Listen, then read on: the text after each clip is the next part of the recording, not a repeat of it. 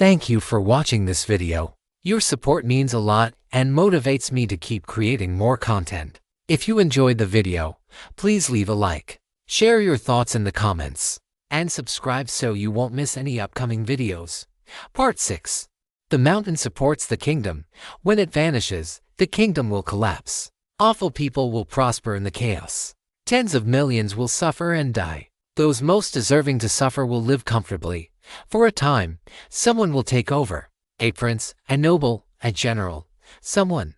They will be raised by scholars trained in pursuing human virtue and benevolence. Some of it will stick.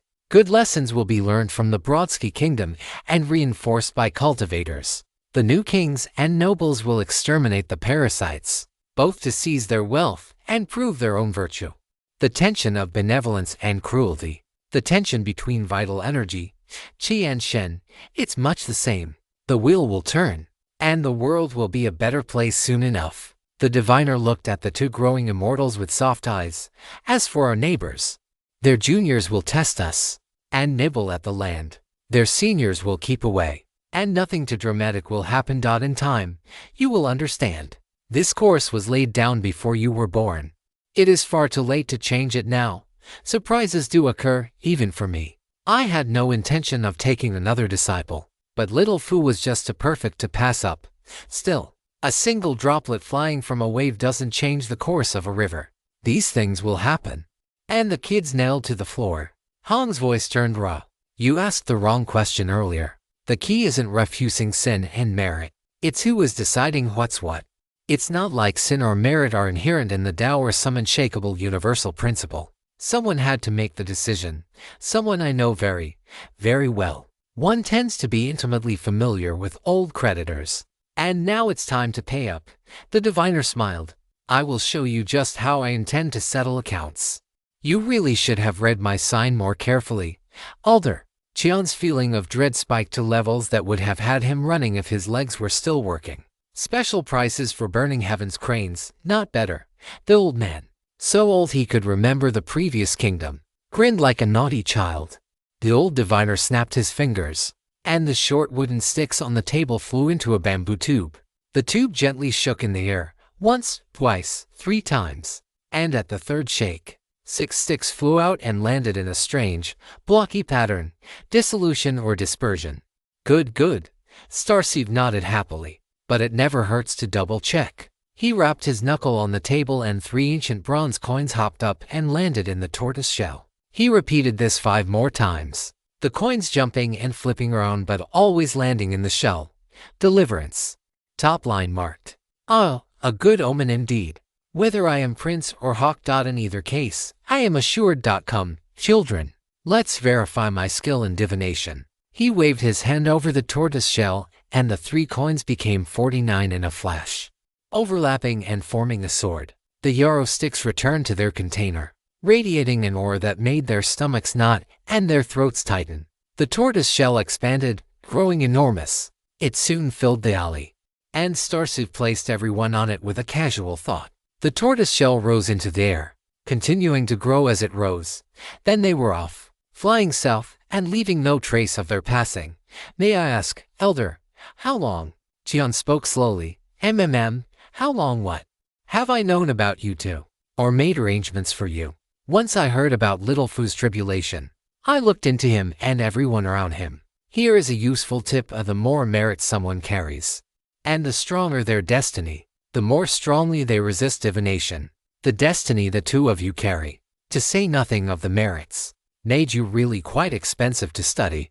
Starseed glanced down at Tian, and Tian had the sudden feeling of being seen by the entire starry sky. No wonder the elder had such tolerance. With the stars noticed the impudence of an ant, likewise. Be cautious when confronting words like destiny and fate. They are like rivers, some mighty, some barely more than a stream. You can learn to work with them, manage them, divert them, or be drowned by them. And while you might not be able to change the course of a mighty flood, can't you change your experience of it? One can travel both with and against the current, after all, if you are willing to pay the price. Starseed's eyes cooled as he looked over the kingdom, the mighty green river, a bare thread shining below them. Why cultivate immortality if you didn't intend to take some control of your life? I could split 20 miles of the Green River with a single slash of my sword before I was 50, never harming a single fish or human, never even raising a splash on the river banks. Still the river flows. The land was passing under them incomprehensibly fast. They must have been moving at a hellish pace, but not a single stir of air brushed their robes. The land dried out, turned brown. Then the reds and blacks of the Redstone Wastes took over. Quite an interesting place, the Redstone Wastes, and much misunderstood. It has so much to offer for those with open minds. Taoist Black Iron never cared. Like living next to a cow for its warmth, never knowing about milk. Starseed murmured. The tortoise shell sat down on a seemingly random stretch of basalt. You have my delivery. Oh. I noticed with some disappointment, not my snack, such as life and divination. Even the best is imperfect. Starseed extended his hand, and the enchanted iron rods they collected from Hartman's corpse flew out of Liren's ring and into the elders. Stay on the shell. When all is said and done, it will return you to ancient Crane Mountain and Little Fu and Jin treasure. Of course, the Jin family. That takes me back. Little Jung and Little Jin were thick as thieves, always scheming with the biggest smiles on their faces. Starseed laughed softly. Hey kids, want your fortunes told? Real Taoist magic. May I be struck by lightning if I tell a lie. Roll up, roll up, roll up and have heaven's secrets revealed. True love, lost treasure. The will of the ancestors made plain. All things can be found by coin or stick. Come, come, come and see. Come and see. Starseed slowly danced, waving his sword through the air, high and low. There was a charm there, something at the furthest edges of Chan's perception, but he knew it was the lightest brush of something far, far greater. What are you playing at, old fool? A black shape manifested in the sky above them, roughly human-shaped, roughly. The words were raspy and slow. I've come to read your fortune, yours, and many others. You are going to die. There's a future for you. The shape didn't sound particularly happy or sad about that. Double quotes. Yes, yes. At long last, at long last. I'm going to die today. The shape above still. It started to vanish, but the yarrow stalks went flying out of their container, swiftly forming an array. Starlight began shining through the darkening sky, pinning the shadow in the air. Do you really think you are strong enough to kill me? Even if you burned away your soul? Even if you spent every scrap of fortune and merit you accumulated? The black shape started twisting in the air, and from it emerged a hatchet-faced man, dressed in coarse black linen. He carried a heavy black knife, and little else. Starseed never paused his dance. Little scraps of paper, carrying strange hexagrams and pictures of animals, ghosts, monsters, demons, gods, the myriad wonders of creation, started fluttering down around him. More and more fell, giving the illusion of snow in the desert. Strong or weak, strong or weak. Aren't I both? Aren't we both? Black iron because you never bothered with polish, merely grinding your edge. The heretic's face didn't so much as twitch. He just lifted his heavy knife and chopped down. Tian couldn't put words to what he was feeling now. Too many strange pressures battered his senses, too many mysteries. Too much happening at levels he couldn't perceive. He just knew that even the shadow of that knife would split him into so many pieces. Not even the blood would be recognizable for what it was. The sword made of bronze coins intercepted it, seemingly by accident as Starseed danced around. Other than a gentle chime, there was no effect. Taoist Black Iron grunted in irritation. Let's see you do that. His words were cut off when the coin sword hacked down on seemingly empty space. Whatever was there, it was beyond Tian's ability to perceive. It made Black Iron jump back, though. The battle had been beyond his understanding from the beginning. Things, knives, talismans, strange shapes and beasts, manifested and vanished. Hallucinations, he supposed, his mind trying to interpret what was being pressed upon it. The tortoise shell was protecting them, that much was clear. But just the echoes of the battle were enough to near crush the two juniors. Tian had the uncanny feeling that the seniors' treasured weapons weren't even really weapons. They were proof of something, or at least evidence of it. What? Tian couldn't even imagine. Do you want to hear your fortune, Taoist Black Iron? My fortune is what I make of it. Your disgusting tricks are meaningless here, Starseed. There is only the truth of a naked blade. Your fortune is what you make of it. What good words. And quite true. Let me show you. Starseed waved his coin sword, and the world turned. Tian couldn't understand it any other way. It was as though the elder was a pivot, and heaven and earth were evolving around him. Black Iron hacked out desperately with his heavy knife, then paused, then hacked again. What did you do? Answer me, you old fraud. Just what the hell did you do? Me? Nothing. Well, almost nothing. Your fortune is what you make of it, after all. And do you know what I make of it? The sometimes kindly, sometimes manic elder was gone. In his place was something dreadful, a true old monster. One that had stopped giving a damn about anything at all thousands of years ago. I'm making dinner. Starseed spoke with quiet venom. The spinning discs of heaven and earth compressed, squeezing out something. Tian knew he was hallucinating. He knew what he was seeing couldn't possibly be real, or the whole world would be torn apart. But before his eyes, heaven and earth ground together and squeezed the redstone wastes until they bled. Sin flames, burning black and red met echoes of golden merit. The bloated, black fortune dragon of Blackstone Gorge was forced into visibility. Wrapped around the frantically chopping Taoist Blackstone, the bleeding, battered, golden fortune dragon of the Brodsky Kingdom swam anxiously around Starseed. I really must thank you for all your hard work these last few thousand years. Black Iron, developing those fortune-piercing needles must have cost you dearly. Bit hard on the mortal kids. But that's just how it goes, I suppose. The black dragon launched itself at the golden dragon, knocking it down and ripping scales off it. Golden blood flew through the air. What the hell are you talking about? Fate and fortune, merit and sin. At least I knew I was running up a debt. You really thought you were stealing something. Let me show you what real theft looks like. The old diviner slapped his hands together, collapsing his coin sword into seeming nothingness. His tube of sticks flew up and shook one, twice, thrice, and 49 stalks flew out, through some impossible arrangement. They aligned themselves with the stars, forming a vast formation. And the wheels kept turning, kept grinding, kept squeezing out whatever it was from the cold earth, from the twisting heavens. 8 iron spikes silently emerged and pinned Black Iron in place, fixed between the millstones of heaven and earth. Starseed, the monster that created Black Iron Gorge, didn't roar. He screamed. There was a twist in space, a feeling of something becoming inverted without movement. The golden dragon turned in the air, slipping out of the black dragon's clutches. It rose like a serpent and struck. The golden dragon bit the black dragon's neck, and with a convulsive move, tore its head off. Things got very choppy after that. Tian had flashes of consciousness. He remembered lights, hundreds of pillars of light, rising into the night sky. He was on the tortoise shell, high up, but the lights still went higher. Black Iron consumed by something, sin flame and something else. Things he didn't have words for. One fate dragon eating another, then burrowing into Starseed's chest. At some point, he thought the dragon had burrowed through him, and Illyrian. At some point, he thought he was flying through the air, and hundreds of people were flying with him, all headed towards ancient Crane Mountain. He was standing on a path, looking up over a river plain. Starseed was in the air, high up, but he could see him. The stars twisted once more, and Starseed came apart, the ancient falling into innumerable pieces.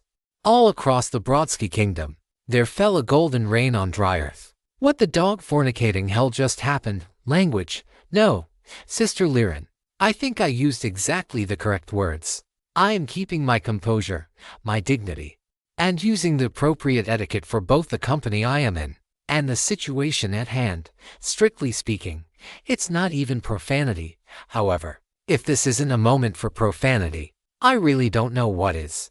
I am morally and logically correct in my choice of words. TSK. The young dragon Tian Ziho, reduced to barbarous language by Amir. Go on. Really. Go on. Amir, what? Tell me. I want to know. Yeah, I have no idea what the dog fornicating hell just happened. Glad we lived though. Shrugged, her eyes wide and wild, her lips pulled back into the fakest grin Tian had ever seen. I think live is the minimum reasonable expectation. Tian's fingers looked like they were throttling an invisible throat.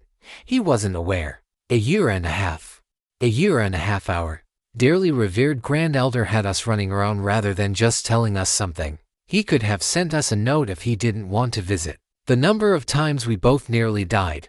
Also, he could have an audience while he killed someone then committed suicide. If that's what really happened. Although that does seem like, again, the bare minimum we could expect given the whole mass murder on an unprecedented scale. Han was tapping her spear on the ground in a way that suggested she was visualizing stabbing. Though I am sure that isn't all that happened. Here is a head-scratcher for you. Was it mass murder? If he mostly sat around and deliberately did nothing, can it be murder? Or do you have to act? Counter-argument. Can a failure to act be murder? Do you have a responsibility to act? Lyra nodded thoughtfully. I don't give a damn what the law says. The most powerful diviner in the nation, older than the nation, commanding the most powerful military force in the nation, who helped create the nation and raise up thousands of cultivators, damn well does have a responsibility to his creation. I am not interested in entertaining any defense of that. There was a drifting silence. Can't think of a strong enough swear. It's a tough one. On a completely related point, where are we? Dunno. Han shrugged. On a mountain. Her guess was reasonable, given that on the other side of the road was 3 feet of grassy verge. Then a not quite vertical drop several hundred feet down. You would have a lovely view as you fell. The mountain seemed to be lush with green bushes and sweet-smelling bamboo. Cheon thought he could smell pine and cedar somewhere. Perhaps there was a forest beyond the drifting, faintly iridescent mists above or below. There was a remarkable amount of mist, given the patches of achingly blue sky that slipped through now and again. Cheon took a deep breath. The air was humid, but not choking. Cool, but not cold. There was a sweetness to it that refreshed body and mind, wherever they were. It was a good place. Cheon inhaled deeply, then started his cultivation running. He coughed. He had managed to choke on fresh air. Brother, the chi. It's really dense here. Not quite at the level of the Six Turns caverns, but higher than anywhere I've been outside of it. It feels less chaotic too, purer, if that makes sense. Lyra nodded slowly. She looked around again, her mouth slowly opening, her eyes widening. I know where we are. Or, I have a really good guess. Ancient Crane Mountain. I think he delivered us to Ancient Crane Mountain. Cheon shook his head. He expected to be here one day. This was a bit soon. He looked around. The road snaked upwards and downwards, quickly being lost in the folds of the mountain, a mountain that, from what he recalled, took even cultivators a week or more to circle on foot, and was so tall, the peak couldn't be seen from the ground. Guess we find out what we can hunt and forage out here, because I don't like our chances of finding anyone. Cheon laughed softly. Maybe we just need to cross our fingers and pray some core disciple comes rushing out, furious that we are trespassing. They paused to admire the birds flying through the sky below them. Cheon glanced over at the crane. She looked a little intimidated. Not ordinary birds. You will have to do the finger crossing, of course, Cheon added. Me? Why me? You cross your fingers. They're all weird and noodly. You will be great at it. Han shoved the job back at him. You have 3 more fingers than me, and can't bear to cross 4 of them. Of all the wretchedly infilial behavior. The two started bickering and walking uphill. The crane, who was used to it, walked beside them. Cheon could tell it was unsettled, and wanted to stay close. The road was steep, and each step was draining. This was balanced by the sweet air, revitalizing their vital energy with every breath. Just living here made you healthier. Cheon hopped a little, then did it again. Then a third time. Is it just me? Or is the ground pulling on us harder than it should? Han gave a little jump.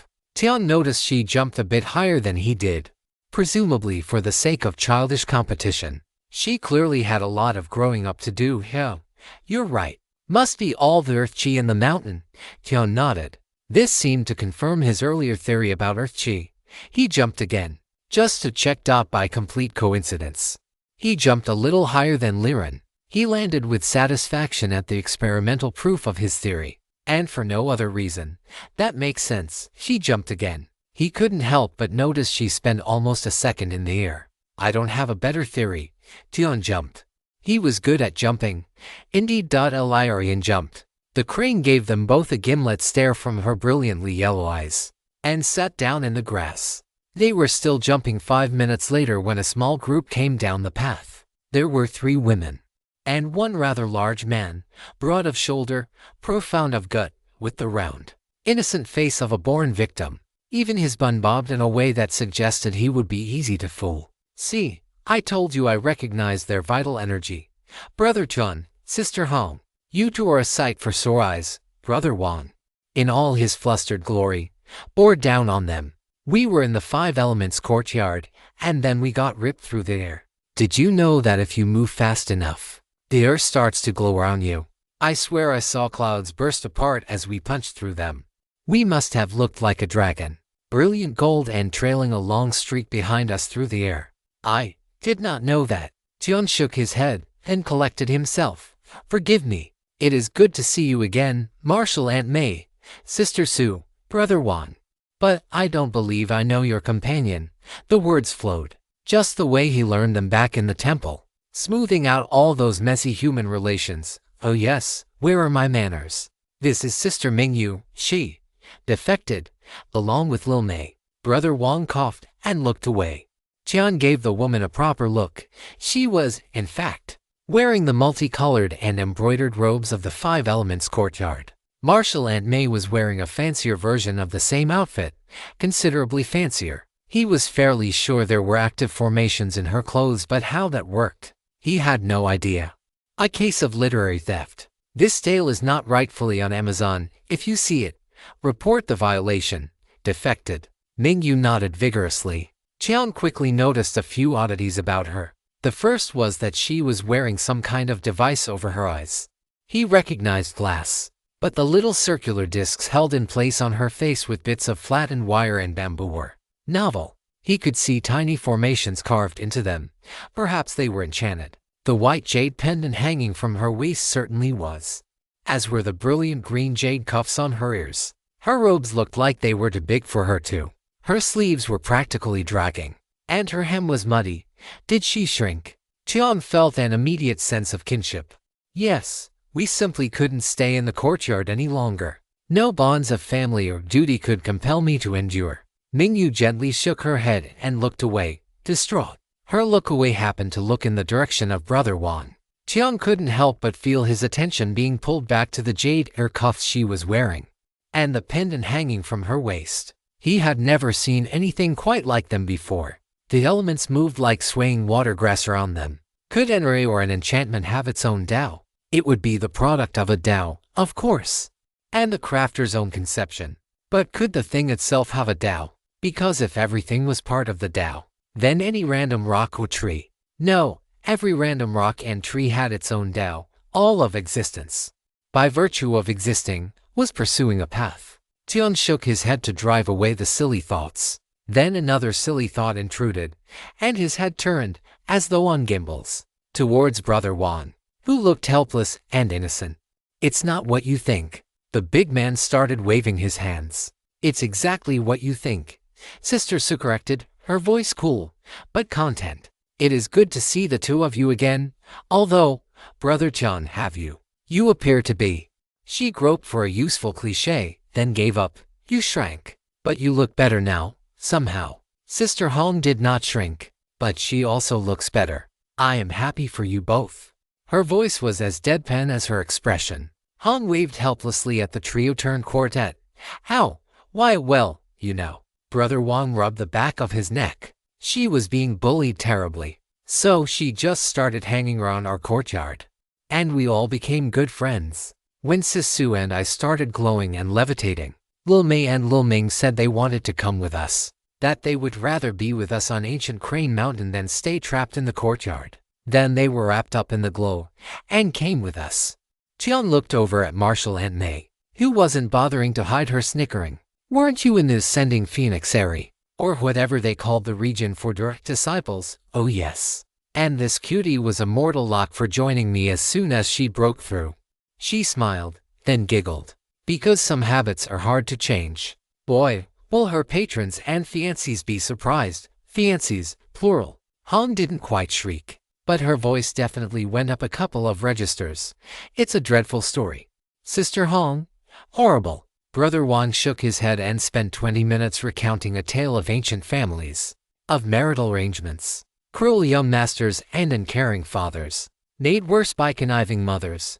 There was tragedy, betrayal, more tragedy, more betrayal, and at the very end, A single place of peace and contentment. The courtyard of one hapless brother Wang and the brilliant, beautiful Su and Mei. Also, unrelated. Ming's fiancés were now financially ruined, morally compromised, and their Dao hearts cruelly wounded. Their parents jointly went to explore a cave grotto and weren't expected back for at least 50 years.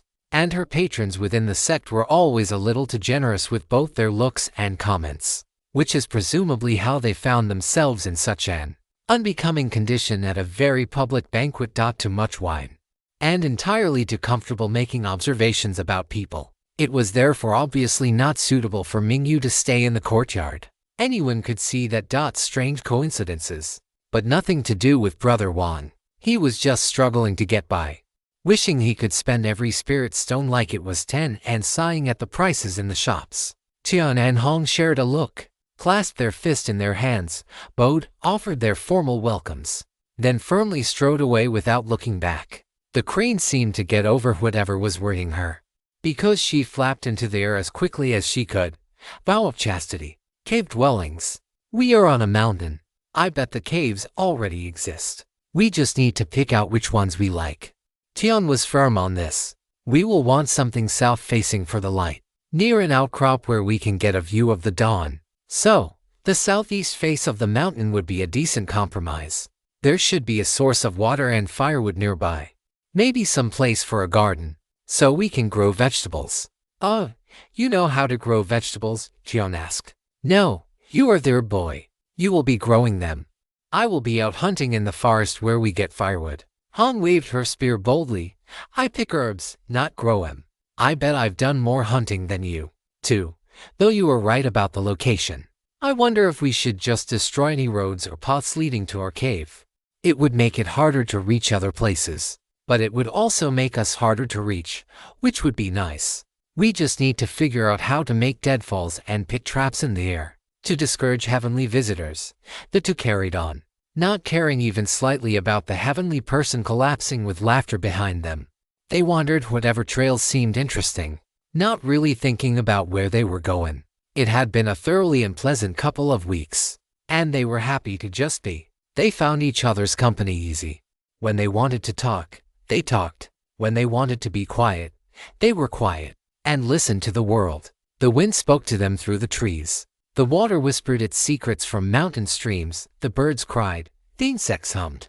And the world turned without them. That seemed important. The world turned. They didn't cause it. They couldn't stop it. It just was. Days slipped past. They hardly noticed. There was so much happening, and they couldn't stop it. They just knew it was going on. Even Tian, for all his complaints of being too yin, felt the urgent need to do something, to make the bad things not happen, or not have happened, or something, anything. But they couldn't. Who knew better than them the scope of what was happening? Who knew more of the whys behind the whats? One day, the crane landed on a rock in front of them and gave them a worried look. It shared a memory of flying out, far, far from the mountainside and coming to a halt. Something gently turned her around. Every time she flew past a certain point, she found herself flying back towards the mountain again. A formation. The whole mountain is locked into a formation. Starseed did say that. As far as the rest of the world would be concerned, the mountain would no longer exist. Han had stopped attaching honorifics to the elder's name. Tian couldn't quite bring himself to match her, but he slipped up occasionally. He rounded up all the good ones, all the reformers and the people with merit. What do you want to bet? An awful lot of the inner court is on the other side of that barrier. The monastery proper too. Can't convince me that they are all good people. Han nodded, looking blankly into a stream racing through the valley they were sitting in. Nature filled the silence with its voice. My family is on the other side of the barrier. Why would Starseed save them? They don't have any particular merit. Just the opposite, really. Tens of millions of mortals will die. And my parents are already in a dangerous place. Tian nodded. The Long family is probably dead, though. Han kept her eyes fixed on the river. Maybe not. Remember what Starseed said. The worst people will thrive in the chaos. For a time. She silently laughed at that. Brother Tian. All we have is now. Tian laughed with her. It was a teaching of the sect. The past is a memory, and the future is a dream. We can only exist in the present moment.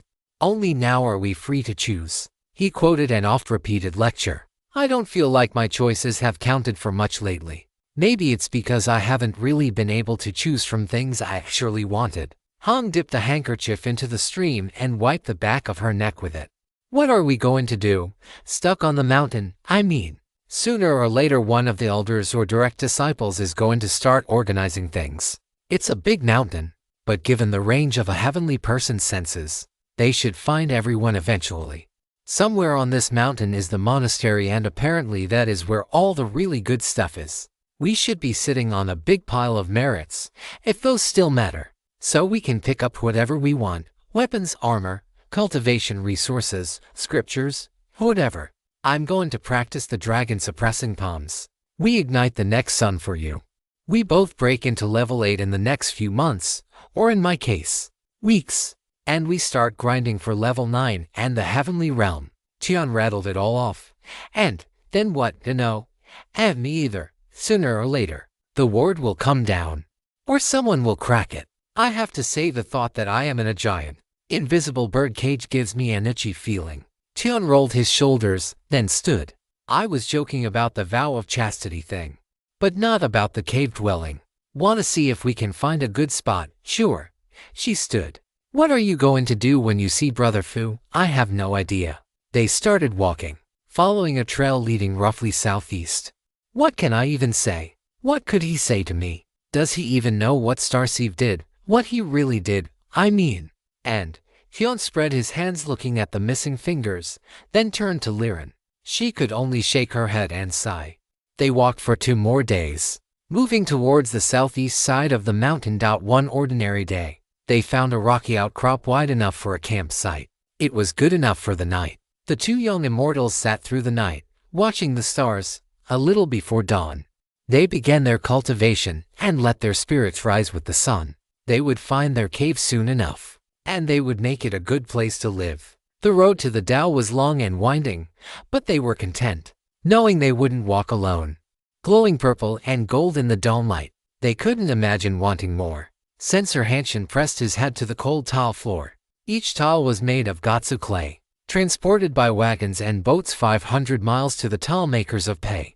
There they were fired in kilns so hot, they couldn't be opened for a week afterward. The tiles were glazed with crushed semi-precious stones, powdered metals, and colored sands, and refired. The final result was layers of red, gold, and lapis, shimmering gently in the light. How the colors shifted through the course of the day, or with the movement of the oil lamps, was the subject of numerous poems, though none dared to try and paint them. Sensor Hanshin felt no shame, genuflecting and pressing his head to the floor. Why should he? It was his honor to be in the presence of the Son of Heaven, and his fortune to be able to make his report in person. The man behind the beaded curtain gently lowered the memorial to the desk in front of him. Pageantry, the courtiers knew. He had read the memorial the night before, and quickly reviewed it before holding court today. It was his usual custom. The memorial reached him through an uncustomary path, but having the author delivered by immortals in a flying barge directly into the Forbidden City was reason enough to expedite the process.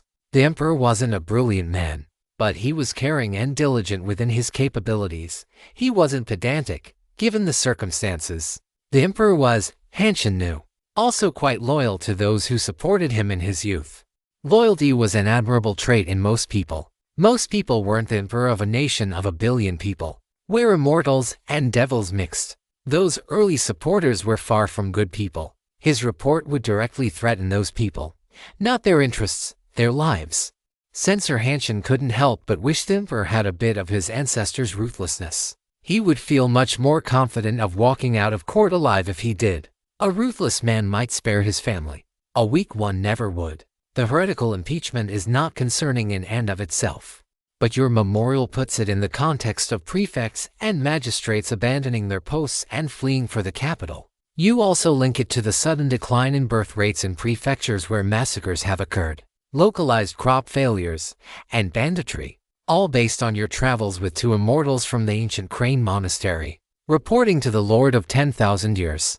Your slave had observed the trend in Bluestone County for more than a year, and has submitted memorials recording his observations. It was his travels with immortals that confirmed his observations and provided new information. "Rebuke the sons of bitches buying salt and selling lives," he said. "You believe the salt trade may be somehow connected to the heretical rebels."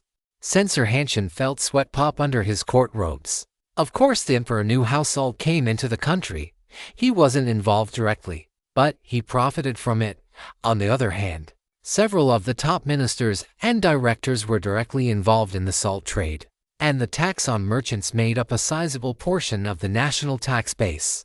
Reporting to His Majesty, the immortals certainly do. Your slave lacks the wisdom to understand the complete truth. That got a silent snort from the whole court, simply by mentioning it in his memorial. Censor Hanshin was slapping dozens of faces a mere 6th rank lower division official shouldn't dare to even look at, let alone touch. But that wasn't the worst of it. The worst of it was that he made the salt trade, and its infinite corruption, official business. So long as no one said anything, every eye was blind to it.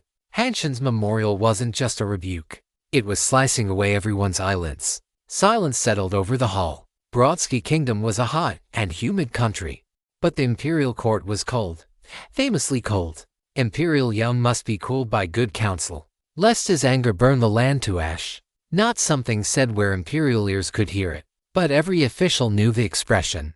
Most agreed with the sentiment too. It made royal initiative so much easier to manage and direct to productive ends. A finger tipped with a long golden sheath tapped the little desk by his side. They honored the immortal beseeching token, reporting to the emperor. They did. What did they demand for their assistance? Your report makes no mention of it. Reporting to the emperor, they demanded. And I offered nothing. It was clear from the moment I met them that there was nothing I could offer that they wanted. They traveled in a fishing boat they dredged from the bottom of the river and patched with green timber, rowing with their own hands from sunrise to sunset. Not because they lacked gold or other means, they simply enjoyed it. The censor let the image fix itself in the minds of the court before continuing. Immortal Tian and Immortal Han were as comfortable in lined linen as heavenly silk, and would rather toast with water than wine. They found the actions of heretical cultivators and bandits intolerable. So they killed them with all the fuss of a gardener weeding. Since they were headed towards the great mountain anyway, they condescended to take your slave with them. They asked for no favors and demanded no promises. All they kept was the token. That did cause an audible stir, which triggered a secondary, silent one. The court rules were exceedingly strict. There would be punishments, official and otherwise. Flying out after court closed today. Hansen understood it perfectly, however. This wasn't how the court worked. It wasn't how anything worked. There was always an exchange, always a price.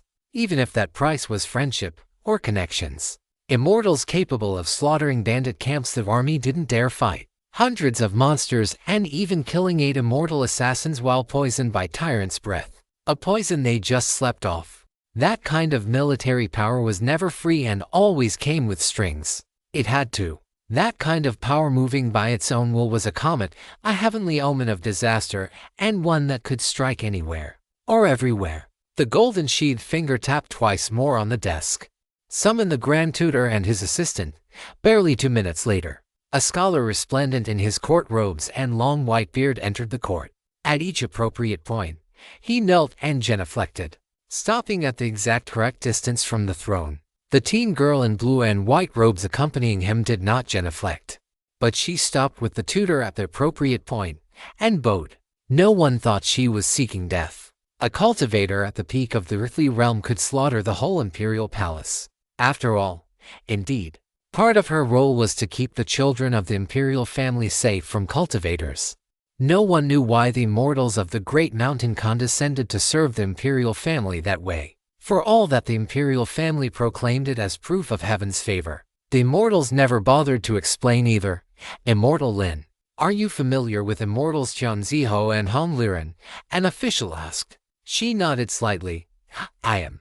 Support creative writers by reading their stories on Royal Road, not stolen versions. Can their statements be relied on? Brother Qian has an odd perspective on things sometimes, but he is exceedingly honest. Sister Han is more measured in her words, but likewise despises dishonesty.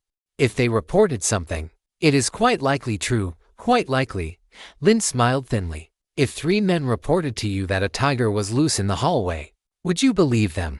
The official rolled his eyes and did not deign to answer. 3 men can make a tiger from empty air. It wouldn't make you a liar if you passed on the report to another. You would simply be wrong. May I ask what has brought my sect siblings to the court's attention? The memorial was passed to her, Tian's declaration subtly indicated. She glanced at it and nodded slightly. It seems he was quite upset with your censor. I have seen him show greater courtesy when beating someone like a dog in front of their entire sect. In neither circumstance, however, was he lying, nor was he mistaken. She neatly folded his hands in front of her. In this specific case, I know the facts on which he bases that declaration. I endorse it word for word. The throne room was pin-drop silent. Hanshin thought he could smell the fear. This would end in blood. It had to end in blood. But whose? How many heads had to tumble to appease the immortals? Never mind the question of whether anyone's actions were actually responsible for the calamities befalling the kingdom. Before anyone makes any hasty declarations about the accuracy of his or my assessment, I would also add that Brother Tian's father is the same generation as the current sect master of the ancient Crane Monastery. And indeed, his father and the sect master share the same master. Sister Hong's background isn't quite so fierce, but both her grandmother and martial aunt are in the heavenly realm, and it is virtually certain that both of my sect siblings will ascend to that level within the next decade. My own background is not less than the two of theirs. He personally, as well as numerous brothers and sisters, investigated the salt trade. This included performing audits of official records, interrogating border soldiers, seizing shipments of smuggled salt. Essentially every step of the production chain, from the selling of slaves within the kingdom to the smuggled salt, right through to when the money lands in the treasury or private accounts. We know whereof we speak. She smiled thinly. There was always noise in the imperial palace. The Forbidden City was a vast machine of people and architecture, constantly in motion. Mortals using mortal ingenuity to solve the myriad matters of the mortal world. That humming human machine was momentarily silenced by a single woman reminding them that there were mountains beyond mountains, and people above people. 3 men make a tiger. 3 immortals make a crisis. Salt has gone from necessity to poison to our nation. What should be done? Then, the emperor asked. Immortal Lin clasped her hands and bowed slightly. Merchants, like cattle, are valuable and useful up to a point, and not beyond that. When cattle grow to fat, they become unhealthy. Looking directly at the throne, in a voice that froze the blood of the entire room, she declared, slaughter the cattle and feed your people. Use its leather for armor and its tendons for bowstrings. Combat the present crisis with the entirety of your might, sparing none, least of all those in the capital. Such an action will garner much legitimacy and merit in the eyes of the people. The fatty morsel snatched from the tiger's mouth by the dragon's claw. While your blade sweeps outward, let your blade sweep inward as well. The civil service must be purged ruthlessly and terminally. Many fat calves rot away within it, sickening the rest. No true healing is possible while the sources of sickness remain. This time the stir was considerably louder. Censor Henshin's back was completely soaked, and he wondered if he was leaving a dent in the tiles with how hard his head was pressed to the ground. It is what the ancient Crane Monastery is doing, not without resistance, but it's happening. The descendants of immortals are finding their ancestors' blades particularly cold.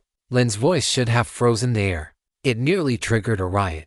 The hand of the Son of Heaven rose. Enough. There was enough strength in his voice to silence the room.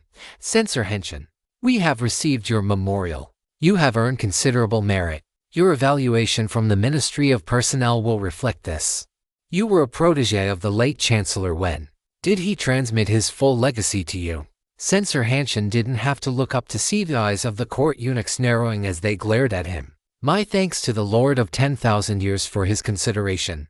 Chancellor Wen honored me with his complete teachings. The emperor knew. Of course he knew. How else could one of his palace attendants, a Wickham rising star, find himself banished to the edges of the empire as a mere 6th-rank lower division bureaucrat if it wasn't for palace politics? The legacy of Chancellor Wen wasn't as simple as connections or a few books. It was power. Martial power, suitable for those who would never leave a lineage of blood. How could others not envy it? How could they not scheme to acquire it by any means necessary? and the eunuchs had never considered any methods beneath them. The emperor snorted softly and opened his mouth to speak again, but was cut off. A golden dragon smashed through the roof of the hall, 5 claws flashing on each paw, long whiskers flying. The dragon's cry shook every heart that heard it. Before any could understand what they were seeing, the dragon swam through the air, diving through the censer, ripping apart his robes and branding his flesh like a twisting river. The dragon turned through the air and wrapped her own immortal in before heading upwards again. The immortal was carried up into the heavens by the dragon, ripping a second hole in the roof. There was panic in the throne room, only quelled by the order of the emperor, and then by the harsh blows of his throne-defending guards. Their steel gauntlets were painted imperial vermilion. Censor Hanshin, under the circumstances, this throne will exempt you from punishment for breach of court decorum and wearing our dragon. The emperor's voice was commendably steady, even holding a trace of humor. We will, however, burden you with a new task. Your slave is ready to receive the order and obey. His back was burning, freezing in the hall air and burning. Something was branded on him, a dragon. The emperor looked down on the eunuch, noting the muscular back that had been hidden under a scholar's robes, vividly remembering the stories passed down through the imperial family of the cruelty and ruthlessness of the eunuchs when they managed to hold power. It was always whispered well away from eavesdropping servants, and came with repeated warnings about grasping a blade with 2 edges and a very, very short handle. Until now, it was a blade he had been content to leave in its sheath. You will bear our token and go forth from this place. Purge our civil service. All who you require are at your disposal. My brocade guard shall assist you. For all those below the rank of vice director, I give you permission to execute first and report after. Better 100 innocents should die than a single sinner escapes judgment. However, you must be meticulous. Your actions will be scrutinized by this throne personally. All seized sums and properties must be carefully accounted for and submitted to the treasury. As you do so, you will provide names and charges to our guard. The merchants shall be directly taken in by us, as will their wealth. The military is not to be touched. Brush and blade shall not cross. Fear this command, and tremblingly obey. There was a gasp of horror. Such an order hadn't been given since the evil days of Empress Shu. And to a mere 6th rank lower division censor, ministers stood, ready to protest. The chief censor stared them down, a slight smile on his face. He, too, had been a disciple of Chancellor Wen. That fact hadn't been very important until just now. After all, he couldn't receive the true legacy. He merely inherited the money, treasures, education, training, and patronage network. At their level, who hadn't inherited such an estate? Your slave obeys. The Son of Heaven stood from his throne, looking out through the roof of the palace at the sudden twisting chaos of the stars. He wasn't a particularly intelligent man, nor was he as ruthless as his ancestors.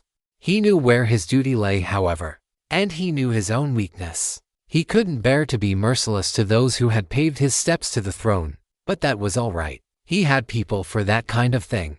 Imperial eyes glanced at the genuflecting censor, once more admiring the strong muscles corded across his servant's pale back, bearing the burning gold of an imperial dragon. It suited him, the emperor decided. The censor had always been the emperor's blade within the civil service, one he had hesitated to swing before. The heavens are rent asunder. Chaos descends on the land. We have squandered our fortune and dissipated our merits. So be it. We shall descend into hell and resolve our sins. Then, when we are unburdened, we shall rise again. To that end, we need our own judge, and we command it to show us the benevolence and righteousness of the King of Hell. They were hard women, faces weathered by the sun and the cold air of the iron hills. No few of the faces wore bruises, some from rushing through the old mines as they fled their homes, others from the hands of their husbands, brothers, and fathers. The men of the Iron Gang militia were required to cultivate. The women were forbidden to, on pain of extremely public death. It never made sense, but then, it didn't have to. The one with the biggest fist had the biggest say. The chiefs wanted it this way, so that was that. It was still better than being in the mining villages. The mining villages that still survived had turned into cauldrons of suffering. The mine owners had gone mad, turning peasants into slaves and their guards into bandit gangs. The prefects had never been worth a damn, and the magistrates were worse. From the perspective of the woman, the main difference was they got more food in the militia and more safety from raids. It's not like they had any choice about where they lived or who they married or what families they were born in. It was just something to comfort yourself with. You might be suffering, but others are suffering worse. So, really, did you have it so bad? Until the cultivator came. It wasn't an army or a great host of immortals descending. Some of the women had seen him from a distance, a child, barely into his teens, going by his height and slender build, white as a crane feather, with his hair scattered across his shoulders. He was looking for something. That's what they told each other. He was looking for something and didn't like the answer. So he attacked. One boy attacked the strongest army. The women knew. It was a slaughter. Women who thought they knew the difference between people, thought they understood what true power looked like, learned differently. The true immortal was a 13-year-old boy, and none of the gods and devils of their little village could stand against him. Nobody had wanted to come back to the base. The rule was you made your way to the rendezvous point through the tunnels and hid for a week. You would be collected by the end of the week, and if you weren't, scatter and run. Because the army had come and would execute everyone remotely related to the bandits. Except there was no army, and nobody came after a week had passed. Not a single person. The women knew the men in their lives. They weren't the sort to fight to the death. If no one came, then they were all dead or running as far as they could. The food, millet that hadn't quite gone off, mung beans, barley, nothing so fine as rice, ran out. The water was running out too. They stank. The hidden refuge, carved into a hill, stank as the accumulated waste piled up in the room they decided would be the latrine. The militia had remembered food, and water, and even blankets, but not sanitation. No one was coming, so the women had to choose. Try to find a village to take them in, or flee the hills entirely. It didn't take a lot of discussion. There was nothing good in these hills. There might not be anything good outside of them either, but they knew exactly the hell waiting for them in the valleys. So they went to the only place they knew had food, the base. And if the madman was still there, then they would run, or beg. What else could the powerless do? Standing over the bodies of almost every man they had ever met, they had to redefine the word powerless. Is that old Ironfoot? Why has he got Big Smelly's saber through his neck? To know. Someone needs to explain to me how Big Smelly can be decapitated by a shield first. Little Hoa, did you find any footprints? Oh yeah. The teen came jogging over, looking sick. Yeah, I found plenty. Then threw up. Now I'm back and want to throw up again. Fuck. Oh, stop whining. What did you find? Something was waiting for the ones who ran. Some kind of animal. They were torn apart by claws, their guts scattered everywhere, heads and chests stabbed clean through. Little Hoa looked like she wanted to throw up again. I guess we know why nobody came for us. The ones who fought here died to the madman or each other, and the ones who ran were torn apart by beasts. It must have been curse magic. He looked like a madman, they say. So, he must have used a curse to drive everyone mad, make them turn on each other and fight each other. This from a woman kneeling on the blood-soaked ground, cradling the head of a man whose chest had a palm-wide dent over his heart, deep enough to use as a soup bowl. She thoughtlessly wiped the hair off his forehead. It had been a week, and the bodies were stinking. She didn't seem to mind. Everyone was scared, and exhausted, and hungry. After a week in the reeking dark, their emotions seemed distant, and thinking was hard. Anyone searched the manor. Everyone. Good news. A woman came running out of the stockade. Food. The madman and the beasts left the food, and the wine. They left the tents and camping supplies and the weapons. Really? They couldn't believe it. Are they poisoned? Doesn't smell like it. And really? Would they bother? That question was met with more silence. Well, did they take anything? How should I know? The chiefs are in their and fucking pieces. Grand strategist looks like he was tortured before he died. Good. Sit bastard. I remember what he did to Little Ling and Little Bai. And I know there were more. That met with general nods and some loud sniggering about needing a new latrine. The chiefs have been stripped. The bookshelves are empty and all the storage chests have been cracked open. I didn't find any silver or treasures, but I did find a caved-in staircase. And I think you need to see it. The woman led a score of the survivors into the stockade. Most of them split off to do their own searching. But a few followed the scout to the stairs. See what?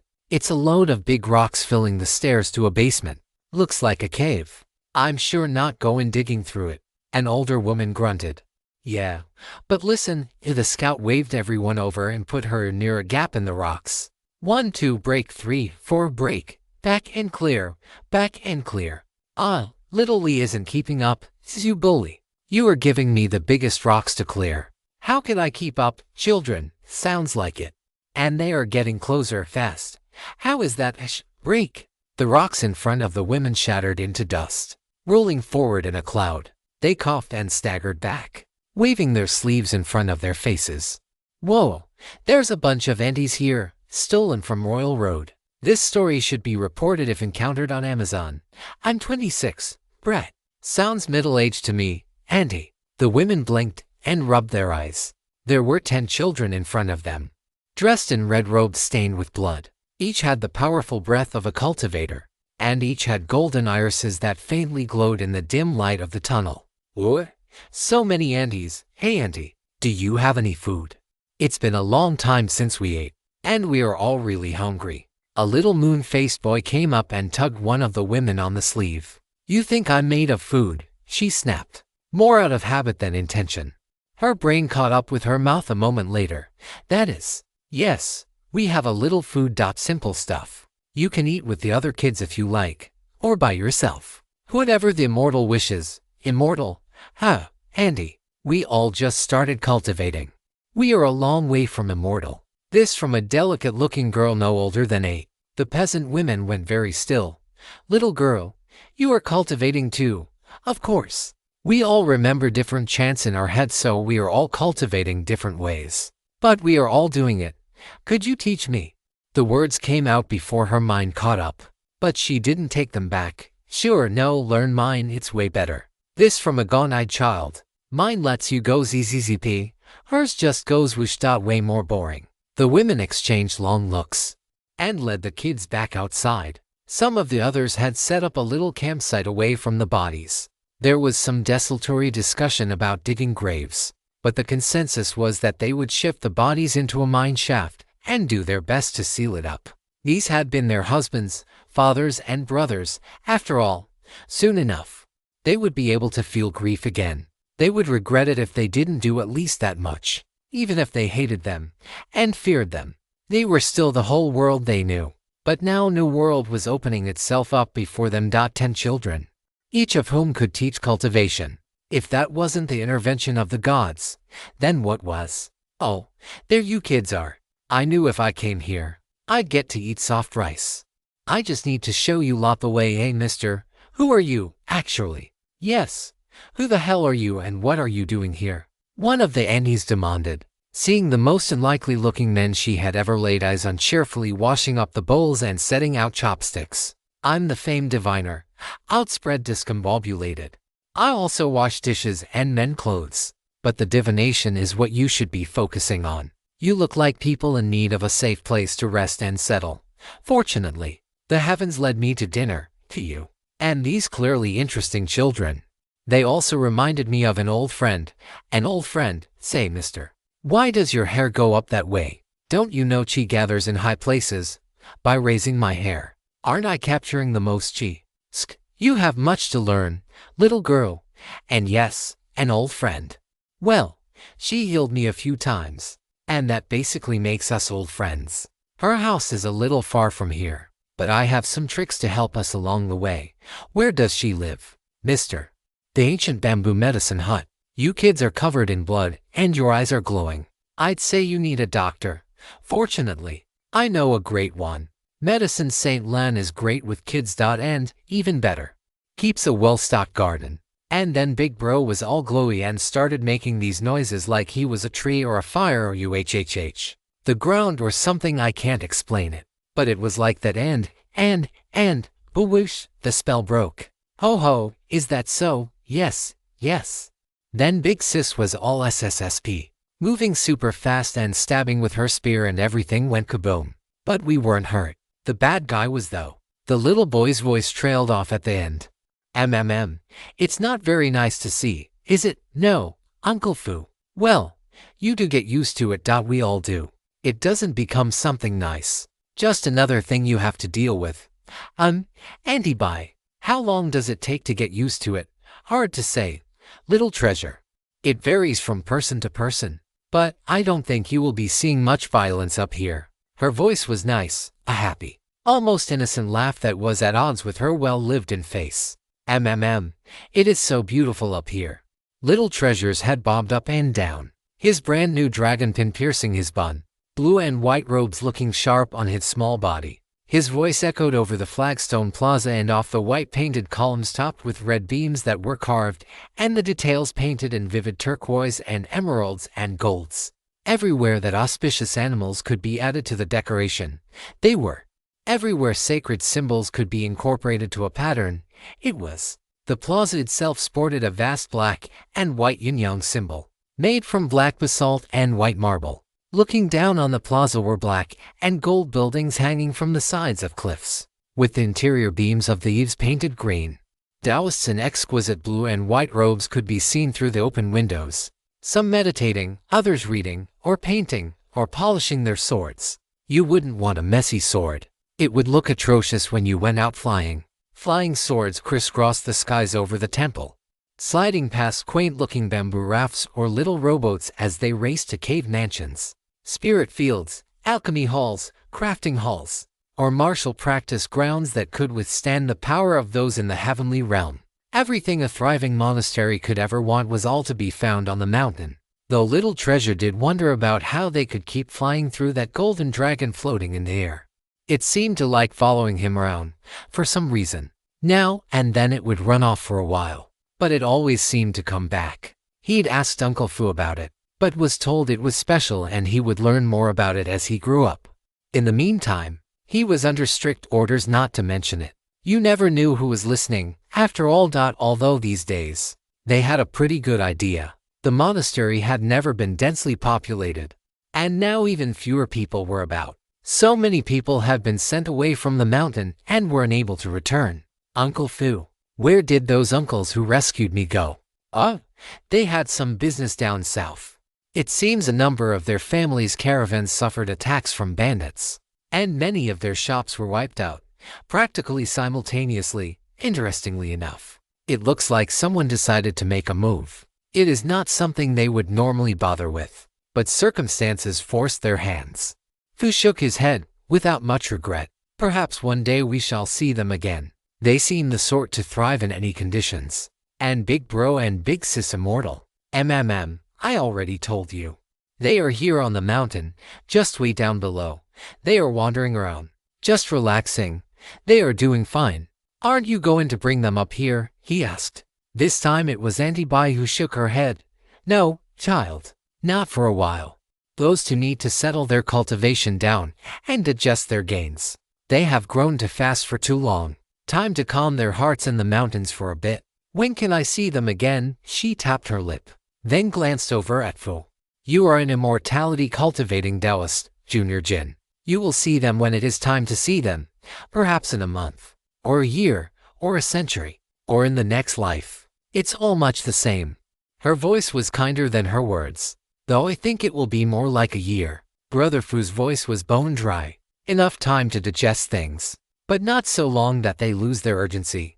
And besides, you will be visiting them as soon as they pick out a cave to shack up in. Don't act like you haven't been fussing over teas and snacks for a month now. Bai's spirit sense tickled the inside of Fu's ears. Fuss? Since when did I fuss? With which eye did you see me fussing? Aya, my son is right. Brain damage is contagious and that hooligan home girl has infected you.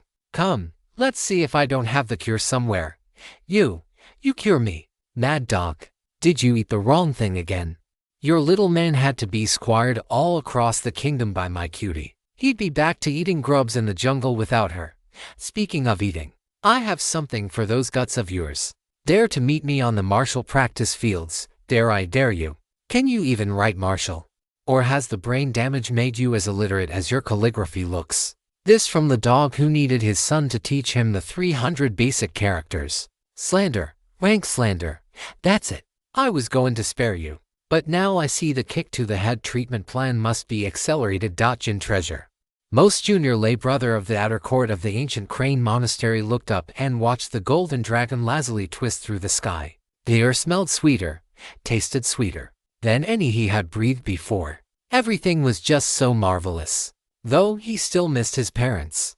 But it was best if he didn't think about them, or his heart would hurt again. So, he watched the golden dragon and the immortals on their flying sword and lost himself in the wonder of his new life. Not hearing his saintly-looking seniors carrying on the second century of their bickering. The two were looking forward to many more centuries of bickering to come. A slim white hand gently guided a heavy fist off to one side, following the axe blow chasing behind it.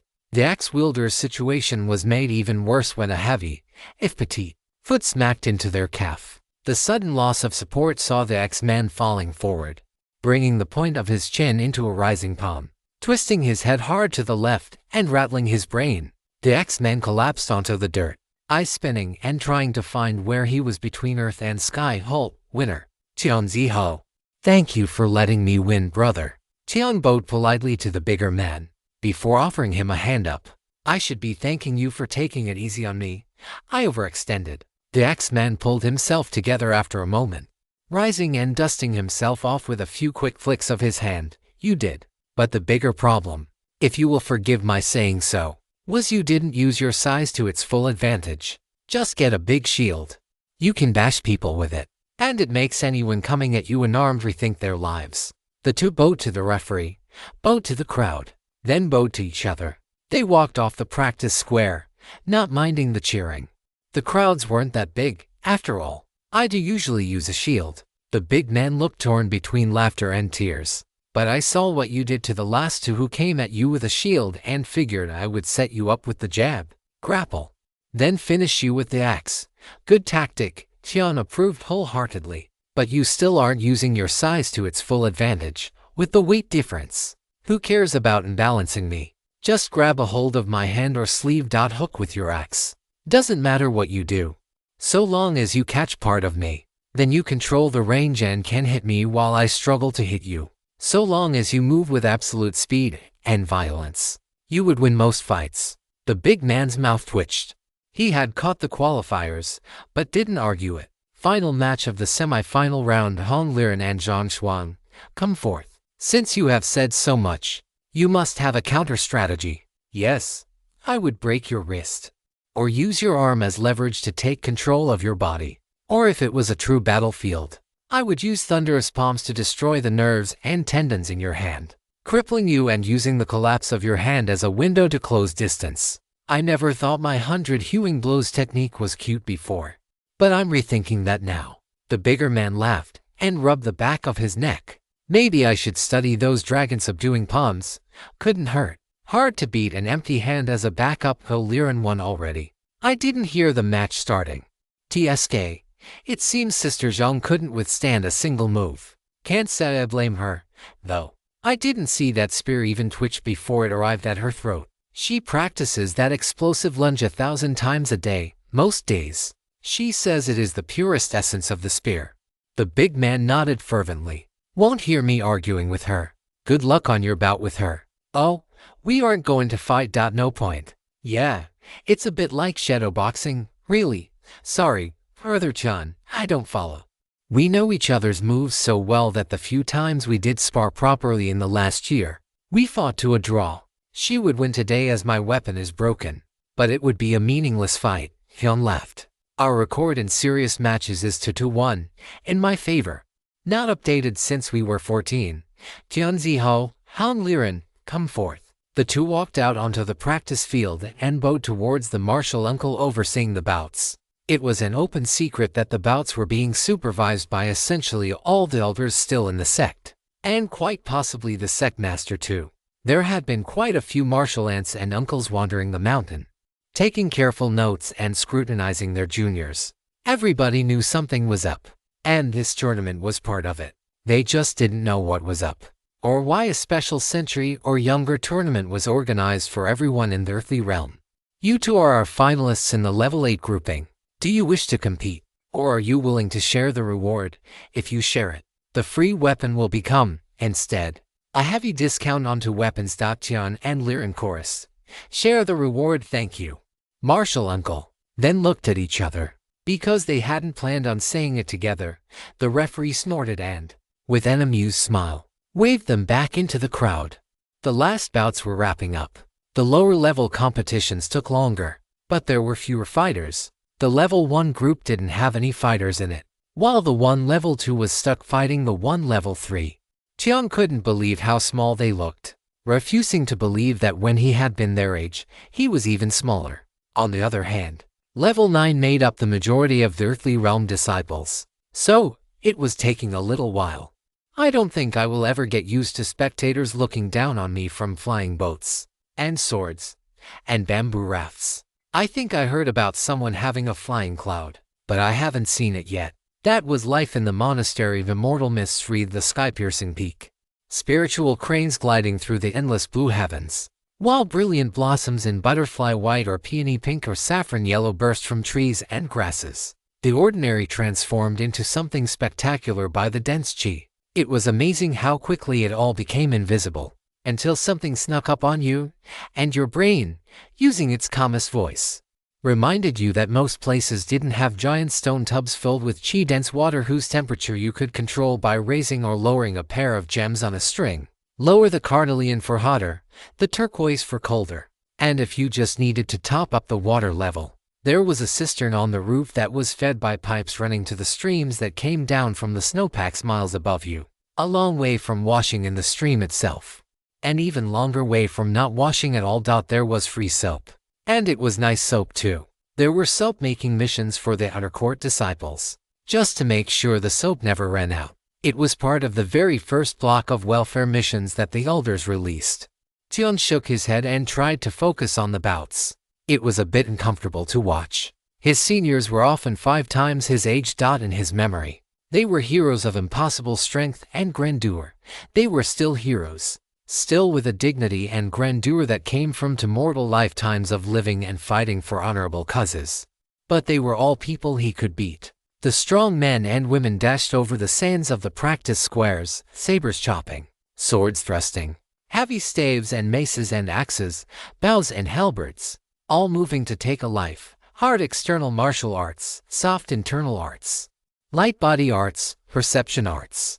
Even more esoteric skills that imbued a blade with crackles of lightning or stretched a spear like a reaching tree branch, or let one boxer land feather light on the tip of his opponent's sword and kick the swordsman in the face so hard the gallant swordsman flew back 3 yards.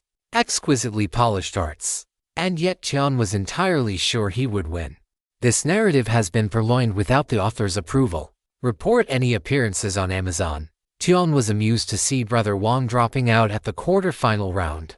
Well, not dropping out exactly. He very convincingly lost to a heroic young man with a halberd.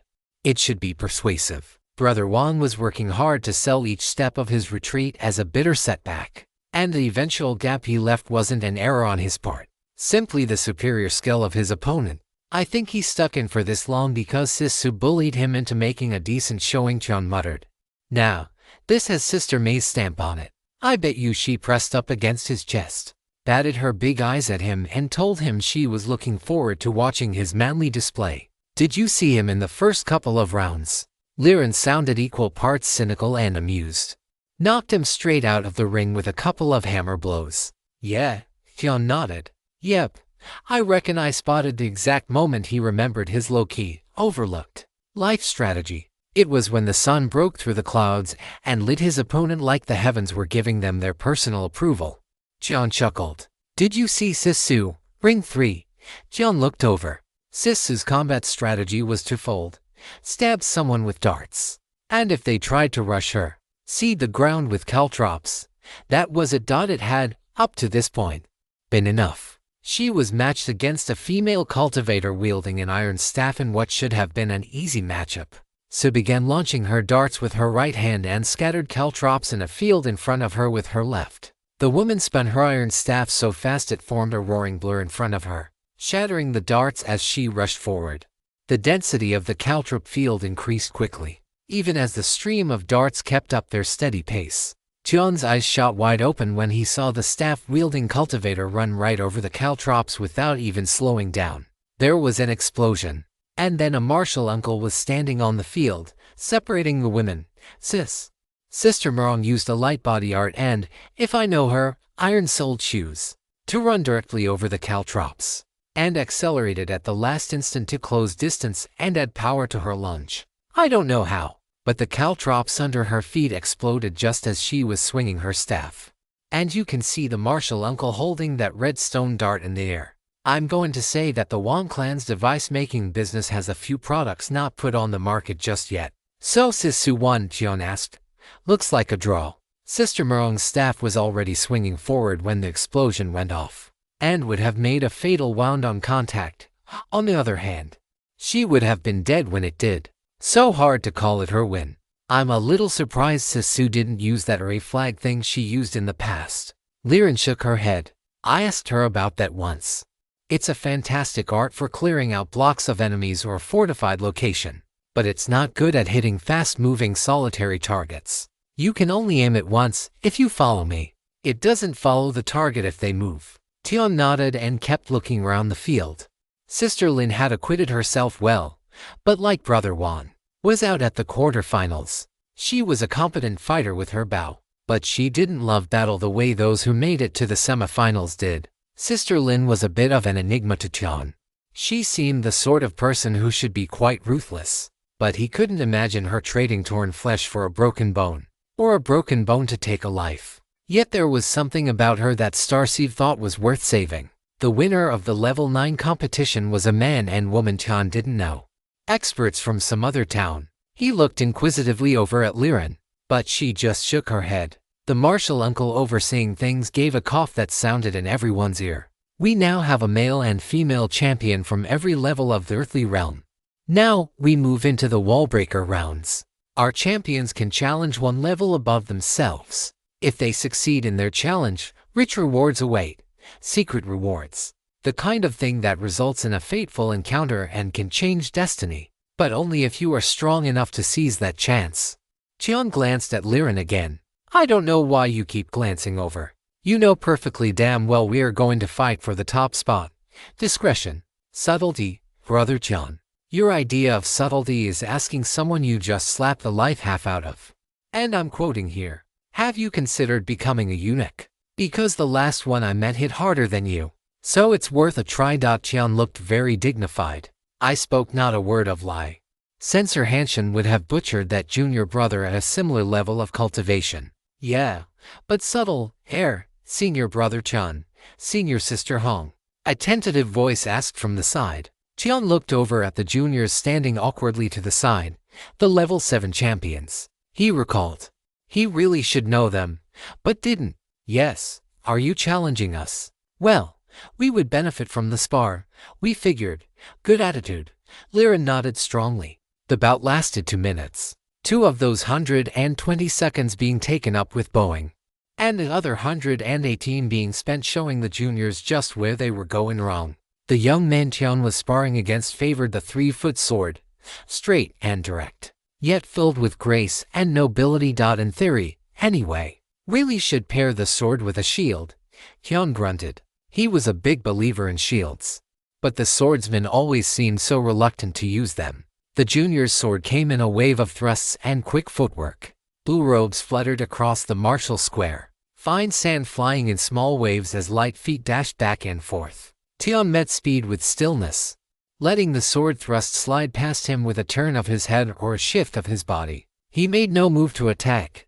The junior lost patience. He extended into a lunge, and when Tian tilted his head to let the blade slide past his neck, the junior tried to convert it into an awkward downward cut. The instant he tried, he found his wrist trapped by Tian's hand, and Tian's foot slammed once into his kidney, once into his lung, and a third time directly into his gut. Removing the sword from the suddenly weak hand was almost an afterthought, a way to keep the junior from hurting himself as he folded onto the dirt. Liren was a bit more courteous, meeting the twin hatchets of her opponent with a probing exchange of thrusts. The woman had some notion of hooking the shaft and controlling the spear to create an opportunity to close the range. but quickly learned that short range was not the advantage she thought it was. Liren combined hard strikes from elbow and feet as she spun the spear like a staff, grasping it behind the head and turning the long weapon into a short one. It wasn't long before her opponent also sprawled in the dirt. The bout with their seniors didn't have much more drama. The two were veterans of the battlefield, both wielding sabers, both quick, both decisive, both defeated in 10 moves. Superior vital energy quantity and experience wasn't enough to bridge the gap. Tian and Liren's superbly refined bodies and the quality of their senses were simply unmatched. Tian and Han both read the rushing elemental flow of what their seniors were about to do, then did something about it. Tian Ziho and Han Liren were hailed as the strongest in the earthly realm below 100 years old, showered with cheers, and given far too many congratulatory pats on the back.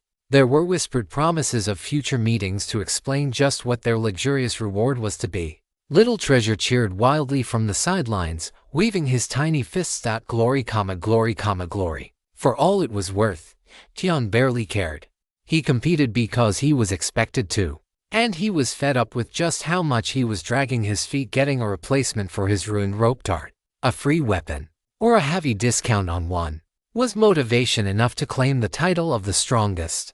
The strongest of the juniors of a sect he no longer wanted to be in. One that was a bare fraction of the size it had been a year ago, filled with people who were better than many, kinder than most, and who he knew he loved. It was just, what should he do when love isn't enough? He tried to look modest and retiring as he bowed towards the cheering crowd. He was thankful, he really was, and he would take every advantage he could get. He wasn't miserable. He didn't hate anyone on this side of the sect-locking ward.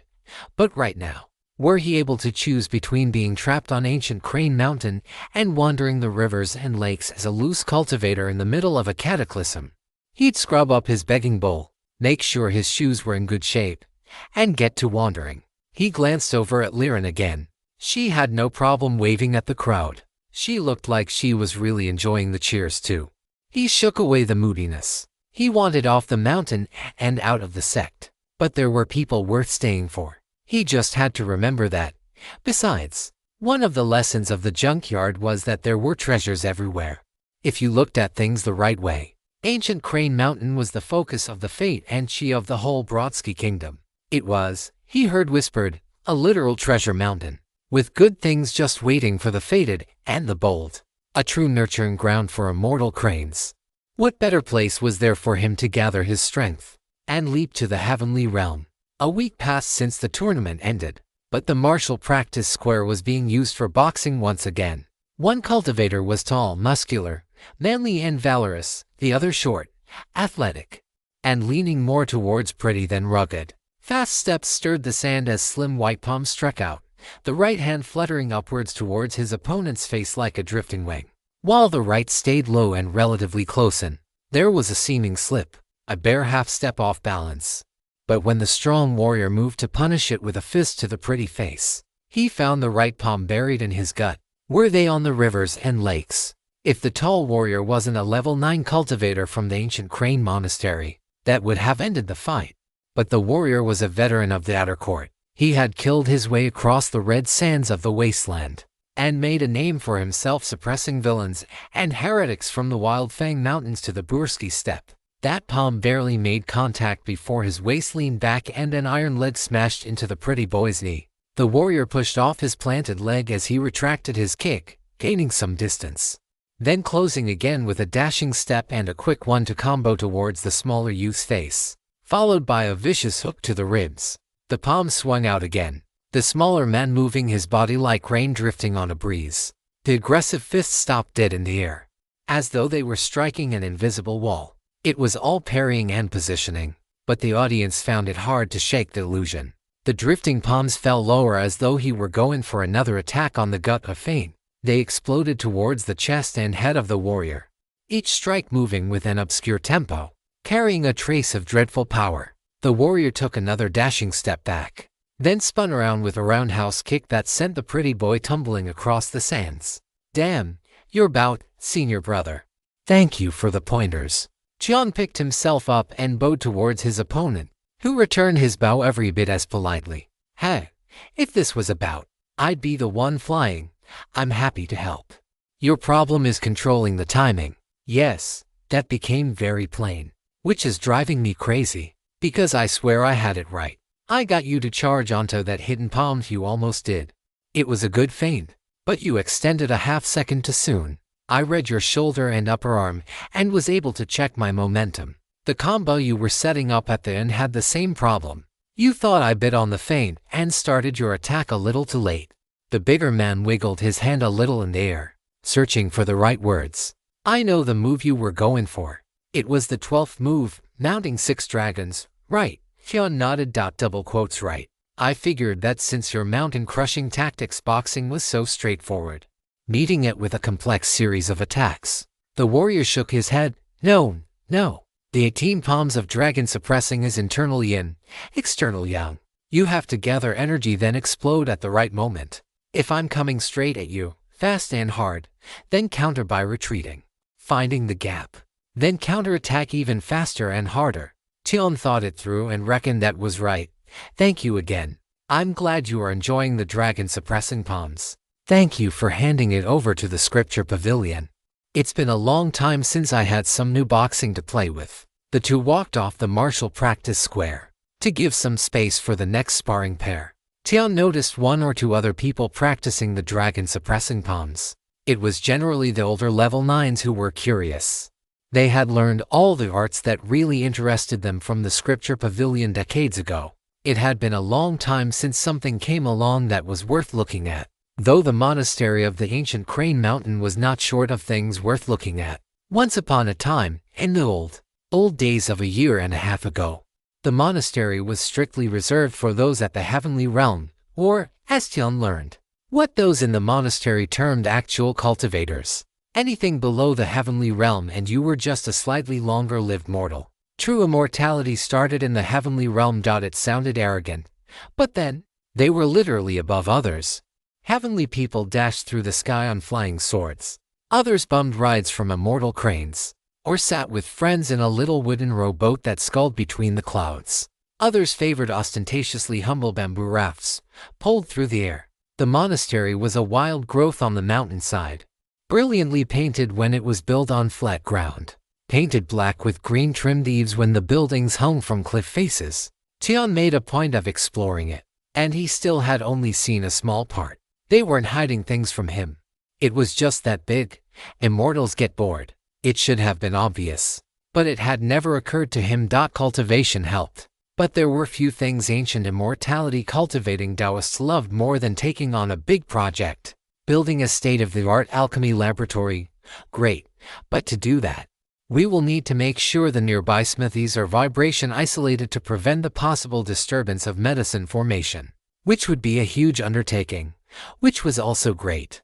They would get right onto it, just as soon as they finished the 8-acre underground spiritual plant cultivation fields. The current fields were full to bursting, and it was past time they expanded. Of course, rays had to be made, the right dirt found, to say nothing of ensuring proper temperature, humidity, and light.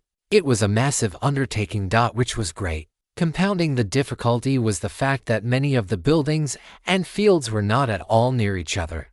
If you couldn't fly, if you could simply hop on your flying sword, soar a mere 400 feet vertically and half a mile horizontally in less time than it took to brew a cup of tea, then surely they were close together. If you had to walk, on the other hand, the layout was simply impossible to fully navigate. The earthly and earthbound simply had to do their best and limit their range of exploration. If you stumble upon this tale on Amazon, it's taken without the author's consent. Report it. Tion made his way from the practice fields to the crafting hall Sister Liren had rented.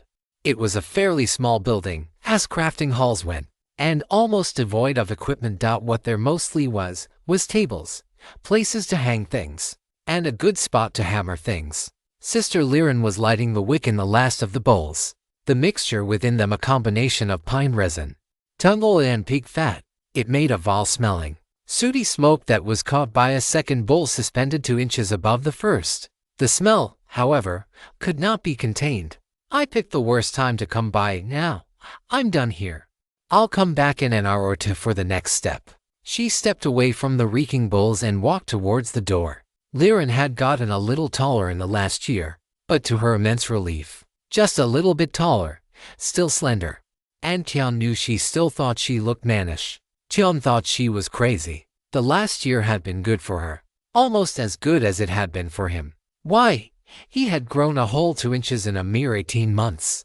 How did the spar go? She rolled her shoulders and stepped out of the hall. Before she put her white hat on, Tian saw the sun bring out the luster of her skin. It was a rich tan, with hints of copper and gold just under the skin, making her appear lit from within. He wished she would skip her white hat and gloves, but she never did. She had, however, dropped the veil. In the sect, amongst all these heavenly realm cultivators, it was pointless and pretentious. Very good, I got killed. You didn't use your elemental sense. What would be the point? How would I learn? Tian smiled happily. My grasp on the dragon suppressing palms is improving, but I swear I didn't take nearly this long to learn thunderous palms. Who would have guessed that a supreme art was hard to master? Everyone knew that. It said so on the diagrams. Even I'm struggling with it, and I should be born for it. Liren sighed. I don't know whether I should compliment your attitude towards learning, or be sad about the lack of competitive spirit. I love sparring with my brothers. It's one of my very favorite things. And one of my favorite things about it is that it isn't competitive. How is the ink making coming? No, I'm following the instructions, but it takes a year or more to make. Most of that time is spent on the drying and aging, but still, I don't like that I will only know if I screwed up a step a year from now. Stressful sort of mission. Pretty neat that you are learning a new skill. Though, Tian smiled. It was a beautiful day on the mountain. Much to enjoy, if you kept your mind focused on the immediate. The two walked over to a different, far larger and busier, crafting hall. Tianzi ho to see Marshall and Hua please. Tian smiled at the sister working the counter. She smiled back, nodded, and scurried off. Is the new rope dart finished? Hong asked.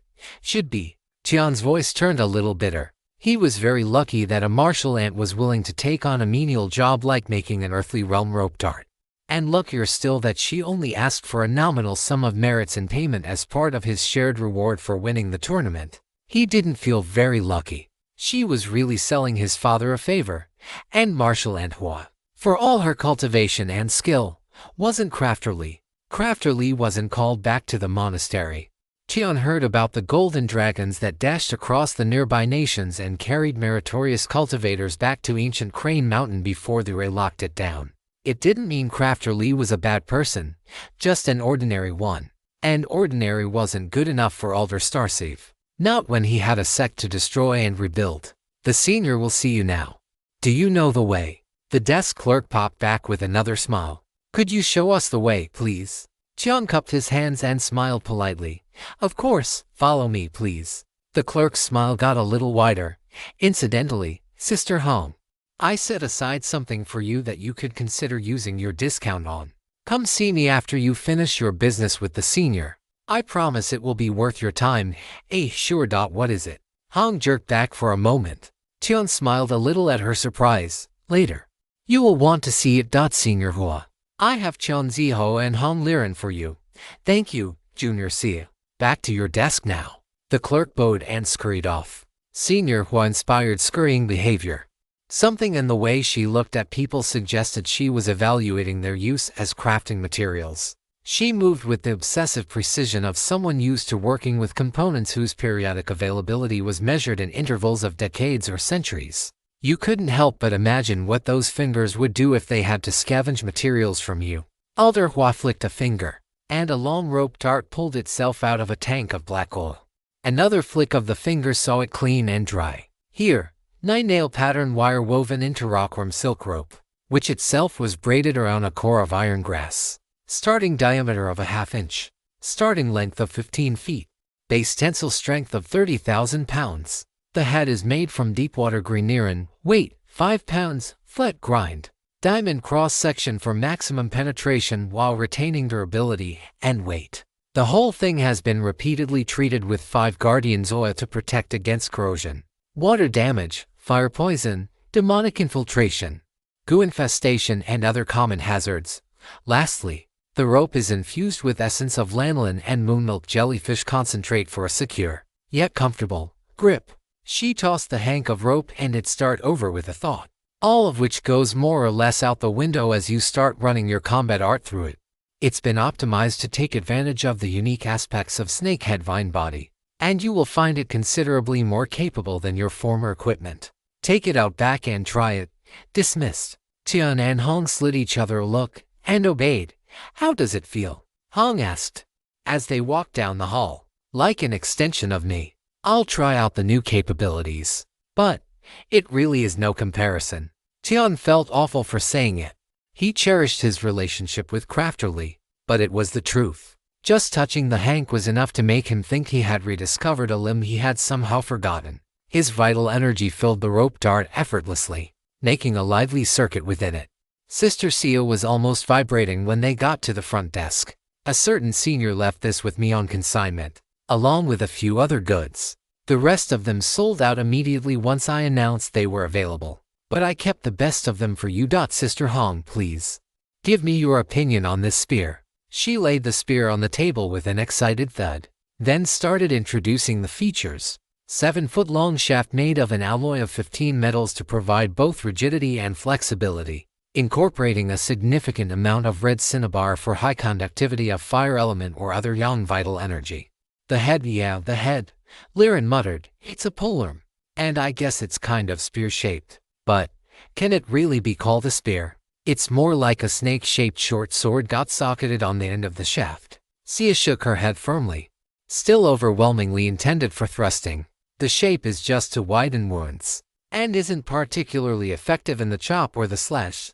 Speaking of which, while it looks like a metal head, it's actually tempered obsidian which has undergone repeated treatments to ensure its durability as well as reparability.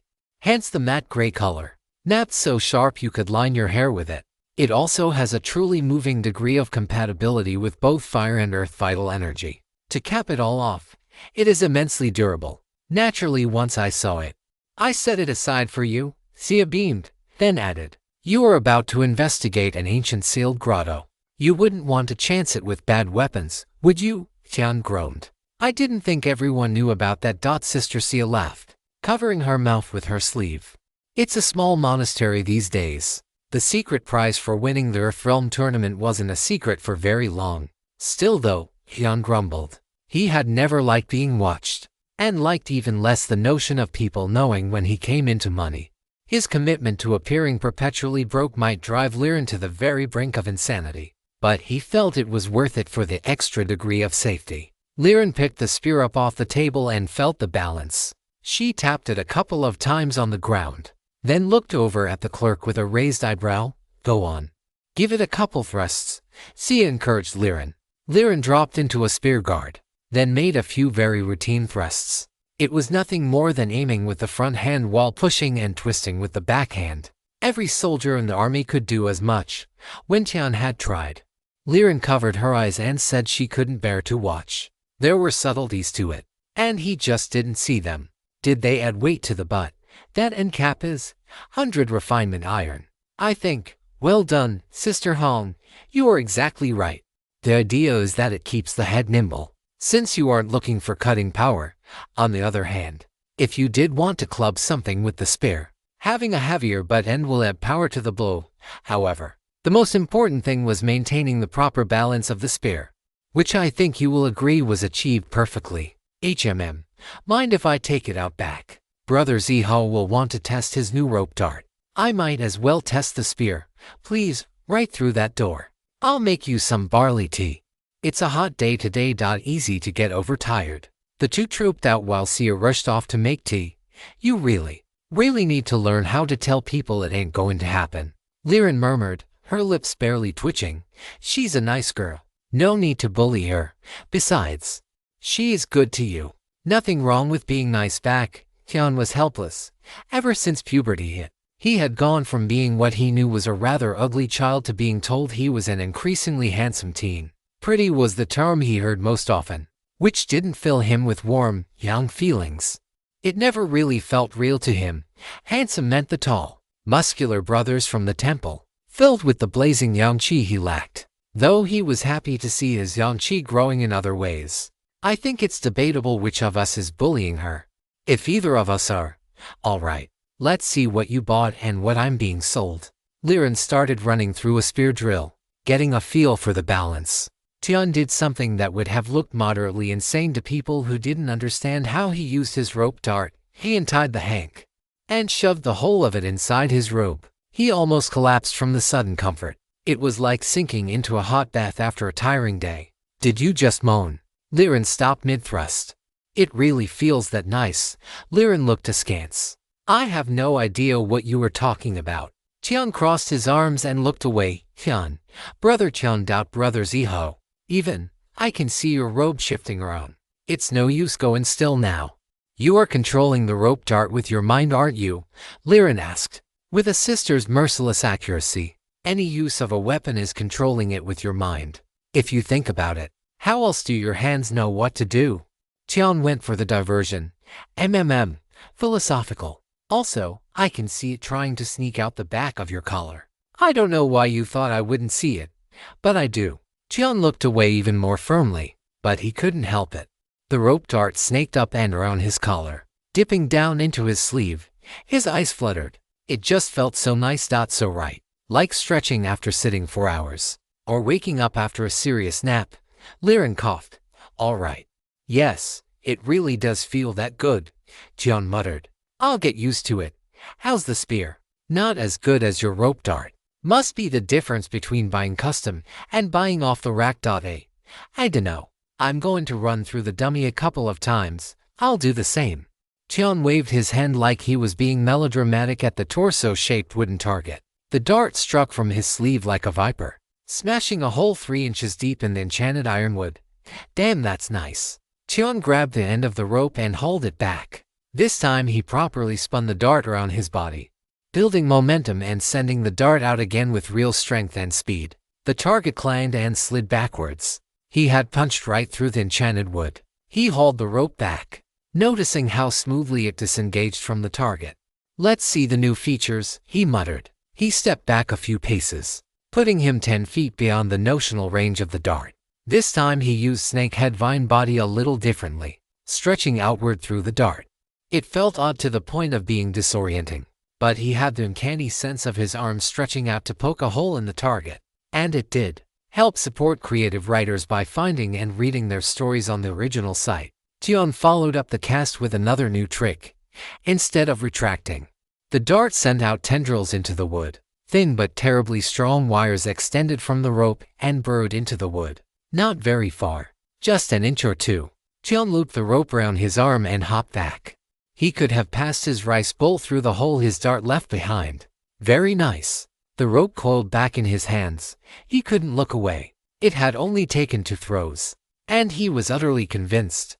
I think I'm in love. This does everything my old rope dart did, but better, and it stretches. And if it works as I expect it will basically obliterate anything made of meat whose vital energy is weaker than mine, or even just tied with me. It is a modest, but honestly, I don't think anything under the heavenly realm is going to survive it.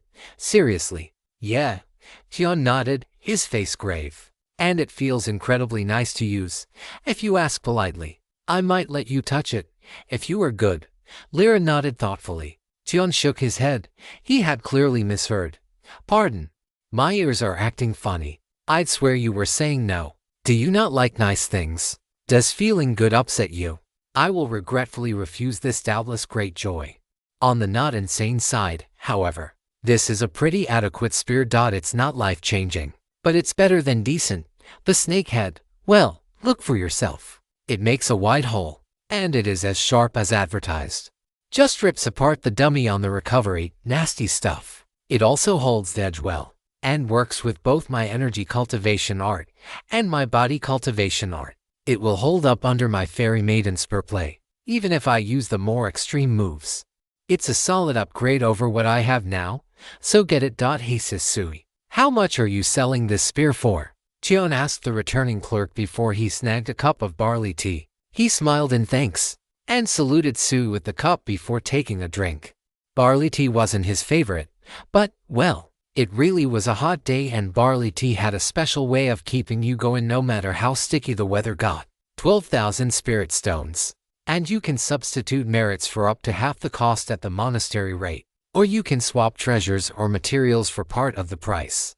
But we would have to get them ASAYD. Of course, that's before your discount, Sui answered promptly. She spotted immediately that Tian had emptied his cup and topped it up before delivering a cup of tea to Hong. What did you think of the spear, Sister Hong? It's good. It's not 12,000 spirit stones good, though. She shook her head and handed the spear back. Sue waved her hands gently. I really encourage you to think again.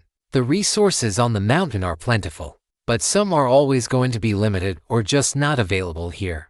We have no one to trade with anymore, so we can't replenish our stocks of rare materials. Prices for equipment are only going to get higher, not lower. If this spear suits you, you really should grab it now.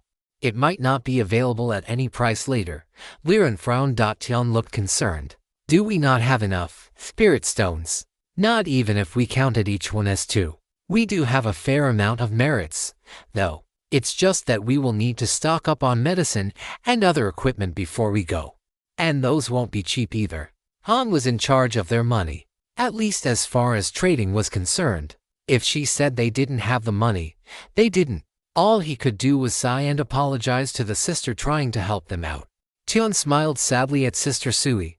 I'm sorry, sister, but it seems we just can't. I'm afraid my little stipend can't cover the gap. Truthfully, I lead a very frugal life.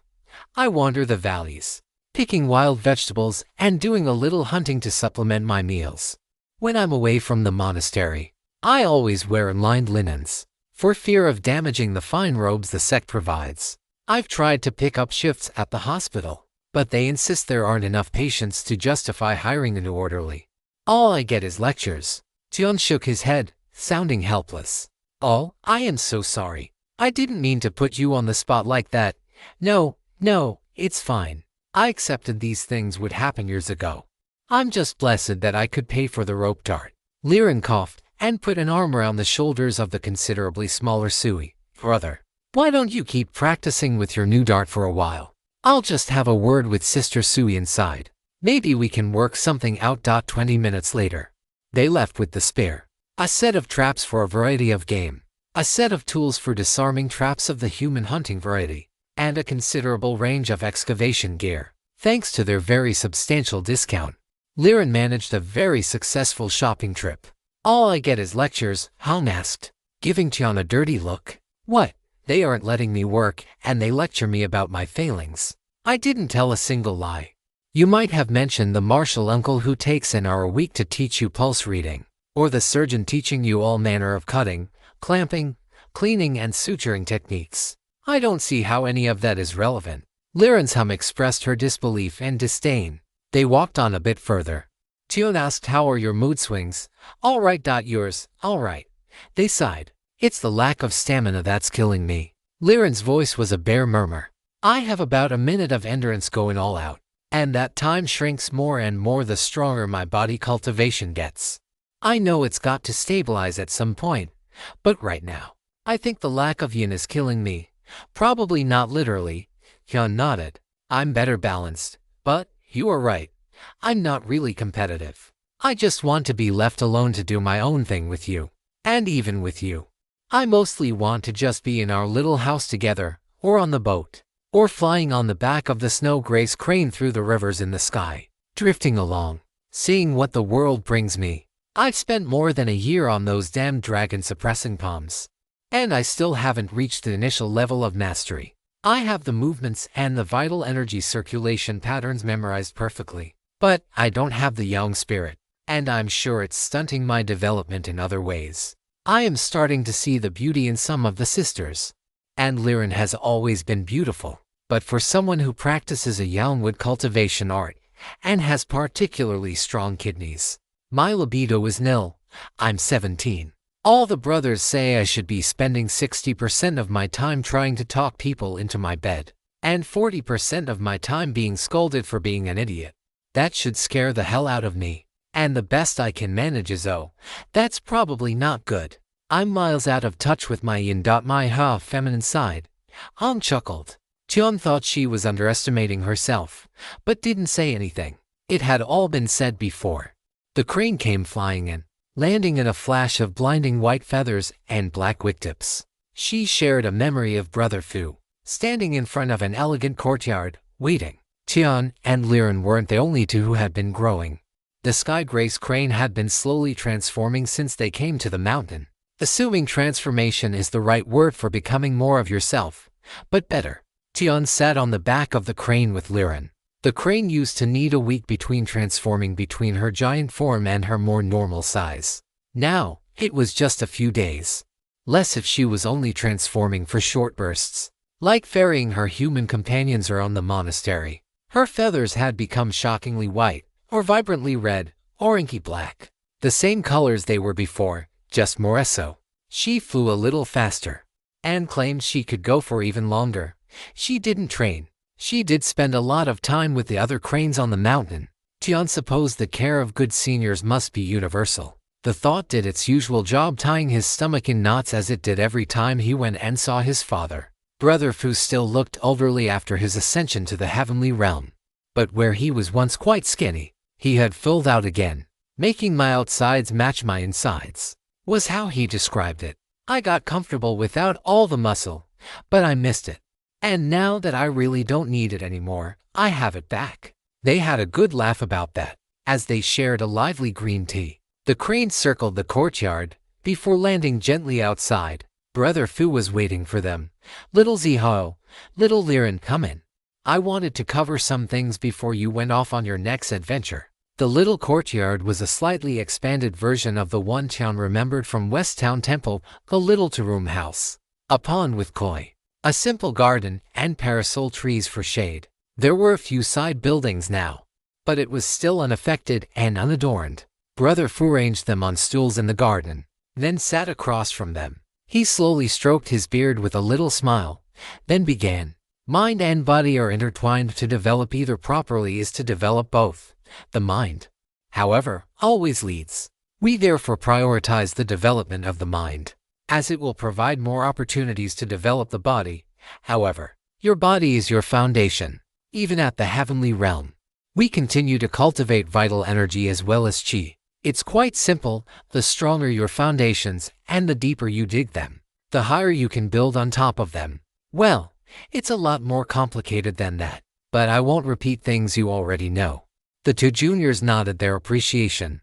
Tian could feel Grandpa Jun's firm approval of Brother Fu's words. I wish you could speak again. There just hasn't been many opportunities to do incredible things. Maybe this will be a chance for that. The specific term we use for the body, Ning, is a bit like the word Tao, in that it means a lot of things. It literally refers to the body, of course, but also things like fate or the destined course of one's life. The body taken as a holistic concept from your pre-heaven self until the moment of your death. Brother Fu paused on that and made sure the juniors were following. Tian wasn't, or at least, he didn't know why Brother Fu was mentioning this at this time. The better developed your body, the more robust your fate is. Put another way, the deeper and stronger the foundations, the harder it is to knock over the creation built upon them. But a tautology will probably work best for the two of you. The stronger the physique, the more you can accomplish and the harder you are to kill. The more you can accomplish and the harder you are to kill. He looked at Tian. Then, I will have a more robust fate, because I can do the things and survive what I must to achieve it.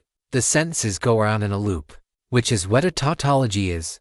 Brother Fu smiled. You can consider the body as both a physical and spiritual creation.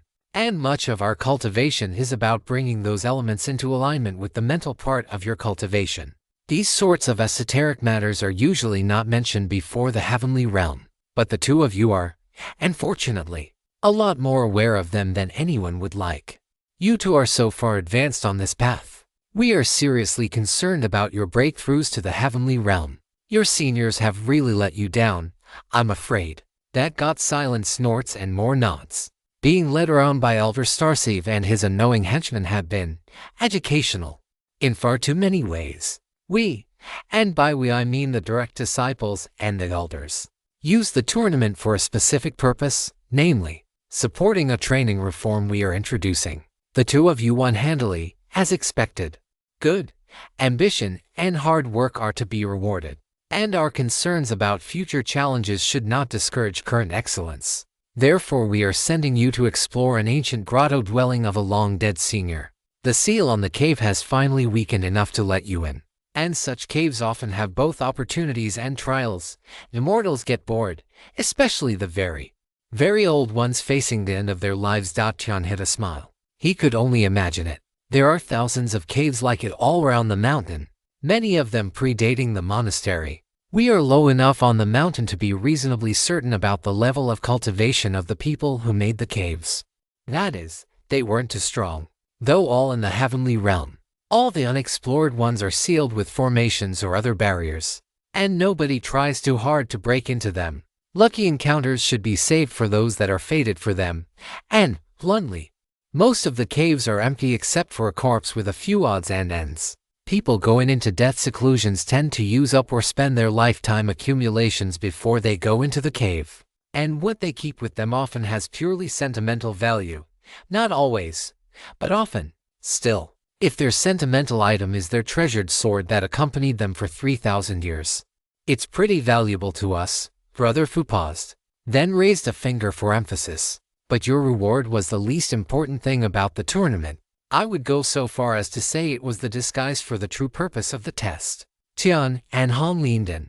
You will have noticed your martial aunts and uncles flying all over the mountain, carefully scrutinizing everyone.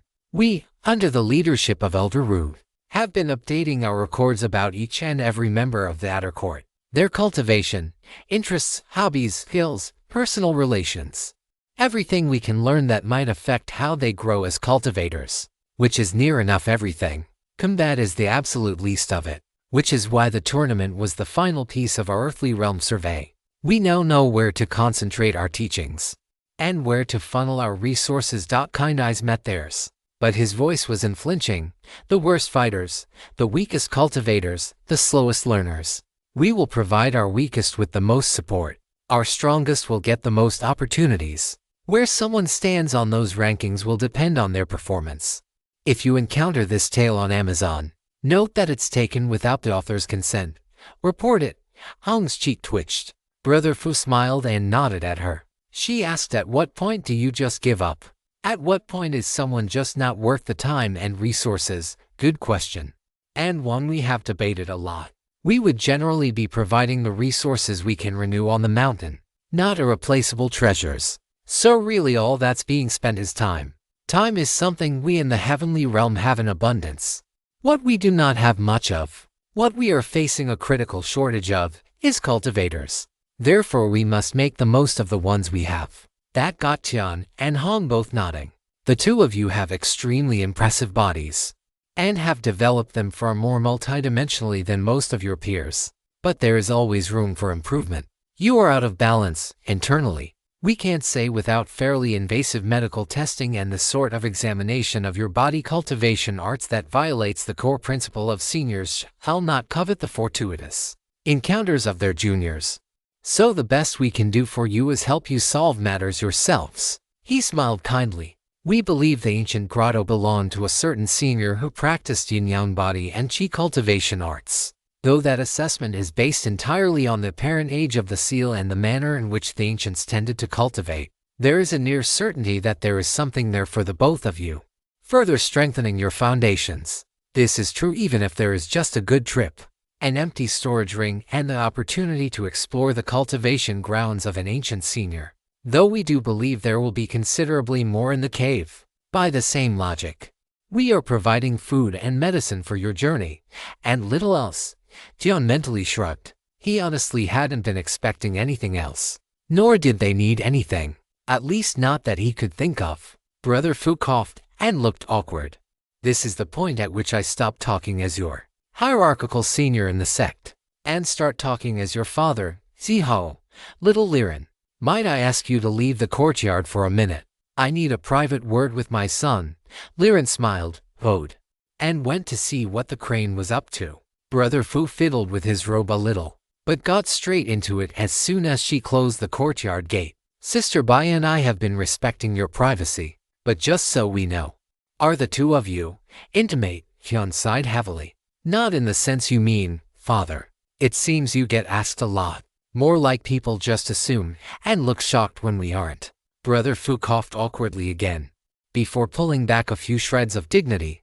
Believe it or not, that is more or less what Sister Bai and I expected. Not to put too fine a point on it, but there would be signs. The awkward silence intensified. Brother Fu looked away. We just wanted to know, in case it became relevant. The two of you are a match set. It wouldn't be strange. We do have a crucial shortage of cultivators. And all right, I can feel your eyes drilling holes through the side of my head. I'll drop it here. Do you have any questions for me? Tian shook his head. Ziho, is there something you are afraid to tell me? The birds were suddenly very loud in the trees. The trees were making a racket. The sky and earth were noisy, and noisiest of all was the sudden chaos of his mind. Yes, there is. You approved the order that killed my birth family and saw me burned alive and living in a literal garbage dump for 4 years. The absolute hell of my early life came with your seal of approval. I know you didn't know exactly what happened to the boy who died, but you thought it was going to kill him when you permitted it. And still, somehow, I love you. You are the only one I think of when I imagine my father. And I don't dare to even whisper the truth into a well lest the words reach your ears. Because we would never be quite right again, yes. Is it something you are ashamed of? Brother Fu asked. Breach of sect rules or discipline.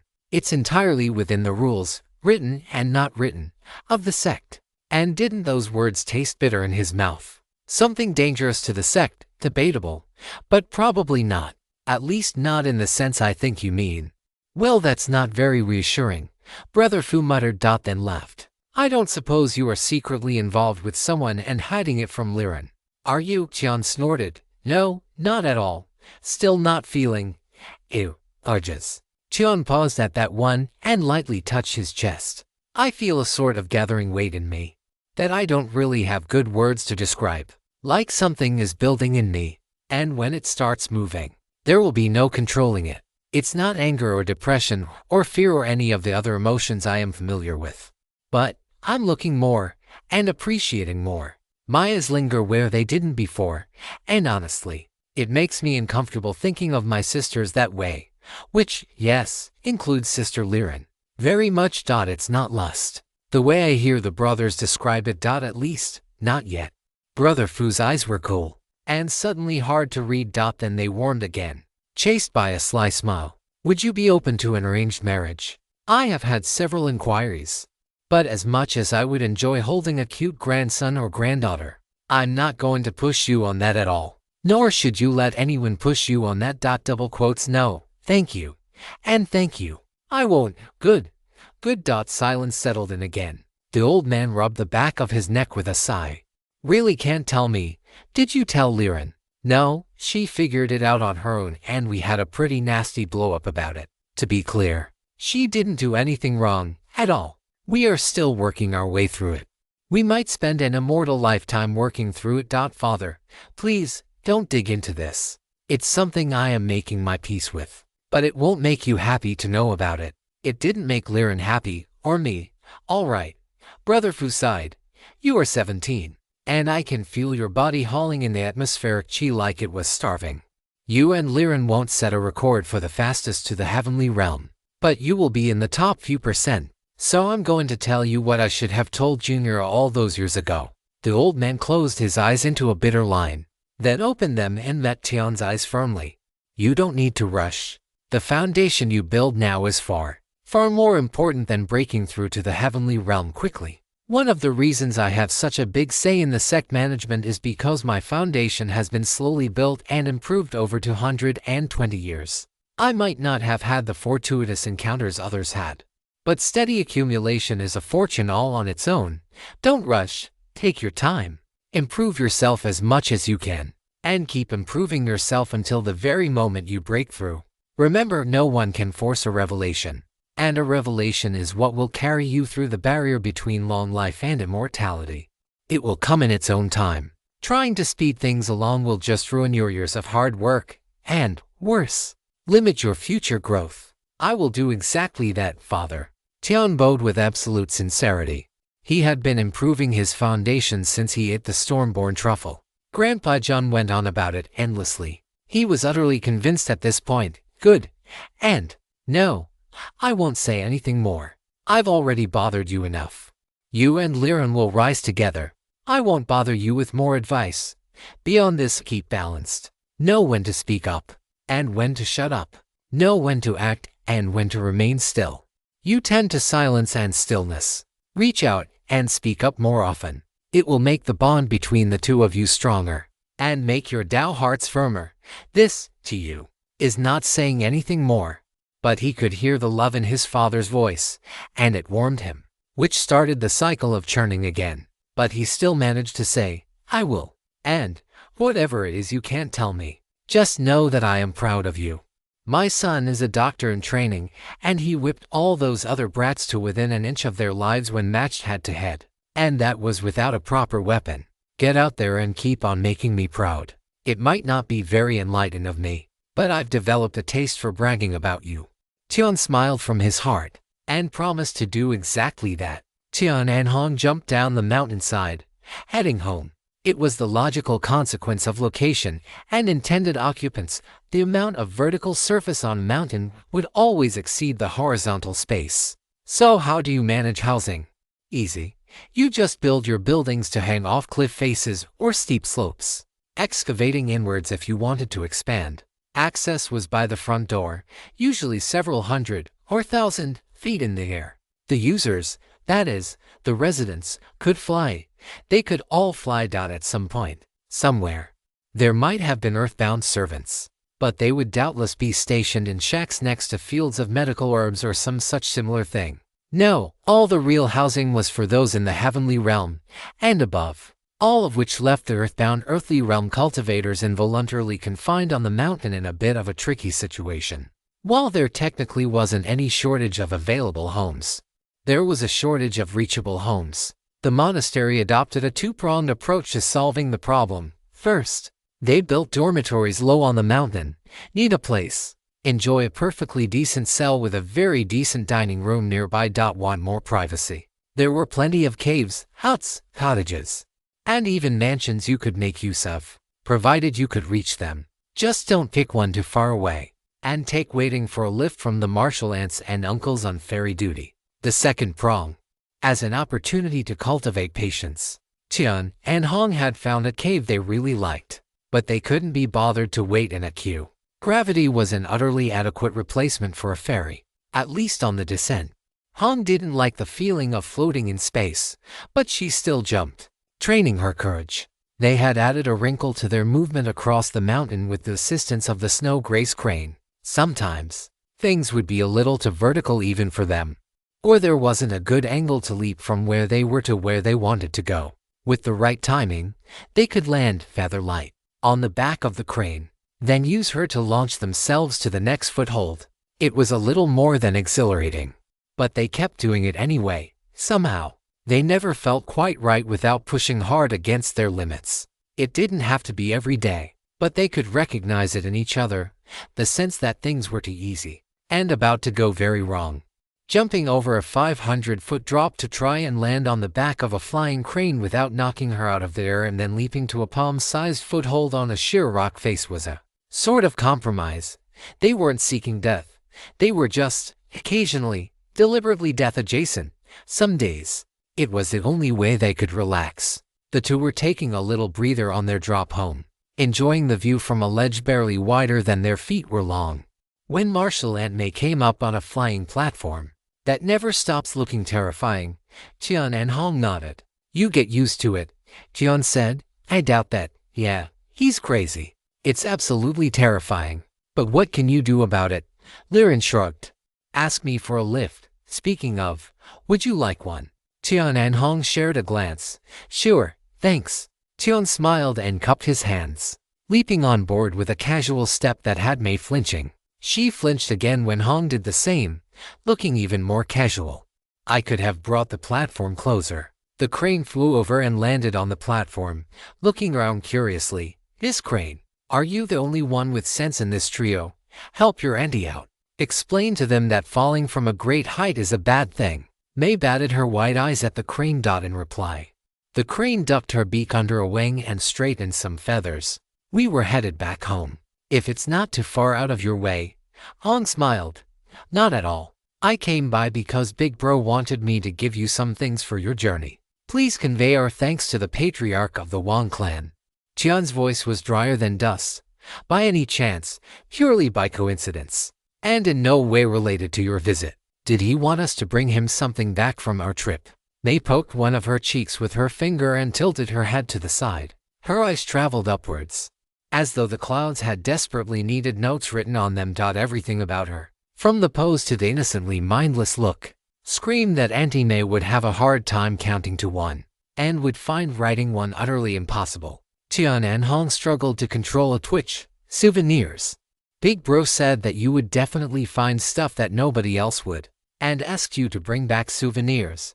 She nodded firmly. He also said that, since you are old friends, he is willing to break into his personal savings to get you the very best price on anything you want to sell. There were tears in his eyes. It was super moving. That did get a twitch out of them. It was universally believed that, within the slimmed-down outer court, the Wang clan was by far the richest group. This was in part because of its size, and in part because Mei was at the heavenly realm, but it was overwhelmingly because the combination of Wan and Su meant extremely optimized production and sales for their family's magic tools. Tools that they had a near monopoly on, thanks to the clan, including to extremely talented, extraordinarily well-educated, and remarkably hard-working Raymasters. The story has been stolen. If detected on Amazon, report the violation. The 5 Elements Courtyard's loss was the ancient Crane Monastery's gain. Yet, despite all that, Fatty Wang always looked like the helpless victim of circumstances, struggling his utmost to keep his little family fed and housed. As he loudly put it, just how many people are there to buy our wares? Trapped on this mountain, Tian, as a committed devotee of the way of the Broki, could only salute him and acknowledge that his brother's skills exceeded his own. We will keep an eye out. Jades are at the top of the list, I assume. Little Tian understands us the best, she nodded, managing to bounce cheerfully while sitting down. The platform didn't wobble. One of the products the Wang clan made was jade discs with stabilization arrays carved on them, for smoother rides in flying vehicles. Not cheap, but highly valued by many at the heavenly realm. Managing turbulence and maintaining stability on flying swords were notorious problems. She set them down in front of their cave dwelling. Calling it a cave was a bit misleading. You entered through a triangular gap between some boulders, moving, slightly, into the side of the mountain. However, whether by natural erosion or some ancient senior's whim, the thin roof of the cave was mostly worn through and open to the sky. Sunlight poured into the cavern for most of the day, making the place feel quite magical. Some thoughtful person, or generations of people, had built a little house with a little garden. A thin stream, barely wider than Tian's hand, rushed through the garden just 30 feet from the front door. The stream was enough to water a few plants, fill a tub eventually, and to cook with. What their cave dwelling lacked in profound spirituality, it made up for in cozy practicality. Tian and Hong were very content with it. Give our best to Sister Su, Sister Ming, and Brother Wan. Tell them to come around for tea once we are back. Hyun smiled. As exhausting as the Wang clan could be, they were good people, and good company. Besides, they frequently turned up with rare teas and excellent snacks. If that didn't justify having them over, what could? Speaking of Sister Ming, she is almost at the peak of level 9. Do you think that Mei's voice turned serious, but was cut off by Tian shaking his head? You are a genius, with a profound insight into the 5 elements. My tea was uniquely useful to you. I am happy to keep serving her the best tea I can, but what she takes from it is entirely up to her. Mei, in a dubious proof of her alleged genius, stuck her tongue out of the corner of her mouth, tilted her head to one side, and rapped her head with her knuckles. Silly me. Sister Mei, it's only us here. We know you. Respectfully. For the love of all that's holy, can you knock it off? Hong couldn't take it anymore. Honestly, it's not easy to switch on and off. You have to get your head in the right place. And it's tiring to swap back and forth. I'm like this at home, too. It might seem strange, but it makes conversations easier. When your family consists of 3 wives and 1 husband, and a major cultivation imbalance, and 2 of us are a long way from everything we ever knew. Making conversations easy is important. You wouldn't believe how much effort we put into intentional communication. It's one of Big Bro's greatest strengths. When someone is talking, he really listens. And Sisu always gives her full attention. May started to fly off. Good luck, you two. Bring back lots of loot. The two watched her fly off, weaving politely. When she was some distance away, Fionn muttered, I think I can commit to a lifetime of monogamy. I say that with the faith that my life will be measured in the thousands of years. Agreed. Though, obviously, in my case it would be monogamy. Han turned and started walking into their cave. Isn't it called monogamy for either gender? Tian followed, taking a moment to fill a bucket from the stream. Probably. I just wanted to make it absolutely clear. Don't want to get married. Don't want to marry another woman. I had a certain sister making discreet advances. Again. Despite being told. Again. The two shared a long-suffering look, then sighed. Han unwrapped the package from May. It was a matching pair of jade ear cuffs and matching jade protective amulets. The amulets weren't heaven-defying, but they would keep them comfortable camping in the wild. Are these their communication tools? Tian held up the ear cuffs with a whistle. Brother Wan must be really hard up for supplies if he's willing to gift us these. I think it's the most expensive thing they sell. I thought you and he were quite close, Han asked. We are. That's why I said it. He is a good brother, but he believes in keeping very, very strict accounts. You should hear him go on about how debt is only acceptable if it is invested wisely. He tried fixing one of the cuffs on his ear. It was surprisingly fiddly. Let me do that. Han plucked the cuff from his fingers and turned his head to the side. Her warm fingers quickly fixed it in place. Pinching? No, it feels a little odd to have something hanging on the edge of my ear. But I'll adjust. I'll do yours now. Tian picked up the jade cuff and carefully squeezed open the golden clip on the inside. He then slipped it over the edge of her ear. Marveling again at the soft warmth of her skin, Do I feel cold? He asked. A little cool, not cold. Like a pitcher of water that's been sitting in the shade. Speaking of, I'll run down to the garden and we can test the range on these. She rushed out of the house in a swirl of dust. Tian chuckled and started laying everything out for their trip. They would head out in 2 days, and expected to be gone for a month. Grotto exploration was frequently dangerous, and it wasn't unheard of for people to be trapped inside for a long time, just to be safe. They were packing 6 months' worth of food and water. Everyone always looks at me funny when I pull out my string of storage rings, but they still turn up for dinner, he sniffed. Most people value security. I know you value security. Just because it's sometimes convenient doesn't make it less funny. Tian heard Hong's voice whispering in his ear. He had the uncanny feeling that he could close his eyes and point straight at her. A useful feature of the cuffs he was unaware of. Security comes in a lot of shapes. Food security is high on that list. Grab some firewood and come on back. We have a lot to do, Tian smiled, forgetting for a moment that Hong couldn't see it. I've been missing going on adventures with you. I can't wait. Tian, Hong and the crane set off from the monastery proper, loaded with every sort of useful thing their limited budget could buy. It wasn't all that much. The monastery had never bothered stockpiling mortal or earthly goods. When Tian asked about who did the laundry, he got a rather pointed look, and the marshal and he asked snapped her fingers. Her already immaculate robes were suddenly crisp-looking, and with a faint smell of camellia blossom. Part of the reward for becoming a core disciple is a set of arts for easing one's life. Do you think core disciples are so free that we have the time to wash sheets and air out mattresses? Do you think I'm up? Naturally not, senior. My thanks for your patience in relieving my ignorance. He bowed apologetically. There was not a word of lie either. Tian didn't think about the marital end at all. It was easy to forget that the standard to even visit the monastery wasn't being in the heavenly realm. That just entitled you to live in Mountain Gate City. You had to be chosen, selected as a core disciple or a direct disciple. It was a place for those who would journey beyond the heavenly realm, those who would never again have to worry about laundry. As a consequence, those in the earthly realm got a crash lesson in soap making. It's the little things you never think about that you start to miss intensely when they aren't there. Tian might not smell when he got sweaty, but a good scrub was always satisfying. So they prepared carefully, traded for what they could, made what they couldn't buy, and figured out how to do without for the rest. The path out of the monastery followed the contours of the spur of the mountain the monastery was built on. The monastery was, he was told, built around the midpoint of the mountain. This was largely due to the density of the chi. It was more potent the closer you were to the peak, but it also grew increasingly chaotic. For those in the heavenly realm, this density of chi was just right. For those at the earthly realm, it was intoxicating. Every breath of cultivation brought in as much energy as 10 breaths at the foot of the mountain. For those who had to sit in meditation to cultivate, it was an immense time saver. For Tian, it meant that he could go all day and barely feel tired. The two were making for Flowing Fire Valley, about a week away on foot.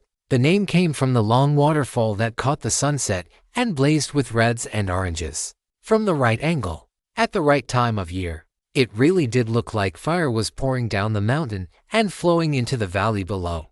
Some ancient senior had loved that view. He carved himself a cave dwelling near the river, then sealed it with a large stone and powerful rays before he died. Tian and Hong ran along the roads where they existed, and when they dropped away, they ran through the forests and the brush. Mists clung to the sides of the mountain, and were denser under the shady leaves. The call of birds, some ordinary, some strange and terrible, would echo and bewilder the ears. Every bush or rock could be hiding a viper, or something far, far less ordinary. We have got to get away from the monastery more often. This is awesome. Hong was laughing almost non-stop as they pulled up wild parsnips. Look, under the log to your right. That fool's ear mushrooms. Tian was almost bouncing with excitement. Nice. Dinner tonight is secured.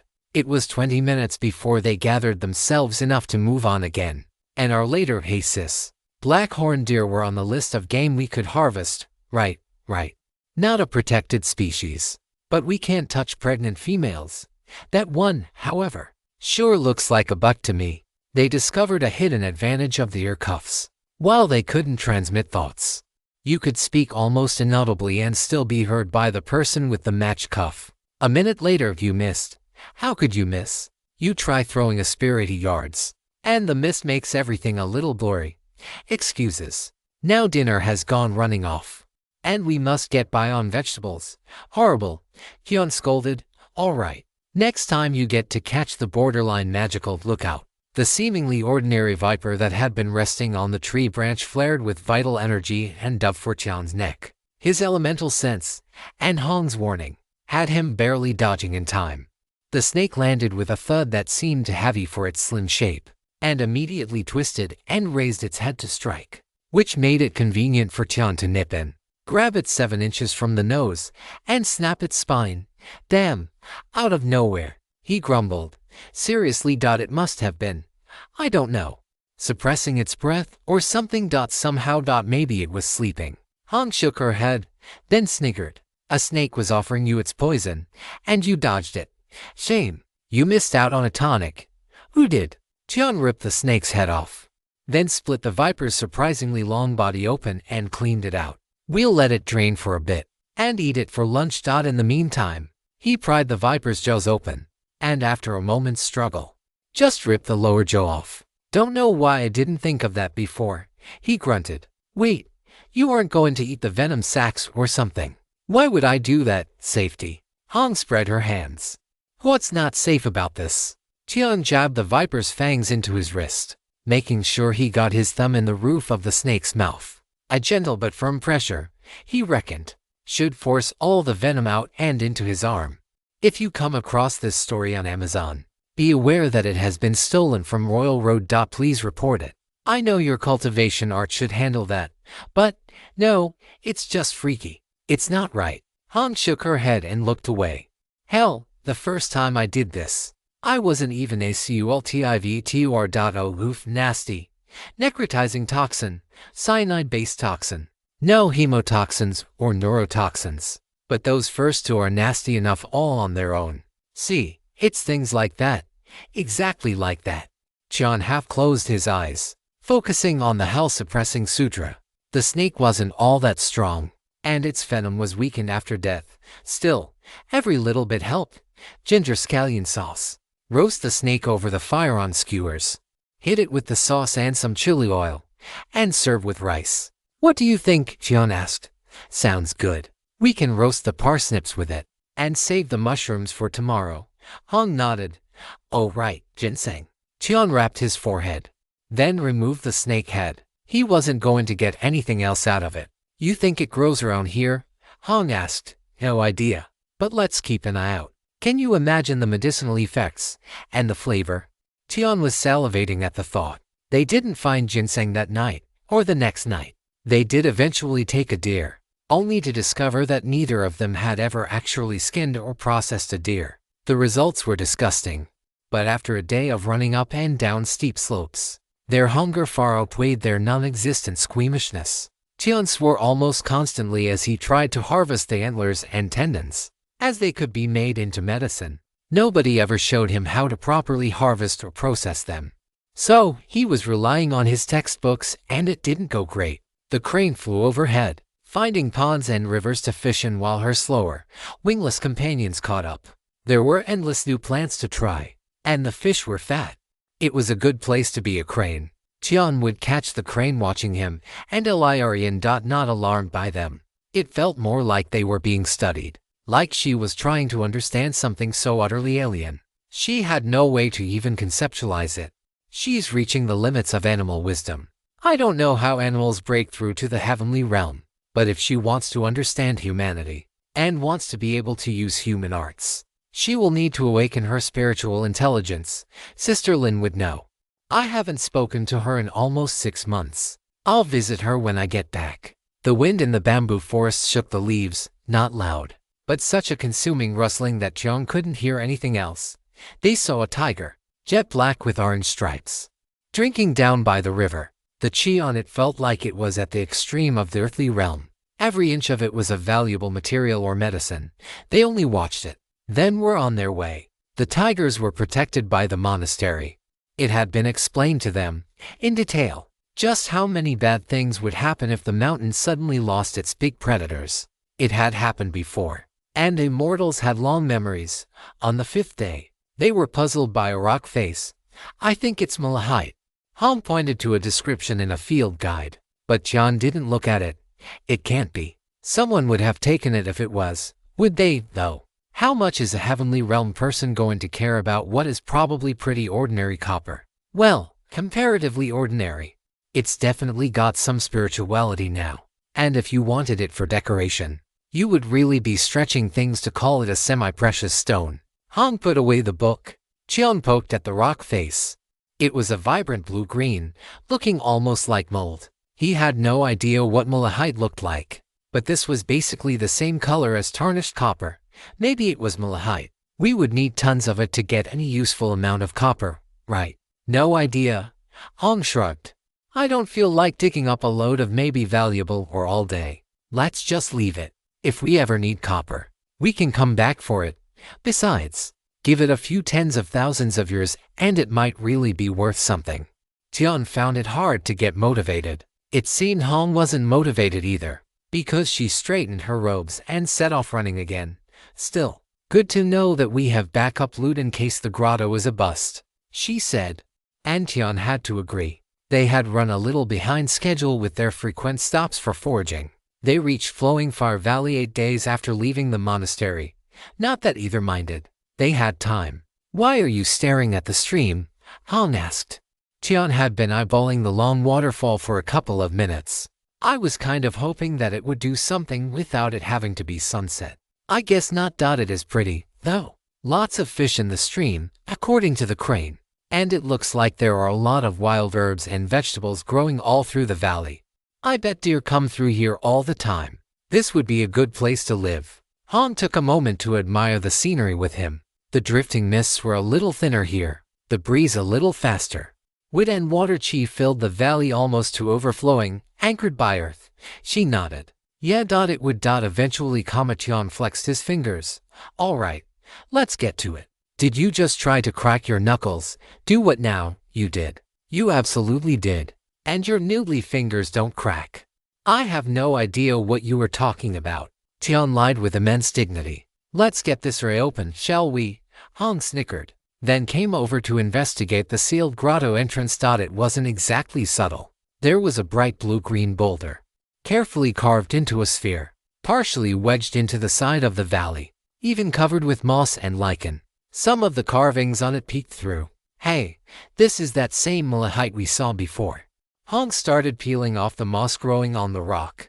Is it good for anything? Not that I know of. Try to hang it on the rocks nearby. Maybe it will keep growing. Tian did his best to put his words into practice. Don't you want to take some back with you? No, can't keep it alive. He shook his head. Not worth killing it for a maybe. Hong grumbled at that. We are doing an awful lot of not looting for a looting expedition, said the woman standing in front of a sealed grotto heaven. What's it look like? Tian asked. He could see the elements flowing through the ray, but Hong had the better eye for it. The ray wasn't something simple. It was shaped like an octagon, with each side carrying an ancient sigil and each corner decorated with a different twisting shape. It didn't look demonic or evil. If anything, it had a faintly holy air. It would be, in Tian's opinion, a complete pain in the ass to get through. It looks like it could be broken by a slightly stronger gust of wind. They really did find us a spot that was practically already open. Liren was unimpressed. Did someone weaken it or something? Looks like it's just worn down by time and erosion. 1 second and I'll crack it. She was as good as her word, destroying the ray with a well-aimed finger wrapped in vital energy. Sometimes, things are just easy. She grinned and rolled the stone away from the mountain, revealing the grotto entrance. Come on, let's see what good things we can pick up. Tian and Hong made their way down the rough stone path into the hill. The gray stone was rimmed with green moss, growing thick from the damp, made little forests next to lakes of lichen and the occasional rising mountain of stone. Tiny landscapes, scattered like 1,000 fractured worlds across the cave. The only light came from the hole leading outside, but that was all right. Perception arts were things every young immortal was expected to master. The path opened up into a wide cavern. Tian could smell the water, cool and clean, before he saw it. He could hear the faint trickling of tiny waterfalls, and feel the breath of the wind on his neck. Pulled down the long tunnel and freshening the caverns below. Are you doing all right? Tian asked. Fine. I'm going to get out the light ray, though. Tian subtly got his rope dart ready, stretching his senses to their extremes. Things had a nasty way of jumping at you when you suddenly disturbed them. Hong pulled out a little formation disc, another gift from the Wang clan, as a thank you for all the tea Tian had been serving them, and tapped the embedded spirit crystal. Soft light, the color of daylight an hour after a summer dawn, filled the cavern. Tian and Hong gasped. The cave seemed to come alive. Flecks of mica and streaks of colorful stone caught the light and made it dance. The little stream ran through the cavern, down little falls until it spread onto a rocky shelf and formed a pool. Faint wisps of steam rose from the clear water, making the mossy cavern damp and misty. The qi in the room was powerful, yet calm, filled with the healing strength of water and earth, balanced with the liveliness of wood. It lacked only fire and metal to form a complete cycle. I always wondered why they were called grotto heavens. I see it now. Hong murmured, even for me, this would be a wonderful place to cultivate. Tian pointed towards the back of the cavern. It seems our predecessors agreed with you. Sitting on a platform at the end of the cavern was a skeleton, sitting cross-legged, palms up on its knees, index and middle fingers pinched to its thumbs. Its robe was an elegant silver, as though woven through with tarnishing metal, and edged with deep red. There was a sword next to it on the ground, and, still attached to the ancient senior's finger, was a fine-looking ring. That isn't an ancient Crane Monastery uniform robe, Hong murmured. And, don't the bones look a little off? Tian took a closer look. Your eyes were always better than mine. I don't see it. They two walked over, quietly readying themselves in case of an unpleasant surprise. Hong had her spear resting against her shoulder, her eyes sweeping any shadowy spot where something vile might be hiding. Tian kept his eyes fixed on the skeleton. As they got closer, he started seeing what had alerted Liren. The bones were too white, chalk white, as though they had been rubbed with powder. Tian stopped dead in his tracks. His instincts were screaming at him, and he believed them. Hong stopped with him, spear at the ready, trying to see what he had spotted. Tian gently put her hand on her wrist, before stepping forward and bowing. Ancient Crane Monastery's Chan Ziho and Hong Liren offered their respectful greetings to the senior, and apologized for intruding on their secluded cultivation. The skeleton didn't move. Tian held the bow, and Hong belatedly followed suit. The little stream made its merry noise, as it had for untold centuries. But for all that, the cavern felt dreadfully quiet. The skeleton felt like it slightly nodded its head, and the two straightened their backs. I am quite certain not a hint of my chi escaped. The voice sounded garbled, the words hauntingly familiar, yet alien. As it spoke, the words became more intelligible, more familiar, though still achingly wrong. Intelligible, but wrong. You haven't even begun to cultivate Shen, so it wasn't anything like that either. How did you know? The voice was male, and something about it itched the ears, like centipede legs in the middle of the night. Senior is not the first spirit possessing their skeleton we have met. Might I know Sir's honored name? Tian was on his best behavior. The saintess, ghost or not, had been strong enough to scare even heavenly realm cultivators. He didn't know how powerful this senior was, but he wasn't willing to take stupid chances. Honored name. The laugh wasn't pleasant, but it didn't seem hostile. Maybe in this era, my name shall be honored. The skeleton didn't move. Its mouth never opened. Its hands didn't twitch. However it was speaking, it didn't involve moving air. In this era, I will be known as Sun Eater. Tian cupped his hands and bowed again. Respectful greetings to Taoist Sun Eater. You said Ancient Crane Monastery. Did Elder Eight Gates finally lose his mind and slap a nickname on Heaven's Step Mountain? Reporting to Senior, this junior has only ever known it as Ancient Crane Mountain. I do not know Elder Eight Gates. Tian felt brainpower flex and twist around him.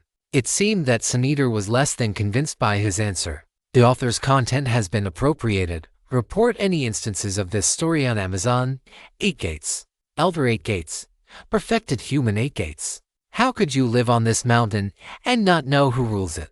Tian and Hong could only smile awkwardly. Merciful heavens. I've been awoken by idiots. Let's start from the top, shall we? You are servants of my 8 Directions Palace, hoping to cultivate immortality someday. You apparently aren't complete idiots, since I can see your master or mistress has invested at least a little into your foundations. For some reason, they have renamed the mountain and changed the servant's uniform. Tian felt the increasing weight of the brainpower on him, trying to make sense of what he was hearing. Sun Eater was clearly some sort of powerful ancient, but the saintess spoke like an ancient. Even Starseef, who was comparatively much younger, spoke like an ancient. Sun Eater sounded younger, not that much older than Tian, for all his voice rasped and pricked his ears. Tian and Hong could only remain helplessly mute. What could they say to all of that? I understand that a long time has passed, but since the silver and red of the true disciples of the 8 Directions Palace hasn't changed in 20,000 years, I trust you ants can recognize it. Answer me. Just what has happened on this mountain? Tian bowed apologetically. Junior was blind. The only symbol of the 8 Directions Palace I know is the geometric brocade trim. He felt the growing brainpower surrounding him retract like a gecko's tongue back into Sun Eater's skull. You are acquainted with an inheriting disciple, or you have seen one, at least. Tian had a sense of a slow exhalation. It makes more sense now. This mountain must have been given to an inheriting disciple as their cultivation ground, and they issued you different uniforms to make it clear you aren't part of the palace. Mortals like you simply haven't lived long enough or cultivated high enough to know anything. How? The stream once again filled the cavern with noise. Tian and Hong stood quite still. Well, I'm awake now. Who is your master, or senior servant, or whatever? Which immortal servant of the inheriting disciple do you serve? Tian and Hong shared a look. Elder Ruit, Sun Eater snorted. This room might be older than you, but he is certainly no elder. Come forward. A little more. Yes, that should do. How long have you served the sect? Hong answered 6 years, true disciple. Tian had the uncanny feeling that the immobile skeleton just slapped his hand over his face. 6 years. Yes, this is all making much more sense. Well, I guess that means you are a little promising after all. With this level of foundation you might reach as high as a lay disciple, if you applied yourselves. But I'd grow thirsty. What can you offer me? There was more than a hint of malice in Sun Eater's voice, but Tian determinedly ignored it. I'm told that, while my tea is of mediocre quality, MYT service is quite acceptable. At the very least. The other spirit I served tea to enjoyed it. There was a startled pause. Really? Junior wouldn't dare lie to the true disciple. She drank the chi rather than the liquid, of course. Senator snickered. You know what? Sure. I'll play along for a bit. Your tea won't be fit for a human to drink. Brew this. A tongue of tea flew out, still wrapped in bamboo and bound with sizzle twine. Tian undid the knot, opened the leaves, and was practically knocked over by the sudden burst of tea chi, white tea, of an age and potency he had never before encountered. Tian quickly set out his little table and tea tray. He generally didn't invest a lot of effort into using the 6 gentleman tools, but now seemed like the time to use his full effort. The kettle was heating nicely. His tea pets were in for a serious treat. The top tea cake had already been broken up a little, so Tian didn't hesitate to carefully chip off a piece. He used the tongs to place the tea in a little bowl. The water had come to a boil. Tian poured the boiling water over the tools, the cups and the tray itself. Once all was ready, he loaded the tea into the lidded cup and oh, I see. Not bad for a mortal, especially a bullied child like you. Senator snickered again. The sound grew more unpleasant every time. Bullied, true disciple. Tian's hands never stopped working. The wash was offered to the tea pets. Tian would have sworn he heard them groaning with appreciation. Then the next steep began. The medicinal aroma, the warmth and sweetness rising from the tea, was intoxicating. Oh please. You have a bit of scrap rock for a tray, clay cups that look like they were made by a toddler, and those tools. Boy, is there no one who will stand up for you, even your tea pets. If you can call them tea pets, or starving. They are like the embryos of tea pets. Barely a hint of tea chi in them. If this isn't every sign of a senior stealing your spirit stones and breaking your things, I don't know what is. Tian carefully poured the tea through a strainer and into the friendship pitcher. The color was a rich gold, with tiny dancing flecks of white within it. The aroma was transcendent and medicinal, but unmistakably tea. Please, true disciple Senator, I would value your opinion of my skills. He offered the teacup. He felt something curl around it and carried it through the air to Senator. You offer the 5 elements, and most particularly, the human yin aspect of fire, really? Yes, true disciple. It is the flame I have lit in my heart. You really are the perfect person to bully. I suppose that's why you and the troll dual cultivated. Who else would have her? Tian and Hong froze. Not even proper dual cultivation. I can taste the primordial yang and yin on you too. It seems my luck hasn't abandoned me entirely. To mortal servants from outside the sect have been subsisting on whatever scraps they can scavenge from the trash left by the inheriting disciple. Bullied, abused, despised, and clearly sent to your deaths if you were told to break the seal on a secluded cultivation chamber marked with the symbol of a true disciple. Senator started laughing. Your tea service is shit. You have ruined my good tea leaves, and tried to make up for it with your piddling, pathetic insights into things far, far beyond your station. You dare offer compassion to me. Mortals will barely fill the cracks between my teeth. But you are better than nothing. The teacup shattered in the air, the dust and liquid swirling away. The 2 of you will make a nice little snack. Just the thing to clear out the taste of rotten tea. Liren didn't wait. Lashing out with the blunt end of her spear to smash Senator's skull, an invisible hand flicked it away. Not even a trace of chi, pure vital energy. This is pathetic.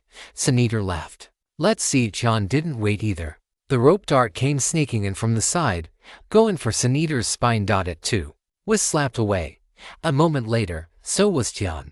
An invisible force sent him spinning through the air and smashing into a rock. He felt his ribs crack, and something in his guts was screaming that he had all kinds of new problems. A rope dart? Are you a circus performer? No, with those hands, a street performer. At least a spear is a real weapon. Killing you will be a mercy. This life is clearly a failure already. Senator's voice dripped with contempt. The crane flapped into the air, but the cavern didn't allow much room for flight or maneuvering.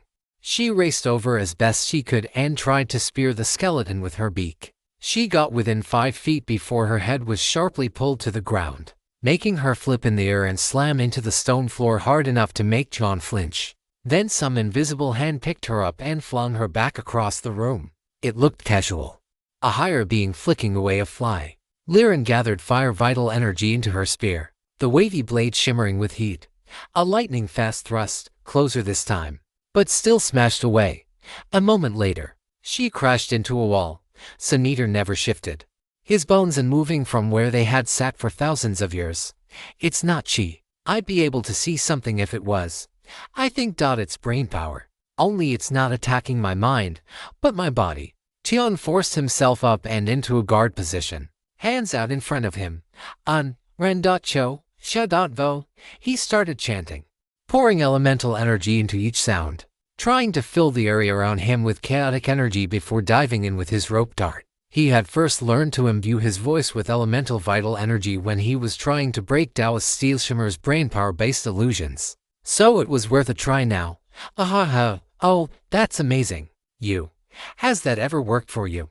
That's the dumbest thing I think I have ever seen. Let me show you what a real Shen art looks like. Tian had a dreadful premonition and dove to his left, never letting up with his chanting. He felt something scrape along the side of his head. There was a feeling of burning, then of coldness. Liren rushed back in a fury, her spear exploding forward, Fai Chi faintly wreathing the spearhead. This time Tian did see Senator use his Qio brilliant gold shield shimmered in the air for just long enough to stop Liren's spear. Then she went flying back, hitting a stalagmite hard enough that Tian heard the bones breaking from 20 feet away. You hideous thing! Do you know how hard it is to gather yang qi when you are a ghost? Tell me, what would hurt you more, watching me kill him? Liren forced herself to her feet. Her left arm was broken, and if John was any judge, so were some ribs. She didn't let that stop her. She looked at Tian, her eyes wide. Then they went hard, and a spear appeared in her hand. Ancient plane, but something about it seemed to weigh heavily on the world. For the first time, Tian saw the skeleton move. It almost looked like a flinch. You didn't get that from a trash heap. No, I don't think I will let you play around with that. Hey, senior, where'd your dick go? Tian yelled, then leaped forward.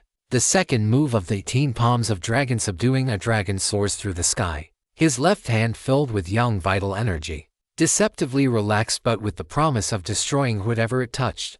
Bastard thing.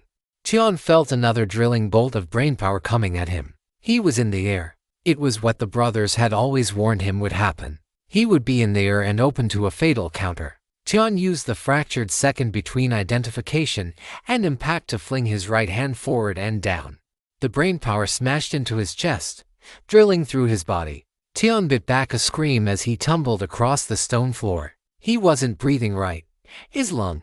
Something had pierced his lung, and the pain was getting worse. It felt like drowning. There was a staccato ring, like 5 sharp nails striking metal. Then an audible crack. What did you just do? Answer me. Boy, what did you just do? Senator roared, fear in his voice. Liren grinned, her expression every bit the death's head rictus that Senator bore. With one hand, she still managed a perfect lunge. Brilliant yang qi flames spiraled around the spear, igniting the air as it passed. Tian thought he saw something trying to flicker into existence in front of it. Too late. She put the spear clean through Senator's head. Something in the old ghost caught fire. Senator screamed, Ants! Mere ants dare bite the immortal. Die for me. A burst of chi came boiling out of the skeleton. The might of a heavenly person revealed at last. Golden sabers swam into the air around him, then fell chopping down on Liren. She parried 2 of them. The third bit into her hip hard enough to make her scream, but not enough to kill her. She planted the butt of the spear in the ground with her foot, and using the leverage, ripped the skull and the life clean out of the skeleton. The bones scattered on the cave floor. Little sun-bright flames gleaming over the white bones, then extinguished. Liren didn't bother investigating. She stumbled over to Tian and collapsed to her knees next to him. Here, swallow. Treat yourself first, Tian barked, his voice choked. When you are stable, I will walk you through what to do. Stop the bleeding, splint the bones, then help the others. Remember what we practiced. Tian followed his own instructions and dusted his wound with blood-clotting powder. It would help keep infection out while he came up with a plan for treating the punctured lung. His hands feebly patted the hole on his chest, about the width of his thumb. He didn't have large hands, but a hole that size, in the right place, was more than enough to be fatal. He could feel the brainpower doing something inside of him. Whatever it was, it hurt. He slammed Advent of Spring into motion, pouring the young vital energy into the hell-suppressing art. It wasn't enough. The brain power was something different than curse chi or poison chi. His body wasn't tearing it apart like he hoped. This story has been taken without authorization. Report any sightings. Bone. Toss me one of that bastard's bones. Laren. Bless her. Didn't ask any question and just tossed over a femur. Tian rubbed the white powder off of it, then grunted. The bone underneath was smooth to the point of being slightly sticky, and harder than the stone he was lying on. Jade bones. Not as fancy as what the Saintess had, but really, he was in no position to judge. The bones were steeped in yin qi, fuel for his body cultivation, and damned if he was going to leave Sin Eater an intact corpse. The hell-suppressing sutra started pulling on the yin qi of the bone as advent of spring began the healing process, attacking his wounds from two directions. He could disrupt brainpower with his chants, even if it wasn't a real brainpower technique. There was nothing to support the brainpower in Sin Eater's attack anymore. That should make it much weaker. He didn't have any better ideas. He closed his eyes and began again. Jo Ka Bo Ni. He could feel the fuzzy chaos of the elemental chi vibrating in his chest. But the spell, or whatever you called an attack made with brainpower, resisted it. It had a cohesion to it that he had never encountered before. Taoist Steel Shimmer was pressing her brainpower directly against his mind. By losing himself in the elemental sounds and letting the chaotic elemental chi wash through him, he could disrupt her illusions. He had managed something similar against other cultivators. But against enemies in his realm, it was less the disruption of brainpower that mattered, and more the disruption of chi. He tried to remember what he knew about brainpower.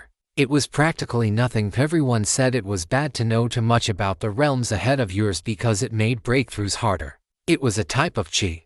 Because everything was a type of chi. Grandpa had said it was a type of chi he didn't have access to yet. He was starting to get lightheaded. The wound clotting powder had probably sealed the external hole, but he was now sure he was bleeding internally.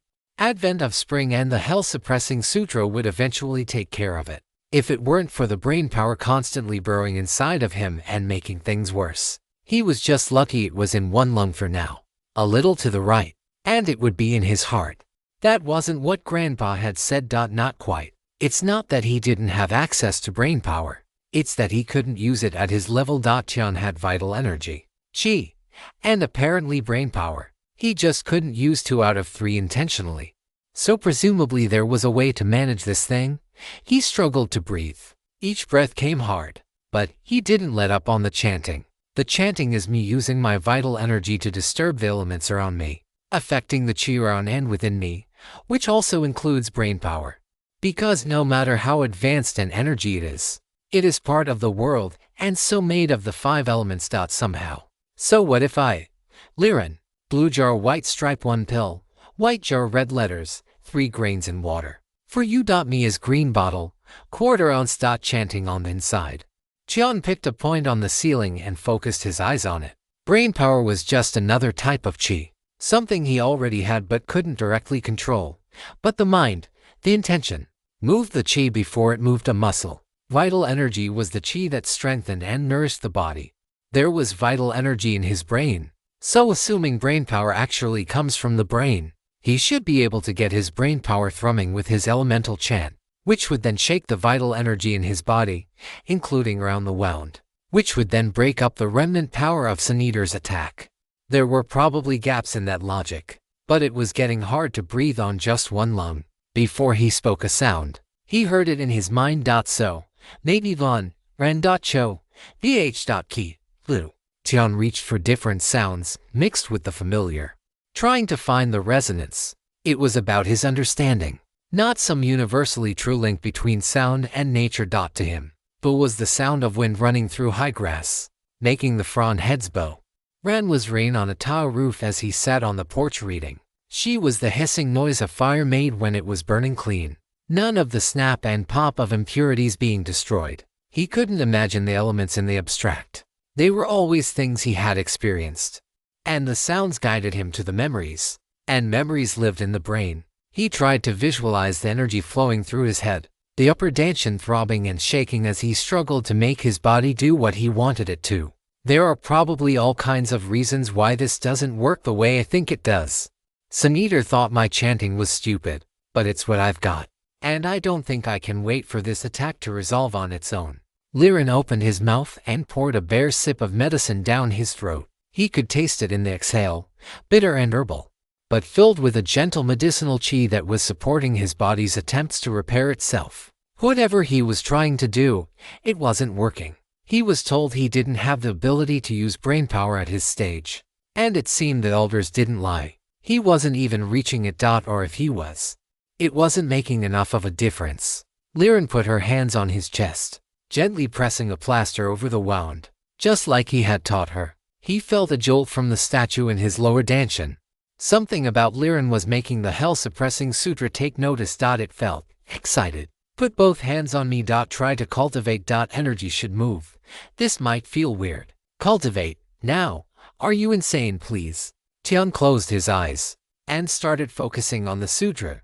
He knew that it, too, chanted a sound he usually couldn't hear and didn't understand when he did hear it. Maybe it could resonate with his brainpower or start consuming whatever Saniter left in his body. In any case, he was out of ideas. Ilarion struggled to focus, but he could hear her breath steadying. Brilliant young vital energy burned like a sun against his chest, and chi, and something else. Something he didn't have words for, but that the sutra seemed very familiar with. A connection was made. Tian's mind went blank. He could hear some ancient recitation, some droning chant in a voice that was neither male or female, or both. Young and old. Fast and slow. To voices moving differently, yet harmonizing into one coherent sound. Time passed. An eternity passed. Something broke down inside of him, and a remnant part of his brain nudged him awake. Double quotes enough. Thank you. The brain power had broken down. Tian was covered in sweat. Liren was shivering. How long was I unconscious? You were unconscious? Liren asked. Yes, it felt like a long time. 5 heartbeats. Her lips quirked. Exactly 5 heartbeats. I think I've lost a month's cultivation. Bastard. Tian's eyes shot wide open. I am. But my vital energy was condensed and purified, so I can't call it a real loss. Tian relaxed, exhaling slowly. His wounds were much better. His broken bones were still broken, but at least they were in alignment and just starting to bond. The hole in his lung seemed to be patching itself as well. Advent of spring was originally made for cultivators in the heavenly realm. It could fix most things with time, so long as nothing was interfering. That bastard was in the heavenly realm once. Looks like he lost almost all his chi. I guess the heavens don't send a tribulation if the heavenly person is already dead. Liren sniggered, and from what Tian had seen, she was right. This cave was our reward for winning the tournament. Do you feel rewarded? Tian asked. Oh yes. So rewarded. Liren's voice went dry. But since I'm stealing that bastard's bones and refining them into useful tools, or, alternatively, a portable latrine seat and chamber pot, also useful tools, Tian agreed wholeheartedly. We can't say we are leaving without treasures. Besides, that is an awfully fancy-looking storage ring he has on. And there was a reason he sealed himself up in this cave. Once we heal up, I'm going to be very eager to find it. Tian nodded, a thin smile crossing his face. Then he gasped, eyes shooting wide open as his broken body convulsed. Did the tea survive? The tea did, in fact, survive. Tian almost didn't. As the crane limped her way over and glared at him intensely, it seemed that while she might not know what he was talking about, she knew he wasn't talking about her. Hong had to intercede on his behalf, and he paid an enormous fine in fish and petting. For most of the brief battle, Saniter had confined himself to brainpower attacks. Tian's tea set had survived too, except for the murdered cup. His tea pets had come out the best of all of them. They were more lively after they had been fed the ancient tea. The phoenix looked glossy, almost ready to start preening. He was tempted to dump a few more servings on them, but a tea session was a ritual. These things had their own meaning. Patience. There wasn't any rush. He was chi-starved. Did you notice he basically never moved, and only used chi when you really forced him? I think it was all locked up inside his bones, and was what was sustaining him. Tian lay on the floor, looking up at the stalactites. He had an uncomfortable amount of experience with this exact situation, and had already slid a sturdy cushion under his head. Sounds right. What cracked him open? Heavenly swallows. Han had her own cushion, of course, but Tian had made a point of fluffing it for her. Her arm had barely started healing. Completely unreasonable to expect her to fluff her own pillow when an expert was at hand. Yeah, I punched him through the gap between two cervical vertebrae. Those are the ones in the neck. Anyway, I figured that something was holding those bones together, and while I probably couldn't crack the bones directly, I could wedge them apart. Maybe break whatever was holding them in place. I disguised the throw with the palm strike, obviously. You attempted a decapitation with needles, and it worked. I'm going to lie and tell everyone she was flying around the room, and in an act of ironic fate, he knocked off a stalactite that wound up falling on him and killing him. Han shook her head. Tian grunted. It had been Liren's spear that had killed Senator, turning him into a burning ghost trapped in a jade brazier. He could understand the urgent need to hide your treasures. Stalactite it is, then. They were lying side by side. They had nowhere to be, and both were used to patience. The crane wasn't quite as badly hurt, but she wasn't eager to go rushing around either. Tian could tell she was very disturbed. She chose to lay down next to them and sleep. Smart bird, Tian thought. Liren opened her mouth for a moment, then with a chuffing laugh, closed it again. Really? No questions about where the magic spear came from, because it doesn't matter. I'd tell you if it was important, or something easy to talk about, and since I haven't, it's clearly not that important. She sounded like she didn't know whether to laugh or cry. Yes, exactly. Tian nodded. Besides, I use rope darts. A magic spear is an nice single quotes for me. I'd probably give it away to someone better suited for it, if I had it. Aha. She covered her eyes with her good arm. Yeah, you aren't suited for this spear at all. Tian nodded. It was good she understood. They settled back into quiet. Eventually, Liren couldn't keep still any longer. Want to check out the storage ring? Sure, I'll do it. You are all banged up. I should do it.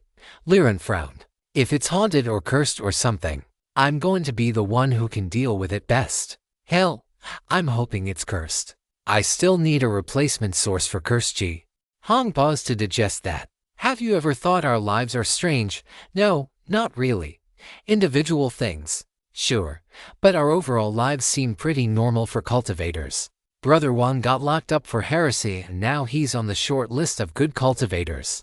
Married to the second best librarian in the sect, and 2 wives he poached from the 5 Elements courtyard. That's a strange life, boy. Second best. Liren spoke up for her sister. Sister Sue informed me, in no uncertain terms, that the chief librarian from Depot 4 is the best librarian in the sect. Since he got hauled onto the mountain, his title still stands. Apparently, Tian could only spread his hands helplessly as he gingerly made his way to Senator's remains. Well, whatever that spear is or does, it seems to have knocked the yin right out of Senator. There is still a good amount of yin chi in the extremities, but the chest and skull are actually pretty young, like they were just refined. Didn't know it could do that, Hong shrugged, but I can't say I'm surprised either. Tian grunted and reached for the ring, starting to bend over. His ribs let him know just what they thought of that idea. He opted to kneel down instead. I know we heal fast, comparatively, but I'd be interested in learning more healing arts. The demon pulling art is good, but we break bones more than I'm comfortable with. Who would be comfortable breaking bones? Hong shot back, then added. You aren't wrong though. Did you ask at the hospital? Yeah. Not much available in the earthly realm that's worth the effort. Medicine, time, and mechanical repairs. Mechanical meaning stitches and setting bones. Hong nodded.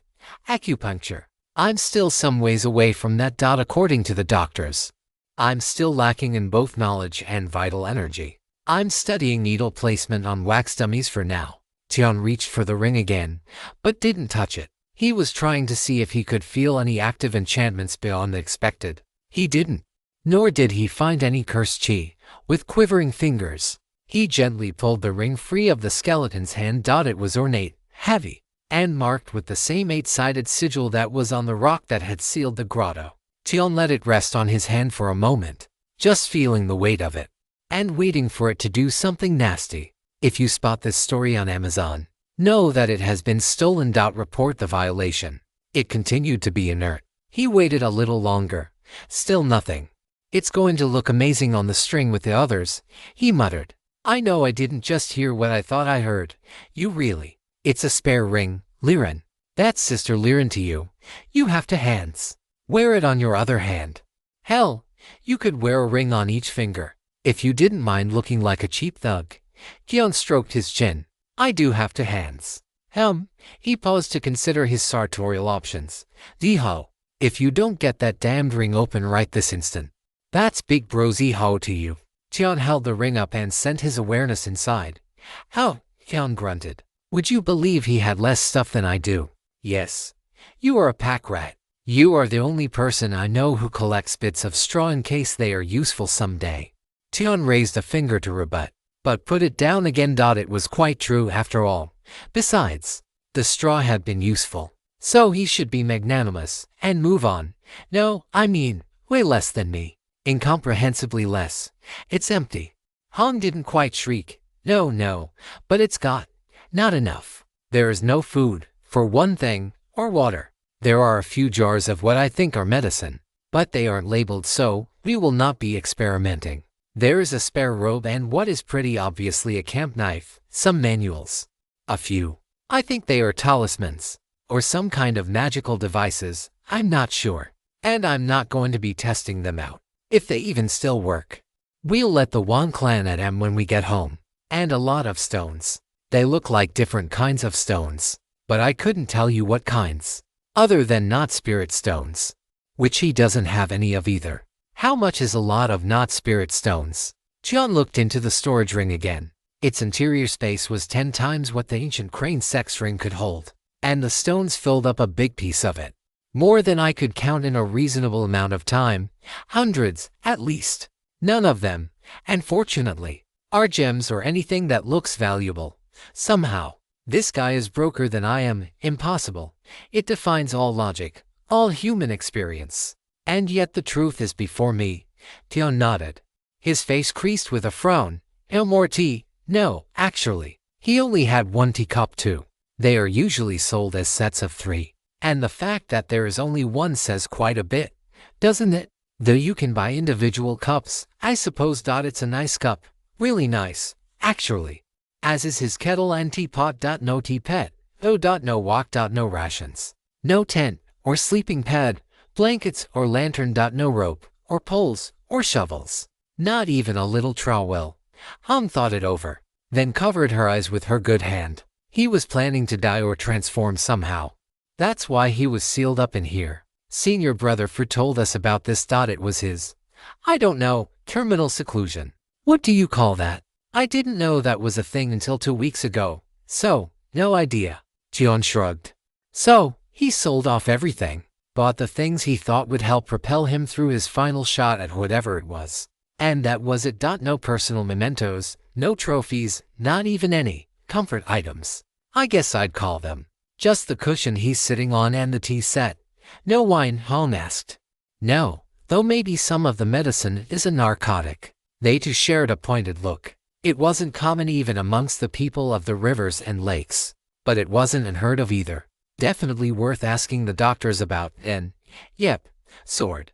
Tion lifted it off the ground, and immediately dropped it when his ribs started screaming. Damn, cursed. Hong tried to crane her neck around and take a better look at it. The blade was a dark gray, verging on black, while the handle was a rich bronze inlaid with softly glowing slivers of white gems and wrapped in leather so soft and warm. Your hands instinctively wanted to hold it. It looked anything but cursed. I wish. No, it's just heavy, like trying to pick up a loaded cart. Tion knelt down again and touched the ring to the sword, returning it to where it had spent who knows how many thousands of years. What do you want to bet that there is some specific art to using it? Liren guessed. I'd bet it was his flying sword. And you need to manipulate it with chi. Makes sense. Beautiful sword though. Ain't it just? I'm already seeing the bloody bidding wars by our seniors. Liren grinned. Tion grinned back. The manuals. There are sort of a lot of them. At least compared to what I'm used to. I can barely manage the few arts I know now. And he was running around with a short stack of them. I guess we need to read them to know what they are about. But I have no desire to change my vital energy cultivation art. Tion eased his way back towards Liren and handed her a manual at random. It had a blue cover made of heavy paper, the inner pages going yellow. The book was bound with thread, punched all the way through to the back cover, and neatly tied together. It looked rather fine, he thought, and also eerily similar to how the monastery bound books in the present era. He couldn't read the script on the cover. I would change mine in a minute, if I could find one that was actually better suited for me, Liren grumbled. Can you read this? Nope, you. Liren hesitated. Not really. I can read it a bit. Don't the characters look a bit familiar to you?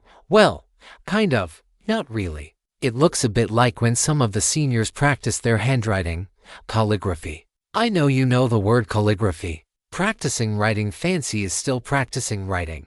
Jian spoke with the quiet certainty of one who has understood a fundamental truth of the world. You think it's related to that, somehow. Our current characters are based on older ones, I know that much. And I did learn some of those older ones here and there. Mostly researching the spare and ink making. Calligraphy is one of the 4 scholarly arts. It comes up a lot in books on ink making. Tian nodded, glad her new hobbies were keeping Liren cheerful. He pulled out another one of the arts. He couldn't read it either, but he could look at the pictures just fine. Looks like a refining or crafting manual, Tian grumbled. No use to us. I'm not so sure. Liren propped herself up on her good arm and took a closer look. She waved at the book she had been reading. Laid flat on the ground. Look at this. I'm pretty sure it's a body cultivation art. Neat. So what makes it special compared to all the other body cultivation arts in the scripture pavilion? I don't know, but it does take a lot of refined materials. If I'm reading this right. Now that could be very good, Jian grinned, and handed over the refining manual. He pulled out another manual. Sis, does this say what I think it says? How should I know? Liren grumbled. What do you think it says? Well, that kind of looks like the character for Sun, and that sort of looks like Chi. And I don't know the rest of the characters, but there is a circulation diagram and I'd say it's a genuine article. 8 Directions Palace True Disciple Grade Yang Chi Cultivation Method. He grinned over at her. Looks like we won't be relying on the Malahite to make this trip worthwhile. Tian and Hong spent a couple of days not quite bedridden. It was very easy to take things very easy. And they had plenty of medicine. Their body cultivation sped up the healing process. But broken bones were broken bones, not quickly mended. They had plenty to keep occupied with. I think this symbol means argument, Tian guessed. Why, argument doesn't even make sense in this context. Yeah, but if you cover 1/2 of the character with your thumb and squint, it kind of looks like the symbol for woman. And when you lift your thumb it looks like there are 2 symbols for woman smooshed together. And if you imagine an extra line coming out here, and this bit going more swoosh, now it does kind of look like the modern character for argument.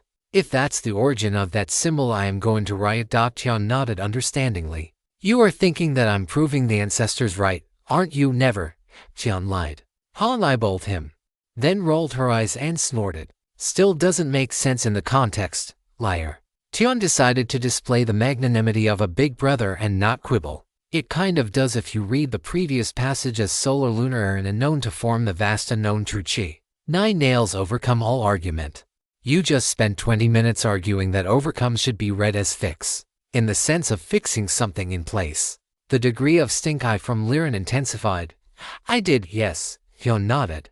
On the other hand, I'm just looking at pictures and thinking what other pictures they kinda sorta look like and guessing. So I'm not too fixed on any particular reading. Liren groaned and covered her eyes with her hand. I do not understand how scholars live like this. I don't understand how they think like this.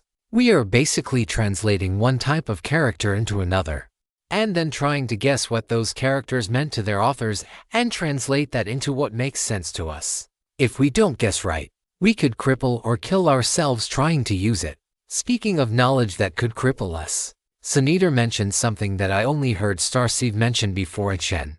You ever hear of Shen? Not before Starsieve.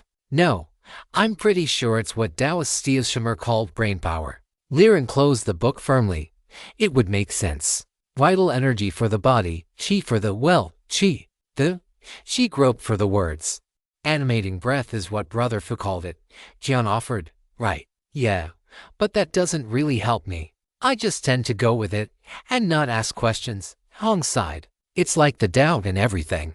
Nothing would exist without it, but unlike the Tao, You can store some of it in a purified and condensed form inside of you and do stuff with it at the heavenly realm. Or something. I think that matches what I've picked up. So Shen, or brain power, is what? The mental equivalent of qi. That feels too. Qi is a big part of how the world works. Vital energy is the basis of our bodies, our physics, and from the sound of it, you could also say it's the basis of our future potential. What gives Shen the right to be put on that kind of level? Tian shook his head. They lapsed into silence for a bit, ruminating. The sound of the stream running through the cavern had long since become ignorable background noise. But that didn't mean it was silent. The rocks would groan or knock sometimes. They had no idea why. There didn't seem to be anything wrong with them. This is why our seniors kept telling us not to try and learn about the realms above us, isn't it? We are focusing on what's too far ahead, and not figuring out what immortality is to us now, not building our foundations. Han's voice jolted Tian out of his reverie. You might be right. We need actual experts on this to translate the text into modern characters, and to provide commentary on what the authors meant by it. Good thing we have a sect right here, with experts. Han's voice went soft. Yeah. A different sort of silence settled on the cave, gathering and pooling around them, pressing on them until it forced the word in Liren to overflow. You still want to leave, even after Starsieve got rid of most of the worst parts of the sect? Yeah. Jian stared up at the stalactites. There are so many good things here. So many good people. And I look at them and think you were okay with killing families because they became weak. Because there was no one who could speak up for them. That's the system you grew up in and supported. You decided that was the best way to look out for untalented descendants. Or at least you decided it wasn't worth taking a risk to try and stop. A case of content theft. This narrative is not rightfully on Amazon. If you spot it, report the violation. He tracked a spreading blue sea of lichen across a little patch of rock. He had read about oceans. He had been on some pretty big lakes. Maybe it was about the same. He still couldn't swim though. It's not that I hate them. I just don't want to carry that weight. I don't want to hide the dead boy, or explain that I was born 6 years old. I don't want to grieve for you, and I do. I don't want to wonder how the brother I'm sparring with, who earned enough merit to get dragged onto the mountain, had somehow managed to balance out the sin of family extermination. And I know some of them must have, because Brother Fu is here. And so is Marshal Aunt Bai, and Elder Ru, and other seniors who were certainly involved.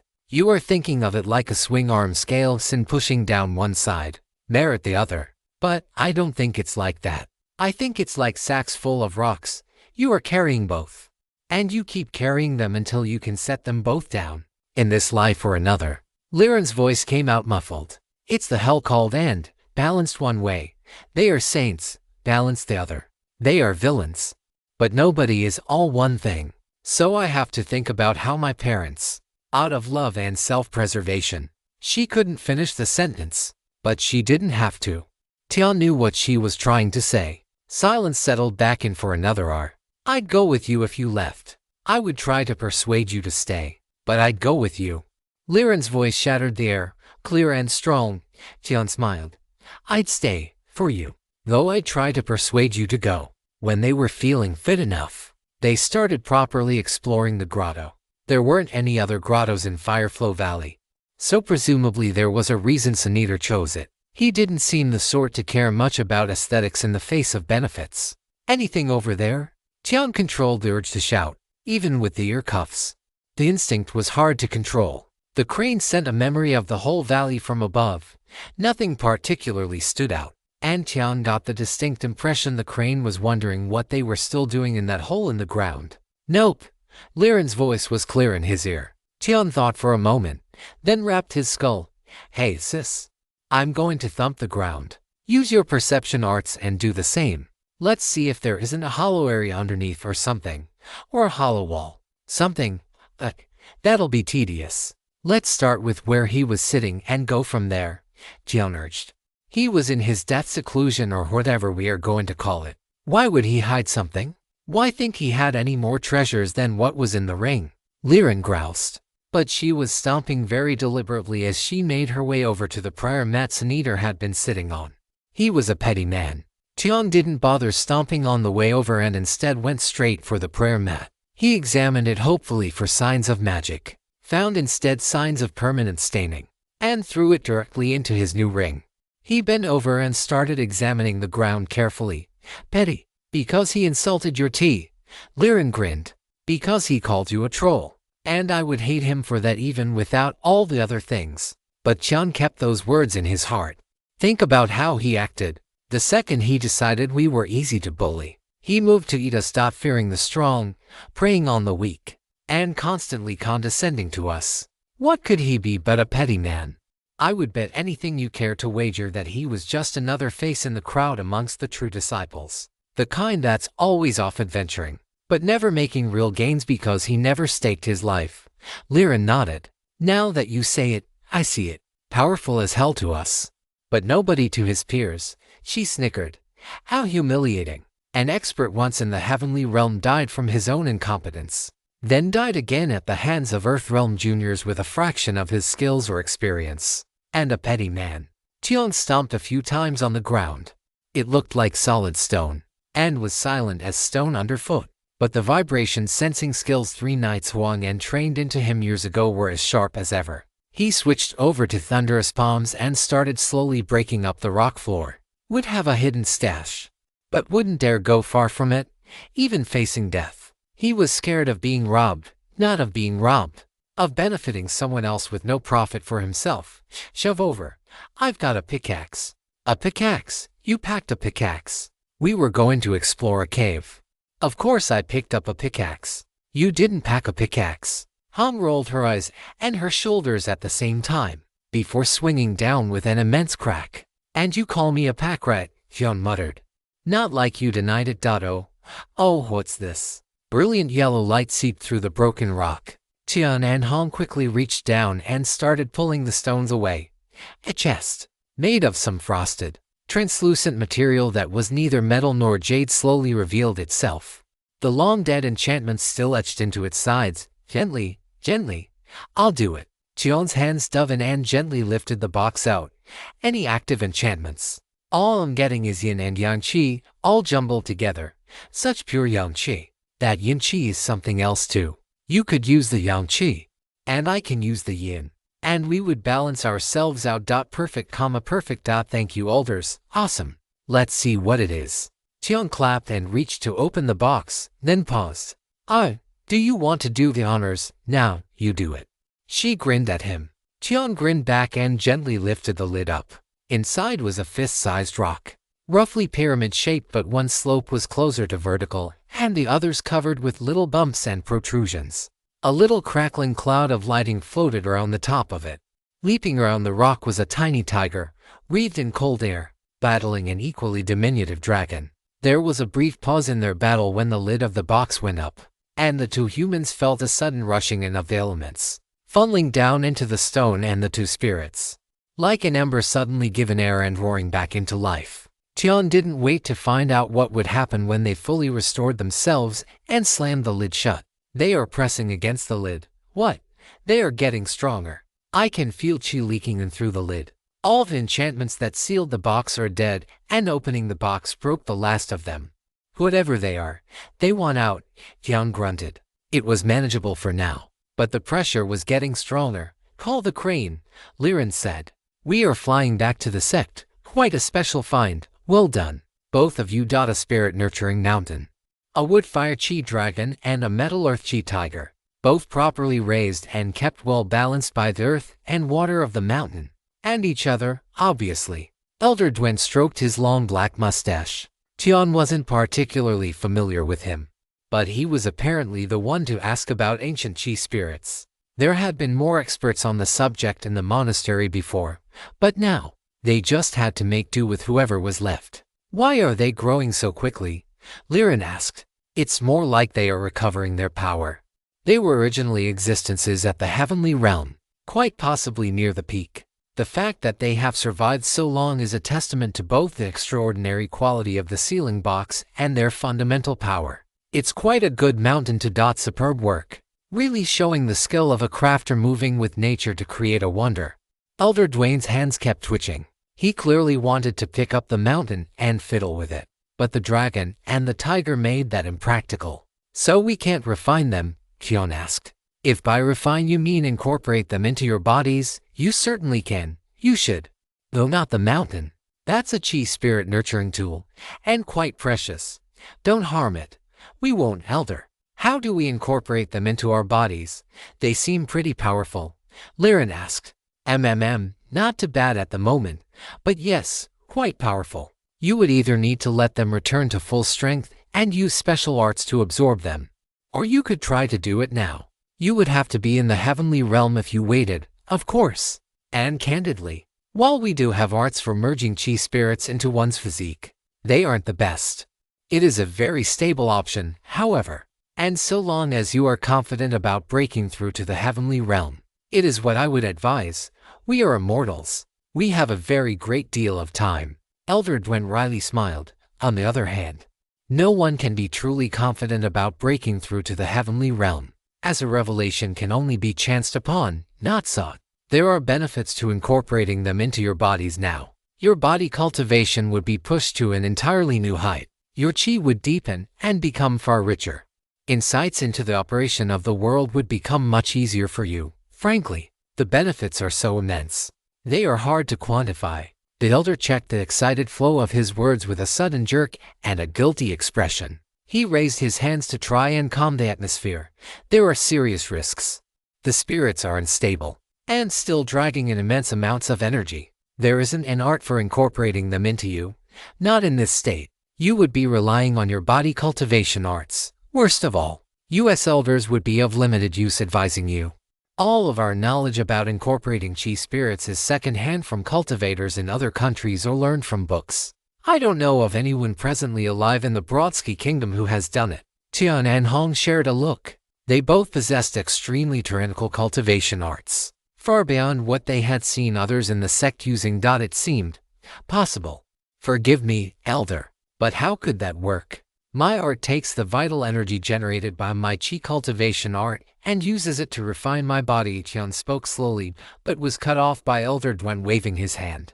Don't tell me. I don't want to know. All body cultivation arts have the same core principle, and it's exactly what you are describing. Chaotic chi is refined into vital energy. Then that vital energy is used to do exactly what vital energy does. It nourishes, strengthens, moistens, and refines the body, laying the foundations for the spirit to grow. The details of how that process works and what the final result looks like vary wildly. Tian and Hong nodded at that. Their arts were radically different, after all, but the core operating principle is the same. The chi spirits are, ultimately, chi. They are already quite refined and filled with special properties that can nourish your bodies. While they appear alive, they are not sapient. Their form and actions are more akin to expressions of heavenly law than real animals. Tian and Hong shared another speculative look. What side effects are there, Elder? No idea. I'm a supervising elder of the Wondrous Crafts Pavilion, or I was. I just came because I know more about chi spirits than most. We create them for some of our highest quality products. Artificial chi spirits are never as robust as the natural sort, but they are far more suited to being used as an item spirit. And you don't have to rely on chance to acquire them, of course. The elder's fingers twitched towards the spirit-nurturing mountain. Lirian stifled a laugh. Elder, how about this? If you help us absorb the chi spirits, you can take the mountain as your fee.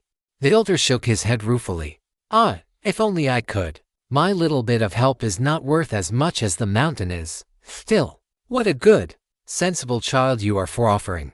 How that old miser Honghua had such a smart granddaughter, I don't know. If you encounter this narrative on Amazon, note that it's taken without the author's consent. Report it. You could borrow it for a decade or two, Chan offered. The elder brightened up. Perfect, let's do that.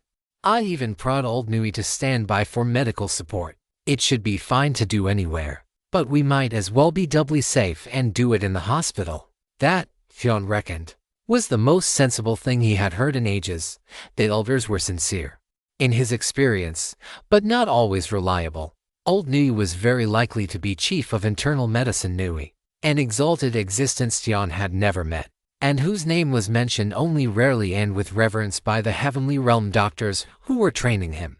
It should have been straightforward: simply grasp the chi spirit, run the hell-suppressing sutra, and be ready to counter whatever difficulties appeared. It was, in fact, straightforward, except that Tian had neglected a few crucial facts about his present political condition.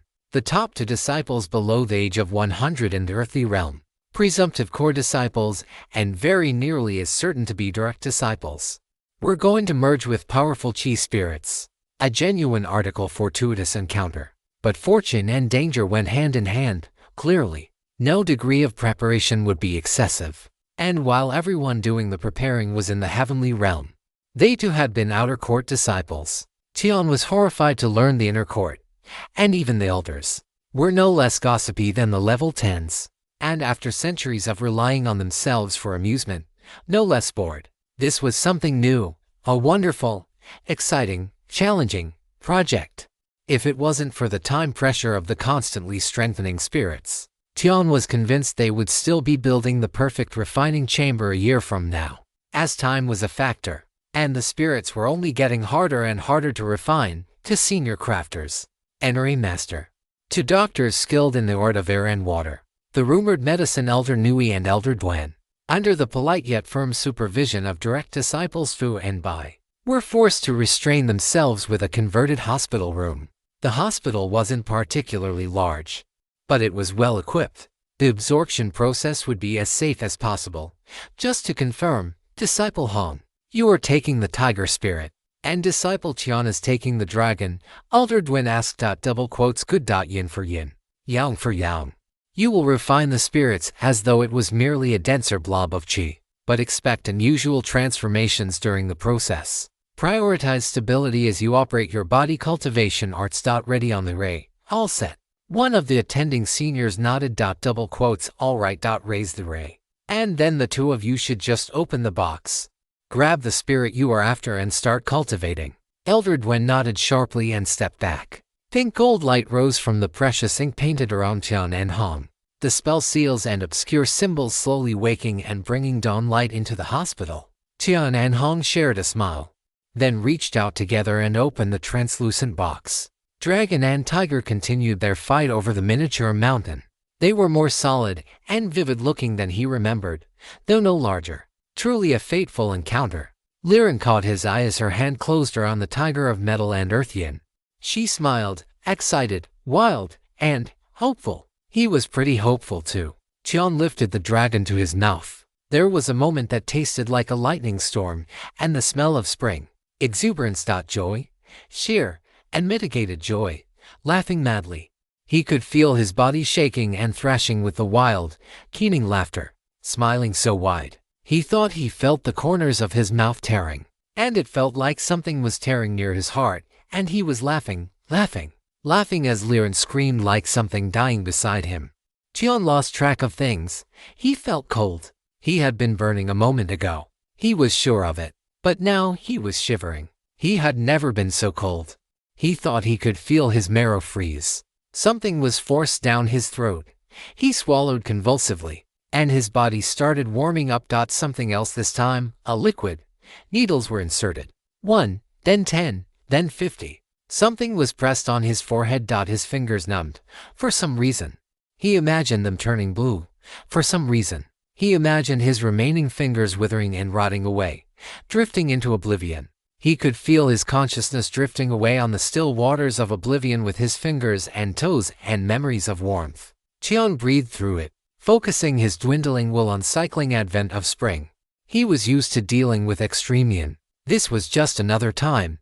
He wouldn't fall unconscious. He would put all his focus on cultivation, and that would be enough. It took 12 hours for his condition to finally stabilize.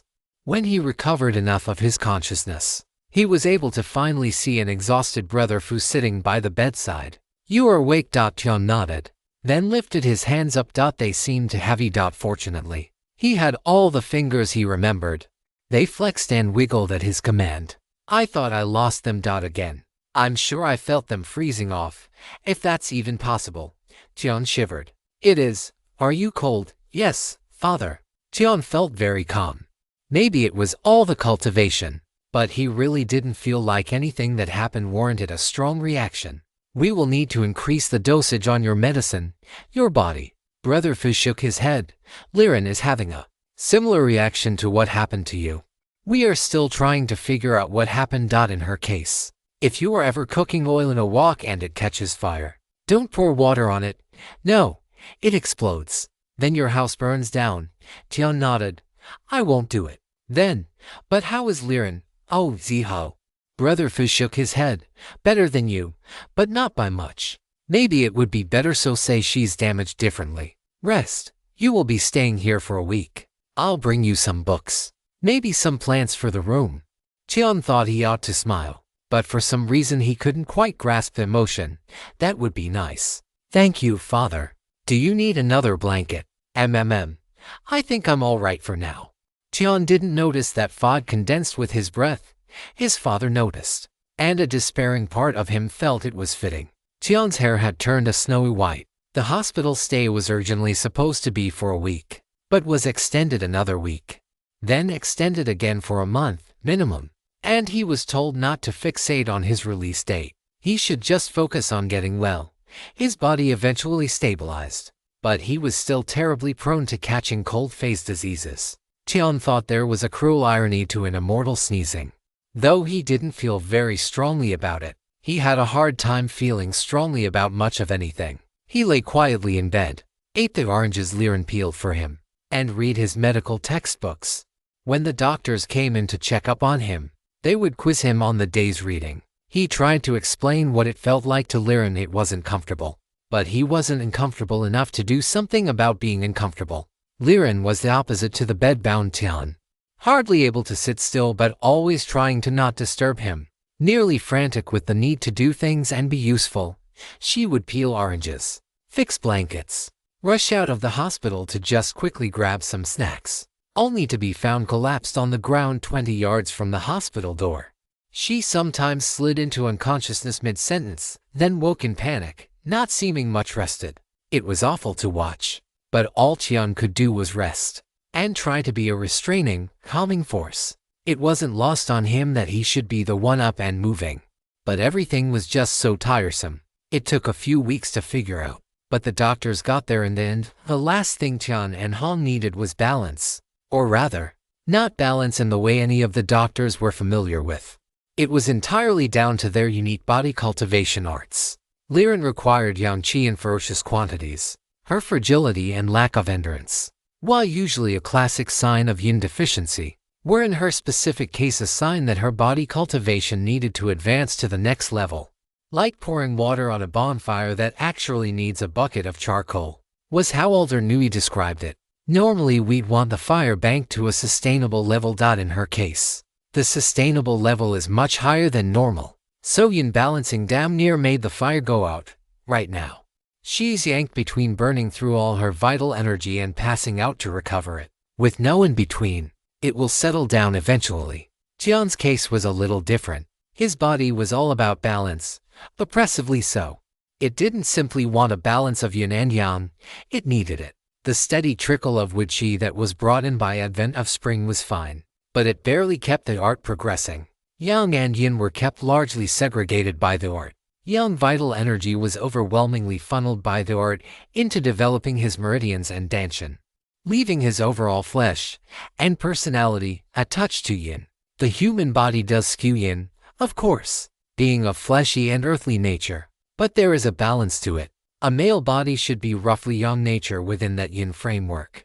I'm making up numbers for the sake of illustration here, so don't take them too seriously. But if a fleshy body is the yin to the meridians and danshan's yang, yin flesh to yang qi, we would expect a male to be 60-40 yang to yin overall, while women would be 60-40 the other way. I'm guessing, we're averaging more like 55-45. Not an inherently bad thing. Your body is immensely strong and enduring, and most people need to bring their bodies into better balance.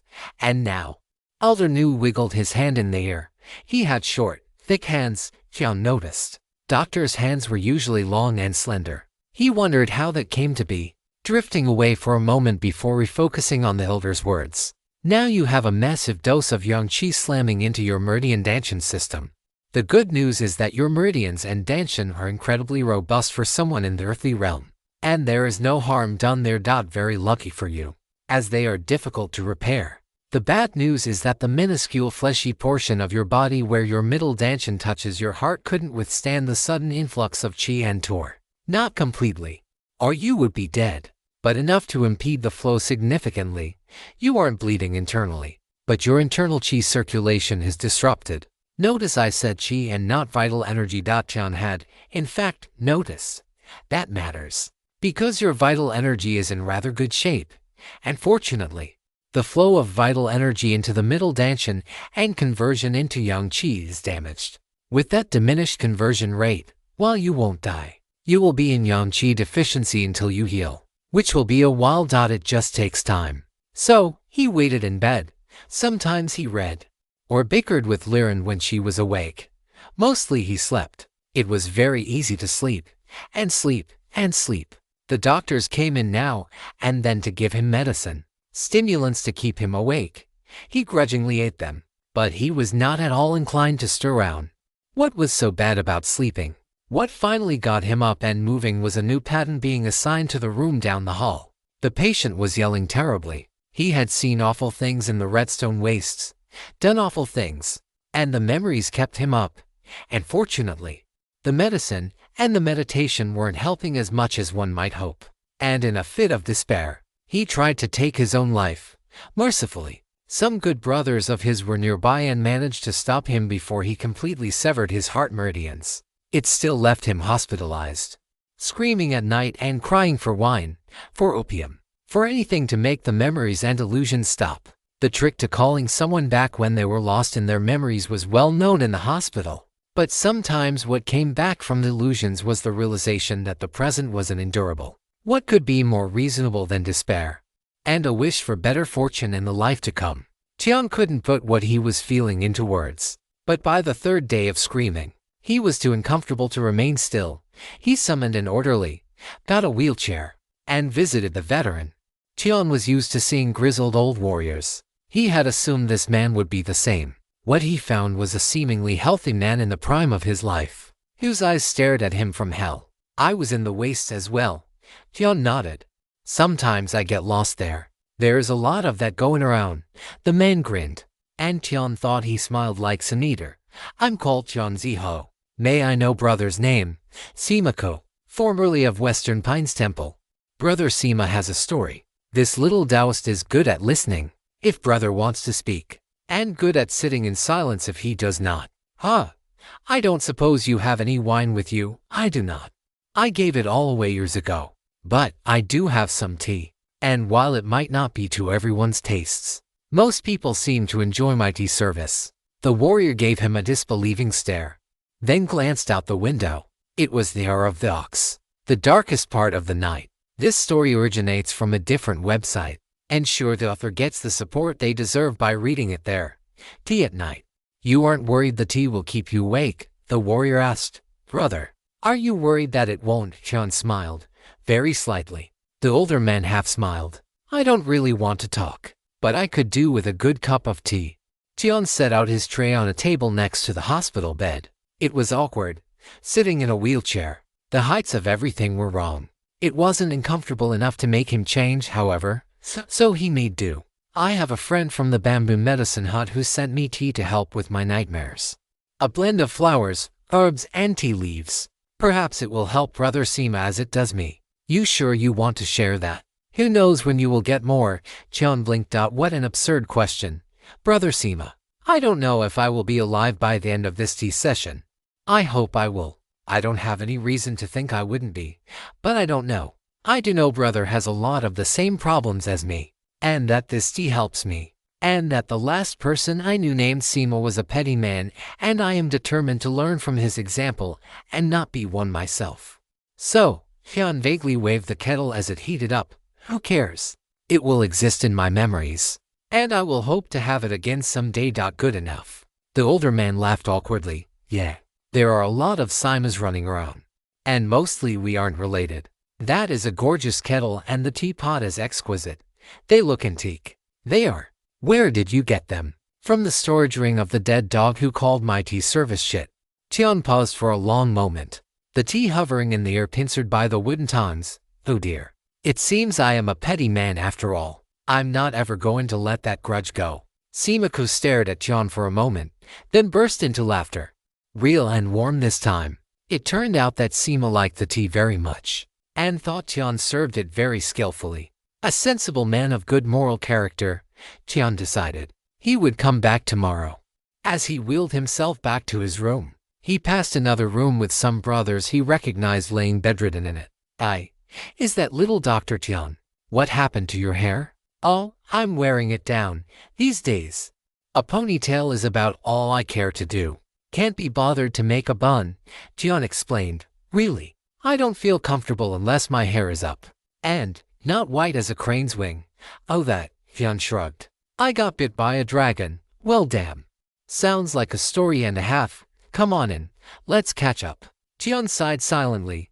This would be tiresome, and he had a dreadful certainty that his good days were done. The tea and gossip circuit was already drawing him into its clutches, but he wasn't uncomfortable enough to change. So, he would just have to accept it. When Liren came the next morning, she was startled to be asked for tea snacks, then smiled like the sun rising when she heard why. They are very troublesome people. Don't spend too much. Rice crackers are entirely adequate and suitable for almost any prescribed diet. By the cheapest sort. They keep longer, he urged. It was very unjust of her to laugh the way she did, and he couldn't understand at all what made her fall off her chair. She should have someone push her around in a wheelchair. She couldn't possibly go shopping in her condition. Once he was up and serving tea, he became a regular host to the Wang clan, most particularly its newest addition. He did like the Wang clan, on the whole, but unfortunately Mingyu was both his most frequent visitor and intensely bothersome. Tian had timed it. Even in his muted emotional state, he couldn't go more than 20 heartbeats without feeling an urge to smack her, which was doubly irritating. Since she wasn't actually a bad person, here are fresh persimmons. Do you know how hard they are to come by these days? Be grateful. Oh ho ho ho ho. She covered her mouth with the back of her hand, fingers curling with an aristocratic flair. Tian's hands twitched. Words cannot express the feelings in my heart at receiving your gift. Let me offer you one in return. Just because Brother Wang and Sister Mei have their little, cultivated personality quirks, doesn't mean you should imitate them. Take Sister Su as your example. Honest, direct, sincere, often misunderstood, but treasured by those who do understand her, Tian urged. HRMPH. That is not a noise humans make. Mingyu paused. The jade cuffs on her ears caught the light rather prettily. She was the family's chief carver, and it was quietly agreed that, in the earth realm, on the mountain, she had few or no equals in her knowledge of stones. It isn't. I have definitely heard people go in her Mingyu insisted. Yes, but that's not what you said. You said HRMPH, which is not a sound made by healthy humans. Did you drop by for a cup of tea? Or was there something else? She ducked her head with a small blush at that. You don't have to be so direct, she muttered. Tea would be lovely, but I'm really here because Sister Hom mentioned you found a large stockpile of stones that you couldn't identify. If you give me some samples, I'd be happy to identify them for you. Oh, that would be helpful, actually. Let's see. I think there are only 4 or 5 different sorts of stones here, but I don't really know. Tian waved his hand, and head-sized rocks tumbled out. Mingyu quickly scooped them up and stored them in her own ring. Thank you for your trust. We were all very concerned when we heard about you and Sister Hong. And Sister Su wanted to race over here and take charge of things. It took all of us practically sitting on her to convince her that this wasn't a problem for her to fix. Identifying some stones seems like a problem I can solve. Once she visibly reset herself, tilting her nose upwards and pressing the tips of her fingers to her heart. Once the brilliant me has cracked the secrets of the stone with little more than a snap of my fingers. You, groveling peasant. Wilt, is that a new teapot? The kettle is definitely new. Ming lost the pose again, leaning in to get a better look. Oh yes. I'm very fond of them. Not for sale. I wouldn't sell them either, unless my eyes deceive me. That is a genuine ancient Zisha teapot. If it's been used properly, the tea chi will have accumulated and transformed the materials in a way that can only be imitated. not replicated. Try to stick with just one type of tea when you use it. That's the tradition. My sponsor had a modern one that looked a bit like that, but inferior in every regard. The copper on that kettle is no ordinary goods either, to say nothing of the inlay. I'd love to get them on the bench and take a closer look. You would need your eyes to look, and your hands to hold them, Sister Ming.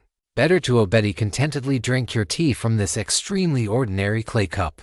During his second month in the hospital, he had a bad spell and collapsed. He was quickly diagnosed with kidney yang deficiency and given a new course of medicine. The medicinal teas tasted vile, and he never felt any better, but he drank them. No point in giving the orderlies a hard time.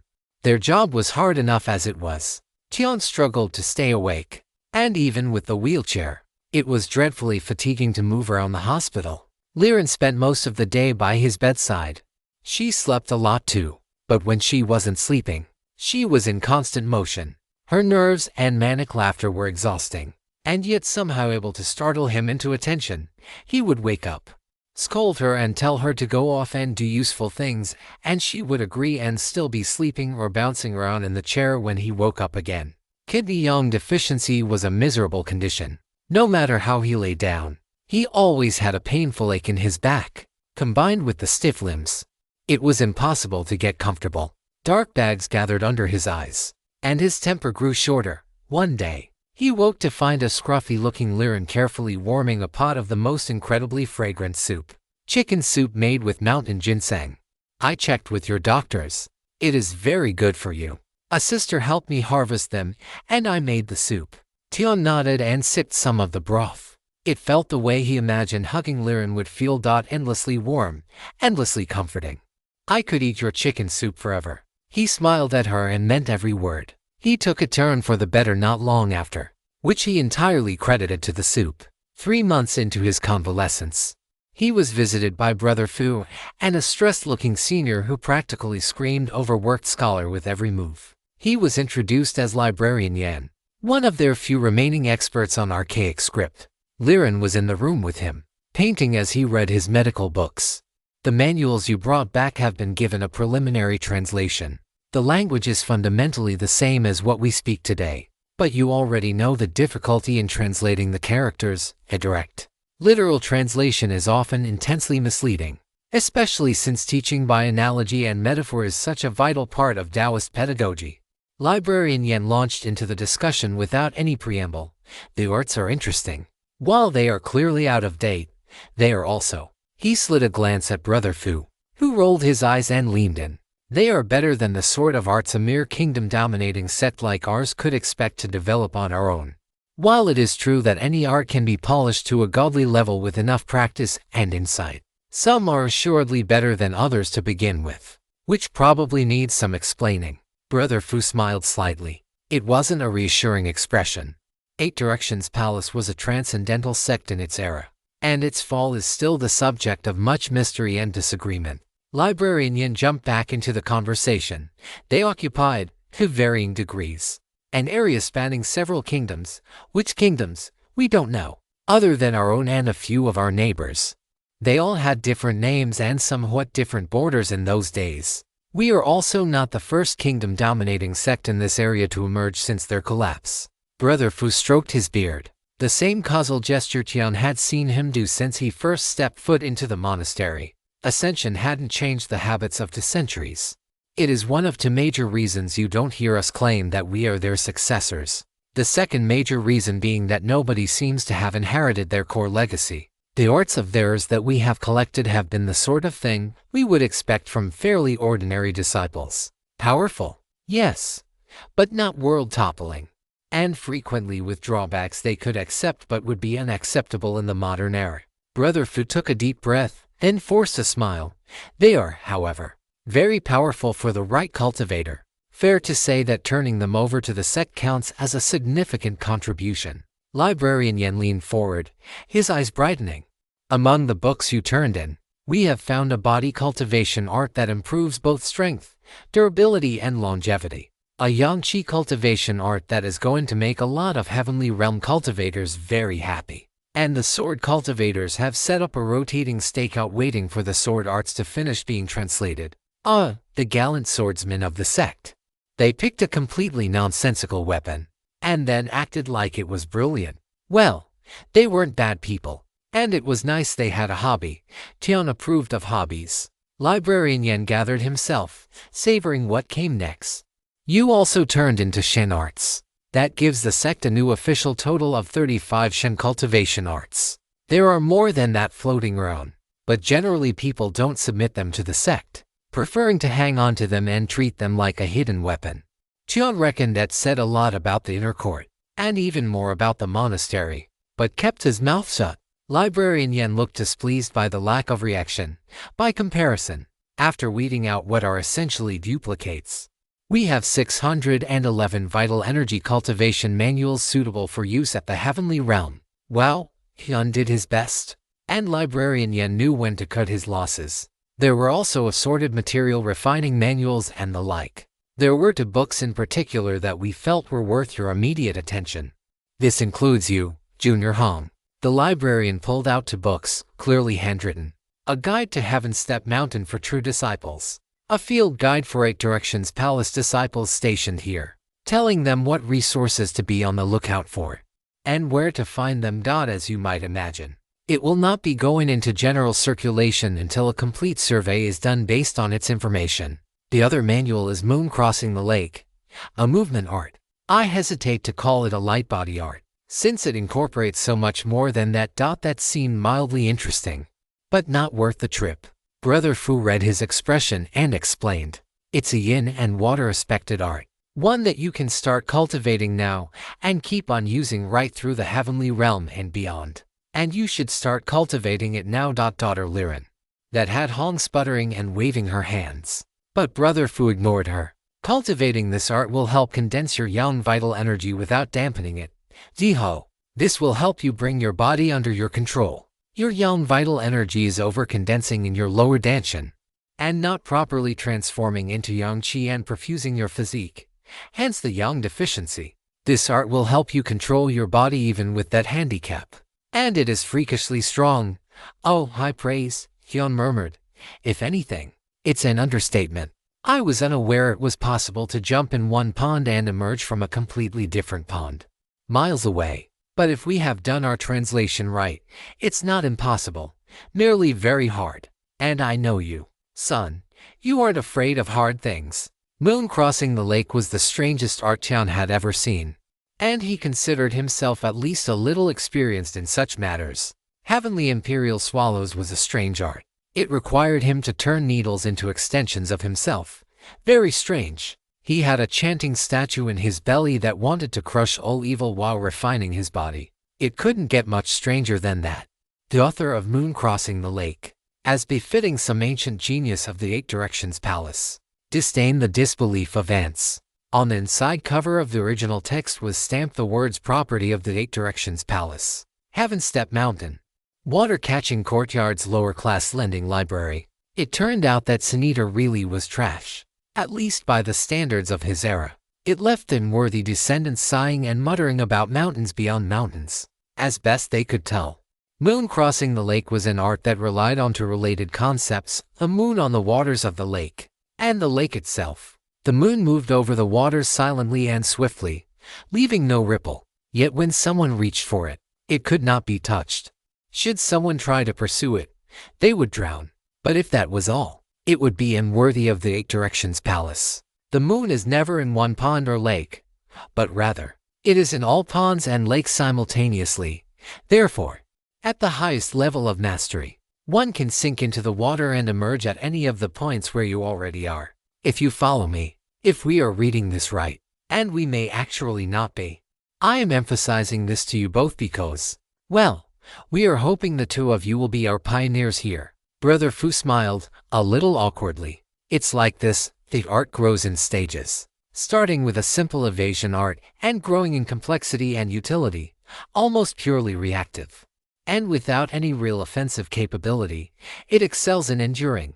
With practice, your vital energy expenditure should be almost nothing. Effortless as the moon crossing the lake, you see. If you are quick about it, you can even run across the surface of water. But the art grows in complexity. Once you have broken through to the heavenly realm, You will have the ability to use Qi. This will let you move into the next phase of a water escape art, traveling beneath the water faster than you could run across land, and far more hidden than trying to escape through the air.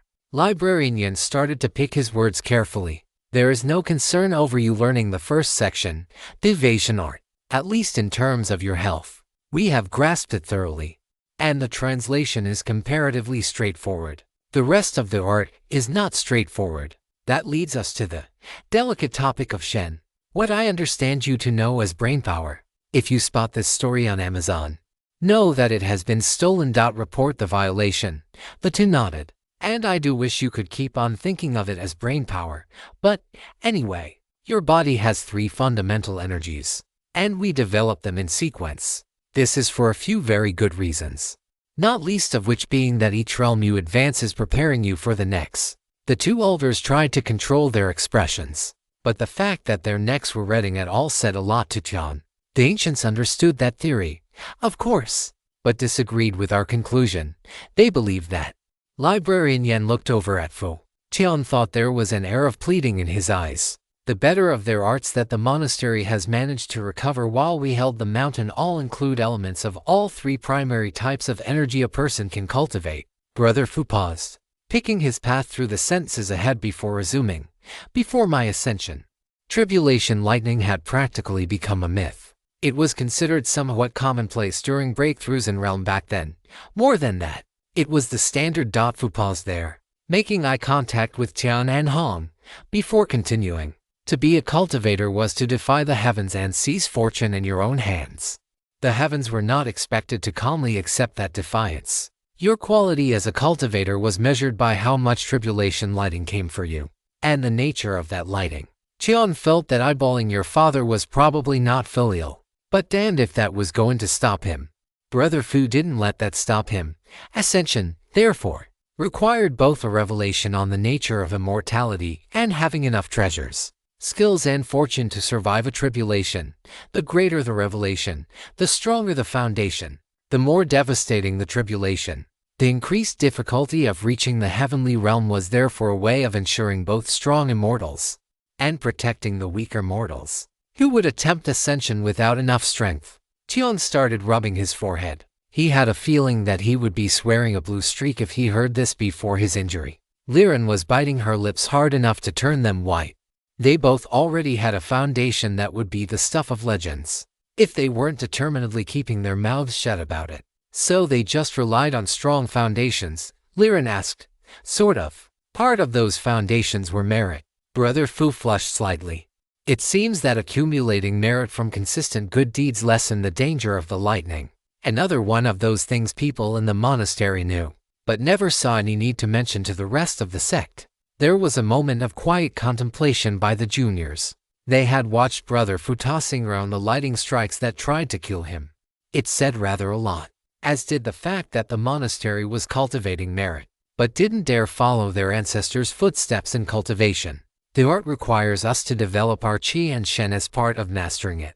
Even in the earthly realm, we can only barely contact those energies. Never mind make use of them. But training them at all will likely set us up for a tribulation when we break through to the heavenly realm.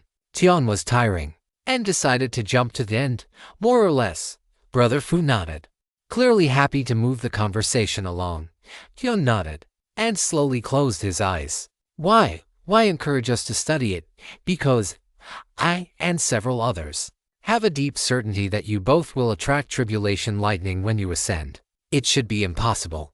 But the 2 of you have a habit of doing the impossible often. There is therefore no additional harm in learning it. More urgently, there is an opportunity here for the 2 of you. Brother Fu opened the guide to the mountain. The monastery has held the mountain for thousands of years, and you can believe we have explored it extensively during that time. Despite that, it still holds mysteries for us. There are a few natural formations that have resisted our best efforts to break them, or our diviners all agreed that they weren't worth forcing our way into. Tian's eyes shot open. The diviner's father, Brother Fu's mouth twisted. Indeed. But they weren't wrong in this case. Look here, the little fingers. A series of valleys right at the foot of the mountain. Nobody could figure out why such a robust natural ray was formed. to the extent of taking advantage of the geomantic properties of the entire mountain. Well, now we know. Tion read the indicated passage. Mortal servant training and selection ground, periodically. Attrition requires the replenishment of mortal. Senior crossed out slave here and replaced it with servant. I went back and forth on the translation for a while. Context is everything. And the cultivators of the Eight Directions Palace seem to consider anyone below the heavenly realm as subhuman. And, possibly common livestock. Primarily useful for farming, resource gathering, and accumulating merits. Breaking through to the heavenly realm was, essentially, a way to declare your humanity and your intention to fight for the pinnacle. Librarian Yen explained. That would explain some things, Liren murmured. Tion resumed reading the description.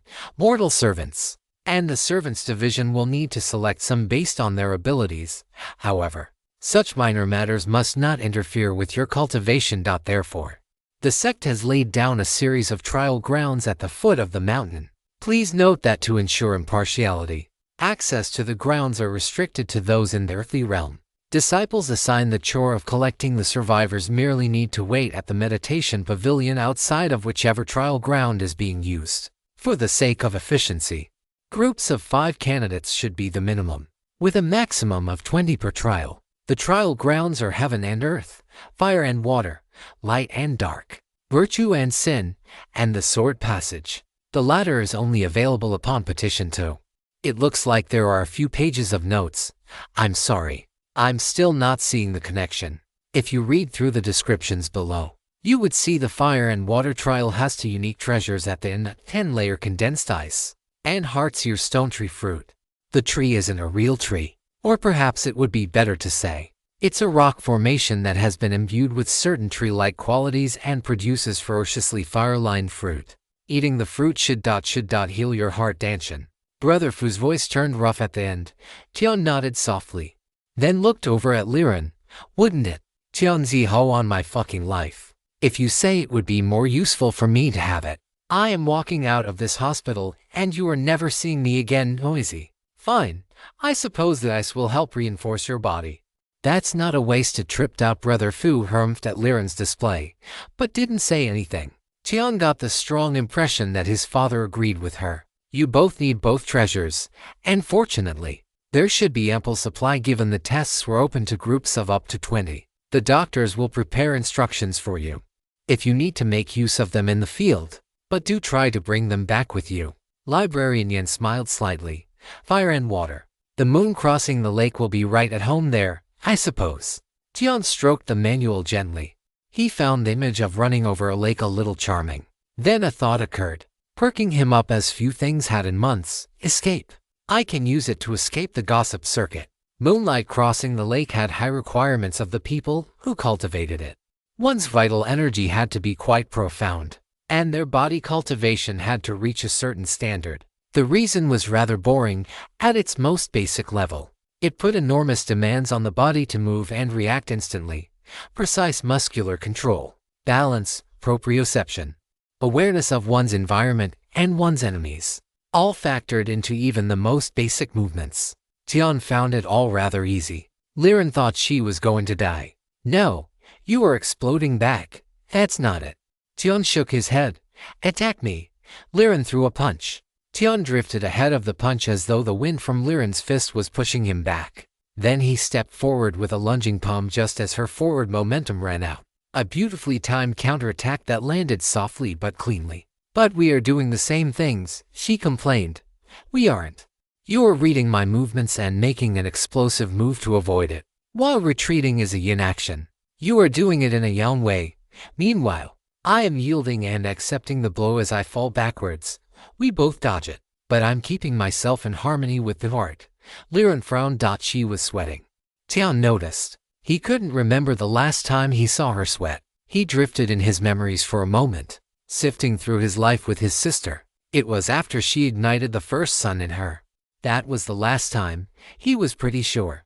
But now, 10 minutes of light exercise had her sweating. Your breath is steaming, she said. Is it? Tion exhaled and watched the frigid breath fly out like an arrow. Huh, what a thing. I have a sinking feeling. Liren muttered. Good. That means you are more in line with your yin. Tian nodded approvingly. Not what I mean. Very slowly. Very slowly. Attack me with proud dragon repents. Liren brought her fists up and set into a boxing stance. Tian shrugged. It was the first move of the teen dragon suppressing palms, and the one he was probably most familiar with. His left hand made a circular defense as his right palm jutted forward, his legs shifting, his weight moving. He didn't get past Liren's guard. At all. Damn, my timing has gotten worse. Yeah, worse. Brother, sit down on the ground. Easy now. Here, some barley tea. Drink up. Easy now. I have you. Tian shivered so hard it hurt. The world had dropped into a frozen hell. All the warmth fled from his body. A tiny flickering fire remained in his heart, a lantern guttering in the winter winds. He shook hard, but wasn't scared. It was hard to feel much under all the ice. One thing cut through, keeping him awake. His sister was every bit as warm as he thought she would be. It wasn't too hard to sort everything out. The connection between Tian's heart and middle dantian was damaged, which meant the fire qi and yang qi in his body was dangerously low. Tian was relying on his expected vital energy to keep himself alive. It was the most yang energy he had in any real quantity, even if it was considered minor yang compared to fire's major yang. If he had to spend more than the bare minimum of his yang vital energy on an art, it meant it wasn't available for things like warming his blood and organs, the generally accepted treatment method for such a delicate injury, which also had the highest success rate, was using natural treasures and the body's own healing to fix what was broken. Of course, one had to find the right treasure, something which depended on fortune, and one had to be strong enough to acquire it, which was not easy with damaged qi circulation.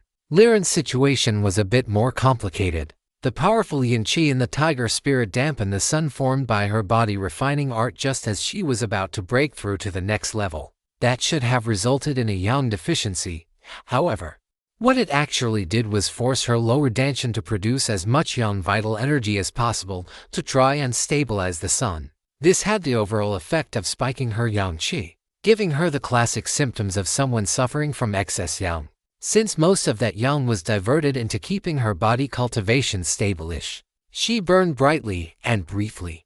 As is so common in cases of excess yang, she was actually in yin deficiency. She tired quickly and recovered slowly, was quick to laughter and anger, and found it hard to focus for long periods. Things that would make gaining even basic proficiency with moon crossing the lake very difficult. However, both of them had very good reasons for studying the art. It forced them to move, to think about things other than their pain, to take control over their bodies. And as Brother Fu put it, they were juniors capable of legendary greatness. The juniors didn't feel particularly great. They felt legendarily goofy. I can't attack, and you can't retreat. This is the dumbest possible situation. Tian's cool voice couldn't hide his irritation or his amusement. It's not quite that bad.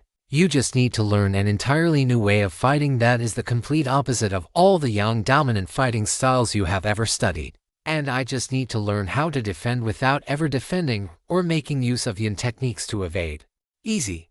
Liren's voice was every bit as dry as his.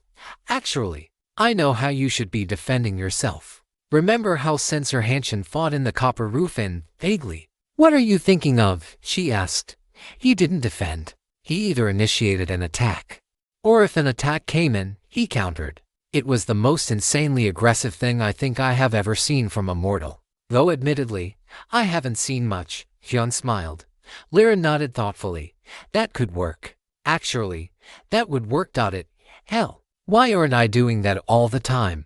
That is obviously the best. Oh damn. Yes, your yang qi is taking the initiative and beating up your common sense.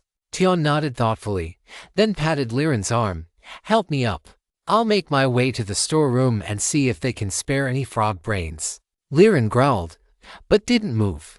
Tian's dizzy spell had lasted almost 20 minutes, and she very obviously wasn't interested in taking chances.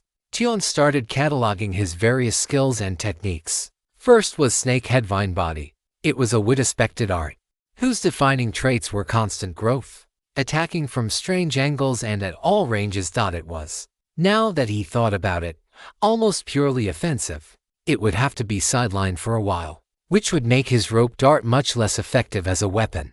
Thunderous palms were next. Strictly speaking, they were a yin-yang art and fairly balanced in their energy usage. Better still, they were efficient. You only projected energy in the instant before the strike, and even that was a short, sharp burst.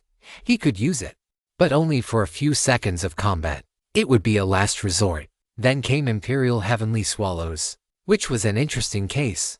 Metal aspected, which was minor yin, according to most sources. But the art was almost oppressively young in how it was used. It was a thrown dart, linear and rigid, driven forward explosively and piercing brutally. Tian had refined 5 darts at this point, and he had gained a certain degree of proficiency in using them. Very effective as an opening salvo. And the ability to strike invisibly would never not be useful, except now. They needed a moderate amount of vital energy to throw, but they took an extreme amount to recover. Not usable unless he was sure he could walk over and recover the darts afterward. The dragon-suppressing palms didn't need to even be considered. It was overwhelmingly yang. It incorporated yin, but always as the support and never the focus. Strictly useful as a way to commit suicide. Then there were the utility arts. Counterjumper didn't require much vital energy at all, and was a totally receptive, passive art. Yin as anything, really, safe to use. Light body heavy hands was also fairly neutral, leaning towards earth, which was also neutral in terms of yin and yang. He would classify it as safe-ish to use in smaller amounts. Lastly, there was moon crossing the lake, which was almost pure yin, water aspected, and in the early phases required very little vital energy. He couldn't stop a wry grin from crossing his face. His seniors really had thought it through and found the most suitable art for him. You attack, I defend, I can deflect blows, distract, and generally be a nuisance. You make every move a killing blow, nothing too complicated. Tian patted Liren's arm again. Really, we need to be on our feet. I'm feeling better. And now that we know what's happening, we know how to train. We will both learn the basics of moon crossing the lake. Then you focus on counterattacking and burst power attacks, while I focus on dodging, enveloping and trapping. Stolen story, please report. Trapping. They stood up. Tian missed her warmth almost immediately. It was a sunny day, but he still felt a chill. Maybe he would have to ask about thicker robes or something. He had seen people with fur-lined boots, and boots made of thick wool, back in Burning Flag City. Those must be warm. Maybe he could find some on the mountain, somewhere. Liren shook herself out and slowly took a boxing stance. Tian stood well inside her range, and gently put a palm against each of her fists. Try to attack. Liren threw a straight jab at about 1/10 of her usual speed. Tian's hand flowed with it like a shadow. Liren grunted with surprise. You made it go off target. Just a little, but you did. I swear I barely felt any weight on my hand. Go faster. Liren started working combinations of jabs and hooks, then aggressive legwork. She shifted from side to side, pressing in, constantly moving to attack, constantly missing. That is so weird. It's not just moon crossing the lake. You are doing something else with it too. I'm also incorporating my father's way of fighting. It's the most yin fighting method I know of. And didn't that just tie his guts up in a knot? But it was better to fight well than die stupid. So he choked down the feelings and kept going. I'm also incorporating counterjumper, so I'm able to react almost as soon as you start intending to move. Especially as it's building on top of the elemental sense we picked up in the 6 turns caverns. Basically, I know what you are going to do before you do it, and I'm letting you do it, but steering the outcome. She threw a quick combination of jabs and hooks, then started incorporating kicks. Tian's shins and ankles seemed to glue themselves to her shins and ankles. Tian was, to his immense frustration, considerably shorter than Liren, so he necessarily had to stand very close to her to make contact. Okay, that's incredibly annoying. It feels like. I don't know what it feels like. Nothing feels like this. I'm looking right at you, and touching you but not touching you, hitting you but not hitting you. You couldn't be more in front of me but always out of reach. Story of my life, really. She muttered the last sentence half under her breath, and Tian didn't blame her. It was a ridiculous thought. Liren kept speeding up, and Tian borrowed her momentum every step of the way. She was faster than he was. So, he let her do the hard work. Would you say it's like trying to touch the moon reflected on the surface of a lake? Cheon grinned slightly. Overwhelming Yin might mute his emotions, but he'd have to be dead before teasing his sister got boring. You can't possibly have mastered the first phase in less than 2 hours. I haven't even mastered the first part of the first phase. I can't do the light body stuff at all. I'm just moving with you. We should ask Dad for a demonstration. Have you ever sparred with him? No, of course not. Well, you should. He would if you asked. She grunted. I could say the same for you training with Anti-Bai. Tian nodded faintly. Anti-Bai was an old monster of the battlefield, same as Brother Fu. He didn't know how Skull Crusher Bai fought with her iron pole, but he was prepared to believe it would be quite a learning experience. A few rounds later, Liren jolted and stopped her hands. Did you say you were using moon crossing the lake and counter jumper? At the same time, Hyun blinked. He was speaking a little softly these days, but his enunciation was clear. Yangqi shouldn't have any effect on hearing. Or did it? Siho, oh sorry. Just worried about your ears.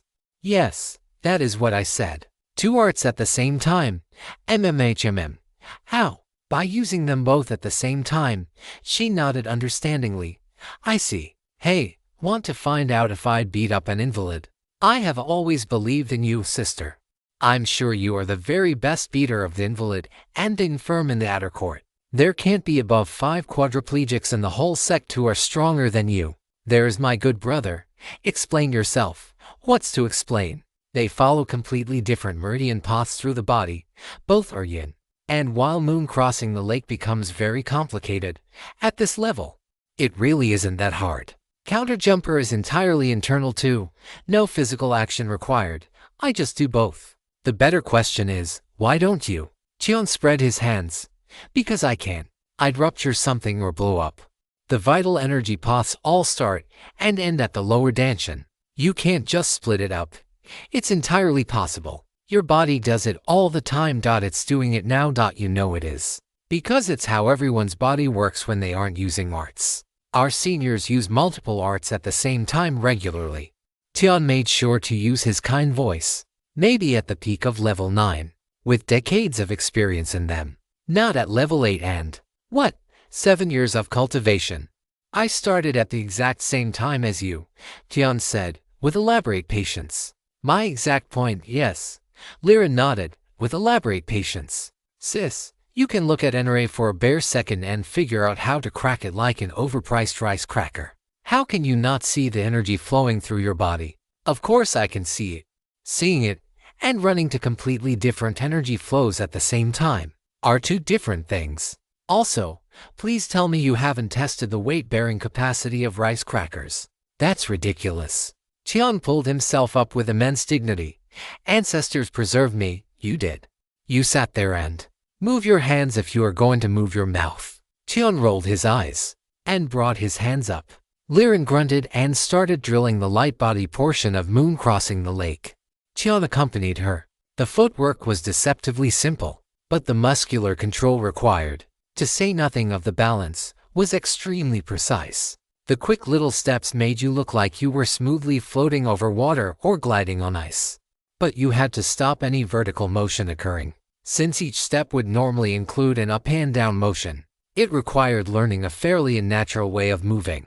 There was no secret to it. It just took practice, back and forth. Dust flying with their steps, but less every minute. After an hour, the dust barely stirred. After 3, they didn't leave footprints on the ground. They took frequent breaks so Liren could nap and Tian could eat something nourishing. But they kept at it. By the time the sun set, they drifted around the practice ground like fluttering ghosts. Han couldn't manage the reactive dodging, but that was fine. Tian had mastered it. They considered it a decent enough start and went back to their hospital rooms, never noticing the horrified admiration of their seniors, who had been watching from the hospital windows. Tian looked enlightened. He slowly nodded, stroked his chin with a small smile, then went back to his breakfast of chicken and chilies paired with glutinous rice. He drank his particularly fiery red tea with a quiet satisfaction. Though the tea didn't suit the food at all, he couldn't complain about the pairing. He needed a heavy young diet. What? Liren asked. Her breakfast was tofu and young cabbage washed down with a bowl of soy milk. And in Tian's opinion, it was considerably less appealing than his own. The way she was enviously looking over his plate supported his opinion. Pardon. You looked smug. Why did you look smug? I did no such thing. You did. Give me some chicken as a fine. Smuggery is not a finable offense if it occurred, which it didn't. And it's my chicken. Doctor's orders. Drink up your nice soy milk. It's nutritious. Hello, doctor. Liren looked up and started to put down her chopsticks. Tian started to look over, but in a stunning reversal, Liren darted forward. Her sticks diving for a big piece of chicken. Naive. They were intercepted and deflected by Tian's chopsticks, which had only seemed to leave the field. They battled a half-dozen rounds over breakfast, each declaring the other the lowest sort of villain. It wasn't until they returned to the practice fields that Tian explained what made him smile over breakfast. I figured out what part of moon crossing the lake is training brain power. Oh, Liren looked curious. I wondered. Everything so far seems focused on body control. Yes, because we are cheating. Or at least we are doing something that the creator didn't expect. We usually rely on our sense of the elements moving through a body to read what the opponent is going to do next. Most people can't do that. On the other hand, everyone has some amount of brain power. And even if we can't intentionally use it at the earthly realm, we can be sensitive to it. Liren thought about it for a second, then nodded sharply. Become sensitive to the attention your opponent is using, because their minds will indicate where and how they will attack, kind of. It works better if they are using a particular art, I suppose. Then, since moon crossing the lake is all about reactivity and yin, you don't try to get ahead of the attack. You just ride it out and counterattack once it is spent, essentially. We can already do something like that, but better. Liren grunted. Makes sense. What should we do if someone attacks with arrows or something? What would you do now? Tian rolled his eyes. Point. And Tian looked troubled. I wanted to ask you about buying something. It's your money. Brother Ziho. Why ask me about it? I'm asking if it's a good idea, not for permission, Tian clarified. And Hong gave a satisfied nod. It was a delicate balance. Tian was very happy leaving the trading to his sister, which quickly evolved into her being the treasurer of their duo. This worked well for both of them, most of the time. But it did put Liren in an awkward spot on the rare occasions when Tian did want something expensive. On the one hand, it was their money, collectively. On the other hand, they were cultivators and humans, keenly sensitive to anything that whiffed of being taken advantage of. If she was the one spending down their accounts most of the time, it created the sort of imbalance that turned siblings into sworn enemies. Likewise, being the person who had to say no all the time was an unpleasant burden and bred resentment. Liren had just spent a comparative fortune on her new spear. Tian buying something expensive therefore had her wholehearted support. Buy it, Liren said, her voice firm. I was asking if it buy it. Attack talismans, or controlling talismans, or some kind of portable device usable with yin. Purchased from the Wangs. Buy it. Them, all of them. Bring a bucket and tell Sister Su to run their production line straight into it. Hong's voice didn't waver. That, I know we got a bunch of merits and things for turning in the manuals. Brother, do you understand just how valuable those were? Senator might have been third-rate in the Eight Directions Palace, but he would have been an elder or higher in our sect, if he even condescended to have anything to do with us in the first place. The snobby prick. Those manuals were what he was going to rely on to restart his cultivation from the ground up. Yeah, the scholars tore him apart, and it was pretty clear what he had in mind. A strong yang qi cultivation art, to brain power. Shen, cultivation arts. A sword-controlling art which had the scholars sweating and fighting off the sword cultivators as they worked. Moon crossing the lake. And a body-refining art. The body-refining art, incidentally, is useless for you and I, as what we have is just better. The chi-refining art might be useful for me in the heavenly realm, but to share it a look, she would have a better art from wherever she got the 10 Sons God-slaying art from. As for Tian, he had no idea what a pure yang qi cultivation art might do to him. Advent of spring was intended for heavenly realm cultivators in the first place, so his vital energy cultivation needs were met. He wouldn't change it. We don't use swords, either of us. So other than moon crossing the lake, Those manuals were a bust for us until we reached the heavenly realm, however. For quite a lot of people, a body refining art that lets you process various types of minerals and imbue them into a physique is fantastically valuable. Liren concluded. Tian jolted. Wasn't there a manual that was about material refining? This content has been unlawfully taken from Royal Road. Report any instances of this story if found elsewhere. Yep. How to process almost any type of stone into a fine powder while retaining its essential characteristics, suitable for use with the body cultivation art. It occurs to me that Brother Wang cultivates earth-aligned arts, but lacks any powerful body cultivation methods, at least so far as I know. Tian stroked his chin in a thoughtful, and definitely not smug. You are right about that, Liren said, mild as a bowl of soymic. We get a free copy of the translated manuals as part of our reward, and you happen to have an entire ring full of hard-to-identify, but clearly valuable stones. Sister Ming should be done identifying them by now, don't you think? Han slowly nodded, letting the silence build. Then, it would have to be a quite big bucket, obviously, or they wouldn't all fit, he said. Nothing to worry about. We can always have them put handles on a water barrel or something. Brother Wang always works so hard to cultivate an image of poverty. Let's help him out and turn illusion into reality. Tian met her eyes, as matching grins crept across their faces.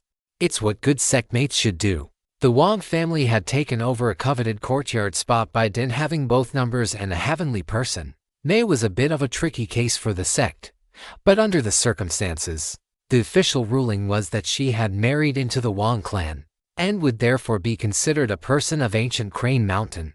They wouldn't be handing over any sect administration tasks to her, but that suited Mei just fine. Politically tricky was trumped by practicality, especially when every hand was needed. Mei and the equally tricky case Mingyu were alternately working their fingers to the bone crafting devices and arrays, or working with the crafters and quartermasters to devise ways to make locally what used to be imported. It was an awful lot to replace. The monastery had stockpiled enough grain to keep considerably more people than were currently on the mountain going for 200 years. And there was no possibility of running out of water. Likewise, the supply of crafting materials was significant. At least for those materials it was possible to stockpile. Fresh food was harder. There were lots of cultivators with an interest in running a small garden or orchard for their own enjoyment. There were virtually none that wanted to take up cabbage farming, or raising pigs, or herding sheep. Tian was quite sure someone had said, "Isn't that the outer court's job?"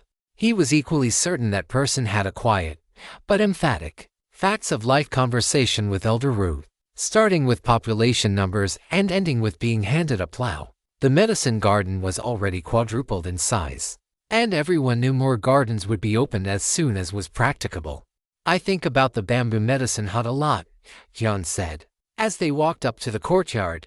Missing Dao's shoe, Liren asked, worried about her, and the others, also feeling like a bum and a coward for not cleanly telling her that her crush was one-sided and wouldn't be returned. Tian rubbed the back of his neck. Their best-case scenario is the bastards from ancient Crane Monastery who didn't make it behind the ward come in and annex them.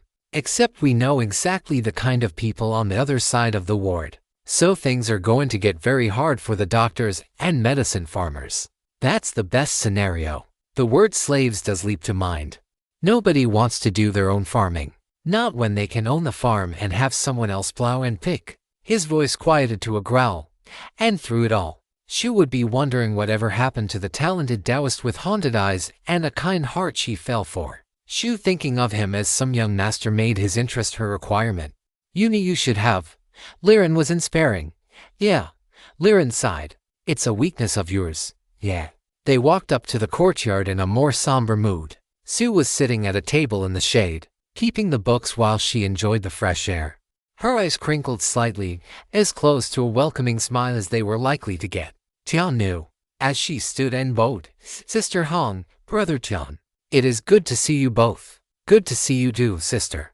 Tian and Hong returned her bow. Tian found Sue restful. You could skip so many useless rituals and get straight to business. Is Brother Wang around? We have a trade we want to discuss, and it involves him personally as well as your business generally. Sue fixed Tian with unblinking eyes, and struck a little bell on her table. The sound was soft, but carrying. A moment later, Brother Wang came shuffling out of a storehouse. His robes were properly tied and brushed, but something in the way he wore them spoke of suffering, of a man doing his best to maintain appearances despite banal misfortune. Tian had the uncanny impression of a patient who was about to spend 30 minutes telling him that dogs just didn't like him, and how that made his childhood sweetheart despise him too. Brother Wang, you look prosperous and sprightly, blessed in both business and family. Congratulations, congratulations. Liren struck first. Tian could only admire her initiative. How? Family is a blessing, of course, but it is a burden too. Do you know what it's like trying to run a business when you have no suppliers? I have designs, I have the people, but materials. Even if I turn my purse upside down and shake every spirit stone out, I can barely buy chips of jade the size of my thumbnail. We are making our own inks and dyeing our own clothes with what we can scavenge. The big man's big head shook slowly from side to side. Tian walked up and sympathetically patted his brother on the shoulder, ignoring the way he had to reach to manage it. He pulled out a storage ring that looked like it had been repeatedly kicked, and from the ring withdrew a few leaves. Here, brother, look at this. See how the leaves are long and somewhat wrinkled. Don't mind the insect eggs, that's perfectly normal. Wild lettuce. We have been doing our best to supplement our meals from the mountains. I can't spare these, but just memorize the shape. I'm sure you can find some. Tian hesitated, then put away the leaves and pulled out some worn-out shoes. Brother, a big man must wear out shoes quickly. I cannot make new shoes, but I have learned to repair the ones others throw out. I pick the best grass to dry for straw, and the thread is all good. Strong linen recovered from good quality rags that some spendthrift senselessly discarded. The quality is guaranteed. Well, not guaranteed, but I worked hard and did my best for you. I can offer these shoes at a fair price. Yes, a fair price. Brother Wang looked envious yet grief-stricken at the health hazards Tian offered. Shoes, brother. Were it not to preserve my thin face, you would see me barefoot.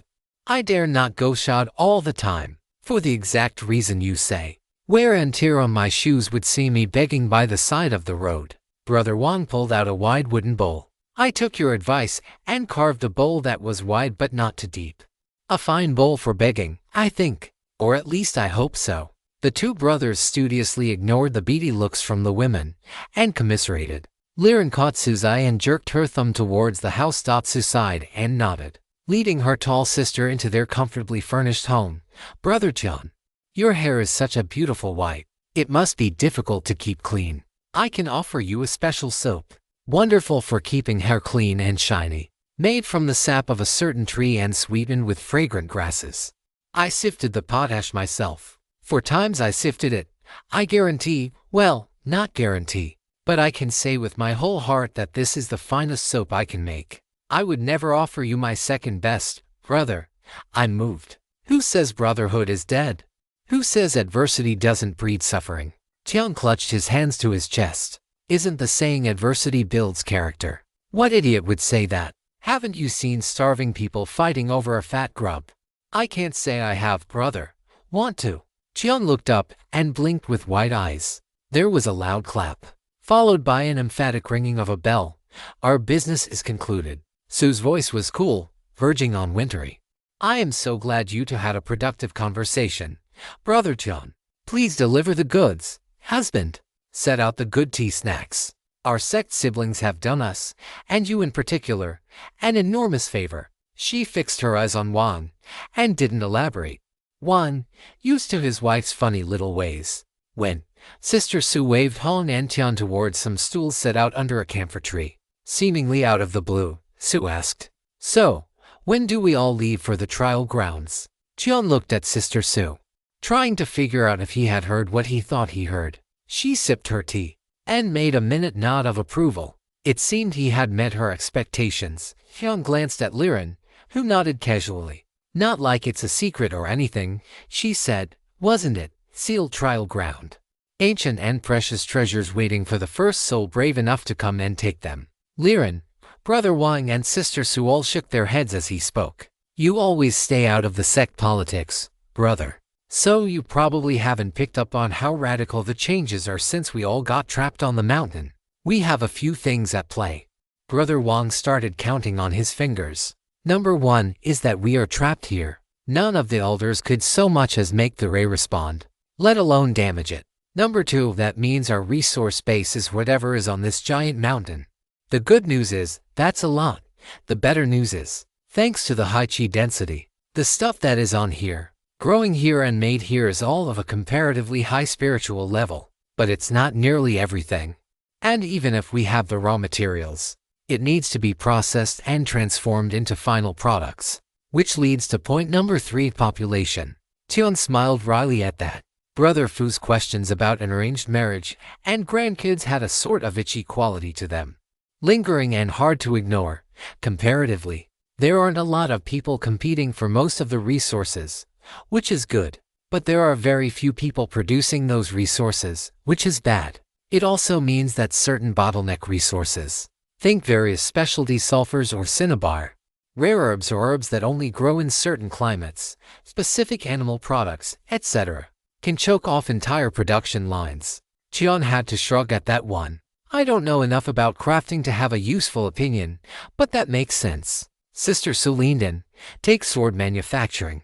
Normal steel is simply iron and carbon mixed to very precise ratios. Two smiths could take the same billet of steel and make products of wildly different quality based on forging technique. But in terms of material composition, it would be the same steel. But normal steel is insufficient for cultivator use.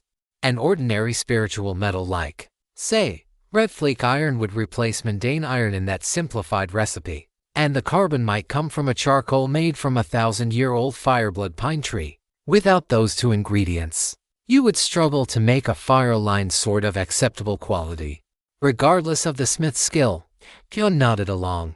And we might have the trees, but not necessarily the iron. Indeed, Sin nodded faintly, but it's actually considerably worse than that, because smiths have been finding replacement metals and carbon sources since time immemorial. What's hard is things like flux, resin, glue, alchemical catalysts, supplemental metals, minerals, and additives. Small things that, yes, we can substitute for, but their specific alchemical makeup makes the substituted goods inferior, and some are replaceable, meaning we can't make the product at all. Tian was quickly getting lost, but just nodded along. It all sounds like good reasons to send everyone who can get through the formation into the sealed trial grounds. Wang nodded, and we will just later. What I'm trying to explain here is that there is a tension between having enough people making goods and having enough bottleneck resources to make goods. It means that goods that rely on bottleneck resources are now a politically delicate topic. And natural treasures are even more so. Wang stretched and shrugged his shoulders before settling down and meeting Tian's gaze. Let me put it directly. Our internal economy, internal to the sect as we have until now understood it, is dead. The elders know it too. We, and I'm including the Wang clan in this as we are crafters and merchants, are all still trying to figure out what comes next. Now, everyone on this side of the ward was selected for being a decent human being. Essentially, having merit, being a reformer, that kind of thing. Tian felt a little stab in his side, thinking of all the very decent people he knew on the other side of the ward, but didn't interrupt. He knew what Wang meant. Nobody is going to get too crazy, as long as everything feels fair and follows sensible rules. Tian stared at the big man, looked over at Sister Su, then buried his face in his hands. We need to make a well-designed system. The one thing no one has ever managed before ever. Wang had the decency to look awkward, while Sister Su simply nodded and said correct. We are a test case, brother. Or not even a test case. More of an indication of how the elders intend to run things in the future. Remember what Disciple Fu said? The talented will get more opportunities. The weakest get the most support. Well, this is an opportunity, and a big one.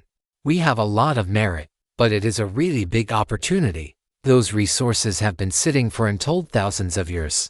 Not everything continues to accumulate spirituality indefinitely, but the odds are very good that those trial grounds would have life-changing natural treasures for just about anyone. Liren explained. This story has been taken without authorization. Report any sightings. We have a need. We have the merit of finding out what's in there. We have provided a lot of valuable manuals. Jian worked it out slowly, which is good.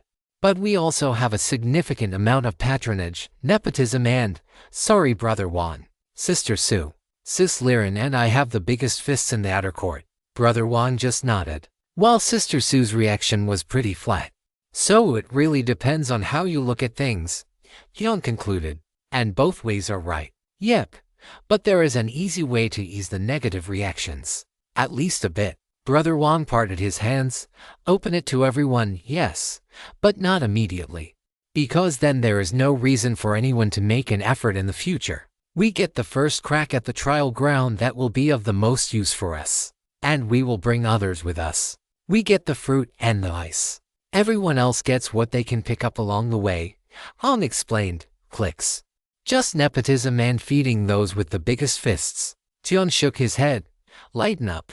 We have the first pass-through. But there is another way to look at this. These testing grounds have been sealed for thousands of years. Tens of thousands, probably. So the odds are, whatever is still in there, is something that could survive that long. Which makes it either a heavenly level existence, a powerful natural phenomenon, or something with a stable enough ecosystem to keep reproducing all this time. Han emphasized each point with her hands, chopping down on all negativity. Send in the juniors with the highest probability of survival, to assess the danger for others. Much more politically easy to swallow. Jian smiled faintly. Exactly. Brother Wan nodded. Before biting down on a hull, Jian followed suit. They really were pretty tasty. And, of course, we would be clearing out the most dangerous threats, making it much safer for our juniors to come in behind us. It is an efficient arrangement. Su nibbled her own haw. Jian nodded at that too, before going in for another haw flake. He didn't want to acknowledge the haw flakes. They were too sweet, too tangy. They would brutally overpower more delicate teas. He took another bite, focusing on the experience of the crunch and the dissolving sugar on his tongue as the bright hawthorn started sparkling around his mouth. Terrible. Far too luxurious. Rice crackers were the truth. He would serve them whenever possible. He took another haw flake. He would have to destroy these before his siblings' palates were ruined forever. That covers the fire and water valley. What about the others? I don't think any of us cultivate the sword. The sword path would be a poor fit for us, he asked. He cleansed his mouth with a cup of the red tea. Perhaps it was the yang deficiency. But the red candy and the red tea weren't terrible together. Not right, of course, but not terrible. Jian took a bite of the haw flake to test his memory, and found it satisfactory. The silence had dragged on for a moment. Jian looked up from his tea to find his sekmates all looking lost. What? You are correct. None of us cultivate the sword, nor the saber. In a group of 5 cultivators, it is rather startling. Sister Su snorted. I sort of thought you might use a sword as a backup weapon. Han looked over at Su, who sharply shook her head. Swords take an extremely long time to master, and the only ones who really maximize the benefit of them are those who pursue a sword Dao. I don't pursue any sort of weapon Dao. My darts are a tool I use to resolve problems with maximum efficiency. Any other tool would reduce efficiency, and as they are non-optimal, must be ignored. That, Hyun reckoned, was about as efficient a summary of Sister Su as could be made. Brother Wan, no backup weapon? Hyun asked. What could be more of a backup than a portable wall to hide behind and a big club to whack things with? My backup is javelins, and I'll be the first to admit I'm lousy with them. I'd do better just walking over and falling on the target. Wang chuckled. Are all the juniors from the Windblown Manor coming on this expedition? We are just missing Sister Lin. Yes, and the crane, Han confirmed. Sister Lin uses a bow, but as far as I know, nothing else. While you cultivate the pointy stick, and your backup weapon, other pointy stick. Jian's face was not creased by even a hint of a smile. While you cultivate the noodle pokey, and the smaller pokey. Han likewise was a graven image, none of which answers the question about what will be done with the other valleys. Wang said, admirably trying to climb his way out of the spiraling madness. It's going to depend on how it goes in the fire and water valley. I think the hope is that the tests won't be too dangerous, and we will take the first crack at 4 of the 5 testing grounds. Han sounded a little helpless at that. I'm not sure what they will do about the sword path.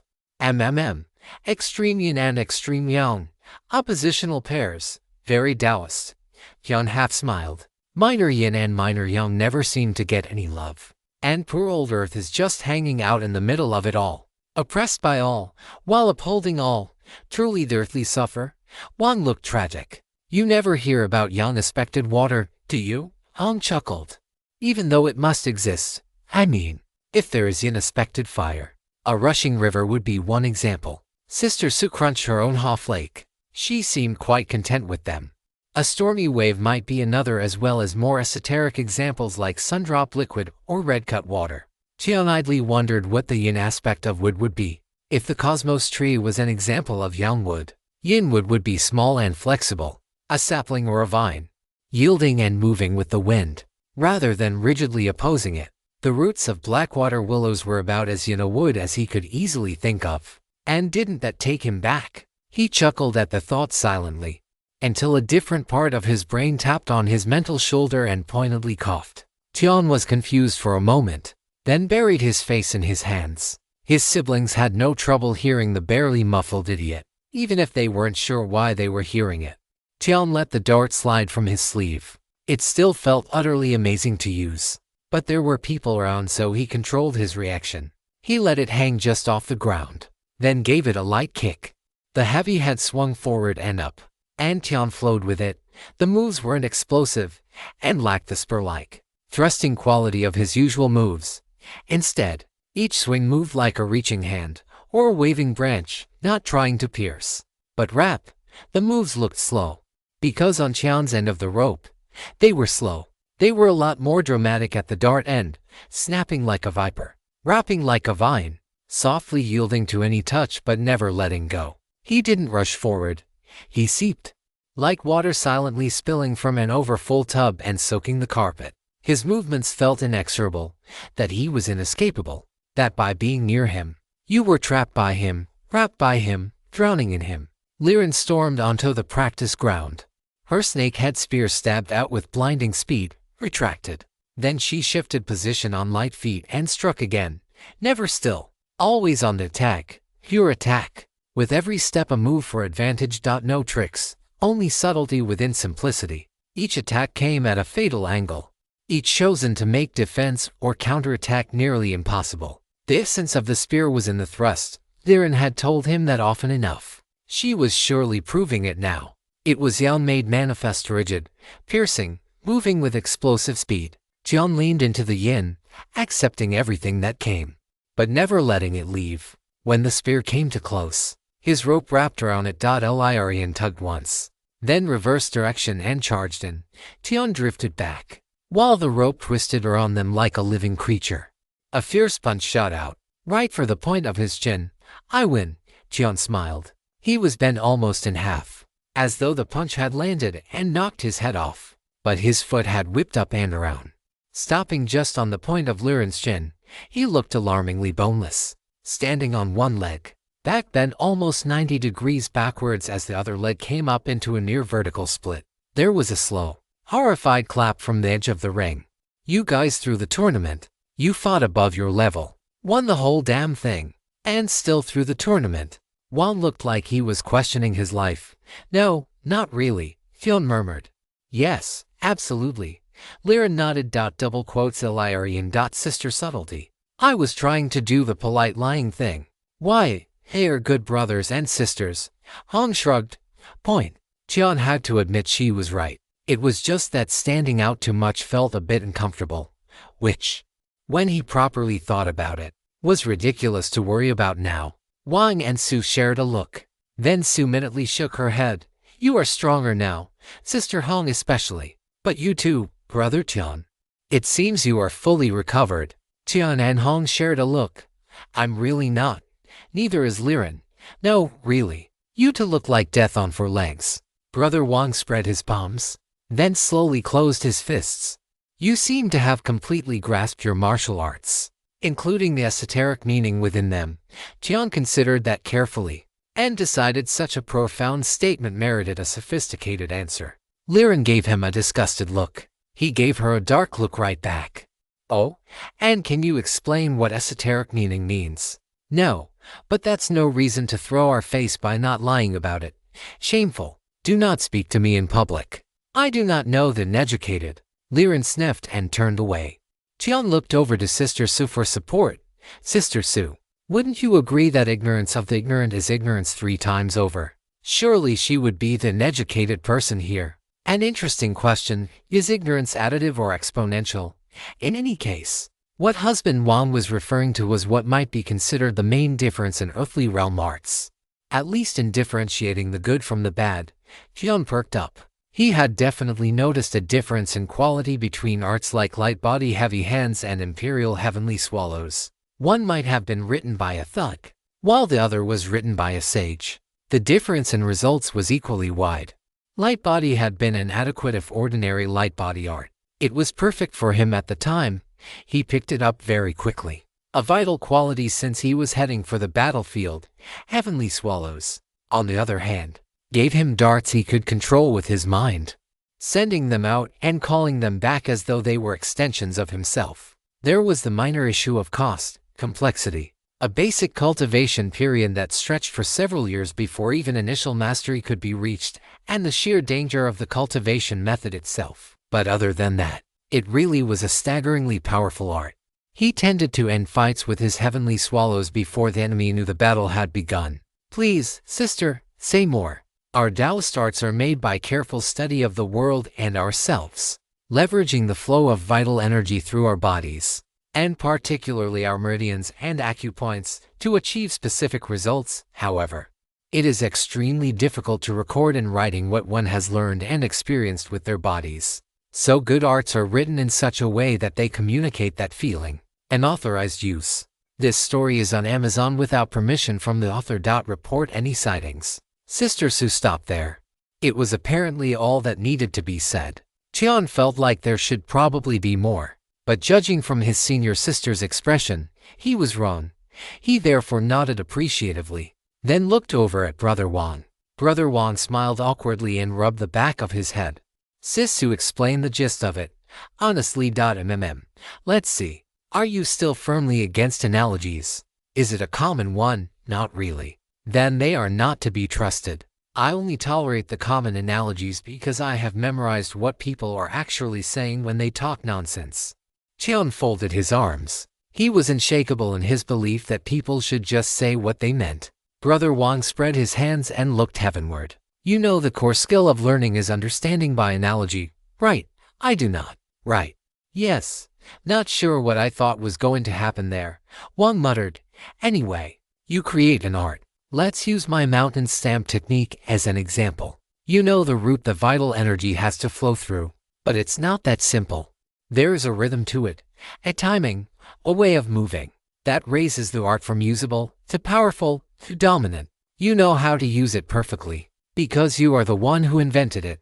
But I, reading what you wrote hundreds or thousands of years later, might not pick any of that up if you say stand tall but balanced and hit hard while reserving control. But only do it when you should do that. Those words could mean a lot of things to a lot of people, right? Sure, Hyun agreed. He noticed Hong minutely nodding too. Well, what if, instead, you wrote embody Mount Emmy, and you're the seasons unwavering, until the thaw melts the ice and collapses upon the enemy? That would be, from your perspective, absolute gibberish, right? Hyun smiled. Brother Wang understands me well. Mount Emmy is a talus mountain with a wide base. It is notorious for its spring avalanches, which are incredibly lethal for those traveling on or near the mountain. Yet, despite all the tumbling ice and snow, the mountain itself does not move. It remains firmly rooted in the ground. So, I should be like the mountain, planted in a wide stance but with upright posture, and rather than attacking randomly, I should wait patiently for the opportunity to make a devastating strike, and it should be when the enemy is practically on top of me. As for the distribution of force, strike fast and hard, but without losing that wide stance. Maintain the balance over my feet, not in the hammer blow. That still seems likely to be misunderstood. Tian gave Wang a searching look. He wouldn't, in a million years, have picked up on all that, right? It definitely can, which is why people spend ages trying to understand the authors, understand the art. trying to get a feel of the images, meditate on them, all that, digging out all the hidden meanings, which is what esoteric literally means. A hidden or obscure meaning, known only to a few. Wang's smile slid sideways into a half grin. Oh, we have stumbled onto a truth of our fighting arts that we had, until now, not understood. Tian nodded, finally getting it. Yep, more accurately. You are finally using them the way their authors intended. The art didn't change. You are just, for the very first time, using it to its full effect. Sister Sue nodded and jumped back in at this point. The scripture pavilion keeps and maintains all the arts that are submitted to it, but the ones we consider worth promoting are ones that carry the strongest traces of a particular Tao path. While there isn't necessarily a causal link between degree of Taoist truth in an art and its combat effectiveness, the chief librarian's seminal monograph Guarding Against Tigers on the Way includes a remarkable statistical analysis of more than 8,000 combat arts demonstrating a high degree of correlation. Tian had to spend a moment working out what she meant, but eventually nodded. My way of fighting was too young for what the creator of Snakehead Vinebody intended. I'm not laughing, but that's hilarious. And my fairy maiden from a fiery star Spurplay is intensely young-oriented, but it seems I wasn't going hard enough into it, which is equally hilarious. Han's voice sounded a bit hollow. Tian had a different idea, but it was absurd, so he kept his mouth shut. Still, Sis Liren had filled out nicely since she had absorbed some of his yin. What if the problem wasn't the fire, but the fairy maiden? They looked at each other. Moon crossing the lake, Tian asked. Liren hummed her agreement and started following the footwork. Tian did the same. Their movements were subtly different to how they were the day before. They had already grasped the muscular control, but now they tried to grasp the concept behind it. Liren was able to gently flow, her steps becoming elusive, her posture deceptively still even as she drifted over the grass in the Wang family courtyard. Tian, however, took the art to a new level. Tian floated over the grass, moving like a ghost without bending a single blade. Liren tried to dodge him, but for some reason she kept finding Tian wherever she turned. He gently put the back of his wrists against the inside of her wrists, his ankle to hers, and let himself flow. It was the same as yesterday. Oh heavens. How are you doing that?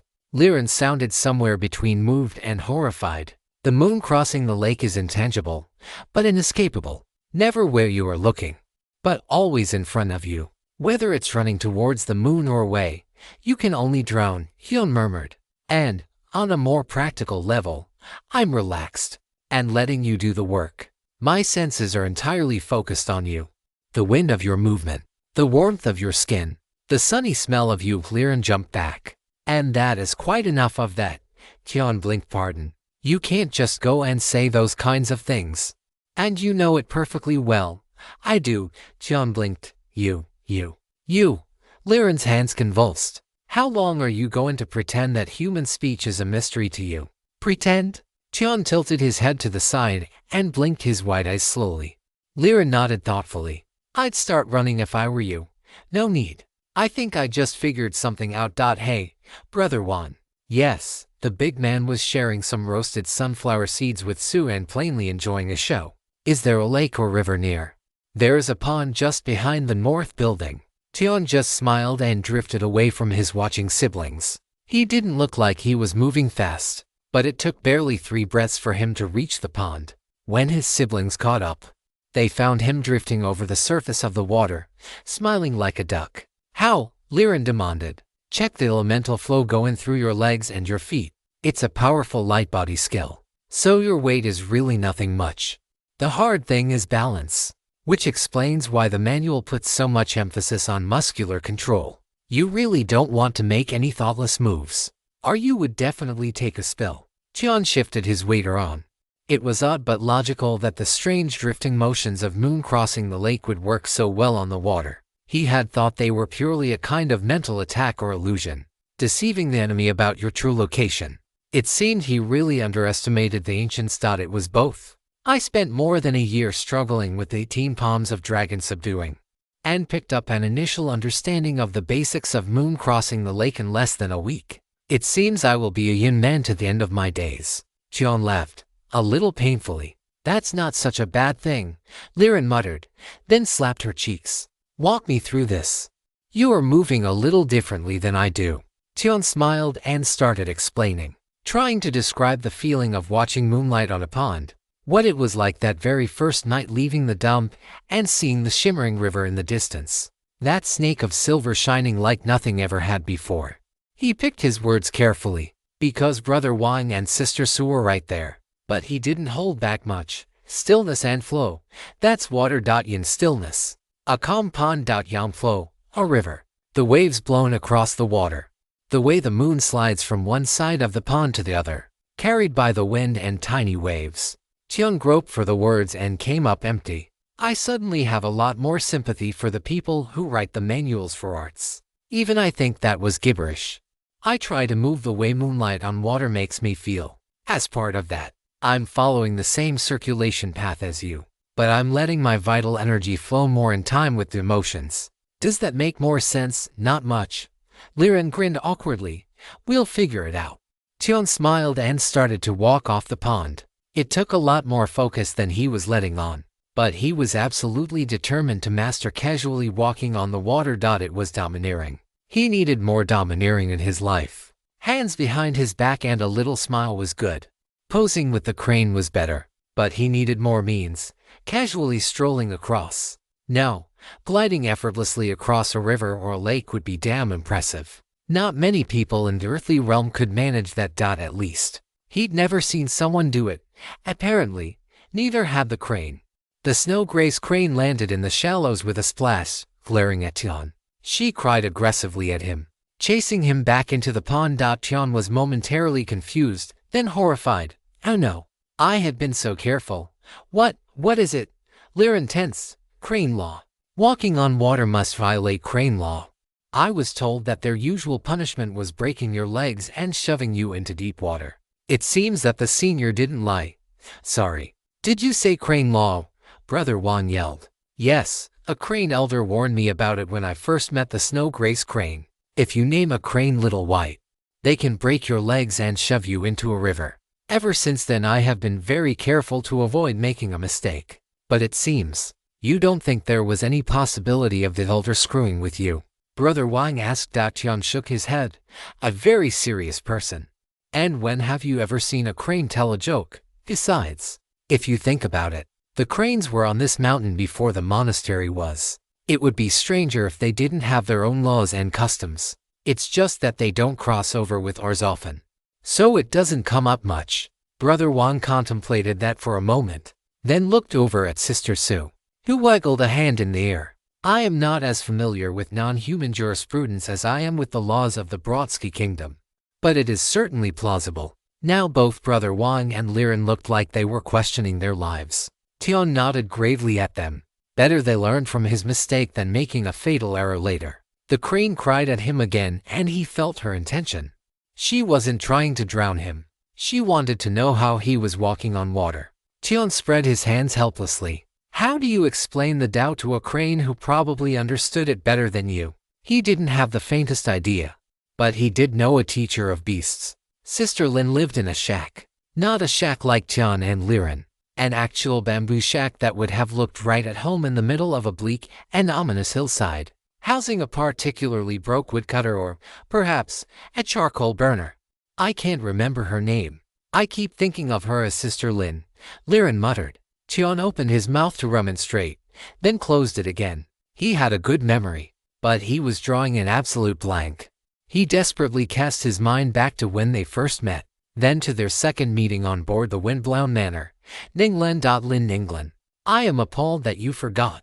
Tian shook his head in disappointment. If you spot this narrative on Amazon, know that it has been stolen. Report the violation. MMHMM. Have you ever used her full name? I don't see what that has to do with your shocking disregard for a sect sibling you have spent so much time with. Tian said, righteousness flowing from him. Yes, indeed. And what was the name of the person you sparred with a couple of months ago? The one who you were working on the dragon suppressing palms with. Tian drew a blank for the second time in a minute. For the life of him, he couldn't remember. He wasn't sure he ever knew that senior brother's name. Liren lightly patted him on the back. You absolute goblin. That senior brother gave you so much care and help. Yet you immediately forgot him. What kind of faithless, unfraternal, moral monster would do such a thing? Diabolical, I'd call it. Sister Lin, are you home? Liren called out when they were still 100 yards from the hut. There wasn't a gate or anything, but Tian had quickly noticed that once they were outside of shared cells, his sect siblings really liked their privacy. Admittedly, he only spotted that on the occasions when he was forced to go and see other people. One of the best features of their cozy little home was that it was both far away from the main monastery and difficult to reach. It discouraged casual visitors or any visitors. Tian truly loved his brothers and sisters, but he had to admit he wasn't the most sociable person these days. It seemed that neither was Sister Lin. Oh, the king and queen of the outer court have come and visited my little shack. Should I be honored or dreading the future? Sister Lin stepped out of the shack wearing the sect robes as sloppily as the senior members would stand, and with her hair grown out a bit longer that decency permitted. It was a dress code violation by degrees, designed for maximum irritation with minimal actual infraction. Tian squinted a little. He might actually be wrong about her hair. Somehow, her slouchy posture made it look shaggier than it actually was. King and queen. Tian glanced over at Liren, who rolled her eyes. We won the tournament. Yeah, but we haven't established a government or granted patents of nobility. I haven't even begun building bunk beds for a harem. And I think you would need bunk beds if you are going to fit 3,000 people in one room. Sister Lin started rubbing her forehead. I'd forgotten. Somehow, that sarcasm tends to either bounce off of you or trigger violence. I really don't know how I forgot, but I did. What do you want? Correction. What is the purpose of you visiting me at this time? How do I communicate the feeling of using the true essence of an art to the snow grace crane? Tian asked. You can't. You can show her how you move your energy, but she doesn't have the same meridian and acupoint map that you have. Eerily close to it, but not the same. Lin shrugged. Eerily close. It's one of the less discussed things amongst those who work with beasts a lot. But a remarkable number of beasts share some worrying similarities with humans. I mean, look at her. 2 eyes, 2 nostrils, 2 ears, 1 mouth, 1 tongue, 1 spine, ribs protecting the organs. Those wings look more than a little like arms. And her gait looks strange to you because what you think are her knees are actually her ankles. And her foot is way longer than you think it is. A different number of toes and fingers, obviously, but the similarities really add up. Dogs are even more similar. And if you can't see how close apes and monkeys look to humans, there's nothing I can do to help you. Tian rocked back under the wave of information. He really hadn't thought of any of those things. But if they are so similar, is similar the same word as identical? Lin started to sneer, then seemed to think better of it and just shook her head. Different meridian paths, different acupoints. And the acupoints do different things than human ones. Similar, but different. So you can demonstrate the art to her and try to draw her attention to what you think is important. But it's up to her to figure out if it's something she can adapt. And she probably can't. Why not? Han asked. Because that's not how her brain works. She thinks in a much more human way than most cranes. But she is still unquestionably a crane. Her spiritual wisdom hasn't awakened, and until it does, most arts are going to be beyond her. Tian couldn't help but notice she spoke a lot more civilly to Hong than she did to him. His hands twitched, wanting to swing. His emotions were rather muted these days, so that was a surprise. She is insisting, though. What would you recommend? He asked. Demonstrate the art as often as possible for as long as possible. Give her all the time she wants to study it. What else can you do? Lin gave Tian a patient look. I thought there might be some beast training secret art or something. There might be. But I don't have it. And I don't know of anyone in my clan who might have it. Which, since the Lin clan on ancient Crane Mountain has been reduced to a mere 4, is not saying much. Right. And Lin had a difficult relationship with her family at the best of times. And she had been forcibly yanked away from a job she actually enjoyed to be trapped on a mountain with the remnants of them. Tian took another look at her, then at the shack, connecting a few memories. He smiled faintly and cupped his hands. My thanks. My tea service remains the most valuable thing I can offer. I'd rather die. Tian blinked in confusion. shrugged, and let his rope dart drop from his sleeve. You will be mourned for the appropriate period. Oh, for heaven's sake, it is a figure of speech, Lynn shouted, stamping her foot. I know you know it's an expression. I know you know. But here you are acting as if I want to commit suicide. Again, you keep. She trailed off. You sneaky little wretch. Piss off and never darken my door again. She turned around and went into the bamboo hut, doing her best to slam the door behind her. Her muffled scream of frustration was quite audible through the gaps. Tian and Liren made their way back towards the hospital in a contemplative sort of mood. Think she's going to be in the group raiding the trial ground? Definitely. Liren nodded, then fell silent for a little while longer. The immortal mist twisted around the bamboo, tickled by the long leaves and carrying the sweet scent as it rolled down the mountain. High above, birds circled and in the grass insects sang. An ordinary sort of day. I'll bite. Why did she call you sneaky? Hong asked. No idea. I am very straightforward. Tian shrugged out double quotes. Yes, you are, mostly. There is a definite sneaky streak in you, though, slander. I am simple and direct in all my dealings. A beacon of humility. Is that so? Why don't I know about it then? Lack of filial virtue, I'd assume. Tian gave her a dark look, and the two wandered off bickering, watched carefully by the crane. Physically, you are in decent condition, your mentality seems strong, and your meridians are as they should be. The lower and upper dantian are working properly, and while your organs are out of balance, you aren't at risk of sudden collapse. So long as you remain reasonably calm, nourish your yang with external means and strenuously avoid dissipating your yang qi, you can resume your normal activities. Brother Fu patted Tian on the shoulder. This was, in Tian's humble opinion, a damned and damnable lie. The medical diagnosis may be correct, but it completely ignored the social realities. The tea and gossip circuit had him in its clutches. It had started in the hospital, but rapidly spread. Now he was spending almost 2 hours a day going around the sect, serving tea and eating snacks. He had even started playing Go again, mostly with the martial aunts and uncles who refused his tea. There were a few gossips who had the decency to serve their own tea, for which he was grateful.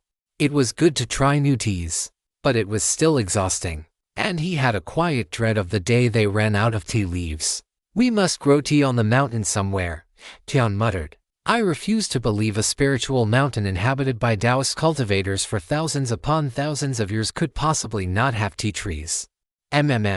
Brother Fu looked over at Tian. Tea trees? Yes, we do have quite a few, scattered around. No tea plantations. But we do have quite ancient tea trees here and there. Some were planted in hidden gardens, others grew wild. All are hidden by protective heavenly realm cultivators, generally. The trees are at the heavenly realm and not suitable for juniors to drink. The qi can be overwhelming, and the biggest benefits are felt by those in the heavenly realm, tricky to steep. Why is that, Father? Brother Fu smiled. If you think about it, a cup of tea only has 2 ingredients: tea and water, transformed by time and heat. If you have to put anything else in there, it's probably lousy tea. Tian nodded along. You need to carefully control each element of your service to bring out all the flavor and benefits of your tea. That naturally includes the water. Pairing ordinary water with spiritual tea, at best, you bring out a little of the flavor. There is a good chance you will ruin the leaves. Tian frowned. Do you have to find spiritual water? That can't be very common, can it? Yes, you do. And it depends on what you mean by common. Out in the wider world, no, not common. On an ancient spiritual mountain that has been gathering and condensing qi and fortune since before humans settled these lands. Common enough that I can keep a variety of waters in my storage ring. Obviously normal water is most common. Brother Fu chuckled. Varieties? You have to take into consideration both the flavor of the water, which can vary depending on the source, as well as the qi composition, elemental nature, and possible medical and magical interactions with the leaves. Again, these are things that are really only of concern to those in the heavenly realm. Even with your talents, you would only pick up the barest fraction of all that beyond the taste. Even if you did have qi-rich water, it would be worth you really thinking about the flavor of the water you drink now and how it feels in your mouth. No reason you can't start incorporating some of this thinking into your tea service in advance. Then Brother Fu pulled out his own tea set and started demonstrating. Tian had come by his tea dao honestly. After 3 rounds of quite good tea, savoring how differently the same leaves could taste with different water, Brother Fu returned them to his original point. You are as healed as you are likely to get in the short term. And daughter Liren appears to be reasonably stable. Speaking of special water, the yin-aligned water you picked up will certainly help her. Make sure she is drinking lots of it, and naturally, keeping up with her yin food diet, until you can really spike her yang qi and restart her erratic body cultivation. It's the best thing for keeping her stable, father. I told you that Sis Liren and I aren't Ziho. I'm sure I've said this before, but I'm going to say it again and again until you hear me. Sex and love are not remotely the same thing, nor do they require each other. Nor is all love romantic. Nor does all romantic love look the same. The term Tao companion gets loaded up with endless nonsense, but the metaphor is one you should strive to understand. The two of you journey together on the path to the absolute. Others will join you, leave your path, and join you once more. That's life. But absent some absolute atrocity, some betrayal so profound my mind cannot conceive of either of you committing it, the two of you will walk that path together to its end. Brother Fu let the words hang in the air, sunlight falling softly on his ancient and austere features, his beard as white and drifting as the immortal mists on the mountain. So, you will forgive me for not waiting for a wedding to consider her my daughter-in-law in spirit. Brother Fu grinned, then chuckled and poured out another round of tea. Speaking of people joining your path for a time, your old friends from the Windblown Manor will be joining you on your expedition. They are ready to go as well. When will you set out? Tian was still preoccupied with the Tao companion thing, but shook his head back into focus. If everyone is ready, we can leave tomorrow. Good. No use waiting. Will the crane carry you all down? No, she can't get big enough to carry 5 people just yet. I was planning on asking Sister May to fly us down on her platform. Good enough. Brother Fu coughed. You know, I have a rather excellent flying bamboo raft that my master gifted me. It can easily stretch to carrying 50, let alone 5. There was a pause. Tian hid his own grin in a teacup. Father, would you mind giving my group a lift to the trial grounds? It would help. Enjoying the story? Show your support by reading it on the official site. Well, since you ask. The two chuckled and enjoyed the fragrant green tea, and Tian didn't know whether to laugh or cry at the idiocy of drinking and laughing with the men who condemned you to 4 years of starvation and suffering, and personally approved your murder. But what could he do?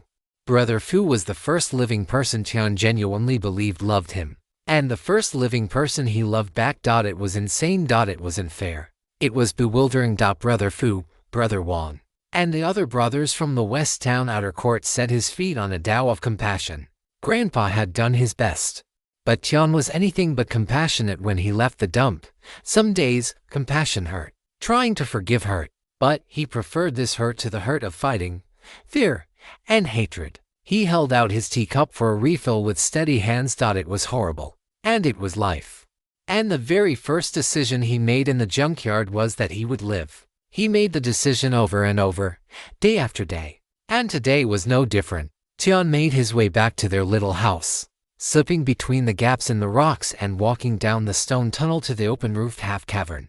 The sunlight was a little diffuse today, the clouds turning the sky a hazy white and stripping the shadows from the world. The vegetable patch was happy enough, and the little stream still trickled contentedly through the earth. It smelled fresh and alive.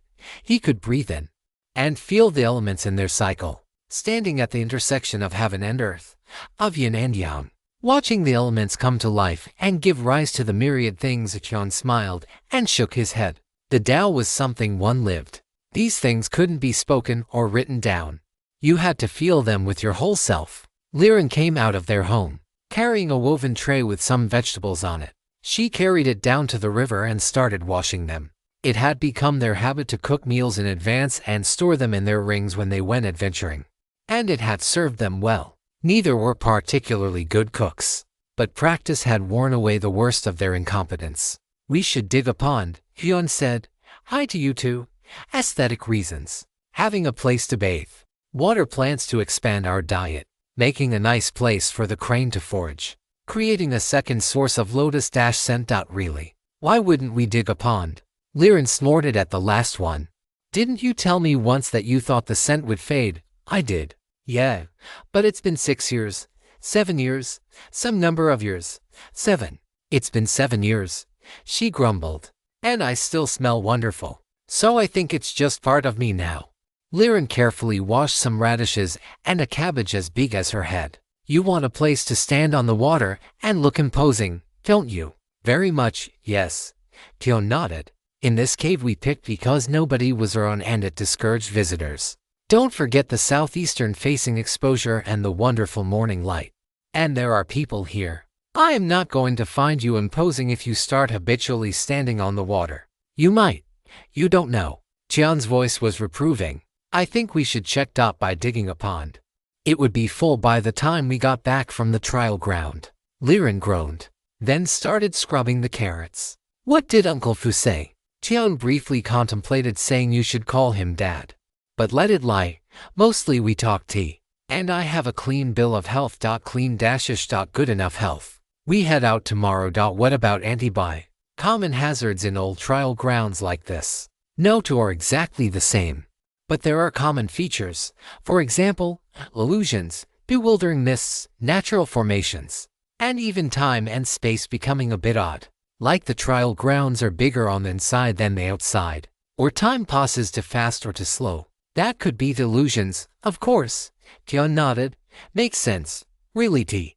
Liren smiled. Really. We should see what it would take to make the pond a bit spiritual. Plant some dustless lotuses or something. Tion nodded. An expression of blithe enthusiasm plastered on his face. Stop. Stop that. Han's voice was sharp. She was glaring at him. Tion couldn't understand why. Stop what? You are forcing it. I can see you forcing it. Stop it. You won't be happier if I'm quiet and mopey, sis Liren. I won't be happier seeing you with a liar's smile either. Tion let the smug superiority drain from his face. The smile vanishing like water into dry earth. I'm not unhappy, sis. I'm not much of anything, really. Even calling it numb doesn't feel quite right. I feel like my body and my emotions are always a little too cold, but not so frozen that I feel the need to do something about it. I am all right when I'm focused and working, but when I'm not, I feel like I should just drift off to sleep. Sleep longer and longer and longer, because there isn't anything much worth waking up for. I know it's not natural. Why should I make everyone else as cold as me? He spread his hands helplessly. Liren looked like she was reaching for the next thing she wanted to say, but gave up and shook her head. All the vegetables were washed. She picked up the basket and turned for the house. She stopped at the threshold and turned back to him with a big smile. Never mind. Do whatever you need to do to feel better. Trying to be more young, right? Bright, positive, cheery, domineering. I get it. Keep up the good work. Cultivate for a bit. I'm going to start cooking some dinners. Tion nodded. Yin. Accepting, accommodating, nurturing. He didn't like Liren wearing a liar's smile either. It didn't suit her. Sis.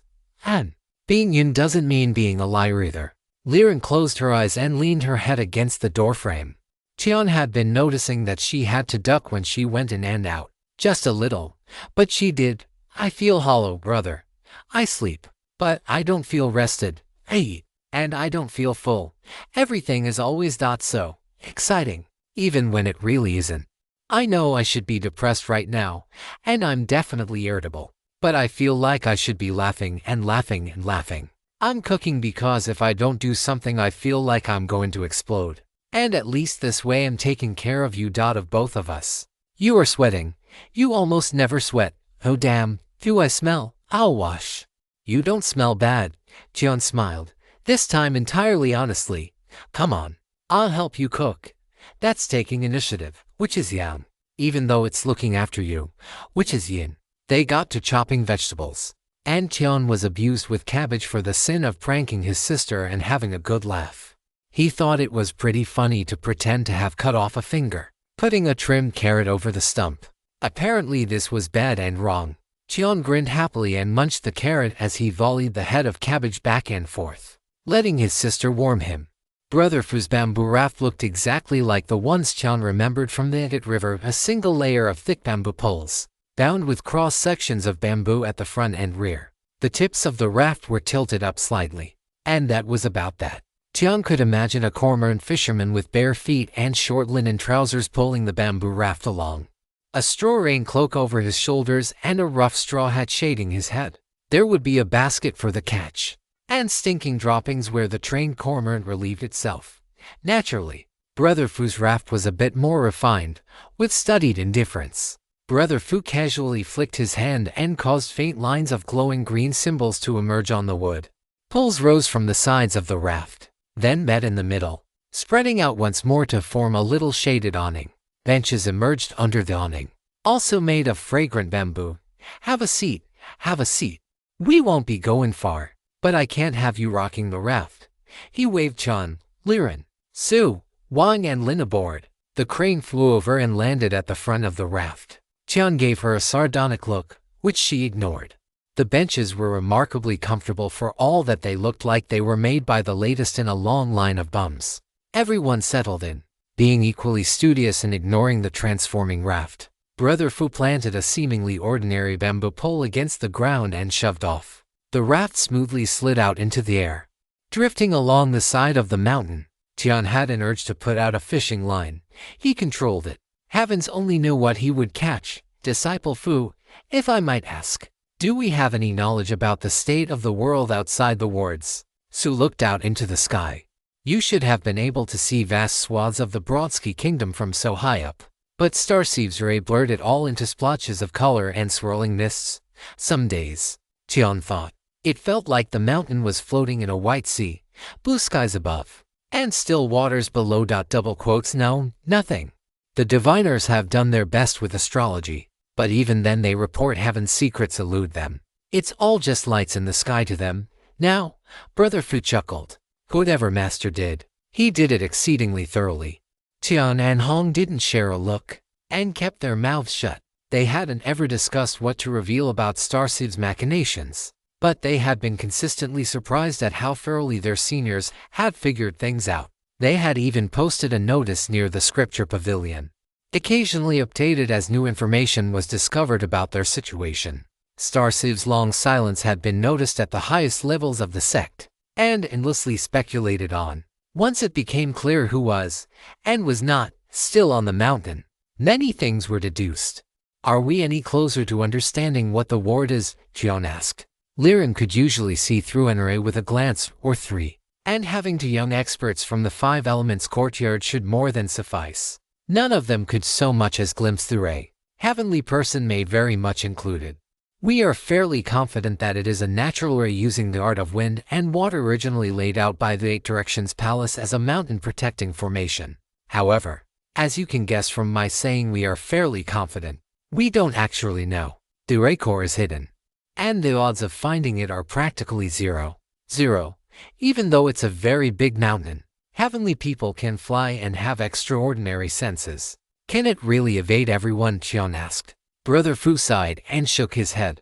It is rather hard to understandably explain how tens of thousands of years of continual human habitation changes a place, especially one the size of this mountain, particularly as dense as this mountain is. To say there are man-made structures everywhere, while not literally accurate, it is pretty close. There is also the internal volume of the mountain to consider, as well as the fact that it might not be visible to our senses. Might not be visible, Father. Storage rings. Brother Fu smiled slightly. I'm afraid I don't follow, Father. You can hold a cartload, or more, of goods in a little band of metal that fits around your finger. Clearly they are either being shrunk unimaginably small, or stored in a separate place that doesn't entirely overlap with our own space. Just a single point of connection, in fact. We are fairly sure that's what's happening here. The hierarchy of the ray exists in a hidden space somewhere, waiting to be found or for the right conditions to occur. The raft was sinking through the air now, seeming to slide down the slope of the mountain towards the base. You could taste the changes in the air, the feeling of the humidity on your skin. It was a little warmer too. Though the qi was less dense here, there are also, for lack of a better term, death regions on the mountain. There are only a few, and they are quite high up.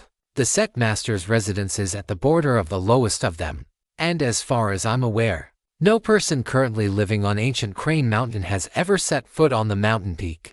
It is possible that the formation I is located in such a death region or death zone or forbidden region or whatever we are calling it this week. He shook his head, white beard whipping about. Brother Wang smiled slightly. Could these sealed testing grounds evolve into one of those forbidden regions? Brother Fu nodded approvingly. Good question. It could be highly fatal, but wouldn't qualify. The key distinction is qi density. Generally, a higher density of qi is better. However, there is a limit. Think of qi like sunshine or air. You would die without it, but you would also die with too much of it. Forbidden regions are like standing in the light of 100 suns at noon on the summer solstice. And then the things that live in those places may take notice of you. There are things living in the forbidden zones. Sister Su leaned forward. Oh yes. They don't leave the zones. I think it would be akin to trying to breathe underwater for them. Still, the records of the ancients tell us they are powerful beyond hope or reason. We call ourselves the masters or owners of this mountain. But as a practical matter, that is only true of the energy-poor regions. Comparatively poor, anyway. Perhaps we should simply call ourselves the human lords. Brother Fu shook his head. None of which is relevant to your excursion. It should be passable by anyone within the earthly realm, and should not require exquisite arts to complete. It was intended to screen mortal servants, not potential future disciples, servants. So even with more than 10,000 years of accumulation, the environment should be passable for you all. Difficult, dangerous, but passable. This story has been unlawfully obtained without the author's consent. Report any appearances on Amazon. The raft drifted down to a rather dull stretch of road. There was a short, grassy mound to one side, and a path splitting off the road and running between two steep hills. They really were very low on the mountain. How far are we from Mountain Gate City? Hyun asked. By road. A few hundred miles, given all the switchbacks and horizontal travel. Vertically, however, we are only about half a mile higher. The top of the steps of ascension and where the wards begin, as you can imagine. It was one of the first things we checked.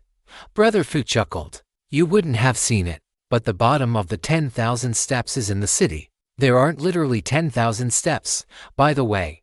The number is symbolic. There is a receiving platform at the end, where you get picked up by an elder and an immortal crane. The walk is around 5 miles, and very meaningful. He took a deep breath and sighed. I was quite regretful over the fact that I would die before I saw you climb them. Now, I still won't see you climb them. What a strange world we live in. I've said everything I ought to. And you have everything you should need. Off you go, the lot of you. Take care of yourselves, and remember, you can always leave and try again. Nobody is scoring this.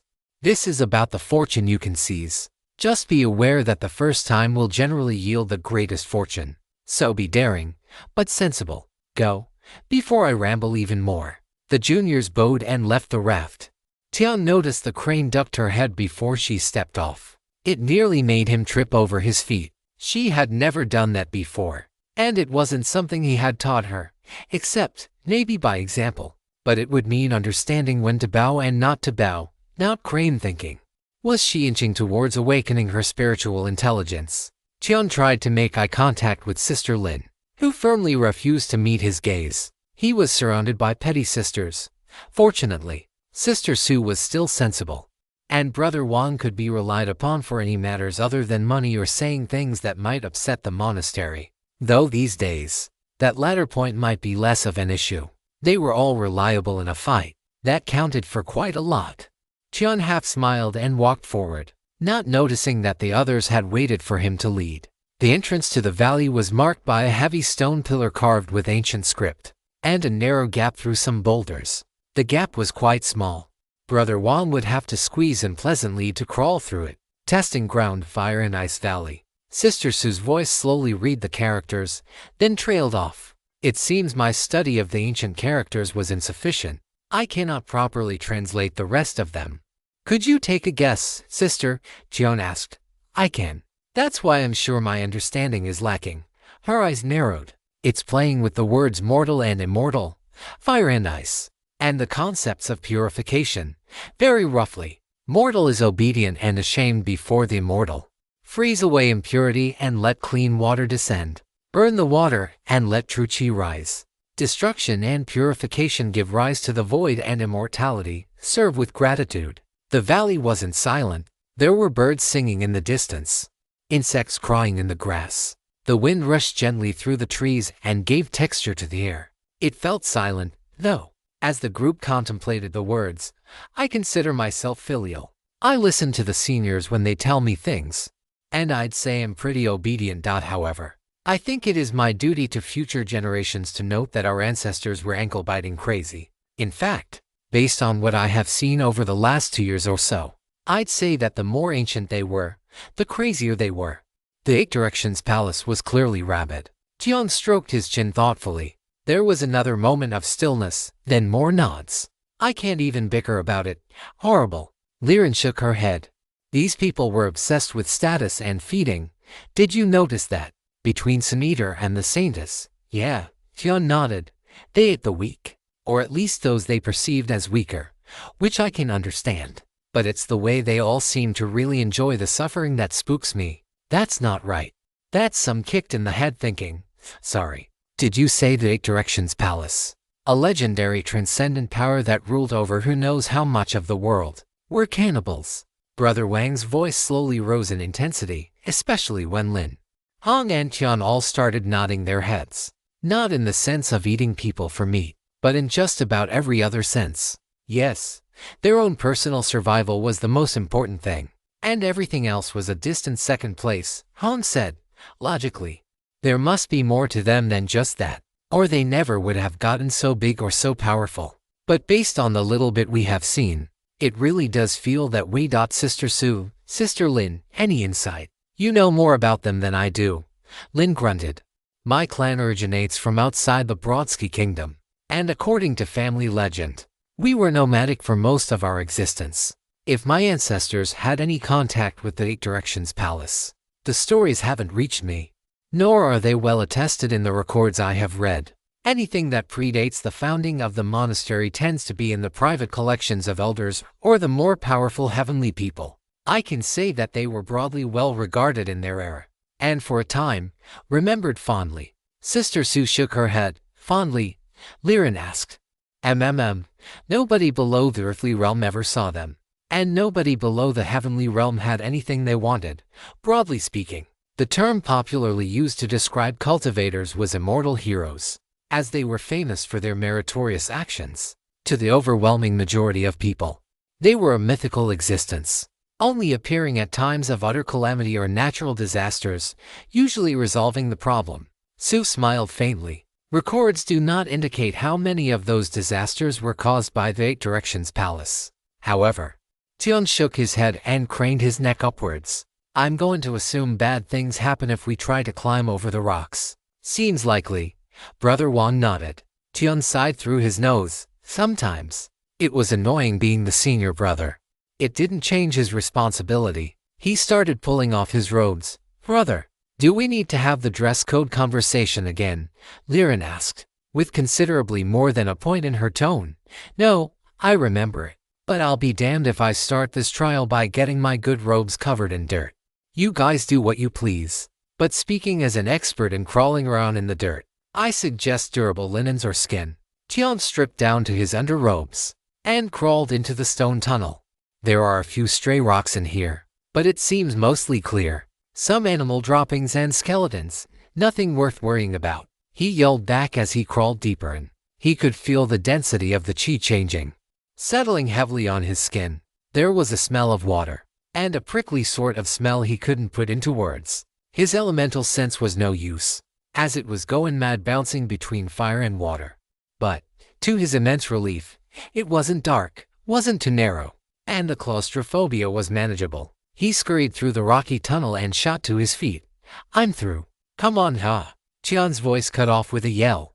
The ugliest monkey he had ever seen launched itself at his face, claws out and teeth bared, and worse, it was on fire. Tian's first move was the product of years of careful, expert training, built on top of a couple of months running through the jungle. It might, to the uneducated eye, have looked like wild flailing. Nevertheless, he was prepared to argue that it was really very tactical and sophisticated, especially since flaming monkeys jumping at your face with their enormous teeth and jagged claws and flames leaping off their white gold fur merited the highest level of combat.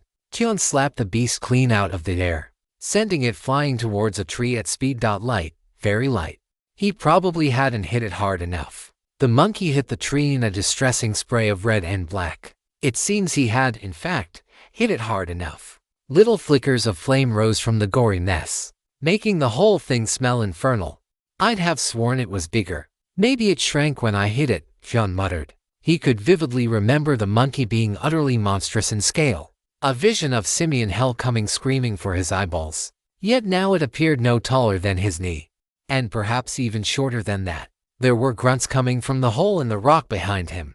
It seems that others found it a bit more of a squeeze than he did. Brother Chen, are you all right? He heard Brother Wang yell, muffled by the rock. He was surprised that Wang was the first in after him. Fine, just surprised by a monkey, Chen yelled back. It was the damnedest monkey he had ever seen. The long, white gold fur and the reddish face were pretty similar to the gray-brown monkeys you saw everywhere, if maybe a bit more vivid. The fire, however, was pretty damn unique, as was the fact that there was just one of them.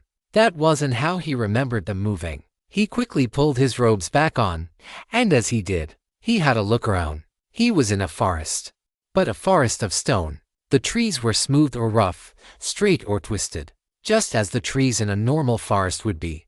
Their leaves were smooth, or ribbed, rough-edged or lobed, or long and narrow. But when the wind blew them, they clattered instead of rustling. Could that be jade? It couldn't possibly be, right? He murmured, looking at all the green. Hey, what's jade? Wait, those leaves. Brother Wan clawed his way through the gap in the rocks. He gave the deceased monkey a quick glance before turning his whole attention to the trees. Jade? Qion asked. No, I'm afraid not. Brother Wang softly rubbed the leaves. I'm not sure what it is, but I'm confident it's not jade. The big man took out a sharp metal stylus and gave the leaves a little scratch, then tapped them. They made a clattering noise, like pebbles thrown onto a tile roof. 3 easy ways to tell. 1. Hold it in your hand for a few minutes. It should heat very slowly. Jade absorbs heat much slower than, for example, glass. Next is to try to scratch it with a not too sharp bit of metal. It's fairly hard, so it shouldn't scratch easily, though there are some jade-related stones that are softer, so it's not a completely reliable method. Lastly, the sound. It should make a ringing noise when struck, not a clattering sound. These tests aren't perfect, of course, but they are a good way to weed out the more common fakes. Wang gently tugged on one of the leaves, but it stayed attached to the tree. The color and internal fibrous texture is right, though. That's usually the hardest thing to fake. Kind of ironic. Jiang cupped his hands and bowed. I've learned something, thank you.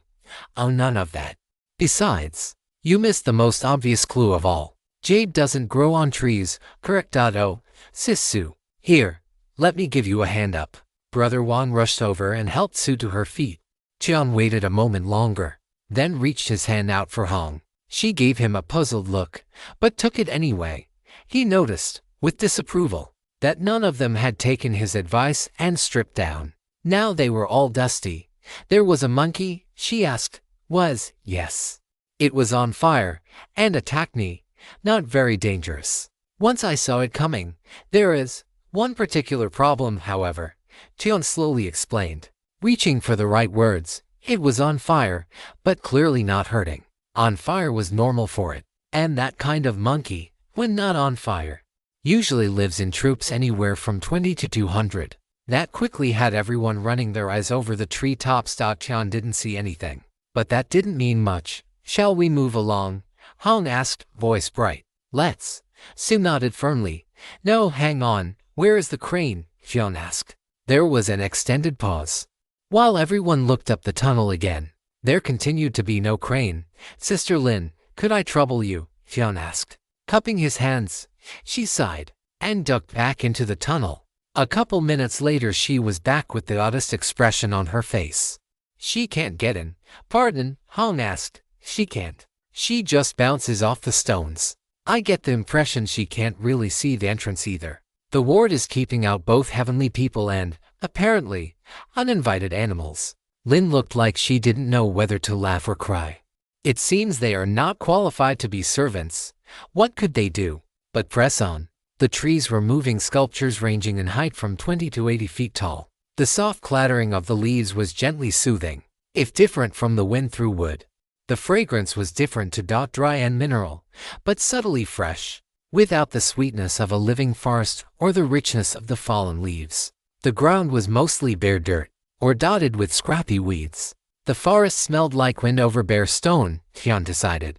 He squatted down and scratched at the earth, sniffing it, then giving it a taste. This book was originally published on Royal Road. Check it out there for the real experience. It's not proper dirt. How can dirt not be proper? Sister Lin asked. Dirt is alive. It's made up of rotten stuff, leaves, plants, that kind of thing. This isn't. This is closer to the sands and the wasteland. So why eat the dirt? Lin asked. Head tilted slightly to the side. Some dirt can be used as medicine. It tastes different. Tian had discovered that gourmet wasn't very useful once he shed his mortality and started cultivating.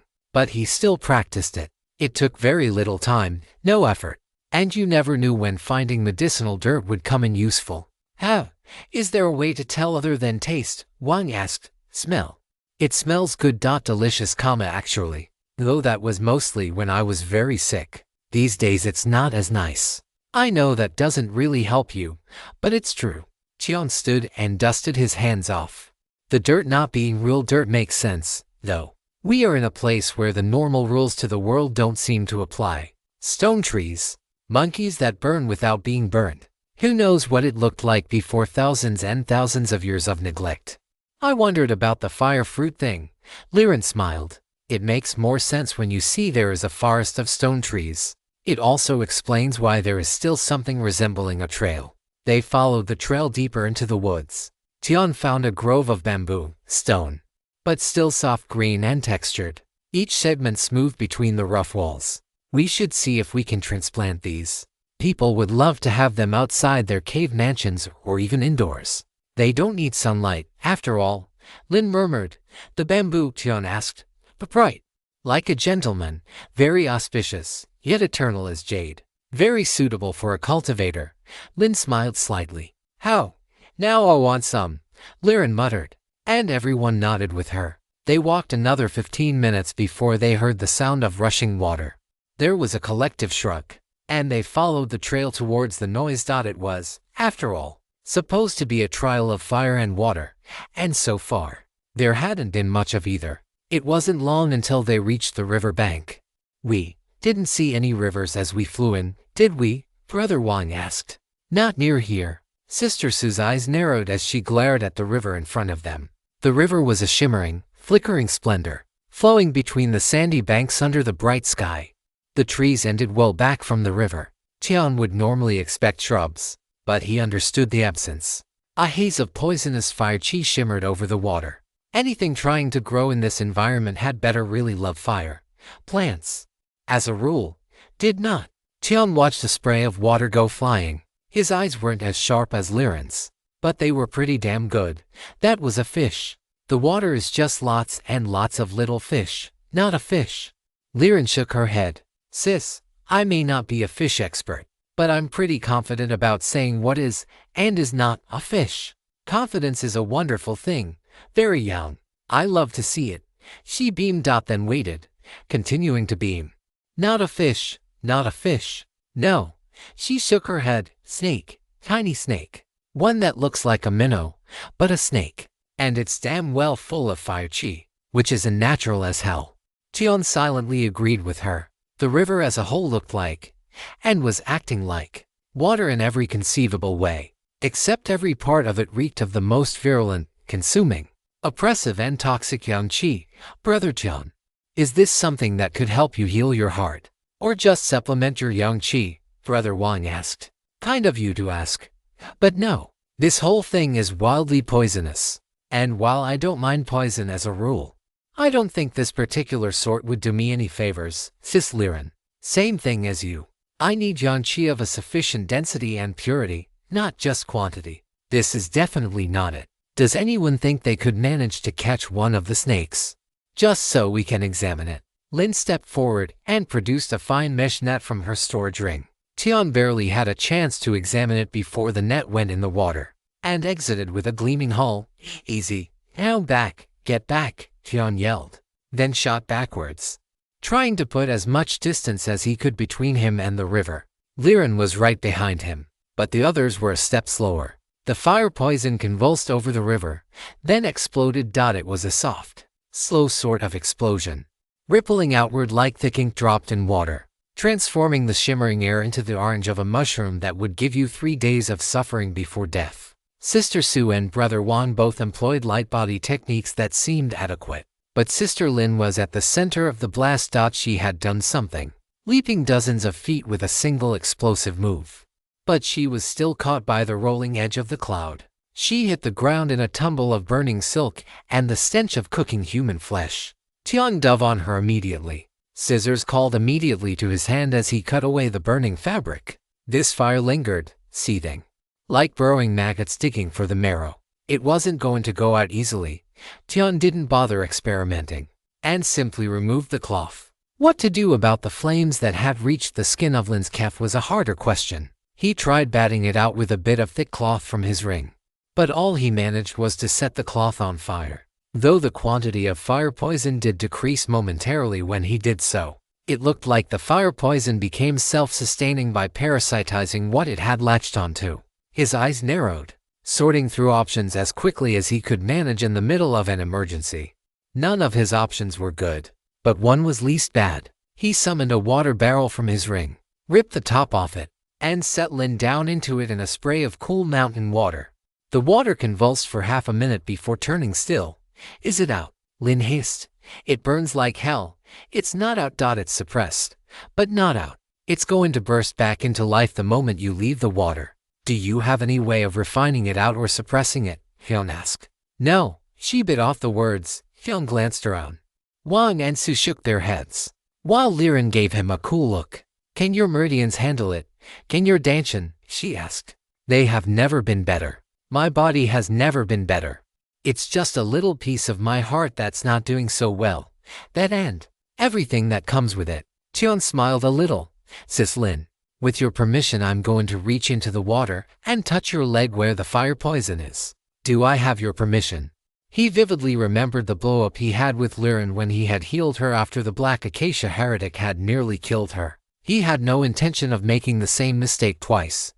Do it. Whatever it is you are going to do, she hissed.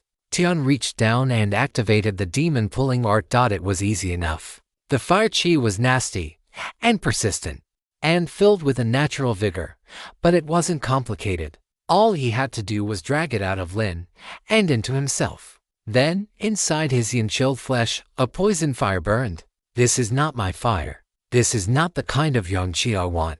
The fire poison was a vol thing, viscous, leaving a residue of itself wherever it passed that would grow and spread until it had reduced a human body into a seed bed of poison flames. If fire could be hungry, it was a hungry fire. If fire could be cruel, it was a cruel fire.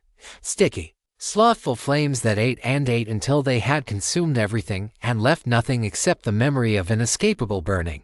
A fire without joy or life. The emotions carried in the fire had a taste to them, the bitter bite of baseless pride, the sparking acidity of irritation and impatience, and something wetter and colder too, a tarry, tongue-coating residue of resentment and grievance. The lamp in his heart burned with compassion, and there was none to be found here.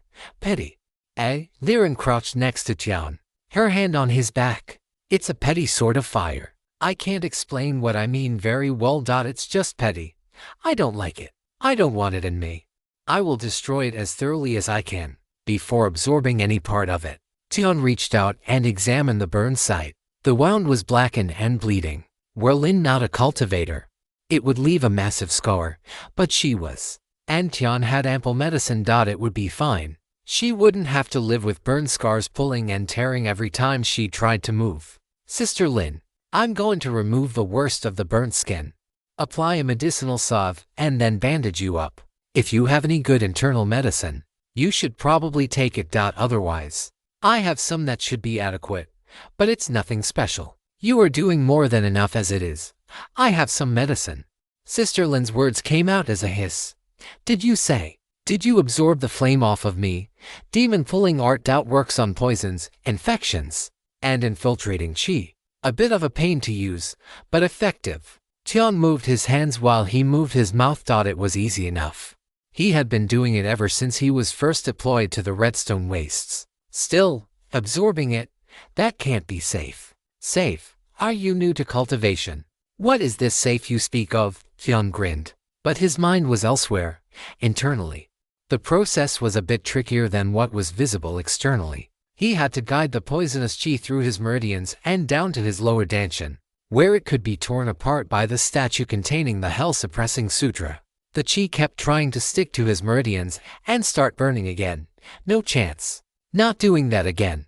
The fire chi was dragged down and slowly ground apart. The lower dantian did what it was supposed to, converting chaotic chi into vital energy, sending it out to nourish and strengthen the body. Tian focused his vital energy and attention on the process, urging the statue to grind the chi especially fine. The resulting amount of purified fire chi was piddling. A lot of work for a minimal and unsatisfactory result. Tian firmly reminded himself that the only important thing was that Lin was going to be alright. And did he really need more reminders on why he shouldn't be an ass to his sect siblings? The fire was petty. Sun Eater was petty. Tian wasn't petty. He frowned a little. There was something buried in that fire poison. Not a bad thing. Not good. But not bad. He dug into it a bit more. There was the fire chi, as he expected. But there was something else in there. Tian grunted. The fire poison has water chi in it. Don't ask me how. Because I don't know. But it does. Tian opened his eyes. Lin was still lying on her belly, her bandaged calf clearly still paining her. Liren and Su were glaring at the river and the remains of the fishing net, while Wan set out a little metal grill and a wok, slipping a carved copper plate below it. Liren stomped over from the riverbank, looking disgruntled. As best I can tell, the river is made up of tiny snakes, minnow-sized. It's still snakes. The river stretches as far as I can see in both directions. So I think we can take that to mean it is unnatural and created as a barrier for people trying to cross through the trial ground. Brother Wang gently touched the plate, and engravings, shimmering with a blue-white light on the inky black of the round wok bottom, emerged from the etched metal. The big man started setting out a cutting board, a kitchen knife and a head of cabbage. The snakes aren't natural. They appear to be a created creature, closer to Go or a summoned spirit. Sister Su didn't look much more gruntled than Liren, whatever that shimmering miasma was. It extended as high as any of them could see. Brother Wan quickly had the cabbage chopped into thin strips, followed by some minced ginger and garlic. Oil went into the smoking hot wok, then the aromatics, then the cabbage. He tossed them quickly, left hand rocking the wok back and forth, right hand working an iron spatula. When the moment was right, he added a few sauces from bottles stored in his ring, then some cooked rice, then a heavy pour of beaten eggs, all while vigorously working the pan. Done. Come and get it. Brother Wan waved everyone over. Sister Lin, you stay where you are. I'll fix you a bowl. Tian shook his head and stretched out his bowl. It wasn't the most delicious-looking meal, but it would be nutritious enough. Didn't know you know how to cook, Brother Wan. He smiled. You are full of talents. Talents, desperation, more like. The big man shook his head mournfully, while skillfully portioning out the rice. Desperation, Liren asked. Yep. Lil Sis Mei and Sis Ming both come from the Five Elements courtyard. Mei didn't come from money, but she's been eating at the courtyard since she was 9. Or put another way, if she ever learned anything about cooking from her mom, she's forgotten it. Sis Ming comes from serious money, so she never learned anything about cooking. Sis Su does know how to cook. Ensure your favorite authors get the support they deserve. Read this novel on Royal Road. Liren looked over at Su, who nodded blandly even as her spoon got to work. She is willing to cook whatever takes the least amount of time to cook that also meets the minimum requirements necessary to maintain life and the expected level of activity, at the lowest possible price per serving. Wan looked mournfully at his bowl, before setting his spoon to work. Well, that's not unreasonable. Tian slowly tested the words, like he was sliding out over a creaking branch. Quite reasonable, quite reasonable. Tell me, brother, did you hear the word seasoning anywhere in there? Brother Juan pointed at Tian with his spoon. I did not. Sister Sue spooned up her rice and cabbage, unbothered by the conversation. Sister, any particular reason you don't care about how the food tastes? Liren asked, as she handed Lin a bowl before tucking into her own. I enjoy good food. I just don't care enough about it to make it myself. A maximum economy of both time and resources is optimal. I can't agree with that. Tian shook his head. We are only going to get so many meals in our lifetime. It doesn't have to be lavish, but every meal should be something to be grateful for. Hot, cooked food is a treasure. Do you cook, Brother Tian? Wang asked. Sometimes. Yes, or Liren, or we both cook. I enjoy eating in the mess hall too, but just the two of us is normal. Which of you is the better cook? The big man grinned, adding a few extra dashes of a glowing red sauce to his rice. About the same, Liren answered. Neither of us is great, but we can cook a few basic dishes. It's also just fun trying different ways to cook the food we forage. Is this wild mushroom better boiled, braised, roasted or fried? Does it go with this wild lettuce, or these berries? She mimed holding up different gifts from the mountain. Su grunted. I was sure you were joking about the wild lettuce. Who would joke about lettuce? Tian looked at Su seriously. Think about it. What is more economical or nutritious than the wild fruits, vegetables and greens we harvest from the mountain? Grains matter too, but I can live happy and healthy with what the mountain gives freely. Have you, somehow, become even more ascetic? Lin grumbled. It looked difficult to eat fried rice lying on your belly. Not with all the spare storage rings I haul around. No, Tian denied it. He has. Liren's betrayal was immediate and swift. Sis Liren, brother, do you even know our net worth? I say our because it's been more than 2 years now that I've been handling the money, and our funds are so commingled. I couldn't separate them if I wanted to. Wang and Su winced hearing that, but Tian firmly ignored them. This and that are two entirely different things. Sure. Finding out that selling your elemental tea service would violate your Tao heart shows I am a true tea lover. Tian would brook no argument there. And all the tea house operators and tea service providers, what, hate tea? Liren rolled her eyes. You know, you don't exactly lead a life of wild indulgence yourself. Tian attempted a counterattack. Because I live with you, I at least want to indulge. I want those fine silks. If the sect sold gold-plated spears, I would buy it. Well, gold inlay. I'm not insane. Liren counterattacked with refined shamelessness. Tian was stunned. Liren pressed the advantage. I had a moment of true revelation when we passed through Bluestone City. I passed a jeweler, and I realized I didn't want the low-key, restrained pieces. I wanted gaudy. I want the big, chunky bracelet even if it's cheaper than the good one. I want the big pearls even if they are paste and bright polished silver. We are going to live a long time. I want to live loud and do it in beautiful, comfortable, highly visible luxury. Han smiled like the sun rising in a cloud of pinks, reds and turquoises. Tian rocked back. He had seen none of this. Because I live with you. And you would go insane if I did. And I would go insane too. I know you think I grew up rich, but believe me, I went from actually rich to comparatively poor. And that leaves a mark. Gaudy is my desire. Frugality is my need. And like a certain someone who thinks some tea snacks are unendurably fancy, Tian slumped. Liren went in for the kill. You avoid competition and comparison, refuse status and authority, eat simple meals, avoid wine, maintain your chastity, meditate most of the day, spend your free time studying tea and medicine, and contemplate the Tao like a farmer keeping an eye on the weather. If you aren't an ascetic, who is? That brought the impromptu lunch to a sudden silence. Tian really didn't know how to respond to that. It wasn't something he consciously set out to do. It was more just a collection of habits. He felt he lived a very rich life. All those things he was supposed to want just seemed very tiresome or outright dangerous. So why make a fuss about them? And had he been ignoring Liren's needs this whole time?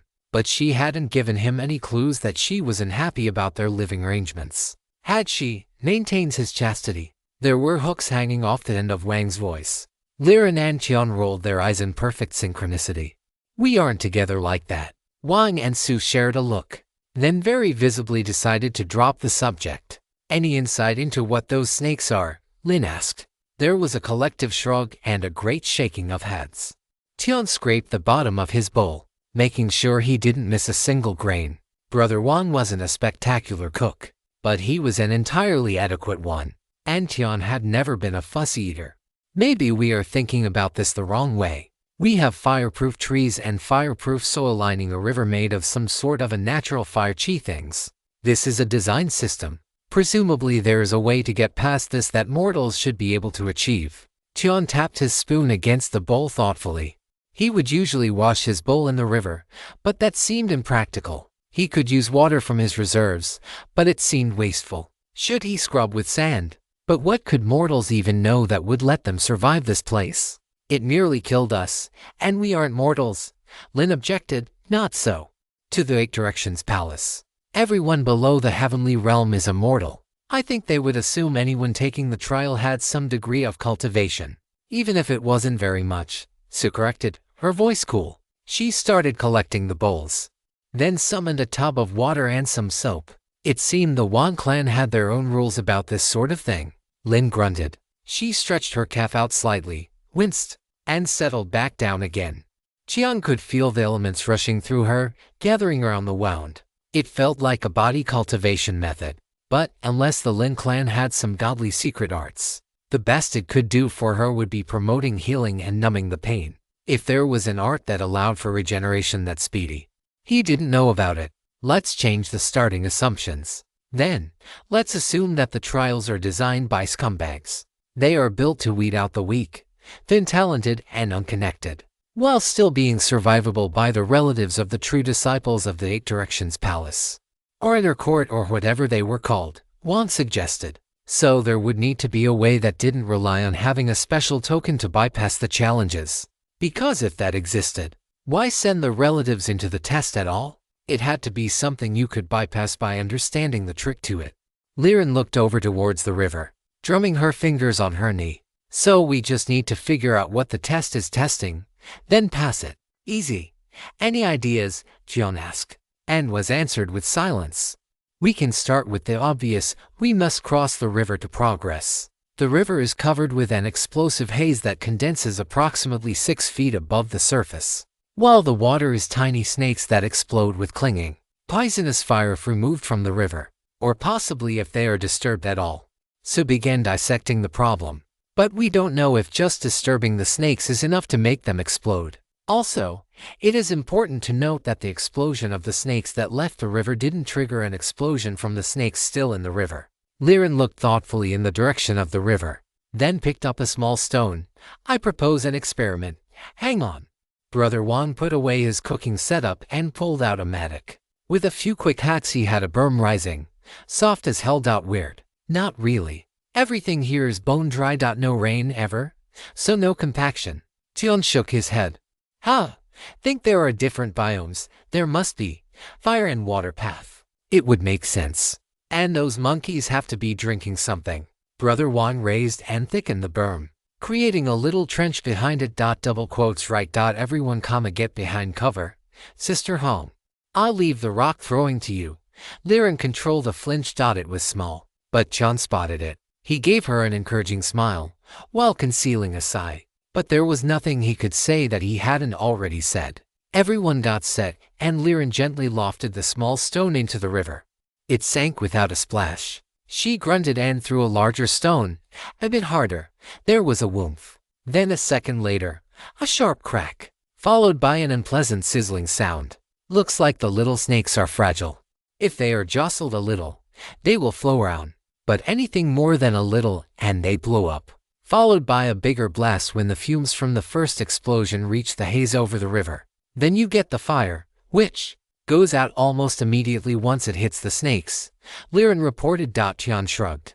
So it's easy. We just walk across. Moon crossing the lake is practically made for this. And I know everyone else practices a light body art too. Well, about that. Wan grinned sheepishly. While I do practice something called a light body art, it's more like a body reinforcement spell that also lets me grip things better with my feet. That's why I can run up trees and things. Muscle, body reinforcement, and my vital energy grabbing things through my feet. Similarly, While my light body art is suitable for short-range evasion, it is merely adequate for long-distance travel and provides very little lightning. Sue's expression twitched. Tian groaned. Sister Lin, in terms of arts, I'm fine. Horseman's leg is quite good at weight adjustment. What isn't so good is my actual leg. She flexed her foot and gingerly moved her lower leg. The numbing ointment is working.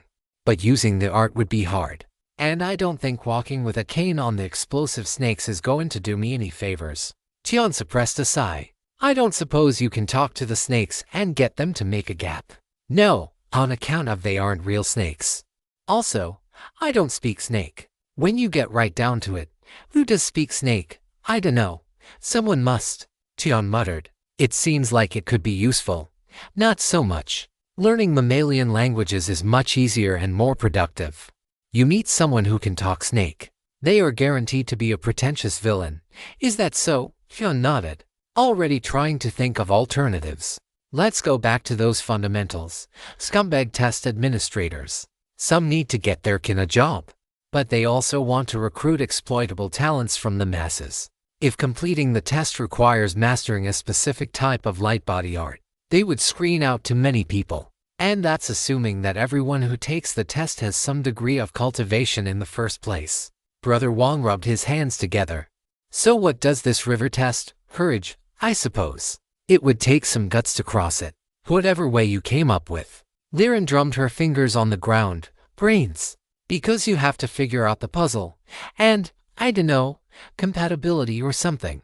Demonstrating an ability to make use of the teachings of the Eight Directions Palace. Makes sense. Tian nodded. So, there is some kind of trick to it. And it's one you can figure out by looking at the river or the surroundings. This tale has been pilfered from Royal Road. If found on Amazon. Kindly file report. It is the fire and water path. And the river seems to contain elements of both. Presumably the trick is therefore related to both fire and water. Sue rubbed her thumb and index finger together. Tian didn't think she knew she was doing it. Quiet settled in around them as they puzzled over the problem.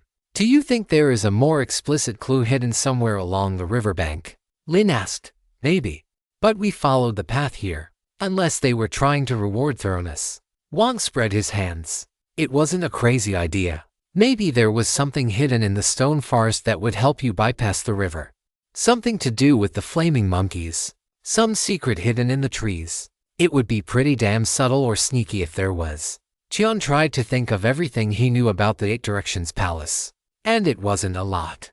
Ancient Crane Mountain was one of their outposts. And not a terribly important one. Minor to the point a small-time figure like Senator could spend his life and die here. Senator was a petty man. He would despise the mortals coming to take the test. Definitely viewing them as less than human. Senator, however, was near the bottom of the Eight Directions Palace. The Saintess was right at the top of it. The Saintess, Tian increasingly believed, was a true demon. She had reforged herself into something that could eat fortune, maintaining the 6 turns caverns to keep herself alive. The more he learned about the elements, about Taoism and the world, the more bewildered he was by the caverns, the staggering subtlety of them, and the raw power.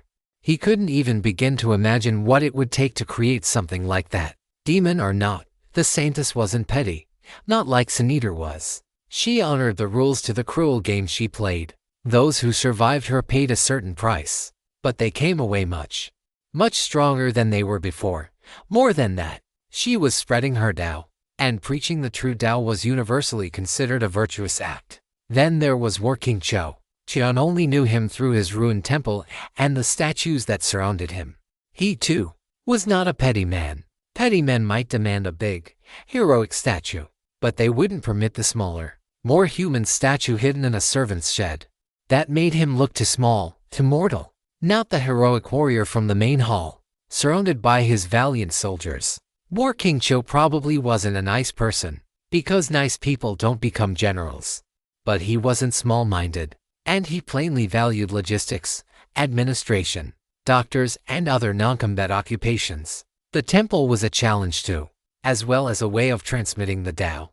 Tian started stroking his chin and watched the river go by. There was a flow to it, the snakes moving quickly along, like a rushing river. The river itself was 30 feet wide, or thereabouts. Tian wondered how deep it was. There were no rocks in the river either. There were bends in it, but nothing that forcefully broke the flow. Tian knew about going with the flow. Those days on the agate were some of the happiest of his life. He dreamed about being there once again. Just him and Liren and the crane, drifting along and seeing what wonders the world had in store. Liren staring with just a few casual pokes, or even by trailing her pole in the water behind the boat. She said it was like she was dragging the water, and that pulled the boat around. He never really understood how that worked, but it clearly did work, and that was good enough. He watched the river a little longer, then spoke, courage, wisdom, and understanding that not one thing is just one thing. The most dangerous place is often the safest. And since we are all good Taoists here, something can both be a lie and true at the same time, or a metaphor, whatever you want to call it. Liren looked over at him, but didn't say anything, waiting for him to finish his thought. There isn't anything hidden in the woods. Or, if there is, leave it for later explorers. It will be a minor treasure at best. Assuming it survived all these years. Tian shook his head.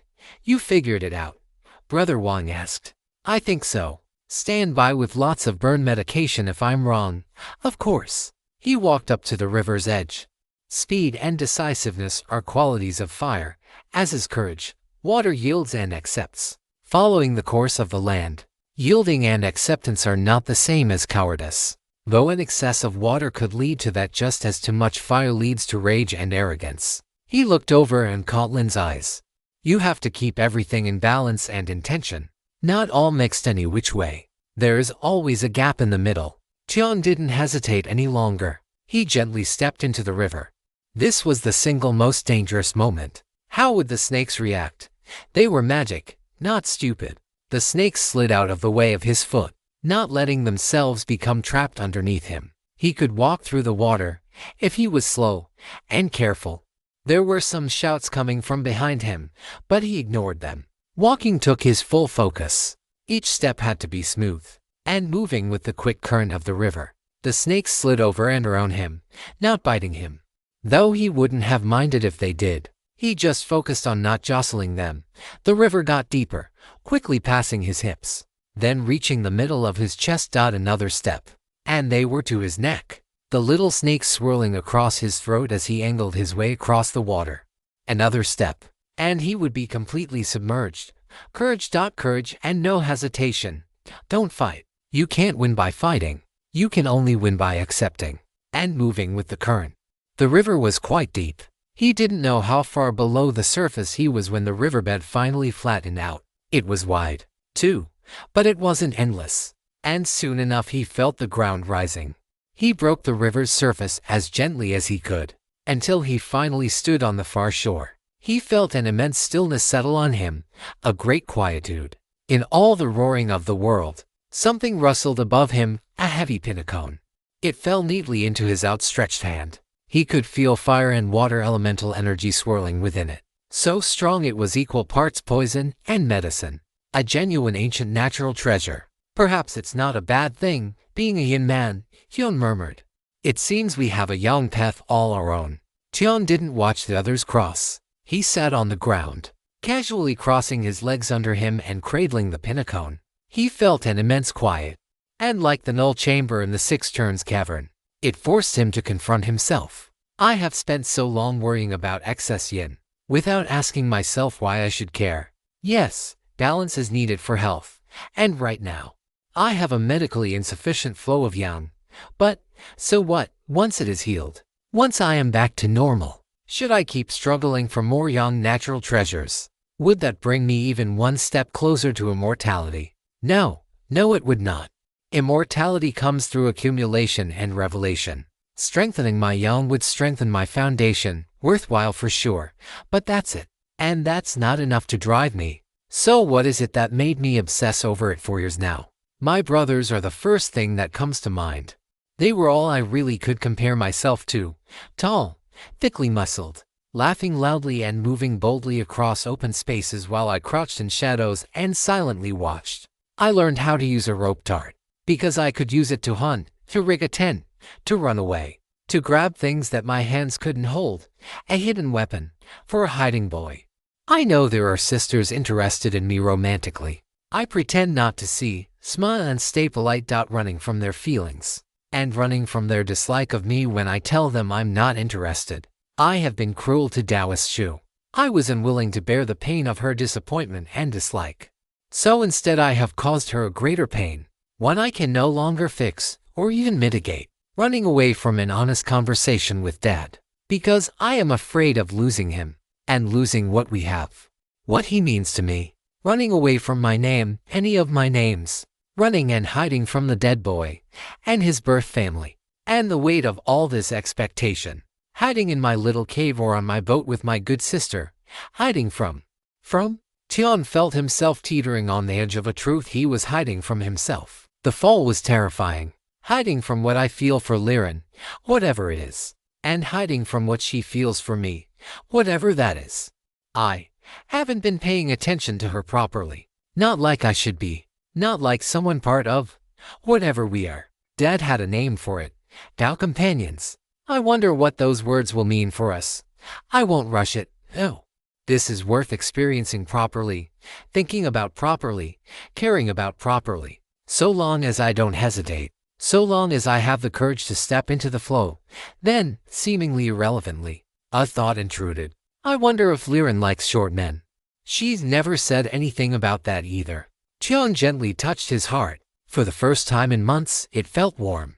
Liren was the last to cross the river. She had been stuck on the river bank, staring at Tian's back as he meditated. She had seen how he did it, but doing it was an altogether different problem.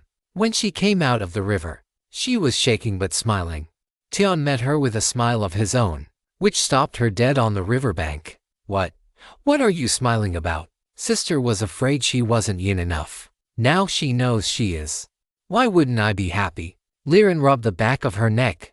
Am I? I guess that makes you young enough. Now, I really do need more yang in me, but I will always be a bit more yin than others. No idea why. Maybe I will figure it out on this trip.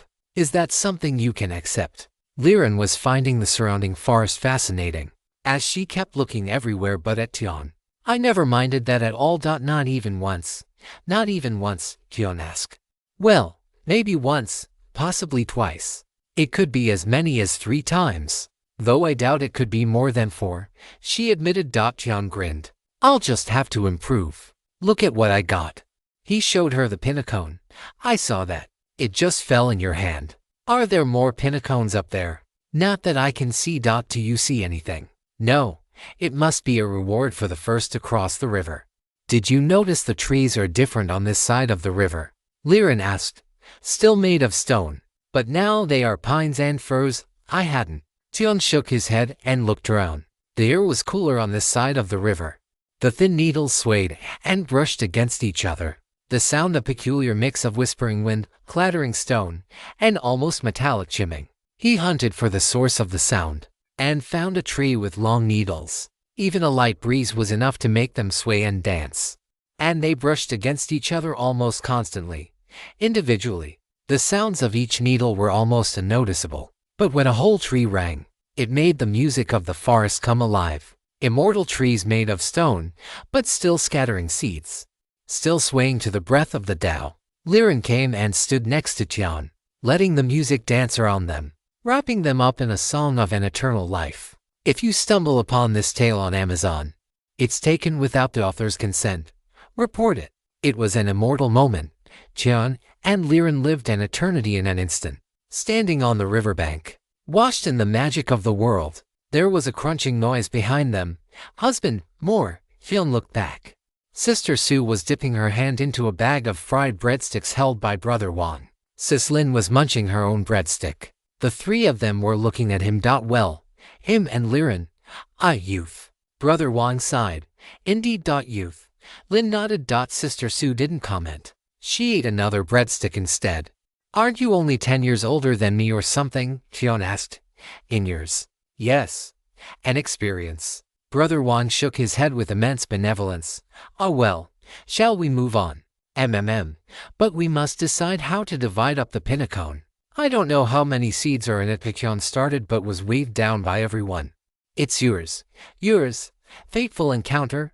I won't touch it. Sister Lin sounded particularly vehement. Tian looked over at Liren. He gave him a very patient smile back. Tian sighed and put away the pinacone, silently fixing the moment in his memories. He would make certain this generosity was repaid. Let's move on. Then, we can always come back and enjoy the music another time. Wang and Su shared a look and a smile. Oh, but youth comes only once, Brother Wang. I have just started learning the basics of acupuncture. I'm not very good, but you are quite sturdy. How about you volunteer to be my practice dummy? The wax mannequin always looks like it is screaming. I would benefit from seeing your smiling face. But then, youth should not be wasted on frivolous pursuits. Off we go, off we go. Brother Wang boldly strode off into the bushes. The path is this way, brother test animal. I mean Brother Wang. Ah ha ha ha. Sister Liren pointed with her spear. Such robust, hot-blooded youths. Brother Wang quickly reversed course and made for the path. There was a three-sided feminine look exchange, a mutual snigger. Then they walked off as well, leaving Tian to catch up. He looked up, trying to find the blue sky between the stone trees. Sometimes, it's a burden. Being the sensible one, the path continued through the pine forest for a few hundred yards before reaching the stone gate. The gate was wide, a double-door design. One side had a little basin full of water, the other a basin full of fire. Both basins were jutting from the gate chest high, like they were afraid someone might, somehow, miss seeing them. The group looked at each other for a moment, then back at the gate. Is it testing if we are smart enough to just go around? Wang asked. It was a reasonable question. The gate was austere and impressive, but lacking the usual wall to be mounted in. The woods on either side of the gate continued unbroken. Yes, you go first this time, Liren agreed. Brother Wang didn't move for a minute, then scooped a stone off the ground and gently threw it to the left of the gate. It reached the side of the gate, then froze in midair. There was a crackling noise. Tian had never heard the sound of ice breaking underfoot, which is a shame because it might have given him a hint as to why the rock shattered into a large number of small pieces. I'm more on filter. Lin radiated sage wisdom. We just demonstrated that it only takes one person figuring out the trick to the river for a whole bunch of people to cross. As long as they have strong minds and good self-control, it's easy enough. But now the ambitious but incapable want a chance to show off. So they demonstrate the easy solution, presumably while yelling something insulting about seeing the losers at the finish line. There was a round of slow nods to that. Sister Lin sounds as though she speaks from personal experience. Liren probed. We are a very big family. Lots and lots of joint activities, all of which are secretly, or not so secretly, evaluated by the elders and used to determine the kinds of resources and support you can receive in the future. I've never been in a testing ground like this before, but it is feeling increasingly familiar. Lin's voice would have sounded bitter saying all that back on Windblown Manor. Now she just sounded wry. Oh, we should speak about that sometime. Wang's cheek twitched in what might otherwise have been a grin, but his eyes were fixed on the scattered pebbles. Any ideas about how to defeat this gate? Well, it's still not set up to test people individually, so I'm guessing that the trial ground is still at the weeding out the masses stage. So I'd bet it's something that takes teamwork and brainwork. That got a more enthusiastic round of nods. Lin straightened her face. Tian thought she looked like she was hiding how pleased she was that everyone was listening to her. She must have enjoyed teaching the princes and princesses. Continuing on the rules from the first barrier. Let's assume that there isn't some secret hidden in the environment. Nor is there any specialized skill needed to pass. The clues should be present just by examining the gate. The gate is stone, carrying fire and water. We should test the gate and confirm that it is, in fact, sealed. But other than that, we can deduce that the test requires manipulating the elements present here. Presumably one person controls each element, while the rest open the gates. Sister Sue narrowed her eyes, tapping her thumb against her knuckles as though she were calculating something. Could it be as simple as applying fire and water to the respective elements? Could this be something solvable with a canteen and a portable ember? Brother Wang wondered. Could be, but it does violate the rule that you don't need to bring things from outside to solve the challenges we have assumed. There has been an almost total absence of both fire and water so far in this testing ground. The river is magic snakes. The trees are stone. And other than Brother Zihao's monkey, there hasn't been any non-explosive fire. Unless they expect us to go collect a snake from the river and walk it over here. Liren shook her head. Tian heard a change in the music of the forest. He started looking upward at the trees, trying to see what was causing it. Brother Zihao.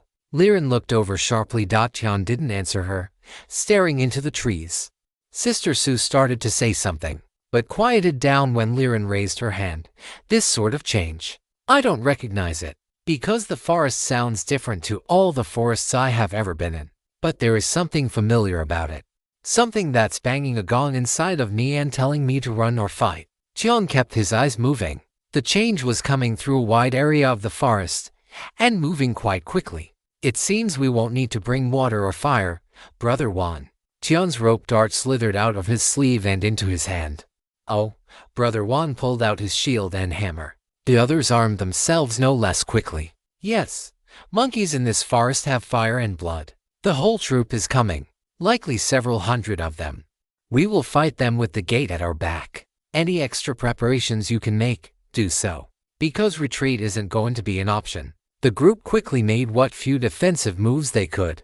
Tian's first instinct was to pull out some barricades he had in a ring, but quickly decided against it. The monkeys would be attacking from the trees, either coming straight down on top of them, or attacking from a high angle. Nothing he could cobble together would give them an edge there.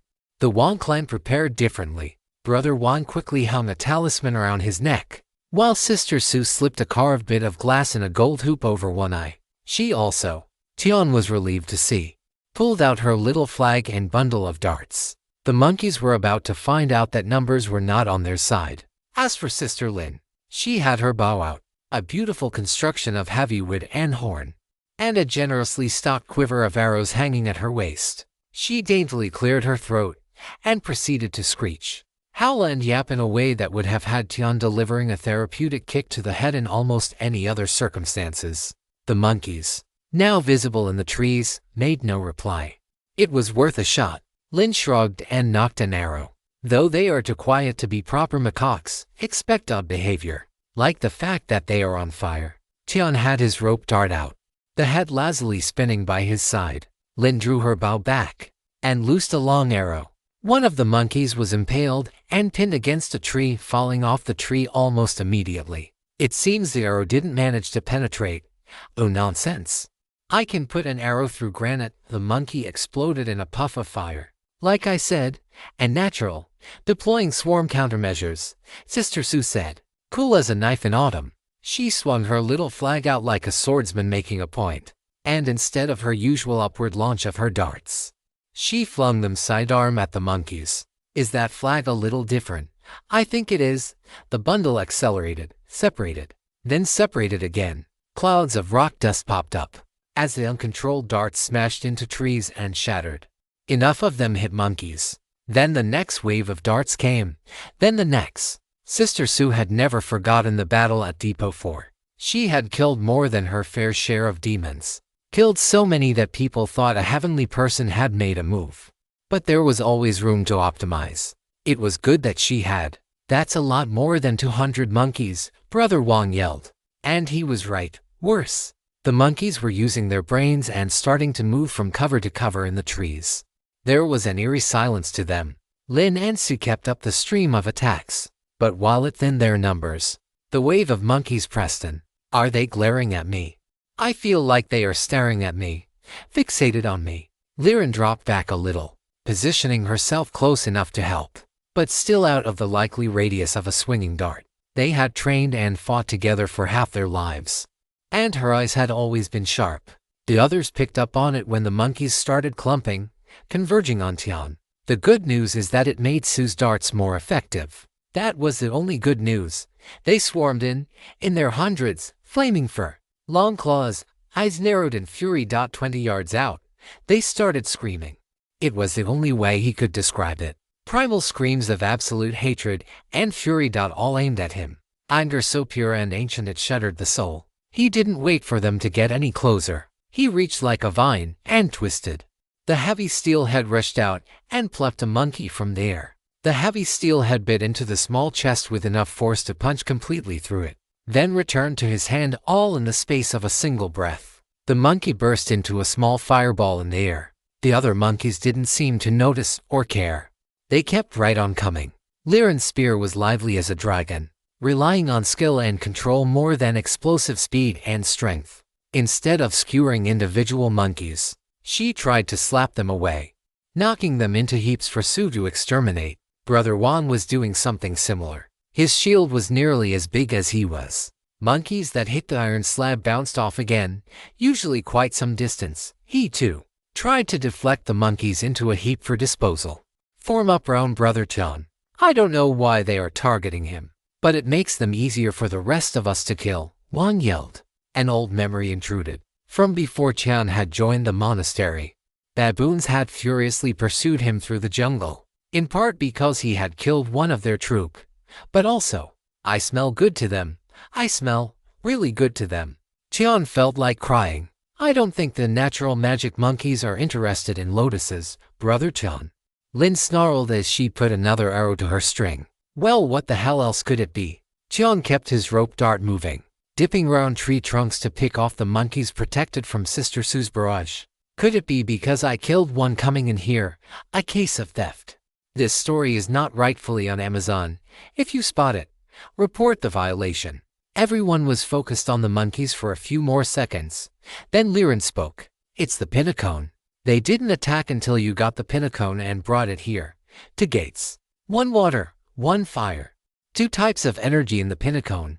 Fire and water. It will have seeds. Tian's brain raced ahead. The bowls coming out of the gate were too far apart to be manipulated at the same time by one person. He had a feeling that the timing would matter. Liren, Juan, Su, cover me. On it. Tian pulled out the Pinnacone, doing his best to rip it open. It was stone, naturally, and tough. There was probably a trick to it. Tian couldn't be bothered to figure it out. He opted, instead, for violence. Some white fingers burrowed into the stone and started tearing. Shimmering seeds of blue and red emerged, carrying a faint woody fragrance and a twist of spiritual chi that promised they would be the very best body cultivation supplements. Just holding them, you knew they were an absolute treasure in the earthly realm. Just one of each would be enough. Just one of each. And you could elevate an ordinary physique into something special. Heavens alone knew what it would do for a physique like Tian's. Once again, the tension between the petty scumbags and the broad-minded. Sister Lin, with me. You will put the seeds in the water basin. I'll put them in the fire basin. Don't be tempted. Tian rushed to the gate, Lin dropping back with him. Tian poured the water seeds into her hand and held on to the fire seeds. She looked like she had questions, but bit them back. Then did a double take and stared down at the seeds in her hand. You could see the desire flash across her like a prairie fire. Her face set into something hard. At the same time, it's a teamwork test. Lin yelled as she moved. Tian grunted in agreement and raced for the basin holding the flame. The monkeys were screaming even louder now, frantic, raging, diving through the burrows and scrambling to get past Brother Juan.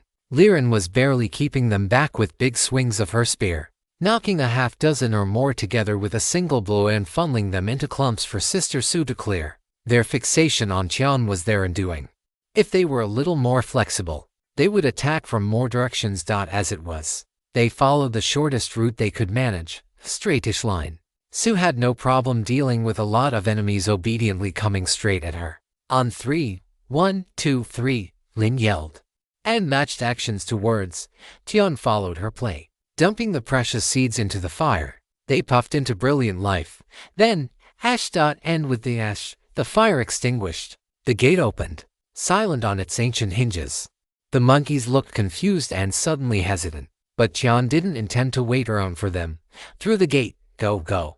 They piled through, one coming up behind, his shield making a wall behind the group. The monkeys didn't pursue very hard. It seemed like they knew about the barrier. Tian swore he saw some of them looking puzzled, like they couldn't imagine why they were there in the first place. I refuse to believe that was the intended difficulty for this challenge. No way. We have excellent skills and equipment. We are at level 9, or near enough, and we have had our shares of fortuitous encounters. Some newbie cultivator was supposed to get through that. Not unless they had already been raised by a cultivator clan. Brother Wang collapsed in a sprawl, entirely uncaring about the dignity of the Wang clan patriarch.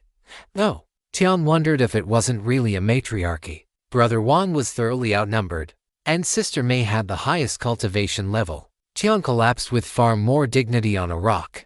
Maybe there was supposed to be a limit on the number of monkeys. What would have happened if you had eaten those seeds, or refined them? Liren asked. We would have died. Sister Su gave Liren a bewildered look. What I want to know is how you knew to put fire with fire and water with water. What if the key had been to extinguish the flames, or to burn away the water? Lin asked. Snobs. There was silence at that. Tian waved a tired hand and elaborated. We are guessing that the people who designed this challenge were scumbags, but they weren't. If you could make all this, you are a genius. And probably a bunch of geniuses. Of course, they have to plan for the scumbags. Because rock throwers are universal. Rock throwers, Sister Su asked. Not important right now. Basically, they are screening for character. And they are screening for some understanding of the, I don't know, the basic rules of the universe, particularly five-element theory. Remember the Saintess. I never had the pleasure of meeting her. Lin's voice was icy. Tian winced, but quickly pressed on. Water restrains fire. But fire restrains wood. Earth restrains water. But people don't think that way normally. And they definitely don't if they are distracted and under heavy pressure. Tian continued. I did find the giant horde of screaming monkeys that were also on fire pretty damn distracting, Brother Wang admitted. So the test is this: are you disciplined enough to not eat the treasure immediately? Is one person strong enough to hang on to all the seeds? Or do they get divided up, increasing the chance that they are lost or eaten when put under pressure? Can you remain composed? Can you remember your education? Can you figure out your elder's intentions? And does that one strong person have enough trust in the rest of the party? And have the trust of the rest of the party enough to open the gates? If the answer is yes to all that, then congratulations. You are the kind of people the palace wants. If not, they won't be picking up your bones. Brother Wang pulled a handkerchief out of his ring and wiped down the back of his neck. Lovely. I see what you mean about snobs. That is an excessively high standard to meet, given that they are screening potential servants. Liren nodded, then shrugged. They were a transcendent power covering several countries. I feel like having too many applicants was more of a problem than too few. Lin looked thoughtfully at Tian for a long moment, then started to laugh. It was the most cheerful noise Tian could remember her ever making. Oh heavens. It makes perfect sense why you figured out the first to test before everyone else. It's you. The perfect candidate to join the Eight Directions Palace's Servants Division is none other than that rising dragon, Tian Ziho. Thank you for leading the way, Prime Servant Candidate Tian. Wang bowed very properly, and offered Tian a single fried breadstick. Please look after me in the future as well. I will be in your care. Please specify who I should betray to maintain your favor, Prime Servant Candidate Tian. Sister Su bowed and offered to breadsticks. As you can see, I am already much more sincere than certain people scheming for your position. Fools! They cannot see your greatness as I do, Prime Servant Candidate Tian. They are only fit for field labor, or the mines. Lin handed over exactly enough tea to fill one teapot. She seemed excessively pleased about calling someone else a potential servant, in Tian's opinion. But since she had given him some of the Harmony Village tea he had been looking for, he was prepared to assign her to the comparatively pleasant laundry. He glanced over at Liren. Double quotes, nothing from you. I fear cleaning out the tiger latrines may be your future calling. I refuse to yield to petty tyranny. Perhaps once you reach the lofty heights of actual servant. Also, more importantly, would tiger latrines be a latrine for tigers? A latrine made out of tigers? Or a latrine made by tigers? You underestimate the greatness of the Eight Directions Palace. It's all three special breeds of tigers, obviously. They take hierarchy even more seriously than we do. Some are born to be latrines, others to make them, and fewer still to use them. Don't look down on the job. These are tigers worth knowing. Tian nodded very wisely. I am moved beyond words by your blatant favoritism. I think I have a half-eaten malt candy here I can offer. She started patting her robe. I swear I had it in a pocket somewhere. I'll find it eventually. No hurry. I can rent you a shovel until you find it. You don't have to rent it once you give me the candy, of course. Then you can buy it with a loan against your future wages. A great benefit. He eyeballed the tea for a moment longer, then grinned. I can finally do something I've wanted to do for ages. He pulled out a tiny green-orange skin, long since dried almost brown. It had been carefully split open so that the flesh could be removed while keeping the skin largely in one piece. Tian set out an ordinary teapot and his fancy kettle, as well as a few cups. He carefully loaded the tea into the orange skin, doing his best to keep everything reasonably intact. If it was being done properly, I'd leave this to age for a few years. But we can call this a trial run. These are the skins of the solar oranges that Liren and I found. I thought they would make amazing tea oranges if we could get some Harmony Village tea. But Sister Lin is the only person I know who has some. So now that we can bring all the pieces together, tea time, Brother Wang asked with a grin. Yes, consider it the broad-minded generosity of a prime servant candidate. Before I have you assigned to the lead mines. Does the mountain have lead mines? Brother Wang asked. No, you will have to make the lead first. Pack it into the ground, then mine it. I'm sorry, but I can't provide you with any meals until you start pulling lead out of the ground. I have quotas of my own to meet, you see. Fearing the strong and bullying the weak. That's how you make prime servant candidate. Tian looked over at Lin. I usually infuse my tea with my elemental understanding, but if you would prefer I didn't. She waved her hand with forced casualness. If there is one thing this trial teaches, it's don't be petty. Let's see what's so damn special about your tea. Liren coughed and looked pointedly at Wang, who rolled his eyes and produced a few bags of roasted melon seeds to share. Tian poured his vital energy into the kettle, warming it to boiling before pouring it over the orange. He let it steep for almost a minute, poured the wash over his tea pets, then refilled the pot. He let the tea steep a little longer than he usually would, just to give the flavor of the dried orange and the tightly bundled tea a chance to develop. Then poured for his guests, and finally, himself. A tea service short on ceremony, but full of affection. Mellow but a touch astringent, kind of woody. But you get a little hint of the orange. Pretty good, I'd say. Liren gave her evaluation, and the nods around Tian's little tea table agreed with her. Tian found his hand stroking the table. It was the same one he had picked up in the redstone wastes. A short leg thing meant for people sitting on cushions or little stools. The wood wasn't anything precious, and the bottom of the legs were pretty scuffed. A mortal might not even want it in their house. It had become something invisibly important to him. He never really thought about it, but would miss it dreadfully if it should break. Was that too yin? New pleasures and an old table. A moment of tranquility livened with joy. I've had tea oranges before, but this is a pretty good orange.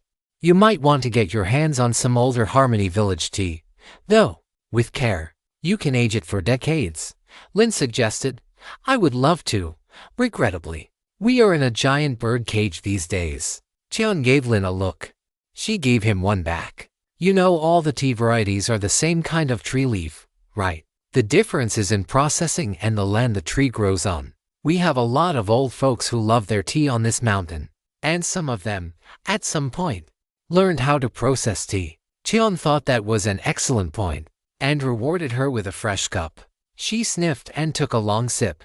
Her eyelids dropped, as her eyes focused down on the tea. What a strange thing. It's not just the taste of the tea. It's in the warmth of the cup and the texture as the tea fills your mouth, pouring down your throat into your stomach. Fire and water. But not a fire of obliteration or illumination, a tea fire. I couldn't have imagined such a thing. And then there is the water carrying that fire, spreading through your body, filling you, moistening your organs, vivifying you, making supple what was brittle. Not the water of winter's death, or of spring rains, or still ponds or deep rivers. A small water, warmed by humans, shaped by humans, connecting humans, yet still part of nature. She looked up at Tian and smiled, and it was the warmest, truest smile he had ever seen on her face. It's a bit lacking in metal, though. Tian raised his cup and sipped the tea. It really was just pretty good. The flavors needed time, years really, to properly age and mellow together. That was fine. He had the time. And there was nothing cultivators loved so much as a project. I'll work on that. John chuckled and refilled the teapot. Refreshed and restored, they set off. Tion's mind was still on what Sister Lin had said: metal condensed water, generating it in the elemental chart. The aspect of earth he always found in the cup and the mountain the tea grew on, but metal always seemed so far removed from what he felt made a good tea service. He tried to make up for it with precision, an aspect of metal, but it was lacking. Something else must be found. Coin-purchased cups and tea leaves. But Tian discarded that thought immediately. Tian's heart was illuminated by a clay lamp, not deafened by the clatter of a golden abacus. What parts of himself exemplified metal? And how could he bring them out in his tea? He meditated on it as they walked through the chiming music of the stone forest, enjoying the moment and savoring the chance to think about the important things. It wasn't too much further until they reached the next barrier on the path, which came in the form of a giant sculpture garden. It was a few dozen yards in diameter, with statues ranging from the size of Tian's palm to towering figures more than 20 feet tall. Each was vividly painted, leaving no question as to what the statue might be representing, stolen from its rightful author. This tale is not meant to be on Amazon. Report any sightings. There were fast-moving waves, licking fire, trees, rocks, rich earth, homes, terrified people, livestock, the animals of the woods and fields and oceans, all in distress. Above them all were a broken mountain, and two furious deities, one dressed in blue and white, the other in red and black. Gods of fire and water, emperors, supreme cultivators. It's the wrong shade of blue for our uniform. Do any of you recognize any of this? Qian asked. There was a bout of synchronized head shaking, though Qian thought one of the denials looked a bit hesitant. Sister Lin, I don't know exactly what it is, but it does remind me of a story I heard. But I heard it from my uncle, who had been living in the Green Dragon Kingdom. So it might not be relevant. 8 Directions Palace covered multiple kingdoms. Who knows if Green Dragon Kingdom is one of their successor states? Liren encouraged her. Let's hear it. There isn't much to tell. It's a creation myth from the local religion. Basically, the god of water and the god of fire got into an argument, which then escalated into killing uncountable numbers of living creatures and eventually breaking the heavens with a bit of knocked-over mountain. Eventually, the goddess intervened, settled the two of them down, and patched up the world. She managed to stop the fires and the floods, healed the earth, and eventually fixed the hole in the heavens. And fortunately, the damage was so severe that the whole planet got tilted. This explains why the heavens are spinning and rivers flow from west to east. They don't, though, Sister Sue objected. The two biggest ones in the Green Dragon Kingdom do. Lin spread her hands. Like I said, it's a story from the local folk religion. The statues made me think of it, but I don't know if it's at all connected. Brother Wan lightly rubbed his hands together. Are there any key features you remember from the story? Do the gods have symbolic weapons? Or was there a precious artifact that featured in the story? Maybe a holy animal or something. If there were things like that, Uncle didn't mention them. This was a story he told me when I was a little girl. So, he may have left some things out. Let me think. Lin looked at the statue with half-hooded eyes. He mostly talked about the goddess. She is described as a maiden, sometimes quite young, sometimes a teenager. I thought she sounded amazing. She gathered up reeds and mixed them with mud to make dams to stop the floods, burnt more reeds and turned them into ashes, then buried the fire with the ashes. The holes in the ground were filled that way too, as a way to heal the earth. There wasn't any fixing the mountain, so maybe she used pieces of the mountain for that as well. All right, we have reeds, floods, fires and ashes so far, and the broken bits of the mountain. Anything else? How did she fix the heavens? Wang asked. She found a 5-colored stone from the dawn of creation, and she flew up into the heavens, raining flowers behind her. Then she fixed the stone into the heavens, which patched them up and kept the creatures from outside the universe from coming in and causing havoc. So, I guess we are looking for a 5-colored stone, then, Liren concluded. This feels like an illusion array, and I don't want to find out what will happen if we break it. The group set off to explore the garden. The sculptures were all well made, in Chan's opinion, and he appreciated the bright and lively colors. But that was about the limit of his ability to evaluate them. He had never really had much interest in sculpture, or formal gardens for that matter. What a complete mess. Lin, on the other hand, came from a family that had existed since at least the founding of the ancient Crane Monastery. She had garden opinions. Is there a problem? Sister Lin, Wang asked. Yes, the sculptures have been placed without any sense of proportion or aesthetics.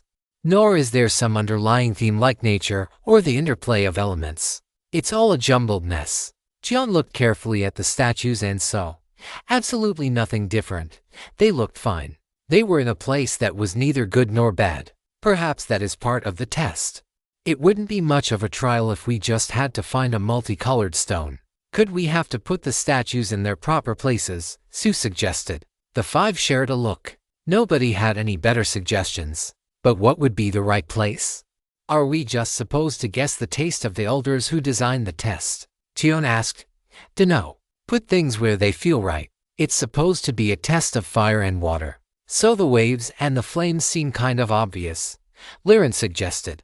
Heavens know they are full of elemental energy as it is. Tian set his hand on a dashing wave and had to control a grunt. Cold. I think most people would find this uncomfortably cold. Brother Wang put his hand on a wave and yanked it back with an oath. You could call it that.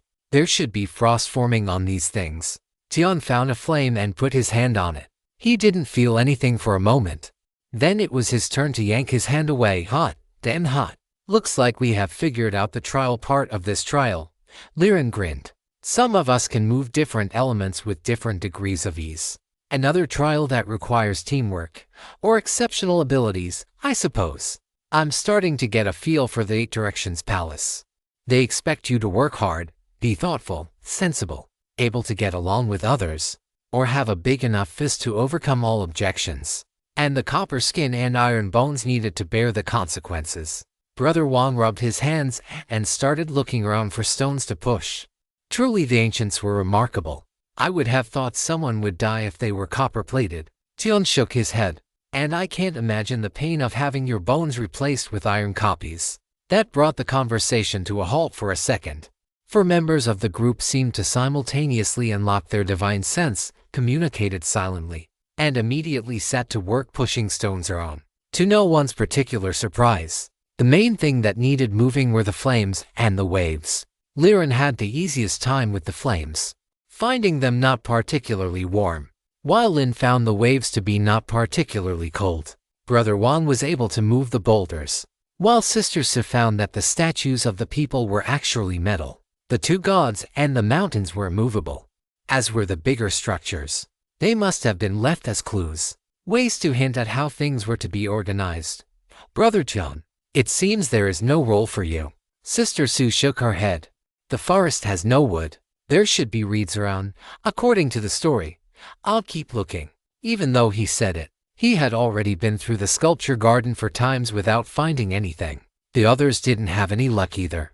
They could move the stones around, but without more clues as to how they should be arranged, nothing was achieved. Tian sat on the ground and settled in to meditate. Problems had solutions. Trials were things to be overcome. The ancients had arranged 4 of the 5 elements here, and the core of the trial was water and fire. This was also, apparently, recreating an ancient story. Lastly, there was an illusory ray here, concealing whatever was on the other side of the trial. Fire and water contended, ruining the earth. Presumably that meant floods and lightning and forest fires and things. He let his mind float, anchored by his breath, just watching the thoughts rush past on the current.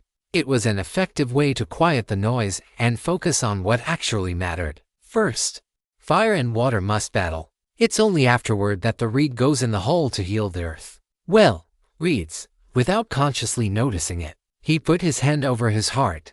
He still felt cold, but he knew that once his middle dantian reconnected, there was going to be a monstrous swell of young chi flushing his whole body. Fire and water, with poor old wood caught in between, just getting ready to grow when the land had cleared and the waters receded. We should arrange the fire and water to recreate the battle. Move the earth and the people too. Let's see if any changes occur. He started to get up when a stray thought intruded. I wonder if Liren likes my white hair. She's always fussing about it, and for some reason, it warms my heart. He had to sit down again for a moment to compose himself. He had told Brother Fu that he wasn't feeling urges. And that was even more true now than it was before. The excession was weighing on him heavily, and a vast chasm yawned below him. Despite that, there was an insistent voice calling to him from that void, telling him to jump. Brother and sisters, I have an idea. He walked over, cupping his fist. For some reason, he was finding it a little hard to look straight at Lirian. The plan worked. Eventually, the idea was sound, but the details were varied. The rocks symbolizing Earth had to be placed just so, as did the people, before the fire and water could be properly arranged. Fire flowing from the fire god, water from the water god. It took hours of experimentation before any results were produced. When the final flame was set, it started to sway, as though a heavy wind was driving it. The water danced under the same invisible wind. The air seemed to crackle with lightning and rumble with the thunder of fire and flood.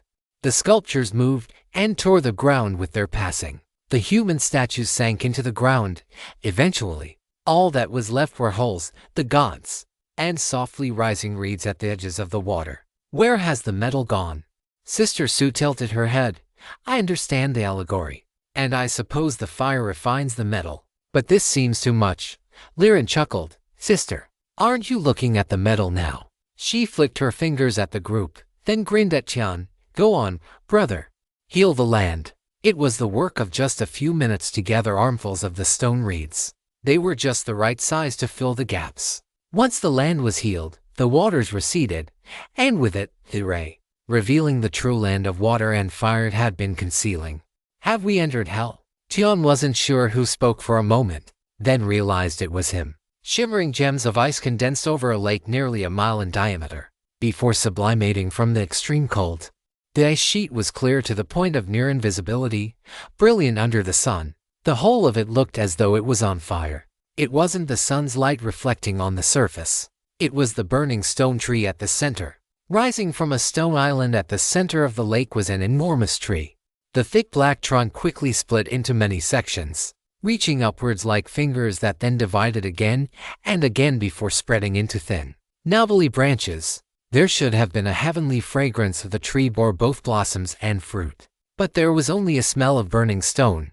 The blossoms, 5-lobed flowers with sprays of golden pistils, were made of static flames, and the fruit, plump and round, made the air shimmer like water with their heat. A plum tree, I think. Some kind of overfed, petrified, hell plum, Lin murmured. Sue flicked a stone onto the ice. Rather than gliding, it came to a quick stop and frosted over. They watched it for a few minutes longer. The rock began to flake, shedding layers and quickly looking corroded. In a quarter hour, it was a little heap of gravel. In 20 minutes, it was dust. Remind me how long it's been since anyone harvested the ice here? Liren asked. It's an interesting question. The mountain never goes uninhabited, but there is not always a clear ruler. There were, I believe, 3 sects based on the mountain that were consolidated into the ancient Crane Monastery when the ancient Crane rested here. The history is unacceptably vague, and there is even less about the sects that existed on the mountain before them. Sue shook her head at the messiness of it all. Presumably someone entered the trial grounds between when the 8 Directions Palace fell and now. Wang stroked his chin. Though it is entirely possible that they just never got this far. Or if they did, they failed and died here. Qian pulled out one of his herbology manuals and quickly checked his memory. Plums need freezing temperatures to properly grow. Perhaps stone plums need it to freeze even harder. Likewise, the only way I can think of for ice to gain layers is if it freezes, partially melts, freezes again, and so on. Heat source is needed. I am suddenly very curious about what exactly this forest is. That got a round of silent nods. Anyone have any good ideas? Lin asked. That got a round of silent shakes. After another long pause, silence. Brother Wang scratched his chin and said, what about quarrying the ice away? We start from the closest edge and work our way inward. It would take a long time, but we aren't in any particular rush and we will be harvesting valuable goods as we go. I'm sure that we could find a use for powerfully yin ice, even if it's only to sell it. Liren nodded firmly. Excellent idea. Here, use this pickaxe and try it out. She pushed the pickaxe into his hand and prodded him towards the lake. I really don't think, he started to say, but was quickly overruled. You can do it, brother, Lin encouraged. Yes. Bring back useful information, husband, Sue also encouraged. Think of it as training before you are sent to the lead mines. Tian also helped. I'm remembering this, you swine. The big man grumbled and made his way to the edge of the lake. Cold. Very cold. Not unbearable. But even here on the shore, I think I would freeze in a few hours. Good. It means you won't sweat as much. Liren added to the encouragement. Brother Wan groaned, doubtless with gratitude for the unstinting support of his sect siblings, and brought the pickaxe around in a sharp arc. There was a glassy clack followed by a metallic chime, and then a considerably less melodious thud. Ah, sorry, Sister Hong. I seem to have ruined your pickaxe. The head had broken in 3 places, and the handle was shattered. Ruined was a fair description. There was a few moments' silence as they examined the destruction. I've been trying to come up with something about how this is the ancestral pickaxe of the Hong clan, and I'm struggling to say something sensible. Just assume I've effectively guilted you into handing over your purse. If you spot this story on Amazon, know that it has been stolen. Report the violation. Liren pulled out a stick from her storage ring. It didn't freeze when it was over the ice, but it did freeze seconds after it touched the surface. The wood was practically evaporating in front of their eyes. A light tap against the ruined handle saw puffs of desiccated wood flying off in the light breeze. No problem. Here. Brother Wang handed over a very thin purse of soiled and tattered silk, to bent coppers and a fine collection of lint. Such sincerity. I'm even throwing in the purse. You can't say I don't repay my debts. Hyun started ignoring them, staring at the ice and the burning tree on the other side of it. These tests had largely been about character or understanding, not raw power. Even if the test was now broken, the same basic principle should apply. Was there something inherent to this that they were just missing? Tian could walk over the ice with moon crosses the lake, but there was simply no way that was how the ancients intended this test to be passed. We are thinking about this incorrectly. Before we decide methods, we must confirm the goal. What, precisely, is this test supposed to be testing? Sue asked. Her voice was clipped. Precise. Tian felt a sudden surge of gratitude for her. Eat the fruit, use the ice, Lin suggested, then immediately frowned. I think sister sees the problem. How? Sue's lips compressed into what might, in the right light and from the right angle, be interpreted as a smile. Even if the story about fire and water contending was common knowledge in the era these trials were created in, collecting 10 layer ice and a heartseer fruit, then safely using them, could not possibly have been common knowledge. Collect them, and then have their new employers show them how to use them. Tian suggested. That is possible, but again, how to collect them? Did they need to bring ice saws and fireproof equipment? Sue spread her hands. And likely. So, we are still missing the essential key to this test. Its objective. Hyun nodded, then shook his head. I can't think what it might be, other than simply being able to cross the ice and pluck the fruit. Maybe the fruit can melt the ice somehow.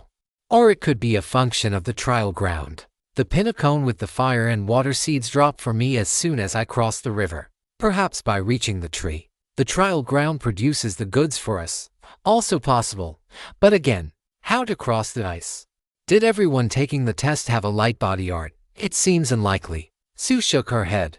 There was an excellent round of staring and mutual incomprehension. Cheon put away his herbology manual and took out the field guide to the mountain. He reread the section on the Fire and Water Valley test ground. It was short enough. The trial ground will open once the candidates have demonstrated a suitable level of understanding and character. Upon completion, the trial ground will provide them with a heartseer fruit and 10-layer ice. Immediately deliver the surviving applicants to the servants division. Do not speak to them more than is strictly necessary, as it creates an undue sense of familiarity in the servants. That's it. That's all the guide has to say on the subject. They digested that in silence, each lost in their thoughts as they watched the frozen lake dance with reflected fire. Lin started to laugh. I really must thank Third Uncle for his heartfelt advice. Regrettably, he is on the other side of the barrier, but he's the kind to really enjoy a kingdom collapsing. But when I next see him, I will certainly tell him just how much I appreciated his thoughtful words. Sister Lin, I got all kinds of useful tips on how to change my mentality after I left the Six Turns Cavern. Quite a lot of advice about the necessity of unquestioning obedience. and the need to have faith that those above us will lead us to where we need to be. A properly filial mindset. I think this is another example of that. She leaned forward, grinning nastily and emphasizing her words with her finger. Think about the tests so far. Follow the path without deviating. If there is a river of fire before you, go where you are bidden and walk through it. If there is a gate before you, even if there are no walls, you go through the gate. Sometimes the masters may entrust you with a treasure. If you consume the treasure, you will die horribly. Use it as your masters will, and do not dare try and snatch benefits. Understand how the world should be ordered. Accept suffering to fulfill your role, and in the end you shall have your true reward. Deviate even slightly from the will of the masters, and perish. Juan took her point, his own smile turning ugly. There is no solution, or rather, there is no trick. We just need to walk over there, and during the cold and, I'm betting, the burning heat from the tree. If we lose focus and fall, we die. But so long as we keep moving forward, we will live. Probably. Could it really be that simple? Tian considered it for a minute. It really might be that simple. The actual test wasn't easy for a lower-tier earthly cultivator, but it was probably manageable when the test was first created. Sounds plausible. Tian felt a hand grab the back of his collar. And where do you think you are going? What? That sounds like a reasonable explanation, and I don't have a better one. Tian tried to brush Liren's hand off, but she wouldn't be budged. Brother, do you want to lose your feet? Did you enjoy being in a wheelchair? Tian felt her reasonable voice was entirely unbelievable.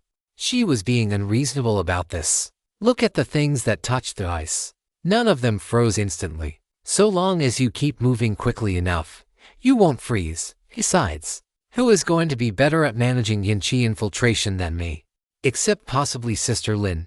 Sister, I could try it, but it's not like I have any special knack for managing yin-chi, beyond the fact that I cultivate a water-aspected cultivation art. I am with Sister Hong on this, though. At the very least you should be seeing how long it takes for something to freeze when it touches the ice. Lin handed him a wooden pole from her storage ring.